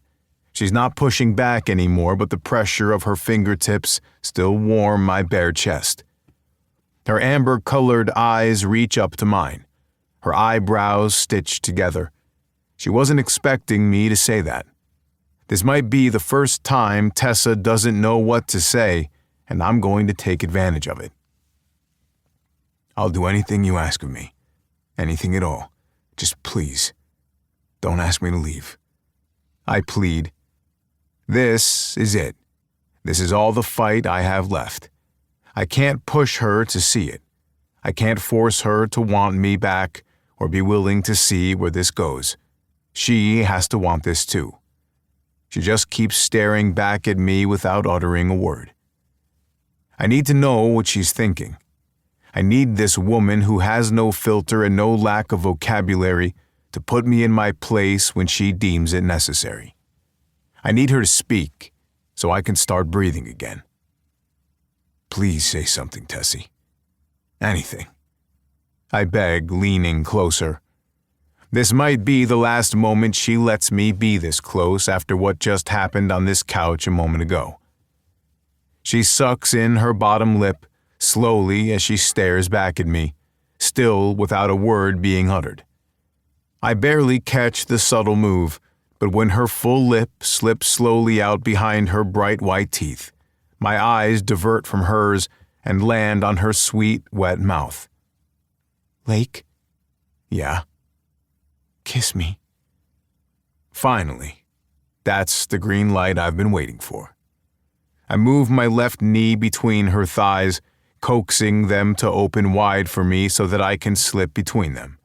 She gives in, watching my every movement. I press my throbbing bulge against her and I lay my body along hers. My lips come down and press to her sweet mouth. The heat and need are instant. No matter what angle I attempt, no matter how hard I kiss her, it's not fucking enough. I grip her thighs tighter in my hands and her arms wrap around my neck. This feels like deja vu from the broom closet, except this time when I press my cock against her wetness, there's barely a millimeter of fabric between us, and being on top of her gives us a completely different angle. Her heat radiates through her panties, and I can feel my boxer briefs begin to soak with her need for me. Nothing in this world has ever felt better. She lets out a soft whimper when I thrust her into the couch cushion, pressing my erection tight to her clit, but not penetrating. My cock is a heat-seeking missile, and I'm incapable of stopping at this point unless she tells me to. My dick is determined to bury itself deep inside her, and by the sounds Tessa's making, I think she wants that too. I slip my tongue into her mouth, loving the way the tip of her tongue greets me eagerly on contact. Tessa is so responsive to everything I'm giving her. She's not pushing me away anymore, and I think this might finally be the moment when we're both in agreement of where we're headed. This night doesn't end until I've had her in every way I've fantasized about for 4 years. I came prepared this time, stopping off at the store after I left the animal shelter and bought condoms. I tucked one condom into my jeans before I walked into the house. I didn't know what to expect tonight, but I had hope that this might happen, that she'd give up her no hockey player rule and finally let me be with her. Condom, I say simply against her mouth to gauge her reaction. She moans into our kiss, and I take that as my answer. My jeans are on the other side of this large couch, but I won't disconnect from her for a second. I lift her into my arms and carry her to the other side of the couch, bending down and pulling the condom from my jeans as we go. I lay her back down on the couch and drop the condom above her head on the cushions. I stare down at her for a second, her beautiful, silky hair splayed out over my couch as I kneel between her thighs. Fuck. I've had dreams about this more times than I can count since I first laid eyes on Tessa. Now she's half naked waiting for me, her eyes locked on mine, right where I want them from this day forward. I reach for the unopened condom and pick it up, her eyes narrow on the foil wrapper. It's not as if I expected anything with Tessa tonight, but offering her unprotected sex yesterday was reckless and obviously unacceptable in her eyes. I get it. I've never offered it before, Tessa, and I have zero plans to ever offer it again. You have condoms? She asks. I thought you said you don't sleep around in Aspen. I don't, I say. This is only for you. Just the one because of your one-night stand rule? I shake my head to stop her. Not with you, Tessa. One night won't be enough, I say. I have a full box in the car and I plan to use every last one on you. I lean down and brush my lips against hers gently, not sealing them together yet. Instead, I tease her softly. I want her begging for me. Soon her eyelashes flutter closed and she lets out a breath that shakes with anticipation. She won't have to wait much longer. I'm here to give her anything and everything she could ever ask for. I'm going to worship her body in a way no man ever has before. Please, she whispers. It's the sweetest sound I've ever heard, and I want her to say it over and over again, to whisper it against my ear as I drive into her. I reach under her back and unclasp her bra. Her full breasts spill out from their lacy pink confines. They're a little more than a handful with just the right pear shape. Nothing about Tessa is fake. Not her attitude, and sure as hell not her breasts. They're fucking perfect, and I swear my cock grows thicker at the image of them to the point where my erection is throbbing almost painfully, begging for release inside of her. She watches my every move, content to let me do whatever I please with her. I drop the bra to the floor and then hook my fingers into her thong. I need her naked and splayed out for me. I study her every curve, every delicious inch of her skin as I uncover her like a present, just for me. Holy shit. Tessa completely bare and naked is a sight I'm unworthy to witness. They're probably not as big as you're used to, she says softly. I look up to find Tessa avoiding my eye contact. What the fuck? Who told you that? Whoever made you feel less? Does she have a complex about her body? Her? The damage I'm going to do to the motherfucker who shook her confidence before I could get to her is going to get sent to the ER. His broken jaw will never have a chance to speak a single negative word to her again. Look at me, I tell her. She still avoids me. Tessa. She finally looks up. I pull her hand off the couch and place it on my raging cock. That gets her attention, and she watches me cup her hand over my rock-hard cock, her mouth dropping open. I'm not sure if it's because of my boldness or because she wasn't expecting how big I feel in her hand. I'm hoping for the latter. I've never been this fucking hard in my entire life. I've never wanted anyone the way I want you. There is nothing about you I'd change. Not a thing. She's in a league of her own, and I'm the lucky bastard who she's letting touch her. There's nothing I wouldn't give to secure my spot to be the only lucky bastard that ever gets to. I let go of her hand, and she takes it back, nodding like she believes what I'm saying. Now, I'm going to show her. Tessa, Feeling Lake's cock in my hand for the first time sent a thrill through my belly. His pelvis presses me tight into the couch while his arms keep him hovering above me. I moan at the feel of his bulge pressing against my sensitive clit. I've already come once, and with everything he just admitted, I'm wetter than I've ever been. It feels like it's been days of foreplay and my body is thrumming with the need to have a Lake-created orgasm. He dips down and takes my left nipple into his mouth, while his other hand cups my other breast and begins to knead it, while he rubs his bulge against me. Now there's only his boxers between us, and I wish there was nothing. Lake, I need it. I admit, finally giving in fully to what we both want. You need what, Tessie? Say it out loud and I'll give it to you. I need you inside of me. He presses against me harder, and I whimper when he bears down on my breast and presses his cock against me as tight as he can. He likes that idea, too. I could come just like this, with Lake rubbing my clit against his fabric-covered erection, but I don't want to. I want to feel his girth. I want to be taken by him in only the way Lake Powers can do it. I grip the condom in his hand and pull it out. He lets me. He watches, his eyes fixed on mine as I rip the condom package open with my teeth. Christ. He mutters, watching me tear the packaging myself and pull the rubber from its foil wrapping. Do you want to put it on? He asks. Yes. I tell him simply. He nods and pushes his body off mine. He does a full plank with one hand, pushing his boxers down with one hand. The image of him suspended above me has me soaking the couch cushion under me. He holds himself and watches me patiently, waiting for me to roll the rubber over him.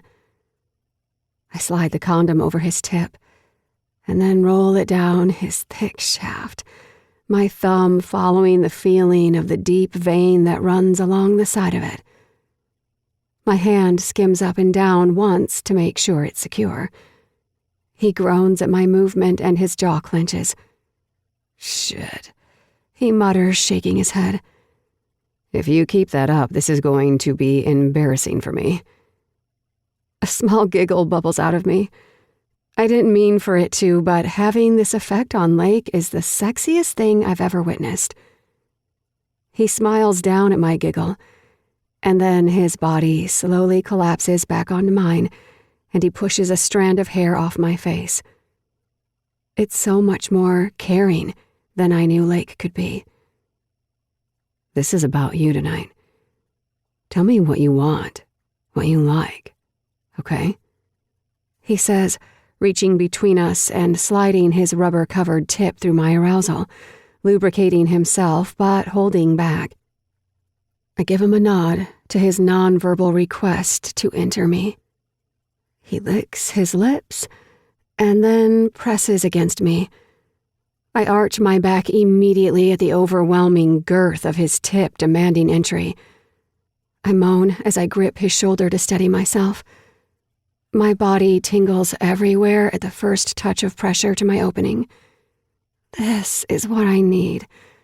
I've been starving for all this time, and now I'm finally being fed.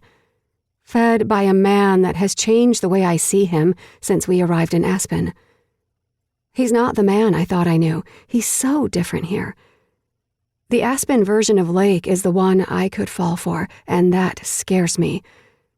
But ignoring it isn't an option anymore. He wants more than one night, and I can't deny him.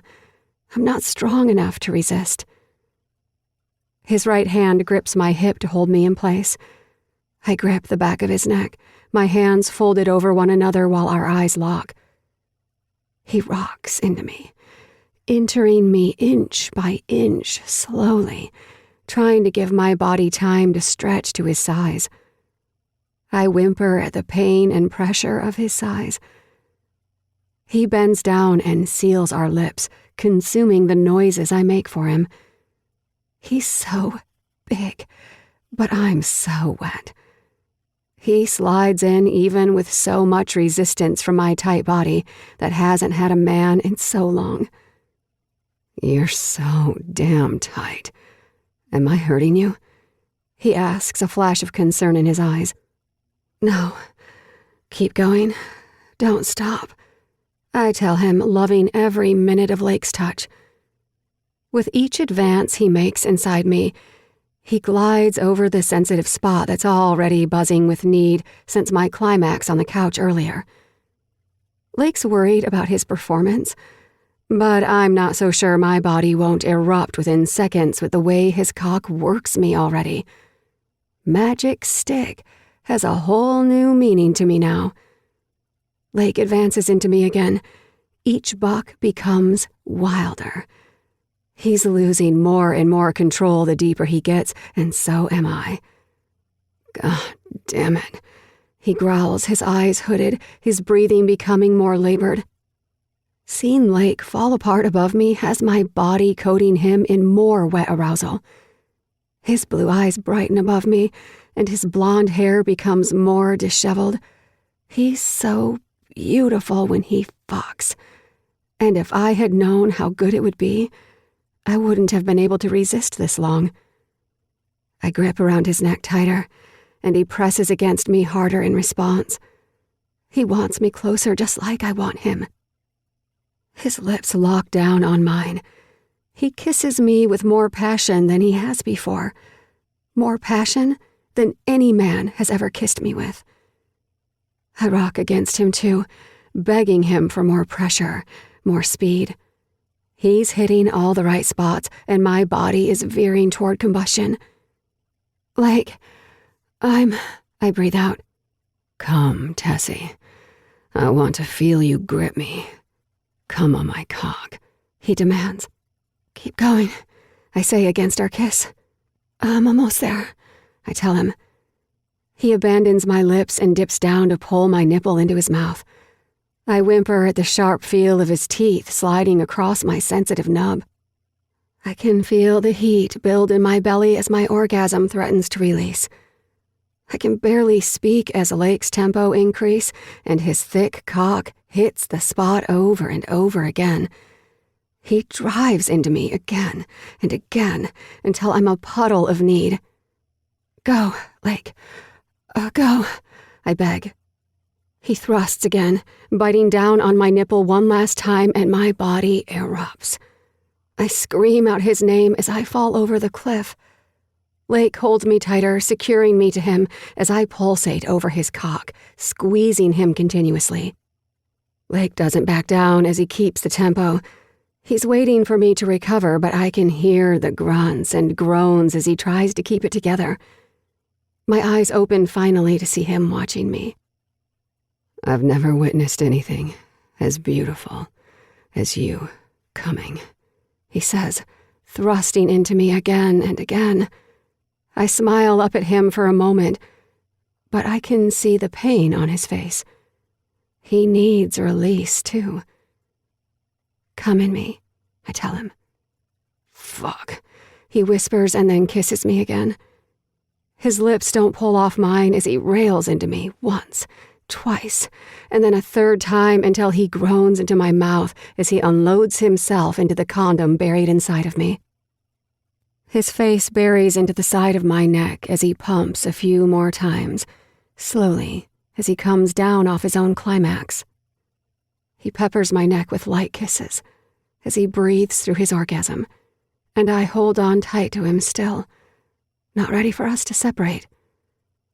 A switch just flipped, and I have no idea how I'm going to turn it back off.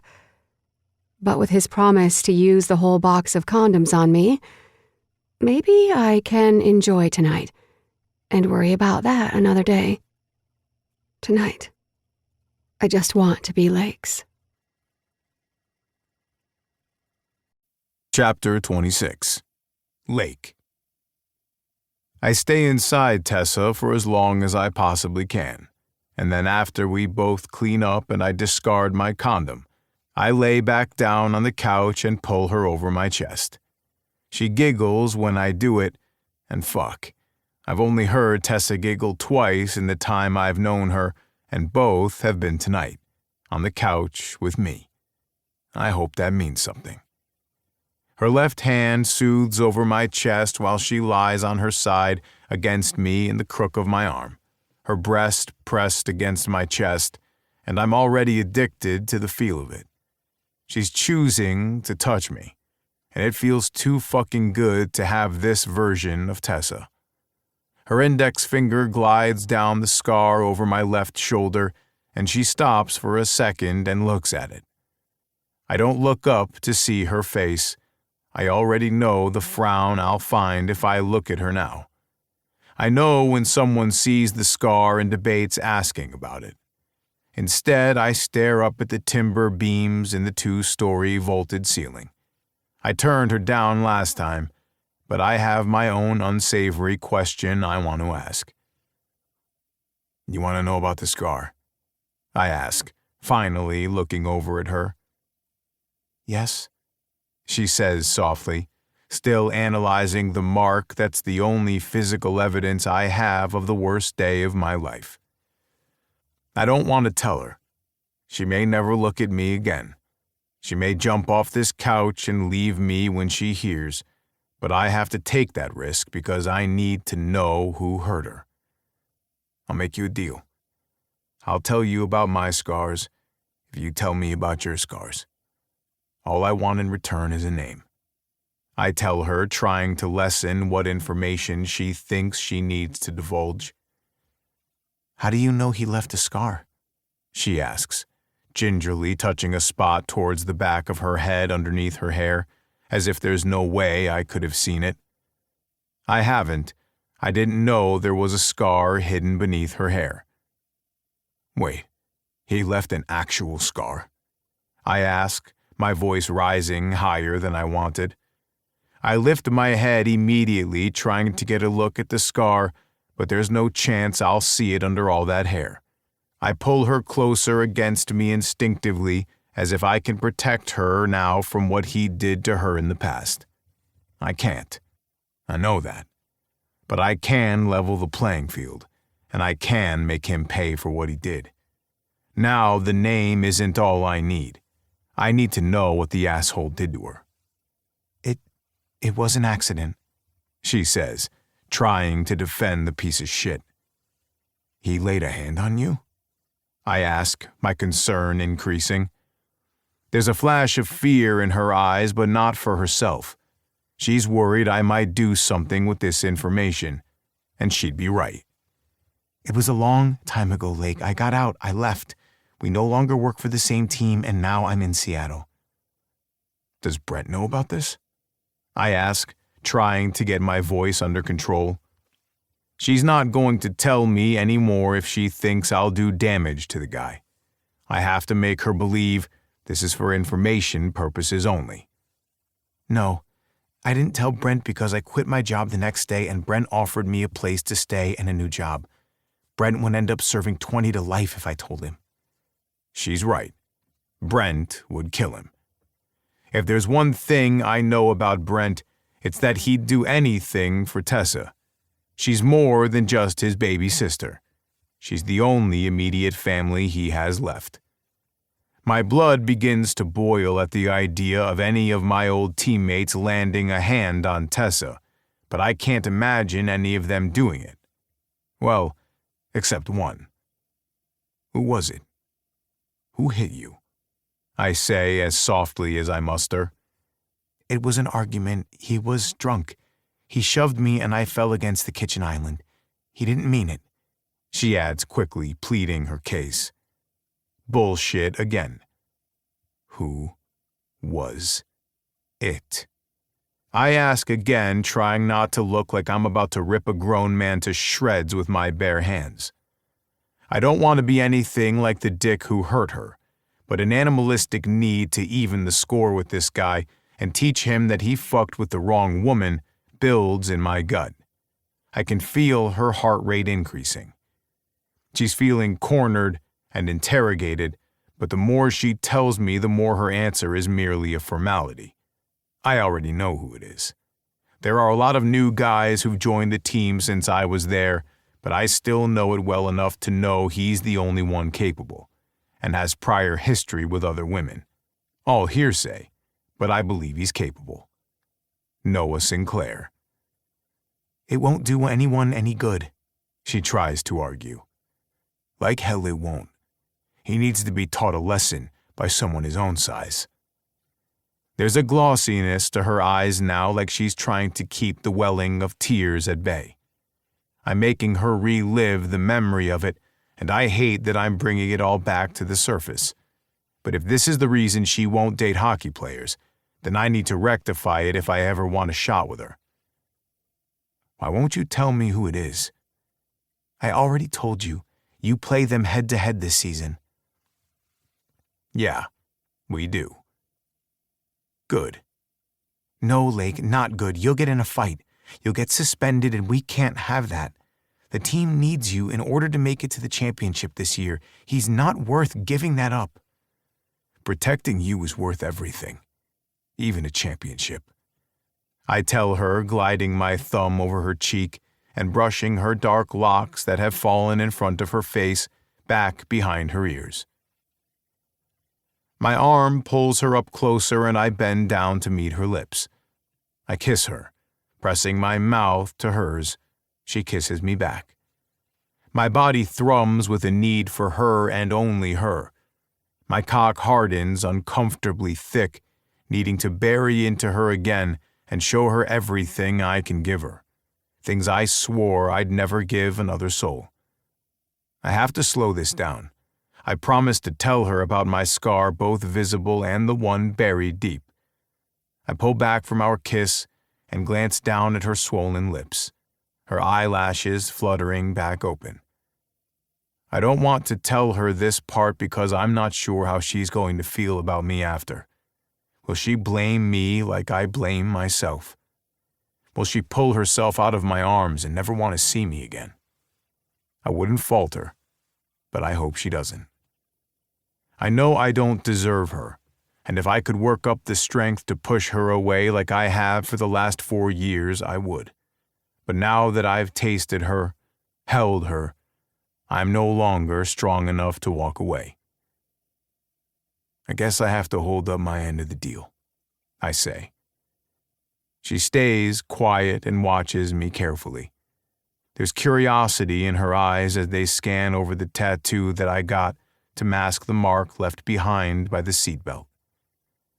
It seems so odd to me that people miss it, since it feels like a red beacon calling me out and telling my greatest sin. I roll my thumb over the softness of her jawline. I want to remember every smooth edge of her face, every soft curve of her body lying against me. I want to memorize the way her heart beats against mine and the faint smell of strawberries on her breath from her lip balm, because after I tell her everything, she may never let me touch her again. I relax my arm, and she goes with it, sinking back down against my arm and my ribcage. I can't look at her when I tell this story. It's been years since I have had to, and I was hoping never to have to again, but the moment demands it. She told me about her ex, or mostly about him. I need to hold up my end of the bargain. She shifts her position and pushes up to rest her chin on top of her hand as her head towers just slightly over me. She wants to be close, and there's something comforting in that. I want her close too.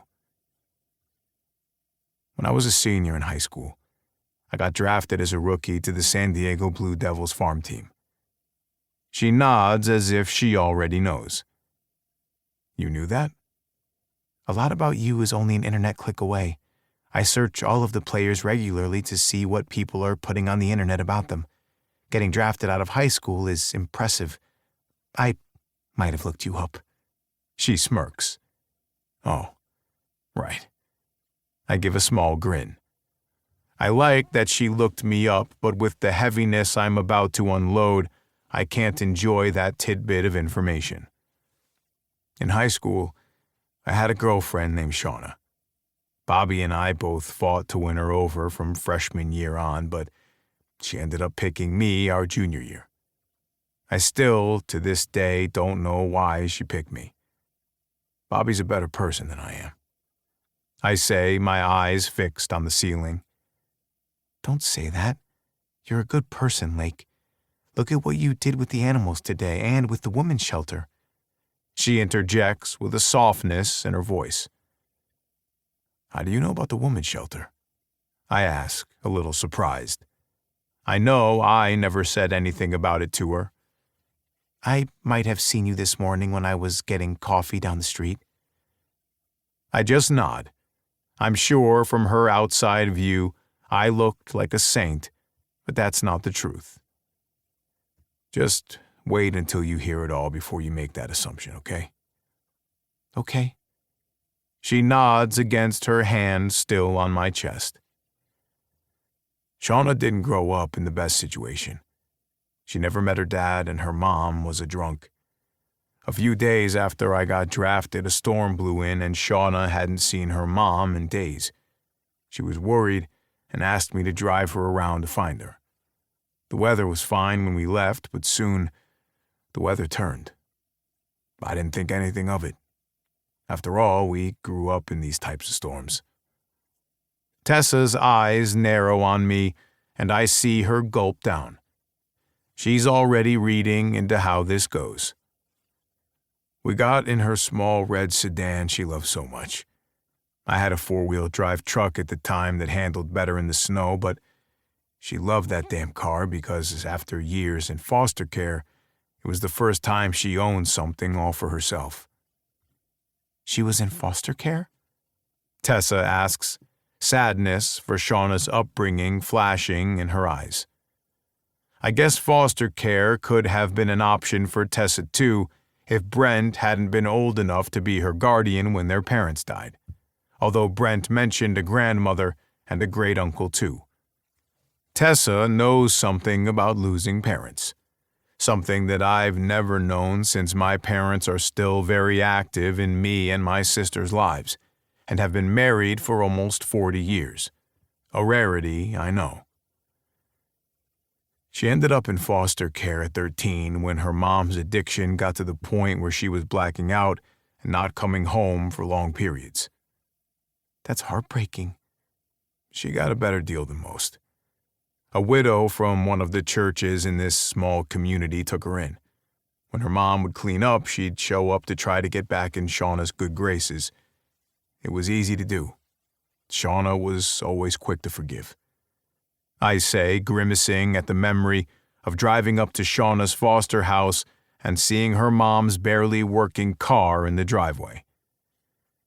Shauna would be so excited to tell me about all the things her mom was promising her, and then we'd fight when I begged her not to believe anything her mom said.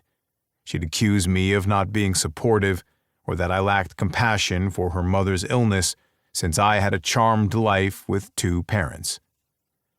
After our fights, sometimes Shauna would go days without talking to me, until her mom would inevitably take off in the dead of night or the break of day before Shauna got out of bed, not saying goodbye but taking whatever babysitting money Shauna had saved up out of a coffee can she always kept it in. She'd try to hide it in different places each time, but her mom would find it somehow. I'd spend the next day or two at her foster mother's house, holding Shauna and letting her cry. It was always the same thing, except each time I hated her birth mother more and more. It started feeling like the wedge between us grew with each visit because as my hate for her mom increased, Shauna's fear for her mother's well-being increased too. So what happened? Tessa asks. We shouldn't have been out that late with the snow advisory warning, but she wanted to find her mom. So I drove her a few towns over to make sure her mom got into a shelter for the night. Did you find her mom? Nope, I say, grinding my teeth at the thought of what we sacrificed for that woman who turned out to be warming herself in a crack house while her daughter lay dying on the side of the road. When we were only a few miles out from her foster mom's house, the roads got worse. A truck, a lot bigger than our car, spun out in front of us. Oh no, Tessa says, her eyes almost pleading with me to change the outcome. But no matter how many times I've tried, the outcome still remains. it hit you? She asks. No. We overcorrected to avoid the collision, and her car left the road and rammed into the tree on the passenger side. Lake, She says, sitting up further to look at me, and my eyes cast back up at the rafters to avoid hers. There's so much about telling this story that I hate, but the pity people feel for me might be the worst of it. No one should feel sorry for me. I survived, and if we would have collided with that truck, it would have been me on the gurney when the paramedics left that night, and not Shauna. Shauna died on impact. She didn't even have a chance. I tell her, still staring up at the ceiling. No matter how many years go by, I still remember calling out her name in the darkness of that lonely highway after we hit the tree. I remember begging her to be okay, but she never responded to any of my pleas. Then I remember being pulled out of the car by the driver of the other vehicle, who had called 911 already. I begged him to pull her out too. My shoulder dislocated and broken, an injury that still requires that I tape it up before a game to keep from dislocating it. A large laceration from the seatbelt had cut across my shoulder from the impact. He ran over to open her door but then came back without her. He said he shouldn't move her because it looked like a neck injury. He said he didn't want to make it worse and that we should wait for the EMTs, but somehow I knew. He had already checked her pulse. I knew it right then. She wouldn't be okay. The tears didn't come right away. I was in shock. But they eventually came, and they fell hard the second the sound from the ambulance rang through the trees and the mountains of the lonely highway, with only the two of us out there, alone in the dark. She was beautiful, and the kindest person I've ever met. She had so much to give this world. It should have been me instead, I admit. Tessa rolls her body further onto mine and then pushes up to straddle my stomach. Don't talk like that. You have survivor's guilt. That's normal, but to say that this world would be better off with her instead of you is something you can't know for sure. I brush off her words. Survivor's guilt doesn't even begin to describe it. The shelters were her idea. It was her senior project. She wanted to make sure that no matter what town her mom ended up in Colorado, she'd have a place to stay, along with anyone else who needed a safe place for the night. That's why you do it? She asks, her eyes soft. I made her a promise the day of her funeral that I'd put shelters all over Colorado to make sure that she still lived on in some way, that she could rest easy knowing her mother would have a place to go. And then I promised her that I'd never move on. Never move on from what? At her funeral, I promised her that I'd never be happy with anyone else since she no longer can be. And I thought I could do it. I thought I could keep my promise, and then I saw the most beautiful woman I've ever seen standing in the stands 4 years ago, wearing Riker's jersey, and I've been struggling to keep that promise. Tessa lets out a breath, the only sound in this room aside from the wind blowing against the large windows of my living room. I didn't know, Shauna, but from what you tell me, I think she'd want you to be happy. I don't want to betray my promise to her, but I can't resist you anymore either, I say, sliding my hand softly over her cheek as she hovers above me. Then don't resist. she says softly. She leans down and presses her lips on mine. She's giving me a chance. I can feel her doubt in me melting away through our kiss. Chapter 27. Tessa. I wake up to the feeling of being wrapped up in strong arms, the feeling of Lake behind me and his morning wood. "Good morning," he says, talking against my neck. He leans in and presses a warm, soft kiss to my shoulder. "Morning?"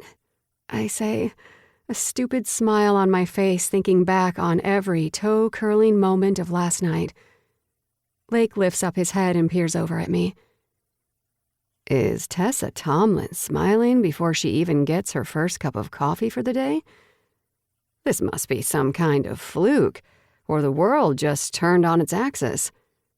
I chuckle, bringing the blanket up to my mouth to hide my morning breath, and my sex-drunk smile. I think last night had a lot to do with it. I tell him, snuggling back against him to feel his hard cock against my lower back and the top of my butt crack. I like that he kept it warming between my cheeks last night. Keeping you regularly satisfied is how to keep a smile on your face? Duly noted, he says. I chuckle. Regular sex with Lake sounds too good. What do you have planned for today? I ask, trying to change the subject because I'm about to start blushing if he calls me out any more for being a happy morning person when I'm getting sex consistently. I have my last volunteer day this morning with the women's shelter before we head home in a couple of days. What about you? I was thinking about working from the coffee shop today, just to change it up. I might even walk over and help Chelsea with the inventory. That sounds nice. How about I meet you at the coffee shop after I finish helping with the breakfast rush? You want to meet me at the coffee shop? Like a coffee date? I ask. Yeah, he smiles. Like a coffee date. My stomach flips at how quickly he agrees. Well, that sounds fun. I'd love that. Okay.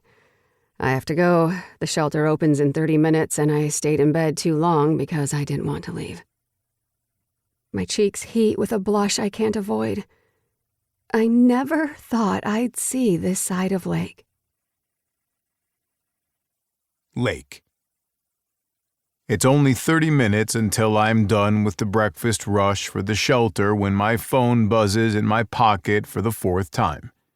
It's not unusual for me to get multiple calls this close together, but 4 is a lot back to back, and it has me concerned that it might be Tessa or Chelsea and the girls. I reach down to pull out my phone and see that it's Chelsea on the caller ID. Hey, I have to take this. Can you cover for me? It might be an emergency. I tell one of the other volunteers who nods when I hold up my phone. He gets back to work as soon as I walk away and helps dish out the applesauce and chocolate milk boxes. Not a tough feat. Hello? I say once I'm several feet away. Where are you? My sister demands. I'm at the shelter. Why? Because there's a rager at your house and there are drunk half-naked people in the heated pool and your nieces are home viewing this. Chelsea says, the irritation in her voice escalating. A party at my house. What the fuck? I'm not throwing any party. I have no idea why there are people at my house. Well, then I'm going over there to kick them all out. Whoa, just hold on. Don't go in without me. Why? I'm a single mother with 2 preteen daughters. I'm scarier than anything those drunk frat kids have ever seen. She makes a valid point. Chelsea can be scary. Fine, go in, but don't make any enemies until I get there and try to find out how the fuckers got in. The code to your house is the Jersey number, Lake. It's not complex. I ignore her. Easy code or not, someone thinking they can use my house for a party isn't my fault. Keep the girls in your house. I'm on the way. I tell her. I find the supervisor and tell them I have an emergency and have to go, and then I jump into my Porsche to get to my house as fast as I can. I think to call Tessa and find out if she's there, but since I saw my Jeep at the coffee shop, I know she isn't. With everything she thinks about me and my reputation, the last thing I want her to see is yet another reason she might not want to give me a shot. No, I need to try to clean this one up as best I can before she sees it. I shoot her a quick text. Something came up. I can't meet you right now. I set my phone in the cup holder and haul ass up to the house. I walk into my house, and sure enough, there are at least 40 people. The crowd must have grown. I look for Chelsea over the crowd. My height is an advantage for this. When I spot her in the kitchen, I walk over to find a pissed-off Chelsea talking to some guy who Bobby and I went to school with. He looks too drunk to remember his own name, let alone who invited him to this party. Who told you there was a party here? She demands again, her hands on her hips, and she gives him a scowl. Chill out, buzzkill. Who invited you? He asks, slurring his words a little. If you don't get out, I'm calling the cops, my sister threatens. Hey now, no need to go that extreme, he says, and then sees me headed toward them. Lake, my man, you gotta get this chick out of here, he says, gesturing with a full cup of beer that ends up splashing all over my sister. My sister jumps back. Are you kidding me? She yells at him. What the fuck, man? I yell at him. My sister pulls the hem of her shirt out and away from her so that the cheap beer doesn't touch her skin. Dude, this chick is being a bitch. I barely let him utter the words, and my fist flies, connecting with his nose. Blood immediately runs out of his nose and over the left side of his lip. Get all your fucking friends and get the fuck out of my house before I call the cops, I tell him. Here, come on, Chelsea. Let's get you a new shirt, and then we'll kick them all out and call the cops. Chelsea follows me up the staircase. Tessa. It's been over an hour since Lake said that something came up. I texted back to see if I should wait, but I never heard back. I decided to stay and work since the coffee shop is warm and snuggly. I like watching the light snowflakes fall from the large bay windows of the shop. As I'm packing up my things, I get a call. Bobby calling. Weird. He's never called me before, even though I gave him my number at the pizza parlor when he asked for a date. Hi, Bobby. Hey, Tessa, are you home right now? He asks, his voice urgent. No, why? I got a call from one of Lake's neighbors saying that there's a party going on at the house. They didn't even know Lake was back yet, so they called me since Chelsea isn't answering either. That's weird. I was just about ready to head back. I can see what's going on. Are you with Lake? He asks. No. He texted me earlier, though, and said something came up and he couldn't meet me for coffee. I've tried him 6 times. I'm headed to Lake, so I'll meet you there, Bobby says. I decide to call Lake myself a few times to see if I can get through, but no luck. 10 minutes later, I pull up to the house, and there is no room to park anywhere near the house, with cars piled up everywhere. I park and then walk in, looking for Lake's car, but I don't see it. Maybe it's in the garage. I walk in the front doors and find half-naked women being chased by half-naked men. This feels like déjà vu from the festival earlier this week. I see Bobby over by the kitchen having a heated conversation with some of the partygoers. Well, if you don't know who called the party, where is Lake? Bobby asks. I don't know, man. Some guy with a backward hat says and then walks off. You looking for Lake? Another guy says. He walks over with what looks like a bloodied nose he just got to stop with a piece of paper towel shoved up his nose, but he keeps taking drinks from his red Solo cup, even though he looks drunk enough. Pete, Bobby says, obviously recognizing the guy. Yeah, have you seen Lake? Sure have. The dick cold-cocked me and then took some girl up to his bedroom trying to get her shirt off. What? I interject, taking a step forward. Bobby puts his arm out to block me from walking any closer, like he doesn't want me anywhere near Pete. Yeah, he told her to take off her top upstairs in his closet. The blood in my veins begins to boil, and Bobby sees it start. Now I know what came up. His worthless dick when he got a booty call from someone else. Just hold on a second, Tessa. Don't lose your head. We don't have all the information, and Pete here is fucking drunk, Bobby says, giving Pete a raised eyebrow. I don't know, man. She was hot as shit, and they looked like they knew each other, if you know what I mean. Pete gives a little wink, but he's so drunk that it looks a little more like a weird tick than a wink. I don't, asshole, and shut the fuck up, Bobby says, trying to shoo him away from me. I don't want to hear this, I say, close enough for only Bobby to hear. He turns to me and bends down lower, cutting Pete off from our conversation. We have no idea. The woman could be anyone for any reason. Don't make assumptions until we talk to him. Too late. Assumptions have been made based on my experience with men who make their living skating on ice and my experience seeing Lake firsthand. Do you still want that date, Bobby? Otherwise, I'm leaving town now, I tell him. Don't do this, Tessa, Bobby says, reaching out and gently clutching my right arm. He's changing. It's the first time I've seen him like this in 15 years. Hold out for him. It'll be worth it, I swear. Date or no date, Bobby, I say, ignoring his plea. Even though I think it's clear by the way he's pushing me toward Lake, there's no future between Bobby and me besides friendship. He ponders his options for a moment and pulls his hand off my arm. He comes to terms with the fact that I'm not going to be persuaded. How about coffee? He asks. It's a compromise. I'll take it. Anything at this point to get out of this house and have a distraction, even though I should just bribe someone in the house to take me to Seattle or at least to a bus station. I nod and turn to leave back out the front door. I don't want to be here when Lake finally comes down with swollen lips, a satisfied smile, and whatever girl he must keep steady here in Aspen.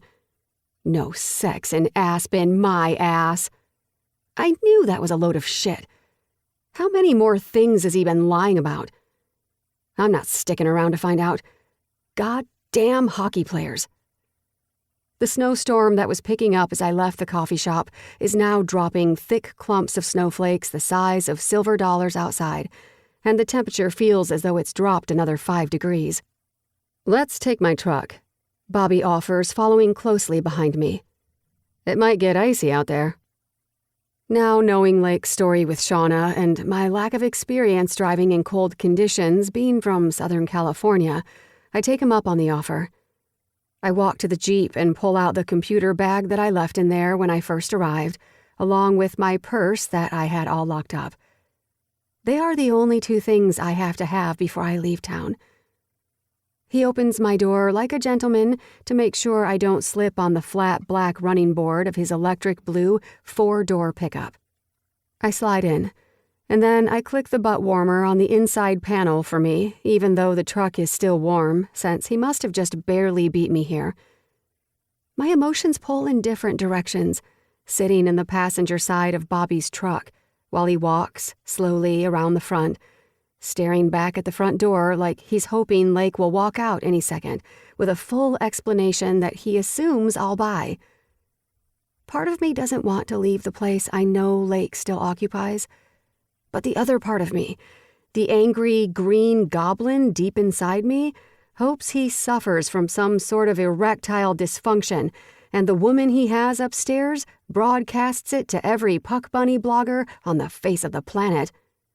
Yes, I'll have to deal with the media frenzy of it, but that's the kind of workload right now that I'd happily take on. Not that I'd enjoy having to read the intimate details. But at this point in my career in pro sports, you read a lot of Too much information from women who like to kiss and tell. After this coffee date with Bobby, I'll find my way out of this town before the storm gets worse. Why are all of the clothes still in bags? Chelsea asks. Chelsea had a better idea to raid Tessa's closet instead of mine. After all, Tessa hasn't worn any of the clothing from my sister's store anyway, so Chelsea might as well. She's being stubborn. My sister smirks back up at me while digging through the clothes, and then pulls out a t-shirt and a sweater that she hand-picked out for Tessa days ago. A few $1,000s worth. Not that I'm complaining, I'd say it was worth it if Tessa would wear any of it, but now the idea of her keeping it all here for when she and I come back and forth for vacations and the off-season, assuming she'll want to live here with me in the off-season, works fine for me. I'm just about ready to grab her bags and haul them to my primary closet and drop them in there for her to organize when my sister laughs. What? I ask. It's just interesting coming from you. One of the most stubborn people I've ever met. Maybe you finally met your match, she tells me with a lifted brow. Maybe, I say back. Chelsea's back straightens immediately, and a glint of excitement flashes in her eyes. Wait, are you two dating? She asks, her head cocked like a puppy dog as if the word dating and me don't mix. She's never known me to date a woman in over 15 years. This might come as a shock to her, but the smile across her lips says she's happy about it. We agreed to talk this morning at the coffee shop, but then you called and I headed straight here. I stopped you from finalizing a relationship with Tessa this morning. Are you insane? She yells. You should have just told me to call Dorian down at the sheriff's office. He would have just driven up and turned on his lights out front. Everyone would have bolted. You seem distressed and on a suicide mission. I had to get up here before you did something stupid, like get a beer spilled on you. It was an accident. Her eyes flare. She spins toward the ensuite of Tessa's room with a set of clothing with the tags still on them. Was it, though? I call after her. She flips me the bird. Call Tessa now. Get her up here. And call Dorian. I left my phone at home with the girls in case they needed me. I told them to call you. I don't want to call Tessa and have her see this mess, but she's probably wondering where I am, and I'm surprised she hasn't called or texted to check in. I go to reach for my phone and feel that it's missing. Shit. I left it in the car. I must have left my phone in my car. I call out at the shut door of the bathroom. I'm going downstairs to get it. Okay, she calls out. On my way out of Tessa's room, I pass a couple trying to find an open room. Whoa, Lake Powers, I'm your biggest... Get the fuck out of my house. I didn't invite you here, I threatened.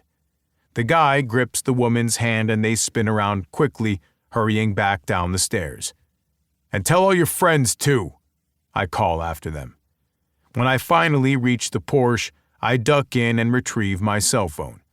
13 missed calls. 4 from Tessa, 7 from Bobby, 2 from my neighbor. Shit. I stand back up and close my door, and then something catches my eye parked a good distance away. My Jeep, with no Tessa in it. Fuck. Is she inside? I call her quickly, but she rejects the call. What the hell? I try her again. Maybe it was a fluke. She rejects it again. Is she really mad about the party? Or maybe she's mad that I didn't show up at the coffee shop. I send her a text. Where are you? Answer your phone. She still doesn't respond.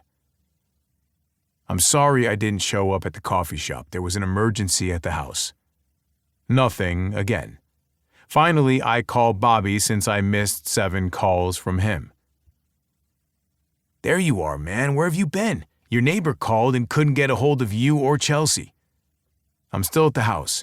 Chelsea left her phone with the girls when she came over to disband the party, and I left my phone in the car. Are you here?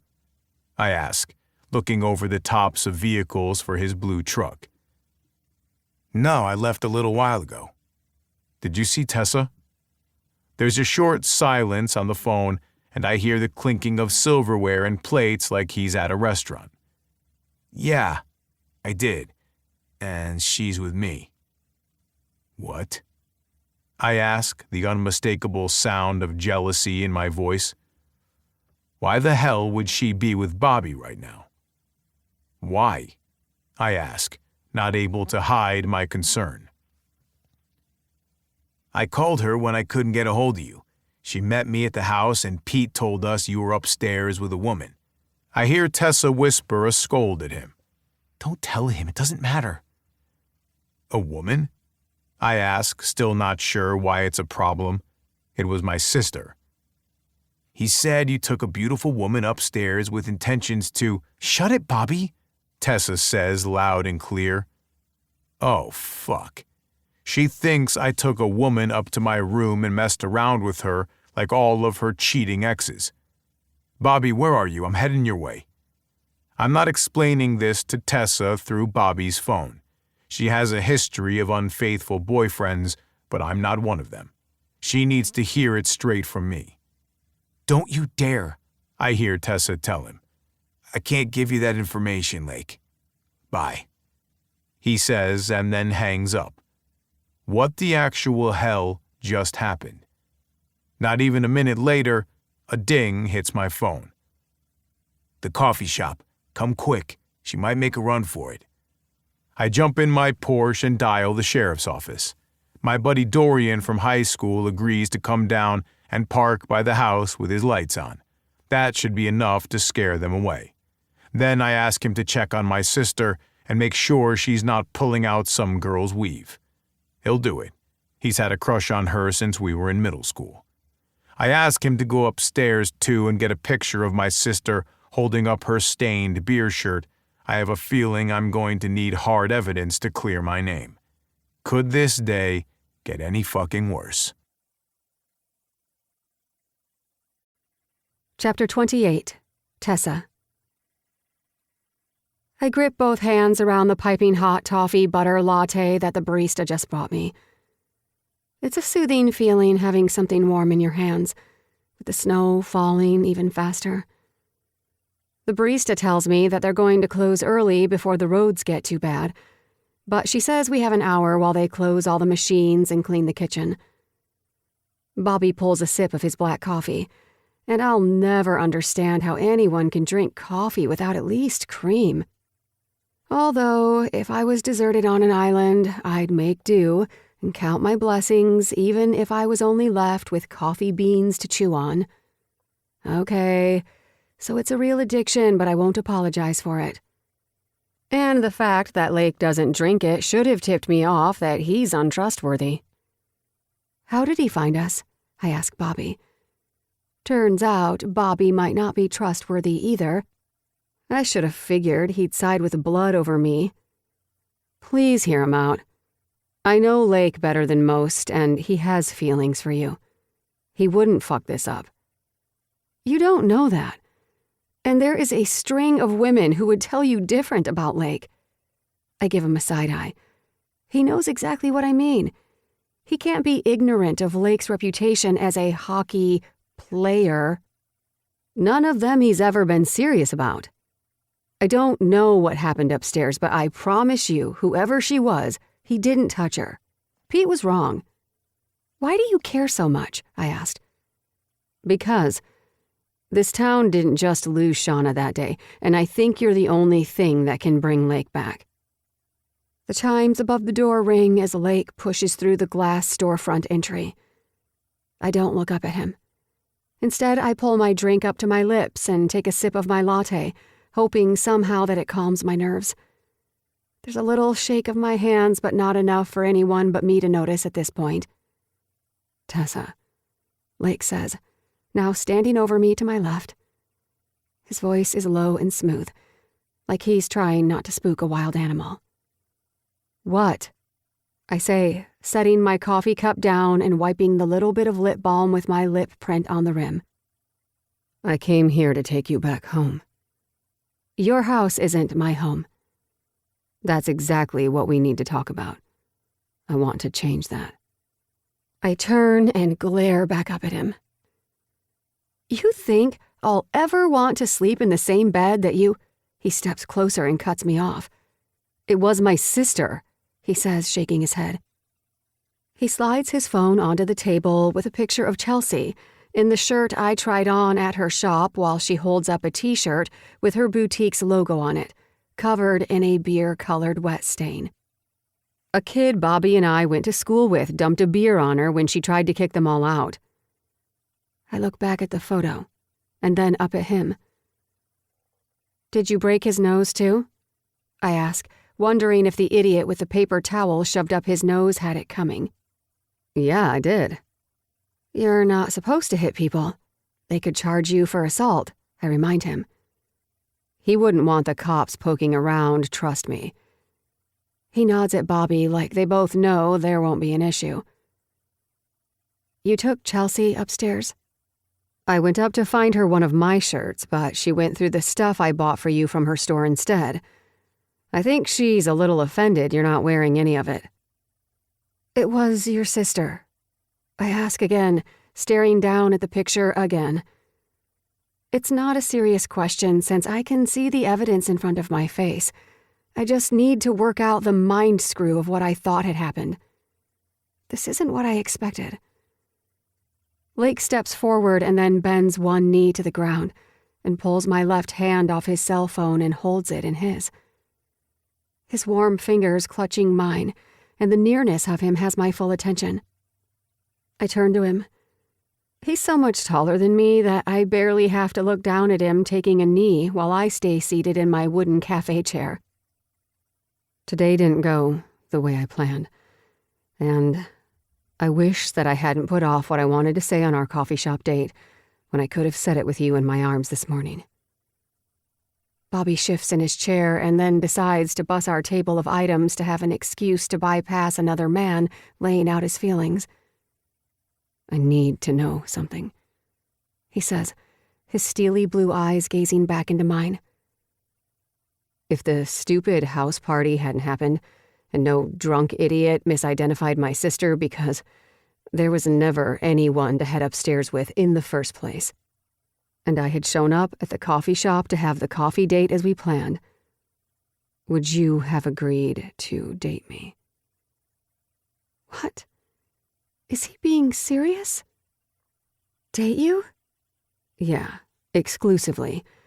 No more billionaires from college, or any other asshole who's had a crush on you since eternity.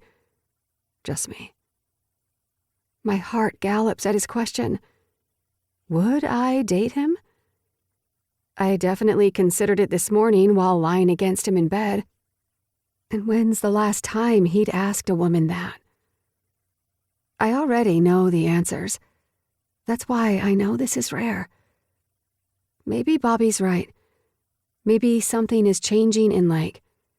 I've certainly seen a side of Lake while being in Aspen that I've never seen before. What would you have said? He asks again. My right hand fiddles with his as I contemplate his question. If the last couple of hours hadn't happened, I would have jumped into his arms and kissed him. I would have felt privileged and lucky for Lake to give up his one-night stand rule for me. Who wouldn't? I can't hold what happened today against him, though, and I need to try to erase it from my memory. No matter how many times I've promised myself I wouldn't fall for another hockey player, I can't help that I have yet again. And I have to trust Lake not to hurt me like he swore he wouldn't. I need to see this through and know once and for all if all of this blazing chemistry between us has been there all along because we were always meant to be more than enemies. I would have told you that I want that too, I tell him. You would have? His lips curve up one side in a hopeful, lopsided grin. And how about now? My feelings since this morning haven't changed. I still want to try, but I'm scared. I know. but I promise you that everything is going to be okay. I nod, my lower lip sliding between my teeth due to nerves. A wide smile stretches across his face, and he loops his right hand around the back of my neck and pushes up off his knee, plastering his lips against mine. We share a long-awaited kiss. His mouth is warm and inviting with the cold storm sweeping in. I want nothing more than to cuddle up tonight under the blankets with him and watch the snowfall. The idea of being snowed in with Lake by morning sounds like a small piece of heaven that I'd be happy to indulge in. He pulls his mouth off mine. Can we go home now? We still have a lot to talk about, but it looks like this place is closing down for the early, and I don't like the idea of you out in this weather. I want to get you home, where it's safe. Home. I like the sound of it now. Home sounds good. I nod and we both stand. Lake and I walk out of the coffee shop while Bobby busses my coffee cup for me. He tells us to take off and that he'll walk to the back and let the staff know we're leaving so they can get out of here. Lake opens the front door for me and I walk out first, the snow coming down so hard that Lake wraps an arm over my shoulder to keep me from slipping. The man handles icy surfaces very well. An occupational hazard, I suppose. Within minutes, Lake has me sitting on the passenger side, and then he jumps in the driver's side and starts the ignition of the Porsche. He pulls out of the parking spot and heads for home, driving at exactly the speed limit and not a single mile per hour over. Lake starts talking and asking questions about our new relationship, and the fact that he wants to discuss it is already a promising sign. We should probably tell HR as soon as we get home next week, he says. Are you okay with PDA at work? Because I'm not sure I'll be able to keep my hands to myself. You're going to burn Riker's jersey and wear mine now, right? I answer them all quickly as we discuss how life will work now with our new relationship. We haven't discussed ground rules yet, but that can wait until tomorrow. Tonight, I just want to use up those condoms he promised me. We're a little over 10 minutes in, with 5 more minutes until home, when he asks a question I didn't think we were ready for. Where do you want to live in the off-season? The off-season? The hockey season will be over for me here in a couple of months if we don't make the finals. Then I usually head home for Aspen. Oh, well, I work all year for the Hawkeyes. I don't have an off-season, I remind him. Shoot, right. I didn't think of that. He says, his hands twisting lightly over the steering wheel as he thinks through the issue. Could you work remotely for those few months? I try to bite back the stupid grin at the idea that Lake is already making plans for the future with me. I can ask, but with Autumn now on the team, it's nice when she and I can be in the office together at the same time, I admit. But maybe I could split my time, I tell him. He reaches out his right hand and grips my left hand, pulling it up to his mouth and kissing the inside of it. He turns to me and smiles. We'll work it out, Tessie. I'm not worried. His thick, raspy voice tickles my ears. I love the sound of his voice. And now I have to admit that when he says Tessie, my heart squeezes a little. Yeah, we will. I say, turning to look out the windshield when, all of a sudden, a deer darts out in front of us. Lake, I shout. He drops my hand and grips the steering wheel with both hands. Hold on, he yells, letting off the gas, but it's too late. The lack of visibility from the snow didn't give us enough time. I let out a shriek and grip the door handle on my right and the middle console to my left as the Porsche slams into the deer, the impact tossing the deer up onto the windshield and cracking the entire thing into a million pieces. My head hits the dashboard, the airbags deploying a second too late, and the deer's momentum tosses it like a rag doll up over the car. Fuck, Lake says, steering the sliding car and keeping us on the road. The car slides almost sideways, still in our traffic lane, and then stops as it hits where the deer landed on the road. My forehead stings. A few shards of glass must have come loose from the mangled windshield. The rest seems to be held together by the thick film coating on the glass. Warm blood streams down my forehead over my eyebrow. It drops on my cheek. "Tessa! Tessa!" Lake yells, slamming the car in park, and rips off his seatbelt, practically clawing to get halfway over the center console, to get his hands on either side of my jaw, to turn me toward him to look at me. "Are you okay? Jesus, please tell me you're okay," he says, his eyes searching all over my face and then down my body, looking for obvious wounds. I place my hands on either of his wrists, squeezing in the hope my touch will settle him. "I'm okay, Lake. I'm fine. I say, reaching up to touch the stinging wet spot on my forehead. "You're bleeding," he says, his voice wobbling. I can feel his pulse where my hand wraps around his wrist, and it's pumping faster than mine. I bring my hand back down to see the color of the liquid coating my fingers that I just wiped off my head. It's a bright red and a decent amount, although not enough to be concerned about. It's a bad glass cut, and that's all.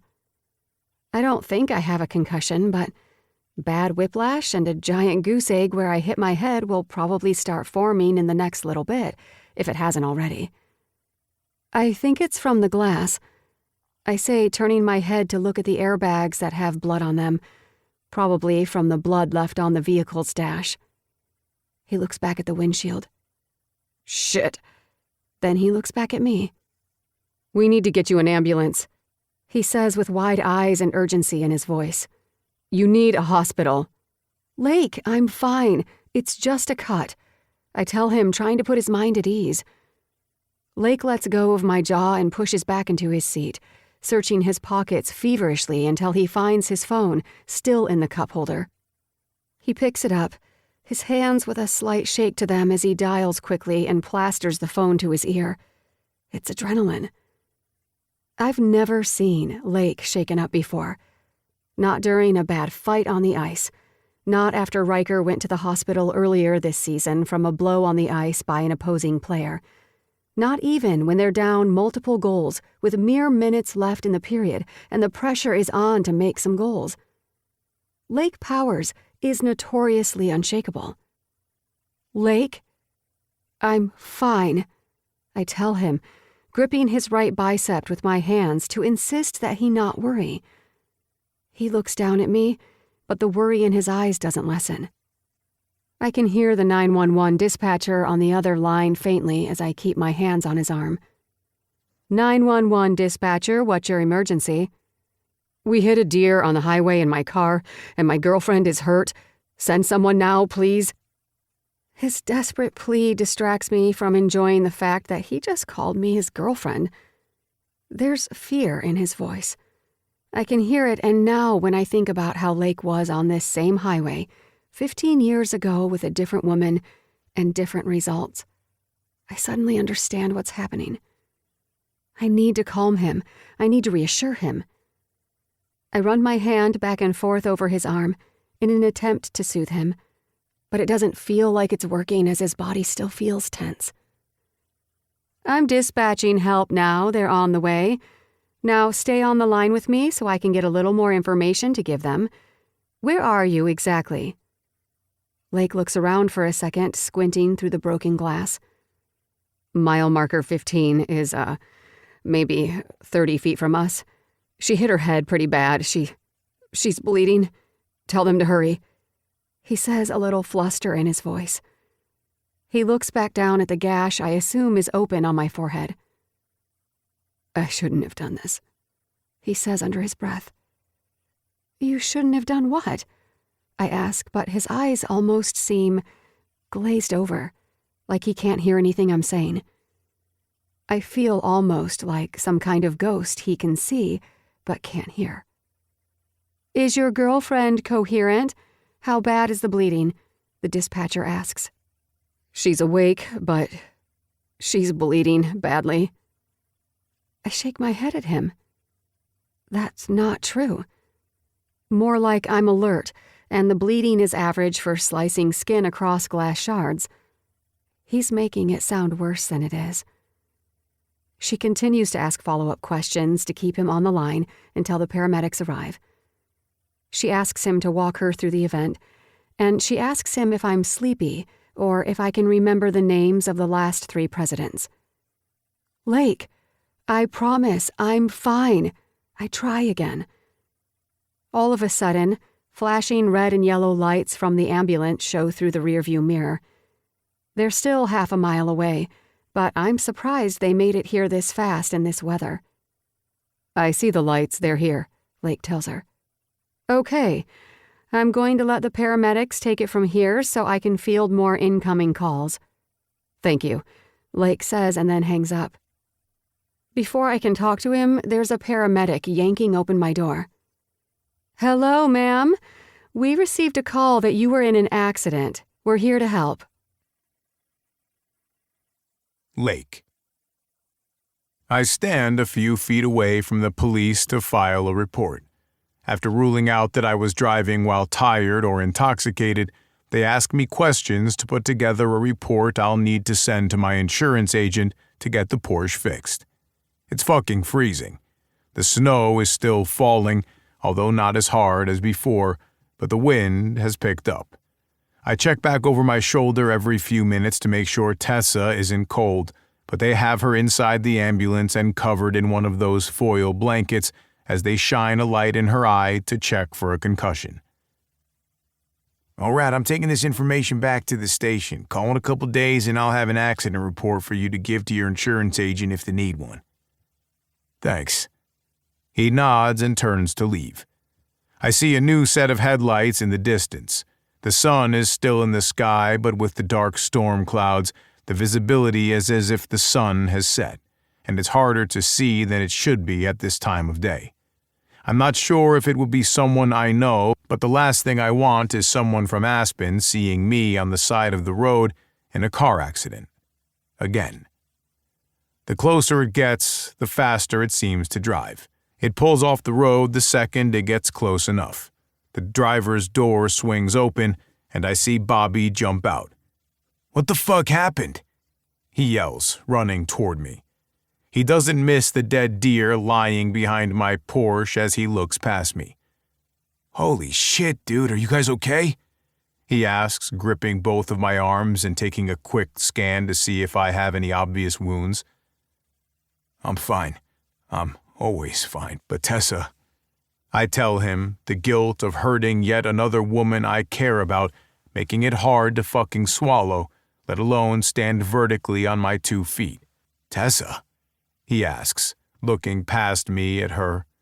One of the 2 EMTs walks over to us, the other staying with Tessa. He pulls off his gloves as he walks up. Your girlfriend's gonna be okay. I slide my hands in my pockets and lightly kick the imaginary gravel on the icy shoulder of the road. She's just a friend, I tell him. The report said... You know what? Never mind, the EMT says, shaking it off. It's probably not a relevant part of his report. I can feel Bobby and Tessa's eyes on me. How is she? Bobby asks him. She suffered a hit to the head and whiplash, but the gash on her head should heal up without stitches. All in all, she's going to be all right. She'll be sore tomorrow, though. Bobby nods. Thanks for your help today, he tells the EMT. We're going to pack up and head out. She's safe to go home, just have her ice that goose egg tonight. I nod and look over at her. She stares back at me, her lips flat-lined and a dullness to her eyes. I look back at Bobby. Can you take her home? I ask. What? Why? Bobby asks, his eyes furrowed and searching mine. I'll wait for the tow truck. No, I'll wait for the tow truck. You take your girlfriend home, he says, turning away from me to head for Tessa. I grip his jacket, and he stops to give me his attention again. Take her home, Bobby. I need a minute. His lips purse as he studies me. You're about 1 minute away from blowing this all to shit. Maybe that's what I deserve. I made a promise, and I broke it. This is a reminder. A reminder that I don't get to have Tessa. This is karma coming back to warn me that if I step out of line, I'll pay for it. That's bullshit, and you know it. Shauna wouldn't want you to be miserable. You think she'd have wanted you to end up miserable with a laundry list of STDs? He asks, taking a step closer. I know Tessa can hear this conversation, but maybe she should. You made a promise to a ghost you made up in your head. This isn't about you making it up to Shauna. This is about you punishing yourself for something out of your control, he says, lifting his hand and planting it on my shoulder, coming eye to eye with me as if we haven't had this same conversation 1,000,000 times before. She should have picked you. You're a better driver. It wouldn't have happened if you had been the one driving her. I tell him. That's bullshit, and we both know it. Just take her home, Bobby. I know what he's trying to do, but seeing Tessa like she is, in that ambulance, the only way to protect her is to stay away. I'm jinxed. He shakes his head. Fine, but the tow truck will be here in less than 5 minutes, and you're less than 10 minutes from home. That gives you about 30 minutes tops to get your head right and your ass back to that house before your world implodes, he says, his voice deep and low so that Tessa doesn't hear. Bobby walks over and puts an arm around Tessa, pulling her with him. She goes with him, not looking back at me until the last second when he helps her up into his truck. The sadness in her eyes that flickers to a look of disappointment says it all. She knows this is over, and so do I.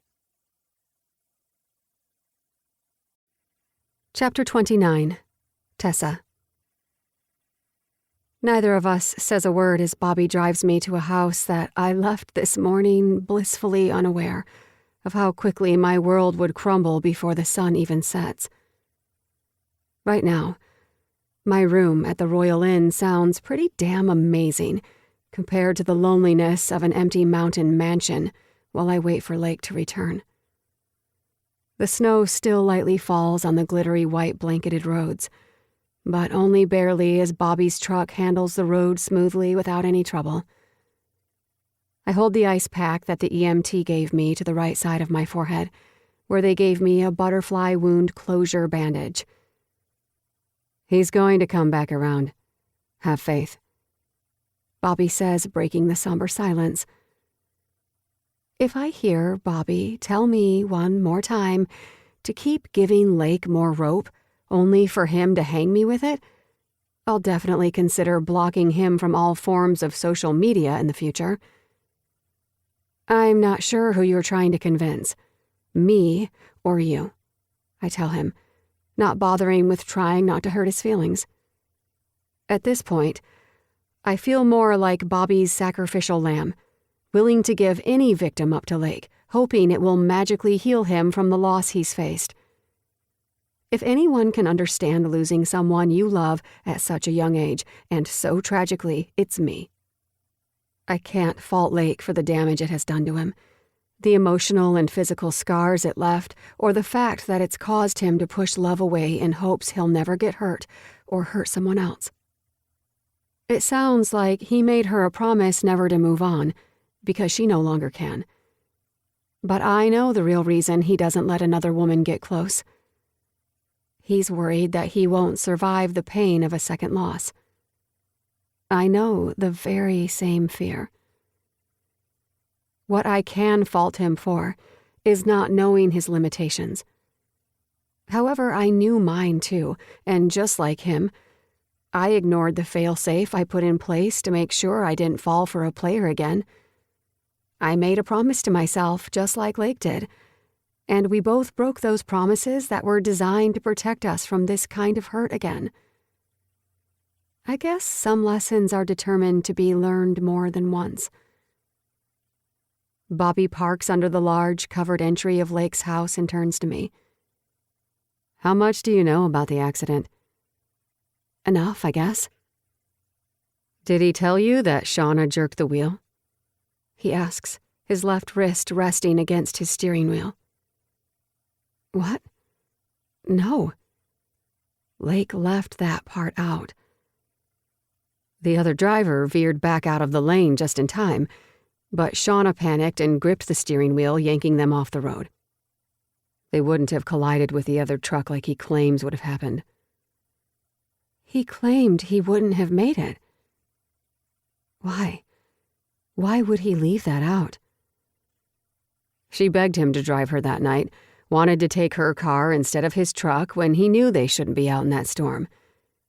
She gripped the steering wheel out of pure instinct.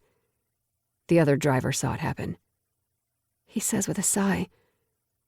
He blames himself. But he's not to blame for that night. No one is. It was all an accident. He doesn't say anything else, and I'm speechless. He gets out of the truck and comes to my side to open the door, helping me out. My head is starting to pound, and I only have one hand to help me get out since my other is clutching the ice pack. Here, let me help you, he says, pulling the door open, and then carefully gripping my elbow as I take slow steps out of his truck. Thank you for bringing me back. Anytime. I'm glad you're okay. Me too. I say, and then look past him down the drive, willing Lake to show up all of a sudden in the tow truck to tell me that he made a mistake by not taking me home instead of Bobby. Instead, the road is pitch dark, other than the lights of Bobby's truck as it runs idle. Do you want me to wait with you until Lake gets back? He asks, as if he knows that Lake will be back within a short time. I want to believe him. I want to think that Lake is going to come to his senses and show up in the next 10 minutes with some massive 80s movie grand gesture, and we'll fall back into bed together and not leave those Egyptian cotton sheets until we have to leave for home. I know he's not. No, thank you, Bobby. If I need anything, I'll call Chelsea since she's right next door. He turns to glance over at Chelsea's house, her lights still on all over the house. Okay. He nods, seemingly feeling better about agreeing to leave since I have someone nearby I can call. We exchange our goodbyes and Bobby heads back to his truck, and I input the code to the house and duck inside. Bobby waits until I close and lock Lake's front door, and then I hear Bobby's truck rev up to life and drive off the property. The minute I open the door, I'm surprised to find it clean and smelling of pine sol. Who could have done all of this that quickly? I head for the kitchen in search of a new, colder ice pack, and I notice that the keg is no longer in the house and everything has been wiped clean in here as well. Then I hear the side door to the kitchen open. Lake's security system is designed with a different chime, depending on when each door to the house opens. I hold my breath for a second to hear the sounds coming from the kitchen. Is it a burglar? The thought of that puts me on alert, and I clutch my cell phone in my hand, readying it to call Bobby immediately and get him back here. A few seconds later, the sweet sound of two little girls fills the kitchen with giggles, and even though I have bandages and an ice pack on my head, I'm still happy to have some company. I debate pulling the ice pack away from my forehead so as not to frighten the girls. But the bloody bandage might do a worse job, so I forge ahead with a clean white ice pack to block the head wound. Hello, this is a nice surprise, I say in the entryway of the kitchen. Tessa! The two girls yell and then run for me, a backpack on each of their backs and rolled up sleeping bag under one arm. To what do I owe this surprise? I ask. They both look at my ice pack for a second, but neither seem surprised. How could that be? Mom said that you got a little cut on your forehead and that we're coming over to have a sleepover and make you feel better. Isn't that awesome? Lana says, bouncing up and down. Uncle Lake called and said you need company tonight because you had a bad night. What happened to your head? Sadie asks wide-eyed. It's no big thing, sweetie, but I'm so happy you're here to keep me company, I say, not wanting to alarm them. Then I glance up at Chelsea when the girls seem content with my answer. Yep, Uncle Lake said he's got a lot to do and won't be home tonight, right? She asks the girls, both still hugging me on either side. He wanted to make sure Tessa has us looking after her. Chelsea says to the girls, but it feels more like she's informing me of the situation unfolding in front of my eyes. Yeah, and Uncle Lake said we could make a tent fort in his living room tonight. The girls jump with glee, releasing me and then head straight for the living room. Once they're out of earshot, I shoot Chelsea a look. She walks up to me, double-checking that the girls are too far off to hear us. Let's wait until the girls are settled and we can talk about what happened just now, she says, staring at the ice pack I still have pressed to my forehead. And you might need a new dressing on that cut, too. Okay, but who cleaned the house? I ask as I follow her to the living room where the girls are already building a fort in front of the TV with chairs and blankets. I had the sheriff demand that all the uninvited house guests lick this house clean, or they would all be arrested for breaking and entering. I laugh for a second at how much that sounds like something Chelsea would do, even with my limited time with her. As we help the girls get settled, it all hits me fast. Lake isn't coming back tonight. He sent his sister and his nieces to babysit me.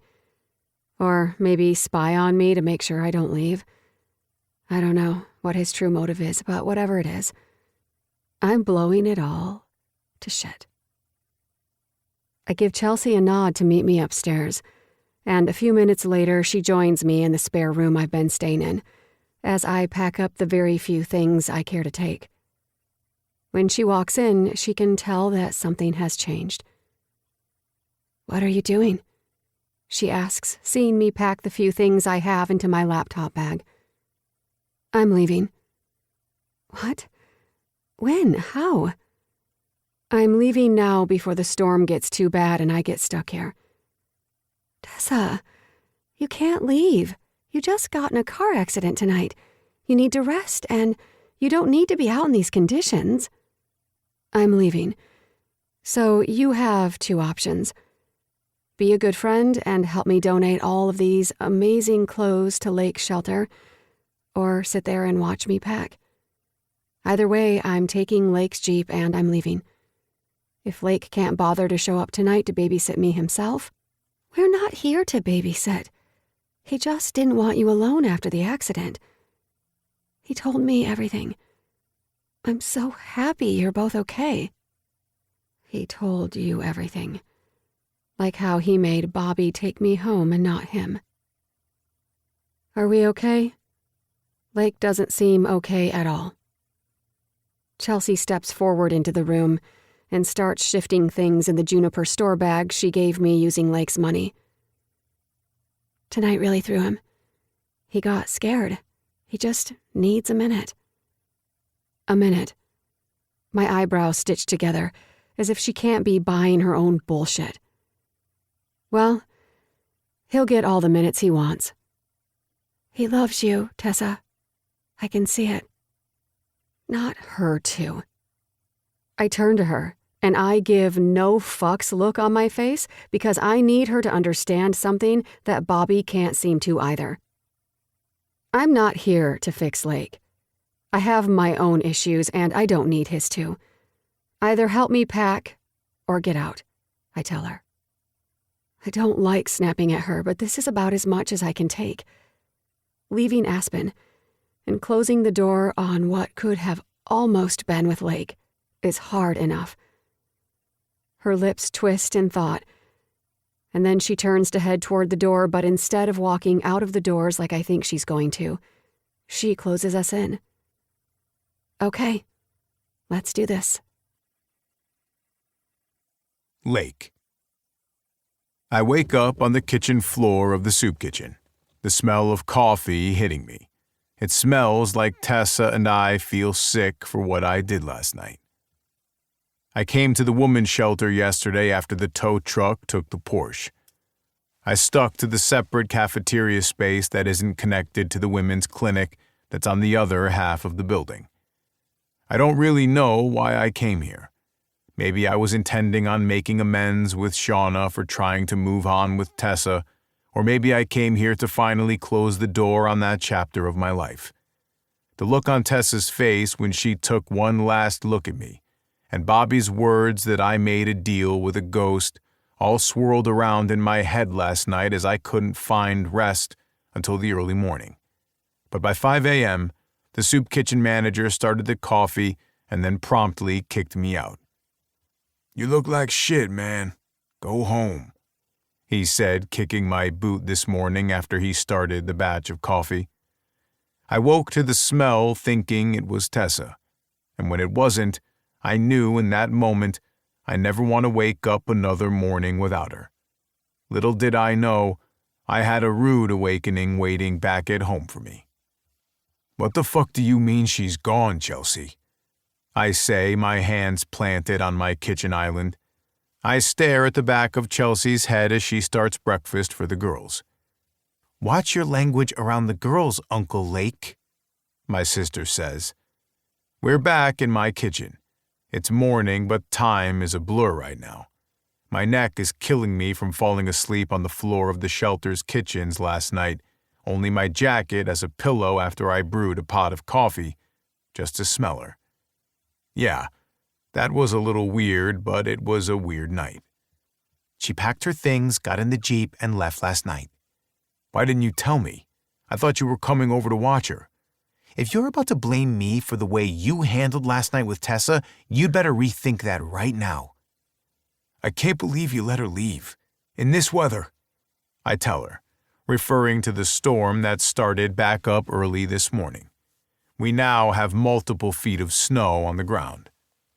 You act as if I had a choice. She's just as stubborn as you, and holding her against her will is considered kidnapping, last I heard. I shoot a text out to her, but it comes back as undeliverable.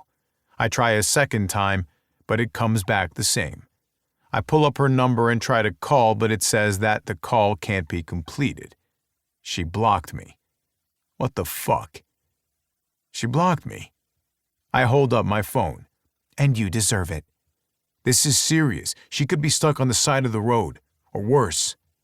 She made it through the storm before it got bad last night. She made it to Idaho. She's only 6 or 7 hours from home by now. What? How do you know that? She's been updating me, Chelsea says. She drove the entire night. Yeah, we talked over the phone for a good part of it. I didn't want her to fall asleep while she was driving. Tell her to pull over at the nearest hotel. I'll pay for a room for her so she can get some sleep at least. She asked me not to tell you anything. Chelsea, for the love of God, you better tell me everything. Nope, she says, flipping her hair as she spins around.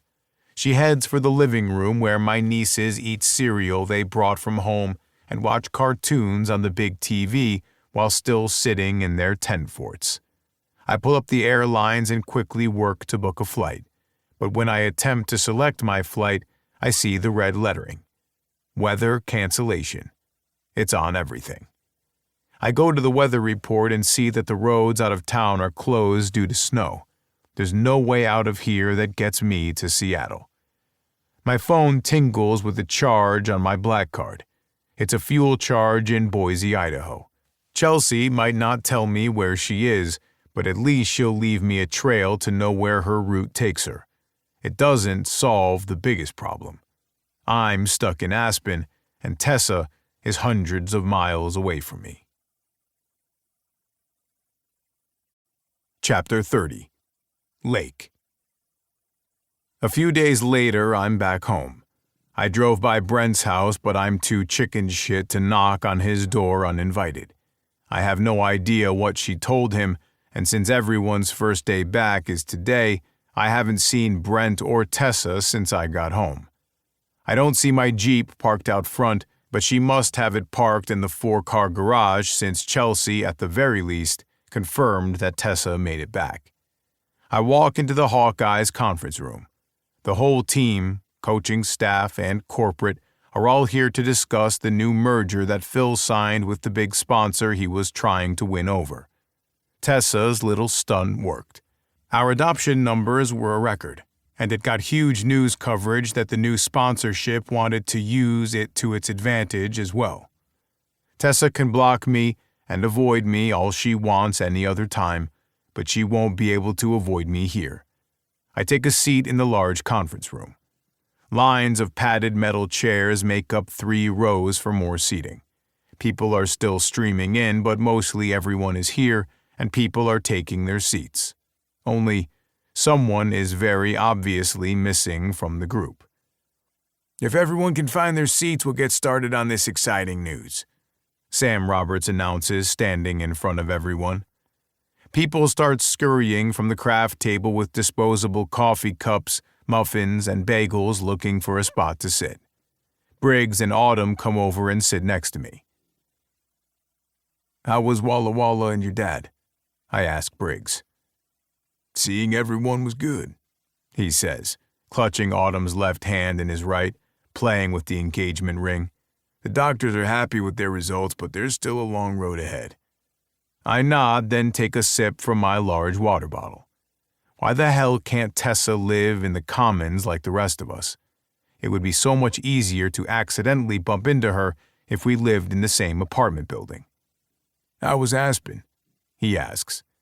Autumn inches a little closer toward Briggs as if she wants to hear the answer more than he does.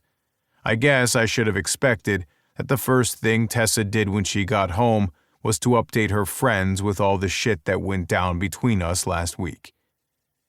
It went pretty fucking good, I'd say, since the adoption blowout snatched the win with the new sponsorship. "Yeah, it must have," Briggs says unconvincingly. He knows. I bet Autumn told him. Autumn gives him an elbow to the arm and he turns to her and whispers, "What? How could I have said that any different?" She lets out a little huff at her new fiancé. I scan the room again, looking for the leggy brunette, probably a tight-ass pencil skirt somewhere around here. Instead, I notice Penelope, who wears an uncharacteristic scowl pointed at me. What the hell is that for? I didn't do anything to Penelope. This must be Tessa related too. "Okay, is everyone ready?" Sam asks. I take a quick look again and still no Tessa. "Sir?" I ask, getting our GM's attention. "We're missing someone." I intentionally avoid saying her name out loud. "We are," Sam asks, looking for himself. "Who? I think everyone's here." "Tessa Tomlin?" I say. "She's in Cabo," a voice says from behind me. I look back to find Brent was the one who said it. "Cabo?" I ask him, and then my head swivels back to Sam, waiting for someone to explain why she's in Cabo this week. She just got back from Aspen. When was this planned? Confusion and dread hit me that maybe she was always planning this. "After the massive success from you and Tessa's efforts this past week, Phil agreed to give Tessa this week off since she missed her bye-week vacation helping out the team. She knows someone who has a penthouse down there, I think," Sam adds, his light blue eyes watching me under his usual Hawkeye's ball cap. Does he know what happened between Tessa and me in Aspen? I don't think so, not unless Tessa told him. Yet Penelope is his daughter. The information that Tessa told Penelope may have spilled out, or Sam might have just figured it out on his own. He tends to know everything before anyone else. Wait. Cabo. Penthouse. God damn it. Elliot. She went with the safe guy from college. My stomach begins to churn thinking about them together on the white sandy beaches of Mexico and spending the night together in his penthouse. I've seen Tessa naked. There's no way he could keep his hands to himself. I wouldn't. I didn't, and now I drove her to someone else. I have to stop this from happening. I have to beg her for forgiveness. Sam might fine me for missing the meeting and for missing practice tomorrow, which is inevitable, but I'll pay whatever fine they want to throw at me to get to Tessa and convince her to come home with me. I stand, not meaning to make a scene, but eyes are on me now that I'm the only person standing beside Sam. Sir, an emergency just came up. I have to go. I tell him with urgency. I look over at Penelope because if anyone knows Tessa's travel arrangements, it's her. An emergency, Sam echoes. Penelope stands far off to the left of her dad, sitting with a laptop taking meeting minutes. Her fingers stop typing, and she stares back at me with a frown. She's not happy with me. I get it. I'll explain later, but I have to go now, I tell Sam with haste. I spin around and take quick steps to the large conference room door. I feel Penelope's small stature behind me the second I reach the door and exit the conference room. Lake, hold on, she says. Looking over my shoulder, I see her close the door behind her, cutting out everyone in the conference room and blocking their ability to hear us. I see beady eyes from rubberneckers watching after us right before she pulls the heavy dark mahogany conference room door closed, closing off their view. I spin around to get the answer I need. Where's she staying, Penelope? Penelope turns to me, releasing the large handle on the door. You're not exactly in a place to demand answers. I need to know where she's staying. I need to stop her from making a mistake. Where's his penthouse? I see a devilish smirk try to break through her lips, but she reins it in. She's enjoying my suffering, meaning that Tessa painted me as, well, the dickhead who hurt her. Maybe I do deserve Penelope's reaction, but time's wasting. The longer she holds out on giving the information, the more time that dick gets to touch Tessa. My fists clench at my sides at the image of another man's hands on Tessa's silky skin.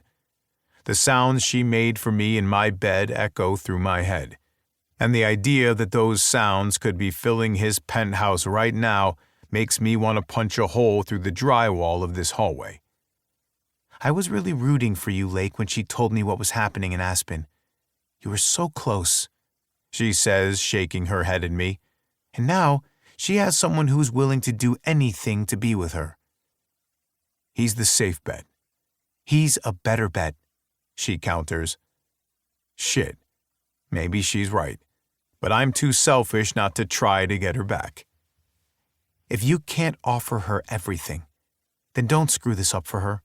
He might just be the guy to make her happy. Fuck that. That guy should be me. I need to tell her that I'm sorry. Actually, I need to tell her a lot of things, but she blocked me. I know, she frowns. But you deserved it. I won't argue with that. Then you also know my only option is to show up and tell her in person. She shifts from one leg to the other. I can hear the meeting getting underway with Sam's voice booming inside. She knows she should be in there taking notes and not out here with me. I can't give you the hotel name. It's girl code. I clench my jaw. She's not going to help me. She bites down on the inside of her lip for a second and debates telling me something. I can see it in her eyes. A part of her wants to see Tessa and me together still. What?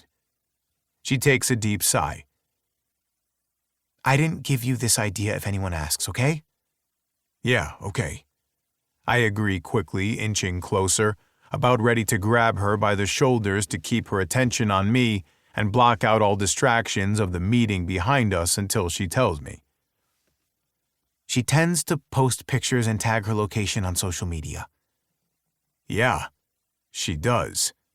Brilliant. A huge smile breaks across my lips, a loophole where Penelope doesn't get in trouble with Tessa. I grip Penelope and pull her in for a bear hug, pulling her to my chest. Thank you. I won't forget this. I tell her against her hair. She's so much shorter that I have to bend my head a little. She's like the little sister I never had, and never wanted either. 2 older sisters are enough of a shit show, even though I love Chelsea and Harmony. We've become close as we've gotten older. Just don't fuck it up this time. I hear her muffled voice against my Hawkeyes team jacket. Did Penelope Roberts just curse? I let out a little chuckle and release her. I owe you. Big, I tell her. Then I turn and start running down the hallway, headed for the elevator to get me back down from the corporate offices to the main lobby of the stadium. 45 minutes in traffic and I'm pulling into the long-stay parking lot of the airport when I get a text from Penelope.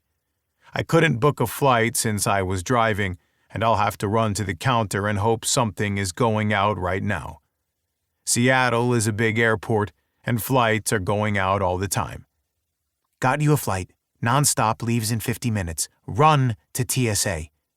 I booked you in coach by the lavatory. You don't deserve anything better. I'm too damn happy to have a flight booked to give a shit. I'd ride on the wing of the plane at this point if that's what it took to get me there. Send me your Christmas wish list. You're getting it all. There's only one thing on my wish list. A happy best friend. I wish I could guarantee that. How about a Lamborghini instead? I'm kidding. Sort of. I run through the airport using the easy kiosk to print my ticket. I don't have any luggage to check, so I grab my boarding pass and race to TSA. The line is ridiculous, and after getting a wheelchair to the back of the leg by a 12-year-old with a broken leg, who is a Blue Devils fan, based on the logo on his hoodie, and the lady in front of me with a dozen more electronic devices than any one human should ever own, I get through TSA with 15 minutes before takeoff. The gate has to be closed. There's no way I'm going to make it. But I have to try because all of the other flights are booked solid. I don't know how Penelope even got me this one. If somehow this pans out, I'm buying Penelope a house for Christmas. I don't care what she says. I run full speed down the hall, grateful for all the drills we've been running lately. My cardiovascular system is conditioned perfectly for this moment. I see the gate and the gate attendant starting to close the door. Wait! I yell about 100 feet from her. That's my flight. Her head whips over to see me. Are you Lake Powers? She squints. She's a younger woman with her red hair in a tight bun and a navy blue airline uniform. Oh, you are, she says, opening the door back up. She presses the button to her radio but keeps her eyes glimmering back at me and tells the crew that they have one more passenger coming through. The person on the other end doesn't seem happy at first, so she responds, "Trust me, you'll want this passenger." She winks, then gives my body a once-over as she takes my boarding pass and scans it through the reader. "You're all set, Mr. Powers. Good luck in the playoffs," she says in a sultry voice. It's wasted on me. There's only one woman I want, and I'm about to lose her. For good this time. Thanks, I say quickly, and then jet down the gangway toward the open aircraft door. I find my seat with everyone staring back at me.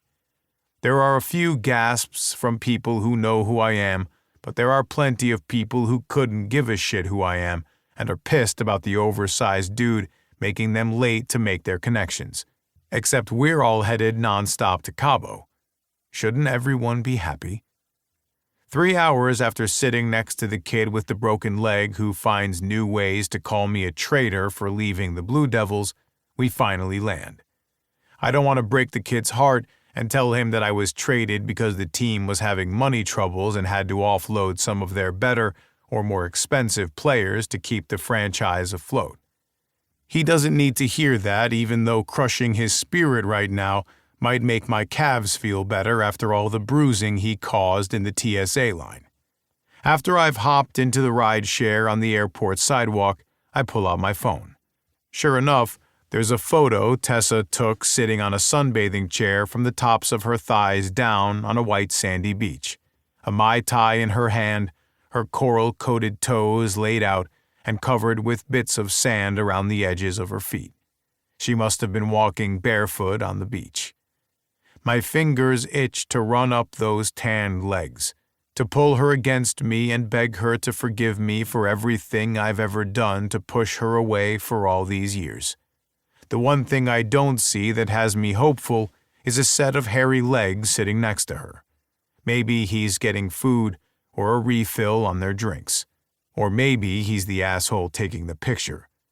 Suddenly, I can't get there fast enough. There's no tag on the photo, though, and her caption doesn't say enough, but it makes me feel like shit. My decompression station from the worst week. Fuck. I did that. I look through the comments section and sure enough, I see a comment from Penelope about an hour ago. Looks nice. Where are you? In front of the Grand Island Resort in a cabana. Scratch that. Penelope's getting 2 houses. I give the driver the name of the resort and within no time he's pulling up to the resort. I jump out before the car even stops. That was fast, man. I'll give you a great review. I tell him over my shoulder as I haul ass up to the main sliding glass doors of the resort. I act like I'm already staying here and keep my head down. These places usually only let people who stay here out on their private beaches. I dodge around staff and make it out to the beach, headed straight for the white cabanas. Shit, there are a lot. I start walking the perimeter, peeking over the cabanas like a creeper, but most of them are empty. It's a nice day to be in the ocean. After checking about 20, I start getting discouraged, until finally I walk up to a cabana where I can only see her feet. They're painted a familiar orange-pink hue. Tessa. Hi, Tessa. My heart just about jumps from my chest. I had just fallen asleep on this damn sunbathing chair, the first real sleep I've had in the days since I left Aspen. I know that voice, but there's no way it's... Lake Powers at my feet, in all his gorgeousness. Why can't he be uglier? A couple of women in barely their bikinis walk by, giving Lake's backside a look, and I must turn green with jealousy. I shouldn't be jealous, or at least I should get used to it. This is just the start of watching Lake with other women after what happened in Aspen. What are you doing here? I demand. You blocked me. And you thought stalking me would be a good idea? I ask. I hate that my heart skips at the thought that he flew all the way here to see me. Or, I think he did. Yes, because we need to talk. No, we don't. You had enough time to come talk to me when you sent your sister and nieces to come watch me like a bunch of puppy sitters. Well, that's not what that was, he says, stepping closer to the end of my lounge chair. Oh, really? When did you come home then? I ask, crossing my arms over my breasts, since they seem to be catching his attention and hardening under his gaze. He doesn't deserve to see them, and I hate the goosebumps trickling down my spine at the memory of the way his tongue swirls. You already know what time. I'm sure my sister told you everything.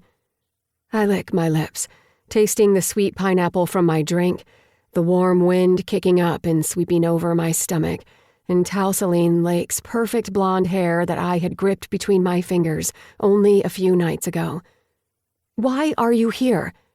Because you're making a mistake. Cocky jerk. Is that right?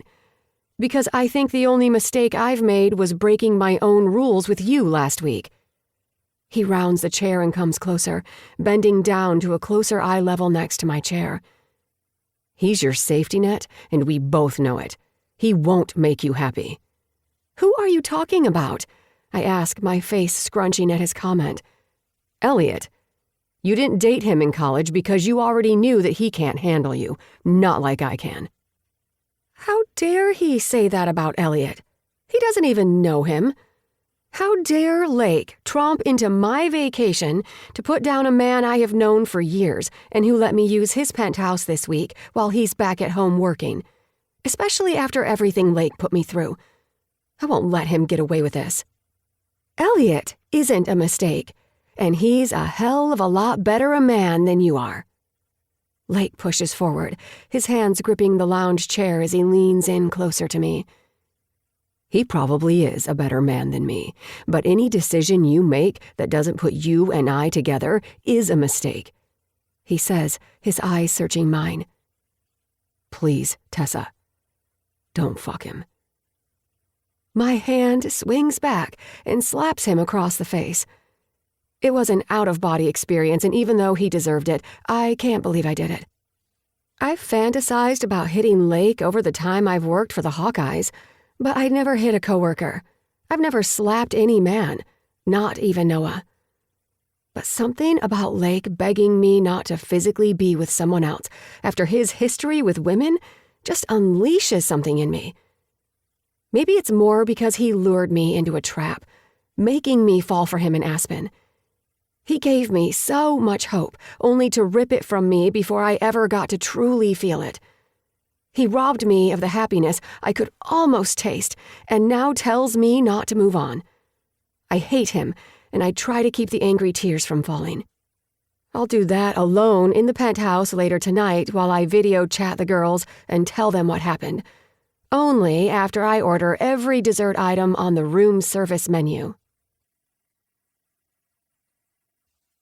She diverts her attention from me and stares down at the sand on her chair and then folds her arms protectively over her chest. I don't even know what to say, but I lean back farther from her. I pushed her too hard, and I deserved that slap. Begging her not to sleep with him was a step too far. It's not even what I meant to say, but I got tongue-tied. Probably because I haven't put my feelings out there for a woman in years. And even though I doubt she'll hear it now, I have to at least tell her. I have to know that she knows how I feel about her, even if she turns me down. Tessa, I'm sorry. I never meant to fall for you, but I don't believe I was ever meant to make it out of this life without loving you. Her eyes jet up to mine in my confession. I fought it for so damn long that I'm not exactly sure when it started. But I think it was the minute I saw you in the stands during my first home game. How can you say that and leave me like you did? You made your cousin take me home, and you sent your sister to babysit me. It should have been you, she says, her voice shaky with emotion. Tessa is always solid. She rarely shows when she's shaken. I hurt her, badly. And I'll never forgive myself for failing her like I did and not coming home the night of the accident. I take a step forward. I'd rather she lay into me and cut me apart than cut me out. I know, Tessie. Don't call me that, she barks. I'm sorry, I say, taking the same step back. And don't tell me you love me when you leave me to be taken home by someone else, she demands. You're right. I fucked up. I should have taken you home and held you all night. I should have... Then a shadow enters the cabana before I finish my thought, and I don't have to guess who it is. A man a few years younger than me stands in the entrance in a tropical shirt and a pair of khaki shorts and his chalky brown hair brushed back. Who the fuck dresses like that? I guess the guy who gets Tessa does. I stand, trying to make myself look intimidating. It doesn't take a lot. He's smaller than me in height, but he looks like he surfs or something with some muscle on him. I want to yell at him to get the fuck out. I want to pick her up in a cradle hold and move her to somewhere no one can see us so that she can yell and scream and hit me again if she wants until she's too tired to fight anymore. Then maybe she'll finally hear me out. I want to prove to her that I'm sorry, and I'll do anything to win her back. Hi, She says to the man out in front of us, smiling back at him. You're Lake Powers. Elliot says to me, a little starstruck if I'm not mistaken. That's a small consolation, but not enough. Yeah. I say, trying to ignore him in hopes he'll get the hint to leave us alone. But he paid for this cabana, so I guess that he's not going to leave me alone with the woman he's wanted for years. I know the feeling. he was just leaving. She says, scowling up at me. Her eyes are threatening, and I already pushed my luck with her. It's time to retreat. I said what I came to say. What happens next is up to her. I can't will this to happen, and I can't keep pushing through the pain like I know how to do on the ice, where the only option is to make the goal at any cost. I can't break her to make her mine. She has to come because she wants me to. Okay, I say, walking backward toward Elliot and away from her. Her eyes cast down to her thighs as she pretends to pick at the nail polish on her hand. She's not watching me leave. She's done, and I have the red mark on my face to prove it. She's done. I lost her. Take care of her, I say softly to Elliot as I walk out. Will do, sir. He says. That was weird. He left. Because I asked him to, but it doesn't hurt any less. Here you are, ma'am. Sorry for the inconvenience. We didn't know that Mr. Copeland was sending anyone to his private family penthouse this week, but everything is stocked per his request. Here is the key, and I will be your private butler while you're here. Thank you, I say, reaching forward and taking the key from him. Will Mr. Powers be staying with you this week? No, I yell at him by accident. I think I startled the butler as he jumps back a little. Elliot took it well when I told him that I'm not in the headspace to date anyone. He asked if Lake had anything to do with it. He put together that Lake sabotaged my trip with him and the fact that I was non-committal to rescheduling with him to Cabo as a sign. Then, when I told him that Aspen was a bust, he offered his penthouse to me so I could be alone somewhere warm. I wouldn't want to hurt him if the butler told Elliot that Lake came to Cabo and we used his penthouse as a lover's reunion or something. I'm sorry, I just mean that Lake will not be joining me. Thank you, though. As you wish.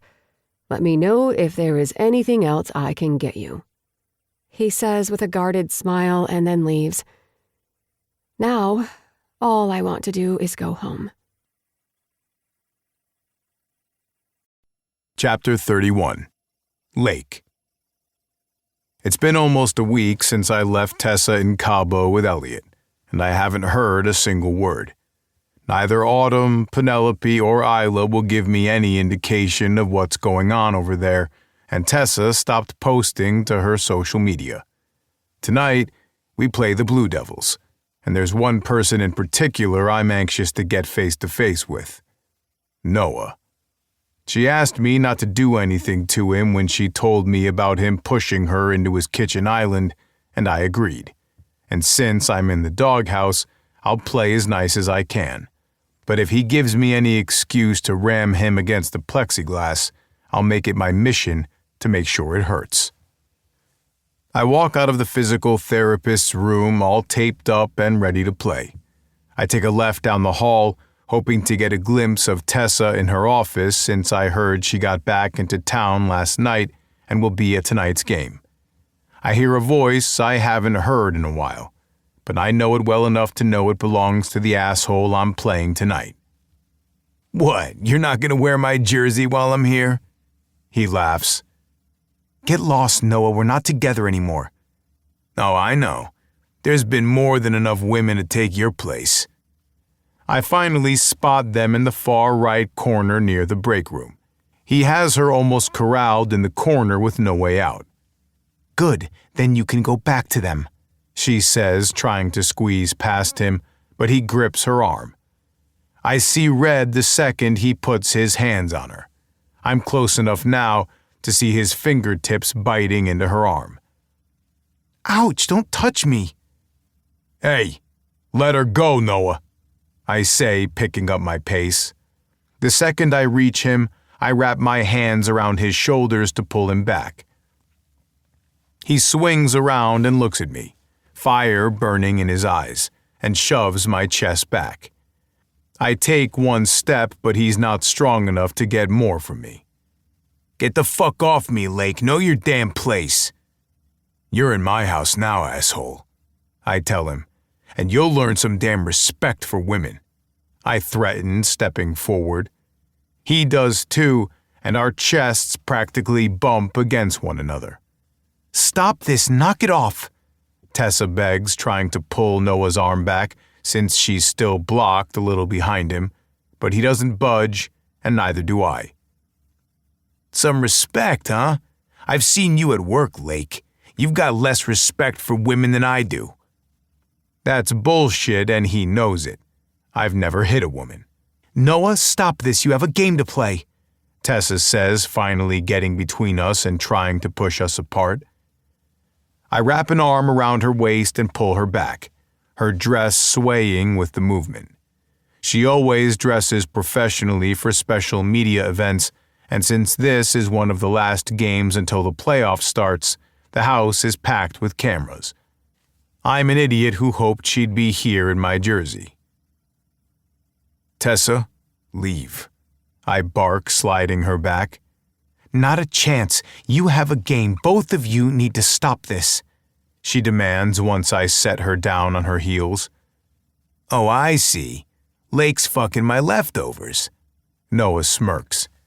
Tessa, you're no better than a damn puck slut. He smirks, looking at her to my left and behind me. Don't you ever talk about her like that, you motherfucker. I reach back to hit him, and he does the same. But before either of our fists fly, Riker gets a hold of me, and Kanan grabs Noah, pulling us apart. They must have heard us from the locker room. I'm leaving, he says, trying to get out of Kanan's hold. Kanan finally lets him go, but gives him a good shove. Get back to your side. Save it for the ice, Kanan says. Fuck you, Altman. Noah practically spits. Good luck with your hockey whore, Lake. Noah calls out as he turns to leave, but he doesn't make it far before Kanan reaches back and cold cocks Noah in the back of the head. The captain of the Blue Devils rushes in with another player. Both are new guys from the team that's only half the team it used to be. I never played with these two, but the looks on their faces say they're tired of cleaning up Noah's messes. I've been there. We're getting him out of here, the captain says, and then they pull Noah out. Are you okay? Riker asks Tessa. What the hell happened? Why was he back here? She turns to him as he looks her over in assessment. It was a misunderstanding, but I'm fine. She doesn't look fine. She looks shaken up. Go back to getting ready. You're supposed to be on the ice soon. I'm sorry you had to get involved. Riker and Kanan look at me and then at each other. Okay, let us know if you need anything, Kanan tells her. You okay, Lake? Riker asks. I nod, not taking my eyes off Tessa. The guys both leave and head back to the locker room. Riker eyes us right before he walks back through the door. He knows something's up. I take steps toward her, wanting nothing more than to pull her into me and protect her. But when I put out my hands, she smacks them away. I told you not to get involved. It's over. He's just being Noah, she says, her dark amber eyes blazing into mine. There is no way I'll ever let him put his hands on you, Tessa. Never, I say, locking my eyes with hers. She might not be mine anymore, but I'll protect her forever. even if I have to do it watching from the sidelines. She shakes her head in annoyance. That was highly inappropriate of you to get in a fight with an opposing player off the ice. He grabbed you and had you cornered. What was I supposed to do? Be a damn professional, she says, her hands on her hips. You're taking this too far. I would have done it if it was Penelope or Isla too. No one treats any woman like that in front of me. What would you rather I do? Forget you know me, Lake, she says, and then spins around and heads for her office, slamming the door as she gets through. I'll never win. This is a losing game. But I'm a glutton for punishment. Tessa. I watch from the owner's box where we're whining and dining the media.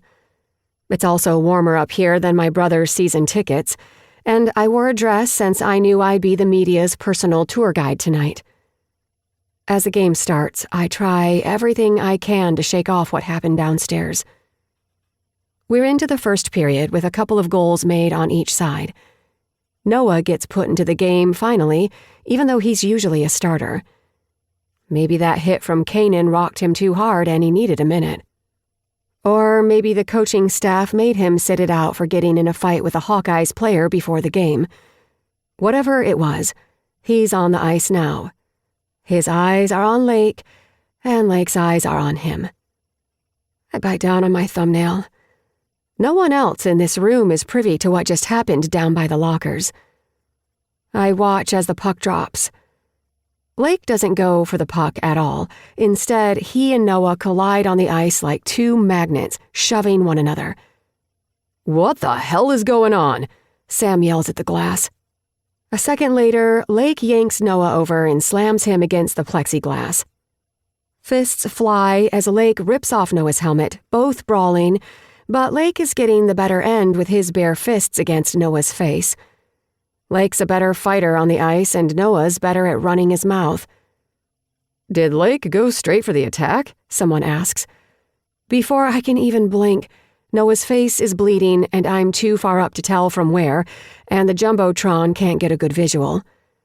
The refs start blowing their whistles, and Noah falls to the ice with a Lake on top of him, still hitting him. Both teams jump over the wall and collide to pull Noah and Lake away from each other. The refs are going crazy, and all the coaches have also jumped onto the ice to pull their players out of the carnage. "Lake just beat the shit out of that player," someone from legal says. "Oh my God!" Penelope and Autumn look at me in question. Isla pulls Berkeley away from the ice so she doesn't witness it all. "Why did Lake attack him like that?" Autumn asks, looking between us all as if one of us has the answer. Technically, one of us does. My fists are itching the second Noah comes out onto the ice. I hear Riker give me a warning. "Play nice, Powers."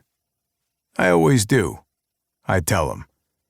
We get in our formation on the ice. Riker, our center, Briggs, our right wing, Brent's position behind me, Kanan behind Briggs, and Seven as our goalie. Noah hunches, knees bent and in striking position, our eyes locked. Neither of us is interested in playing a game. We're playing for something wholly more important. Tessa. I'll probably get thrown out of the game for this, and as selfish as it is for me to get pulled off the ice when we're so close to the playoffs, nothing matters more than Tessa anymore. Nothing. The second the puck drops, Noah and I skate full speed at one another. We collide in the middle of the ice as I shove him as hard as I can. He snaps back like a rubber band, pushing me back and grips my jersey, anchoring himself to me. "You like sloppy seconds, Lake?" he barks. "Shut the fuck up. She's always been too damn good for you," I say, shoving him again, but his grip is tight. I reach for his helmet, but he blocks it. "I'd say we could share, but she's too damn mouthy for me. I had to shut her up," he says with a devilish grin. He knows where to hit me the hardest, anywhere that has anything to do with hurting Tessa. Fire rages in my stomach, and steam builds in my helmet as anger builds so fast that I almost think I might black out. I send a punch low to his stomach where I know he doesn't have any padding. He's too slow to stop my fists, and I hear an oof whirl past his lips. He hits me against the helmet, knocking my neck to the right, but it's not a hard enough hit. I grip his jersey and shove him into the plexiglass not far away from us. It knocks the wind out of him a little, and the crowd starts roaring down at us. "If you ever touch her again, I'll kill you," I warn him. "I don't have to hurt her anymore. You'll fuck her up better than I ever could." And that's when I lose it, and yank off his helmet and my gloves. I swing over and over, only hearing the sound of my fist against the bone of his cheek, but not feeling the pain. Whap, whap, whap. It's all I hear pinging off the sideboards next to us as my fist connects with his face until finally multiple hands reach around me and pull me off him. He's bloody by the time I look down, and the ref yells to get me off the ice. They skate me to the box and push me through it. Coach Bex barely looks at me. "You're done for the day, Powers, and probably for the season. I don't want to fucking look at you. Sit in the locker room until the end of the game," he says, not making eye contact with me. "Yes, Coach," I say. "You're dismissed." He scowls, facing out at the ice. I walk past him and out of the home team player bench. I knew this might be my fate if I went through with it, but I'd do it all the same again. Actually, I would have settled this in the team hallway if Riker and Keenan hadn't shown up. I walk to the locker room, fans from our side cheering and fans from the other side booing in equal measure. I head through the locker room door opening and trudge to my locker, my helmet and gloves still on the ice. I pull off my shoulder pads and jersey and drop them to the ground next to my locker.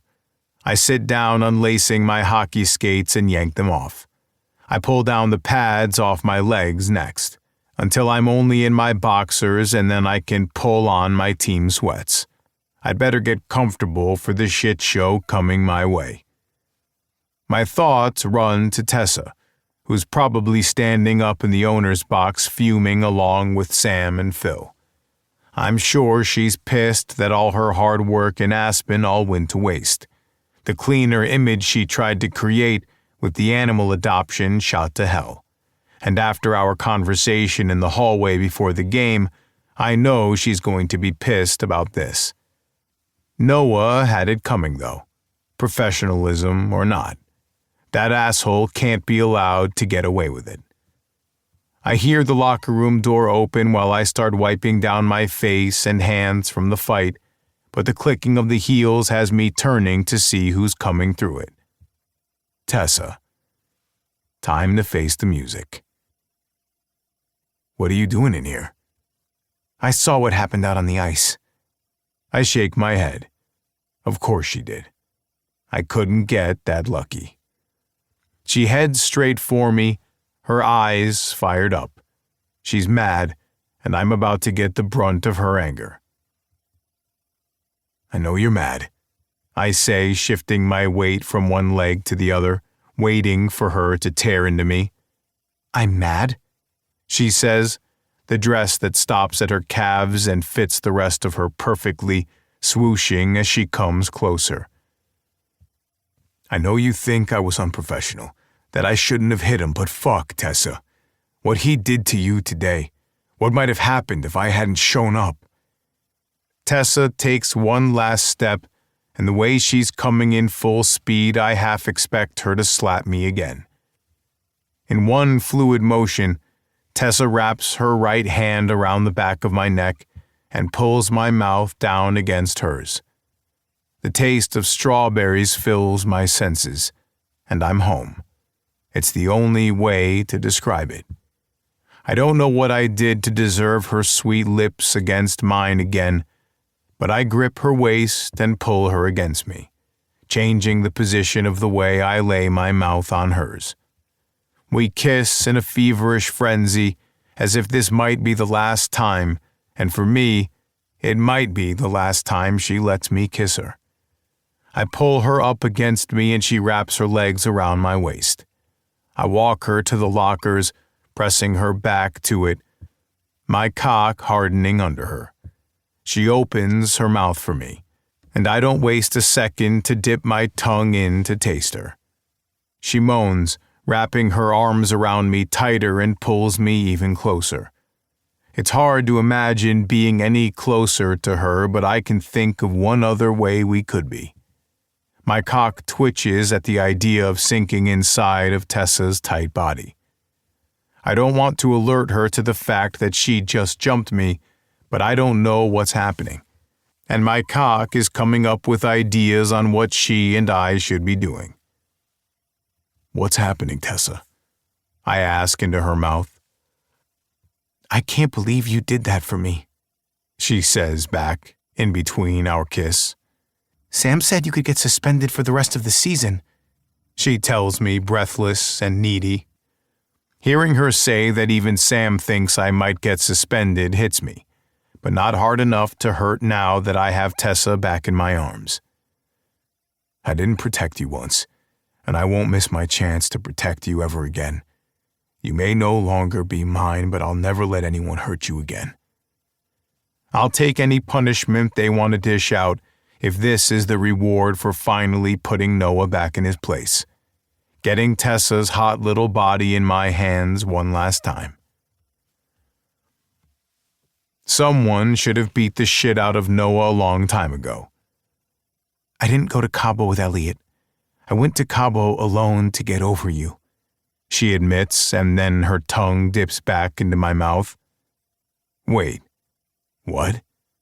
I pull my lips off her for a second, and she sees the question in my eyes. "He just lets me use his penthouse, and I let you believe that the butler bringing me my room key was him." "Why?" "Did you miss the part where I said I went to get over you?" she asks, dipping in to kiss me again. I take her kiss because I'm a fucking hungry man for her, and she's the only thing that feeds me. "Did you succeed?" I ask against her needy mouth. "No, and I don't think I ever will," she admits. That's what I've been waiting a week to hear. I press my kiss into her further as I rock against the thin layer of her dress against my black athletic sweats. I press her into the lockers, feeling the heat radiate through her panties and onto my athletic sweats. Thank God I had already pulled off my hockey gear before she walked in. "Harder," she whispers against my ear. Yes. Fuck yes. I add more pressure between her thighs, and her sweet little moans start to pass through her lips and fill the locker room. "You can have anything you want, Tessie. Just tell me," I say, pulling my mouth off her lips to kiss the side of her neck, sucking deeply on her delicious skin. "Then I want you," her sultry voice says against my ear. Her right hand slithers between us and pushes past the waistband of my sweatpants. I take a surprised inhale the second her fingertips touch the tip. I wasn't expecting this. Her right hand slides down the length of my throbbing erection over and over, and if she keeps this up, I'll come in her hand quicker than is acceptable. There is nothing better in this world than the feel of Tessa's hand gripping me, besides Tessa's pussy gripping me. "What are you going to do with that?" I ask against her neck. "Sit on it," she tells me. Jesus. I growl against her shoulder, gently biting down on her silky, soft skin. She moans at the feeling of my teeth against her skin. Tessa lets go of my cock and pulls her hand out of my pants. I miss her grip immediately, but then she reaches between us and pushes my pants far enough down my ass that my cock is free to drive into her. She pulls her hem up between us and slides her panties to the side.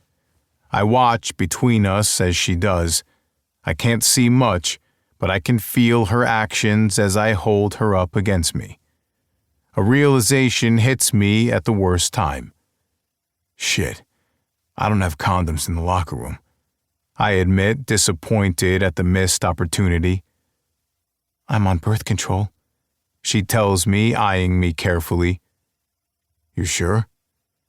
I haven't been with anyone since well before her, and I've never been bare with anyone ever. She nods. If you are. Yeah, I've never been more sure of anything in my life. I'm clean, and an accidental baby with Tessa would be a happy surprise. Not that I'm angling for it right now, but I want everything with Tessa, even though all she's offering me right now is sex. She reaches down and grips me again, positioning me right under her. The second my tip feels the warm wetness at her entrance, I let out a breath I didn't realize I'd been holding in since I showed up at my house in Aspen to find Tessa gone. Any of my teammates or coaches could walk in right now, but I don't give a shit. My body is taking over, and I couldn't stop myself from taking Tessa, even if the whole stadium was watching. I press into her, and her whimper sounds like heaven. I ease her onto me slowly, trying not to hurt her as my tip coats in her arousal.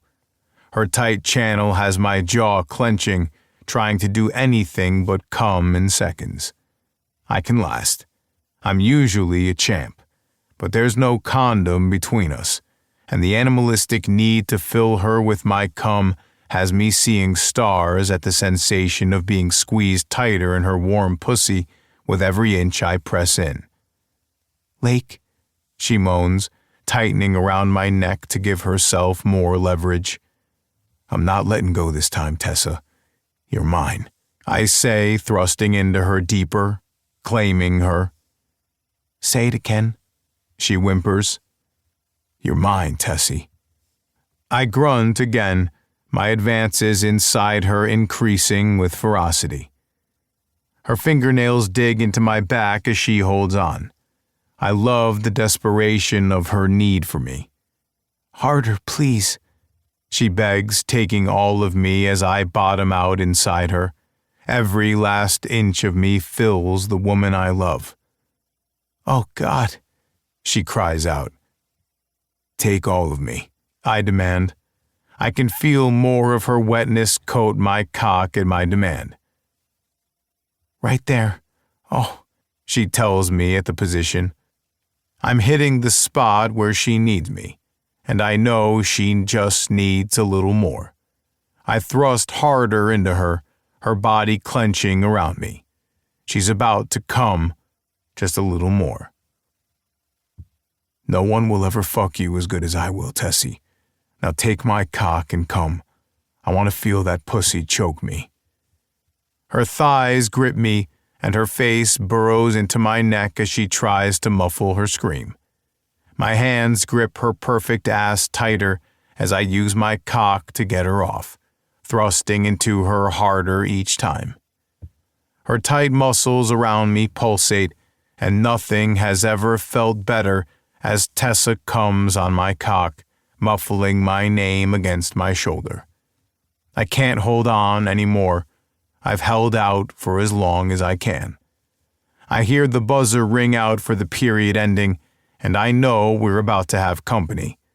I keep my momentum going, thrusting in and out of her, and she holds on to me.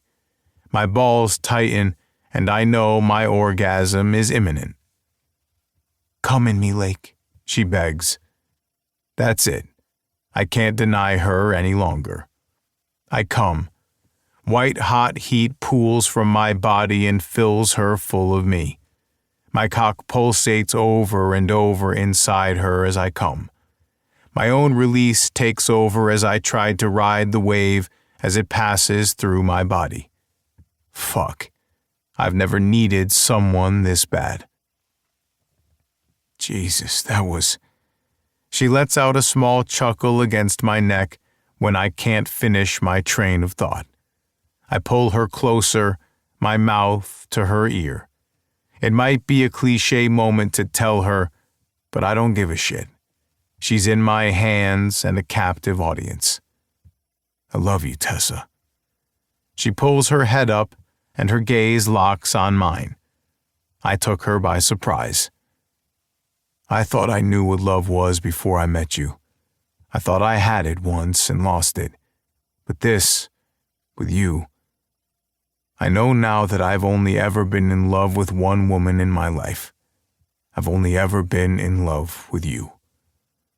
A smile slowly breaks across her lips, like she sees sincerity in my eyes. I love you too, she says, her eyes flickering with warm honey. Wait for me tonight. I might be here getting my ass chewed after media. She nods. I'm taking you home tonight.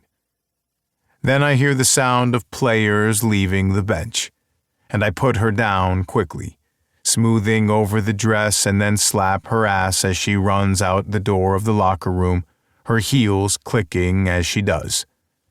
I pull up my own boxers and sweats that hung high on my thighs from where Tessa pushed them down, and then I adjust my erection as best I can.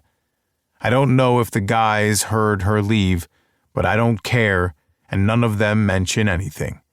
They're all on a high of their own. A winner's high. We won the game. No matter what happens tonight with the coach, Tessa is worth it all.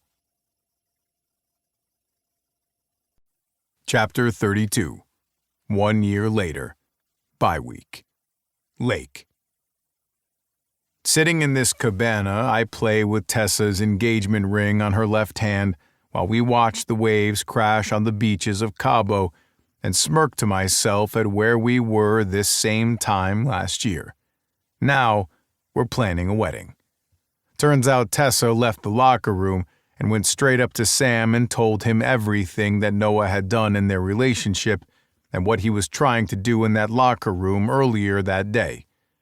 Riker and Kanan witnessed it and backed up her story about Noah showing up on the home team's side to cause trouble. Sam was able to negotiate a 2-game suspension instead of the rest of the season, although Noah ended up benched for the rest of their season. This last off-season, Tessa and I got engaged in Aspen with my niece's help. Tessa got approved to work from our house in Aspen during the off-season and helps part-time at the coffee house and at my sister's shop just to make friends. I still help out most mornings at the soup kitchen and have been pitching in where I can with the animal shelter too, going down once a month and helping drive up adoptions. The renovations for the Denver women's shelter finished a few months ago, and Bobby has been keeping an eye on things for me during the season since we've been back in Seattle since hockey season started. Can I get you two anything else? The butler for the penthouse asks. I rented our own.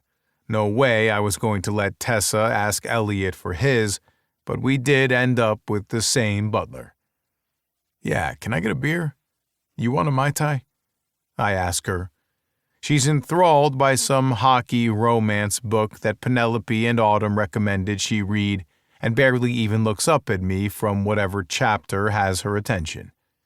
I asked her why she needs that when she has the real thing, but she says the spice in the books are addictive. It seems like it's been making her hornier than usual, so I'm totally on board. I told her to buy every last damn book she wants. No, nothing for me, she says, barely lifting her head from her device. You don't want a pina colada or raspberry lemon drop? I ask.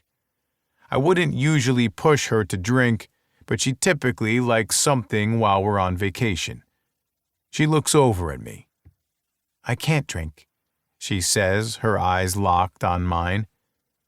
I'll go get you that drink, sir, the butler says, speeding away as if he walked in on something private. What do you mean you can't drink? Are you feeling ill? Sure, you could say that, but it's more like I'm pregnant. What? I say, jumping out of the lounge chair and reaching for her. We're pregnant? I know she wanted the wedding first, but I don't care which one comes first. I want it all. Do we need to go home? I say immediately. This is my first baby and I have no idea what the hell we're supposed to do, but I think she's supposed to see someone about this, right? I can book a flight now. We can leave and go see an OBGYN or whatever you need. No. She smiles and shakes her head. We have a while before that. I took the test the night before we left, but I wanted to surprise you. I had a baby jersey getting made up online. You kind of ruined it. She teases, but she looks a little serious too. Shit. I'm sorry. I say, squeezing her hand. It's fine, she says, eyeing me with a hopeful smile. Are you happy about this? She asks carefully. I've never been happier in my life. I tell her, and then bend down and kiss her. This has been Filthy Score, Book 2 in the Hawkeyes Hockey series, written by Kenna King, narrated by Maeve York and Ryan Hudson. Copyright 2023 by Kenna King. Production copyright 2024 by Kenna King. Production coordination by Lyric Audiobooks. Produced by Brittany Cottingham. Post-production by Chrissy Farrell. Maeve York and Ryan Hudson are members of SAG-AFTRA. To see upcoming releases, visit kennaking.com and subscribe to Kenna's newsletter to keep up on all news, promotions, and giveaways. Audible hopes you have enjoyed this program.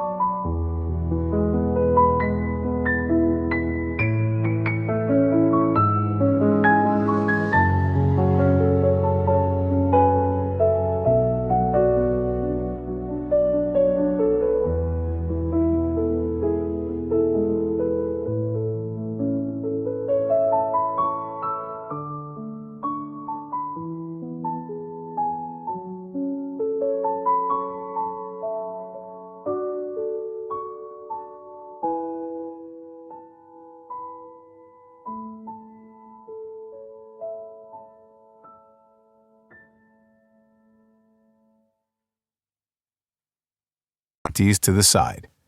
I watch between us as she does. I can't see much, but I can feel her actions as I hold her up against me. A realization hits me at the worst time. Shit, I don't have condoms in the locker room. I admit, disappointed at the missed opportunity. I'm on birth control, she tells me, eyeing me carefully. You sure? I haven't been with anyone since well before her, and I've never been bare with anyone ever. She nods. If you are.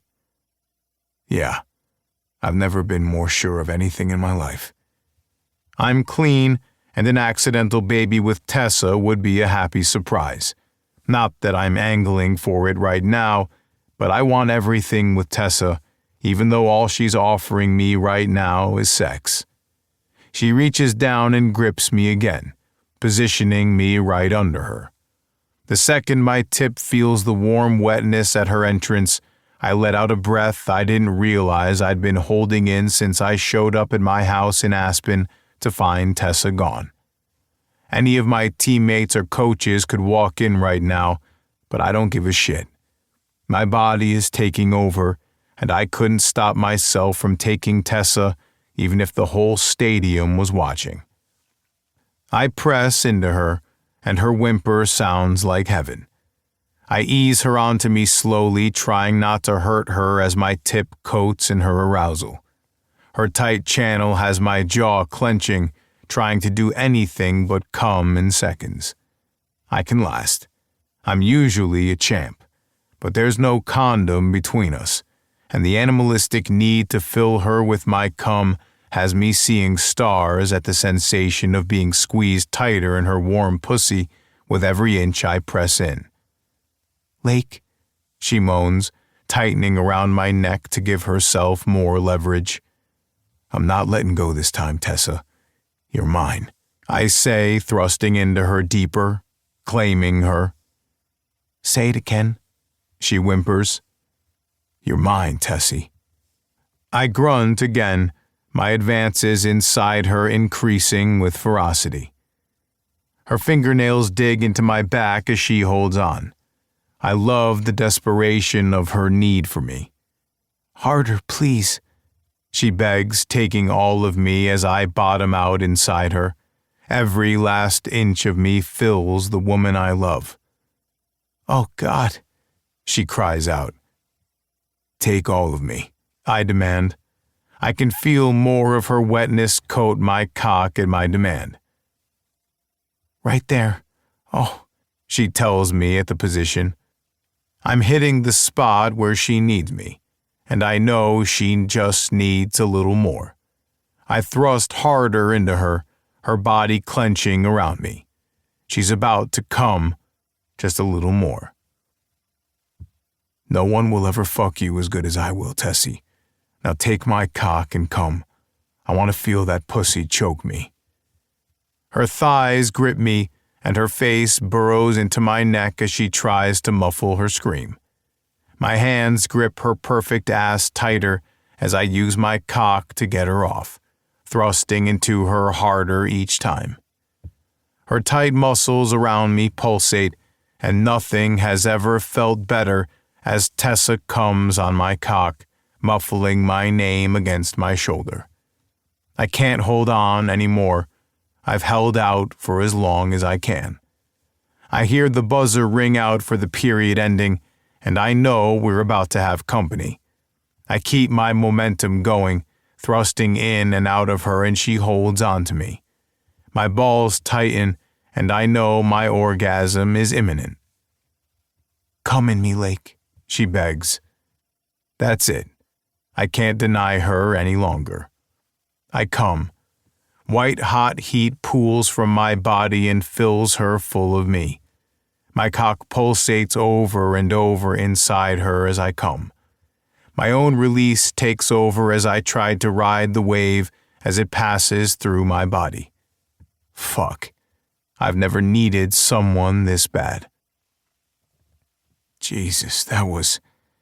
She lets out a small chuckle against my neck when I can't finish my train of thought. I pull her closer, my mouth to her ear. It might be a cliché moment to tell her, but I don't give a shit. She's in my hands and a captive audience. I love you, Tessa. She pulls her head up, and her gaze locks on mine. I took her by surprise. I thought I knew what love was before I met you. I thought I had it once and lost it. But this, with you, I know now that I've only ever been in love with one woman in my life. I've only ever been in love with you.